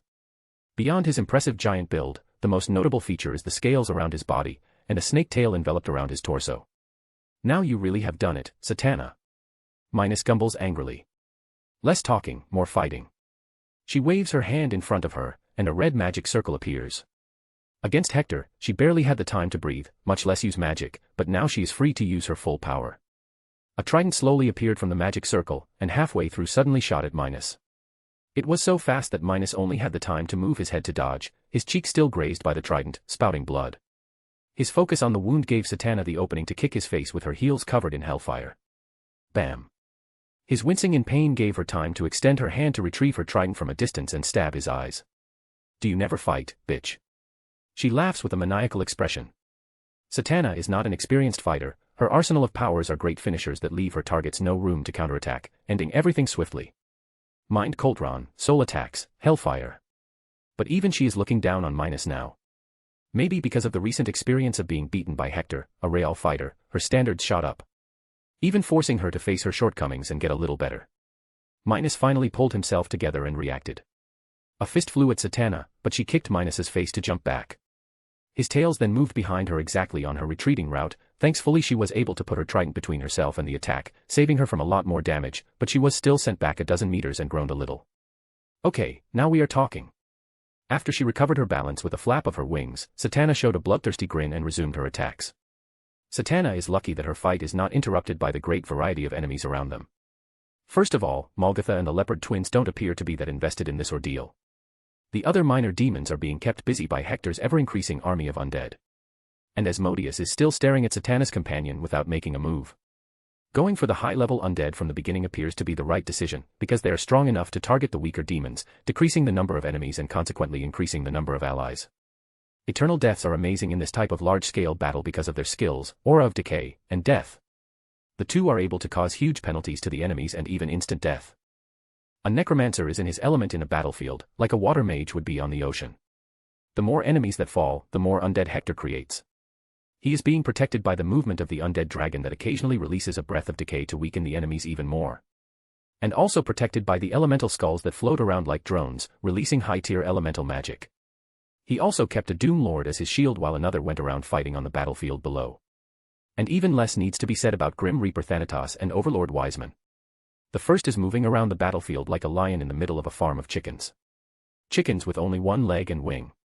Almost no one can keep track of him, and the ones who could can't follow either, while Overlord Wiseman gives support with large-scale magic to disrupt the battlefield, creating chaos and distraction to Grim Reaper Thanatos. There are many demons strong enough to put up a fight and even win against those undead, but many factors prevented them from winning. The constant AoE of decay is weakening them.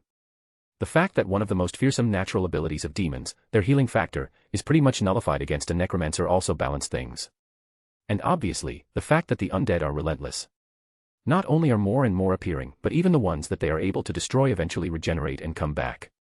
Even if they tear an undead to pieces, the said pieces will continue to move, attacking around or even searching the rest of the body to be whole again. While Hector has mana, his army will continue to fight. And he has a lot of mana. They are starting to use fire. Not completely brainless, huh? Hector thinks, seeing a section of his army being really destroyed, it's kinda a bad matchup to me too if they play smart. Normally, a necromancer would have his army prepared beforehand, but he has to make do with what he has in his hands.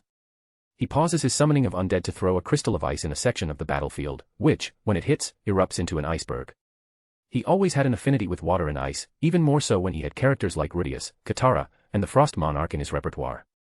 This body doesn't have their powers, but he remembers their skills, and in his soul it's engraved their expertise. If I had my Frostmourne. He sighs. He would be able to fight the fire of the demons with ice, but alas. What is the use of crying now? Not bringing any important item was his choice. Things are looking good, but eventually I will be defeated by the lack of material or when the strong ones really step forward. He once again starts a super tier spell. Magic circles surround him in a dome, as he leaves his defense to the elemental skulls and other undead. He was able to complete it because no demon dared to try to interrupt in case it was a trap like last time. Unfortunately for them, it was not a trap. He won the mind game, and he was able to deploy his super tier spell. Pantheon. An uncharacteristically white gold light illuminates him, very out of place with this whole necromancer persona. From this spell, he was able to go against Ain's class and summon 6 angels, the cherubim gatekeepers. The 6 angels are covered in golden armor, carrying a shield and lance. They have a lion-like face and a set of white wings on their back. Hector is not one to accept being at a disadvantage. Fire is a problem for corpses, and demons are naturally gifted in that, so obviously, he needs to do something. What better than a summon with holy magic? Now he can target their weakness too. They are not as strong as the Grim Reaper Thanatos or Overlord Wiseman, but they are even higher level than the Doom Lords, albeit the Doom Lords have stats beyond their level, making them roughly equal dash, and the Cherubims have the type advantage now. It was obviously in the moment the angels flew around the battlefield, they are able to overpower all demons, the weaker ones barely having the power to resist. Their regeneration is not being able to keep up, and their powers are failing. The right person to the right job. As Hector finally got the upper hand again, Asmodeus made him move. The huge demon suddenly flew at him, appearing above the undead dragon too quickly for the beast to react. Hector, on the other hand, was able to react because he never took his attention away from the top players. Time stop. He uses the spell the moment Asmodeus is in range. The spell was able to stop the demon in his tracks, his expression angry, but Hector was not happy. He is resisting it. He raises his hand fast, triple maximize magic. Grasp heart. He only has the time to squeeze his hand before his time spell is broken. He quickly urges his dragon, that was also frozen in time, to move away while Asmodeus stumbles a little and falls on the ground. The Duke of Hell's expression gets even more serious and unhappy as he stands up and looks at Hector flying away. Blood starts seeping from the corners of his mouth, but he doesn't look as hurt as a casual enemy would be if they suffered that attack. I really don't know why you make me feel this way, but the feeling is only increasing, Asmodeus says, muscles bulging. Sorry, you are not my type. Hector says, his voice calm, while standing above his retreating dragon. Rayarg. His little provocation appears to do the trick because Asmodeus roars and his body changes, revealing his true form. His size grows at least 3 times, and 2 new heads appear on his shoulders. Now, Asmodeus has the head of a human with a fiery crown, a bull, and a goat, while his lower body is an ugly amalgamation of paws and hooves while being covered by feathers, fur, and scales. Much better this way, the exterior needs to reflect the ugly interior. Hector comments, tell me, do you also have 3 hearts, or is it simply too strong and resisted my magic? Asmodeus does not answer, simply raising a big hand at Hector's overall direction, and a huge magic circle expands from his feet, taking the whole battlefield. Hector's eyes tremble for a moment before he scoffs. Undead are immune to any mind trick, he bullshits before dark spears start appearing around him and he rains them down on Asmodeus. Asmodeus, the Prince of Lust, tried to charm Hector in his summons, but the man has a mind that is too strong, and the magic is ineffective against corpses. The cherubim are also resistant to it. Seeing that his trick is ineffective, the demon changed tactics to a more direct approach. It seems his 3 heads can act separately because he conjures multiple magic circles of 3 types. One of them conjures a special type of purple hellfire that is released in all directions into a ring-shaped attack. It burned a considerable amount of Hector's forces, the zombies and Death Knights not having a chance against it. Another magic circle envelopes Asmodeus, and he suddenly disappears from his spot and reappears above Hector. Hector looks up, and that is the moment that the 3rd spell comes into effect. It was an elaborate spell, not a simple blast of energy. Hector suddenly found himself surrounded by wall upon walls of human flesh, female bodies contorting themselves and squeezing tightly into a gory and disturbing sight. He is isolated from the world, and there's no way to escape. Hector's face is calm, and he doesn't hesitate. Corpse explosion. Boom. When he was about to be squeezed, his elemental skull crashed against one direction, creating an opening for the undead dragon to escape by a hair. His wings even got caught a little and got torn even more. As the dragon retreats, Hector looks back and raises his hand. On his palm, water coalesces into a spear that solidifies into ice, and then it rotates and rotates till it's spinning so quickly that it looks like a line. Then Hector released it. The spell is fast, but Asmodeus was able to put an arm between himself and the attack. The arm can redirect the attack, which moved off course, creating a wound on his forearm and hitting the ear of his bullhead. Even after seeing the wound, Hector's face doesn't change. That is why the wound healed at lightning speed. Yep. That is bad. He says flatly. Satana is still fighting Minos, but it's more like she is venting her frustration on the guy. Minos is not weak by any means, but Satana is still dominating the battle. Maybe because she is much faster. With her wings, she is able to run circles around her big opponent, even though he tries to use his attacks, releasing lightning from his fingertips. Ah, yes, you are Zeus' son. I forgot everyone is Zeus' son from your people. Satana smirks while flying and dodging the streaks of lightning. It seems Minos was not only throwing attacks randomly because she suddenly found herself in a dark space. She entered a spell prepared by Minos. Satana found herself locked in the air, a huge guillotine around her, the blade above her, glinting maliciously. She immediately, and with just a little hesitation, uses her trump card, the Basilisk. Boom. An omnidirectional blast of corrosive energy is emitted from her body, breaking the subspace of the spell and releasing Satana. Above her, the figure of the archdemon appears and Satana commands it to attack Minos. The truth is that the Basilisk is not something Satana should be using all the time, it is a sweet trap put on her by the father, corrupting her the more she uses it. The huge demon extends his arm and releases a ball of demonic energy at Minos. The red ball, energized with Basilisk's unique power, flies at the judge relatively slowly but grows in size with each meter of distance crossed. Impossible to dodge. Crack boom. Minos can only use his strong body to defend himself. When he was revealed again, there were a lot of cracks around his body, but he was still standing. Satana pulls the basilisk back onto her body and steps back a little to continue the attack. Unknowingly to her, she meets Hector, who caused a similar explosion by detonating his dragon. "Oh, fancy seeing you here," he comments lightly, even in a bad situation. "Having difficulties, fucker?" She asks with a smile, the two back to back. "My guy is annoying. Regeneration is so unfair. Is he pulling all this infinite energy from hell itself?" he asks. "Probably, many can do that," she says with. "Can you do that?" "I can, but I don't. I have my own ways. I think I will need to tap out soon, girly." He reveals, "This body is getting mana intoxication already." "Mana what?" she asks confused. "My soul is pretty strong, not all bodies can withstand it. The more power I use, the more the durability falls. I never expected to get into a big fight like this one today," he explains. "I see," she replies, thinking about how this is very similar to many demons on the level of her father, who does the same with human bodies. They can never possess a body for too long. "I thought about going with something big, but Asmodeus there is surprisingly annoying with his disruptive magic. Hector sighs, and my quick attacks are not destructive enough to overwhelm his regeneration. Even Reality Slash is useless. You can say, I told you again now." She smirks. "What would be the point?" He rolls his eyes calmly. "I can make an opening for you to escape. But it will be the last thing I can do." Satana uncharacteristically doesn't answer immediately. Suddenly, a huge shadow looms over them. The two widen their eyes and turn fast to see no other than Malgathat above them.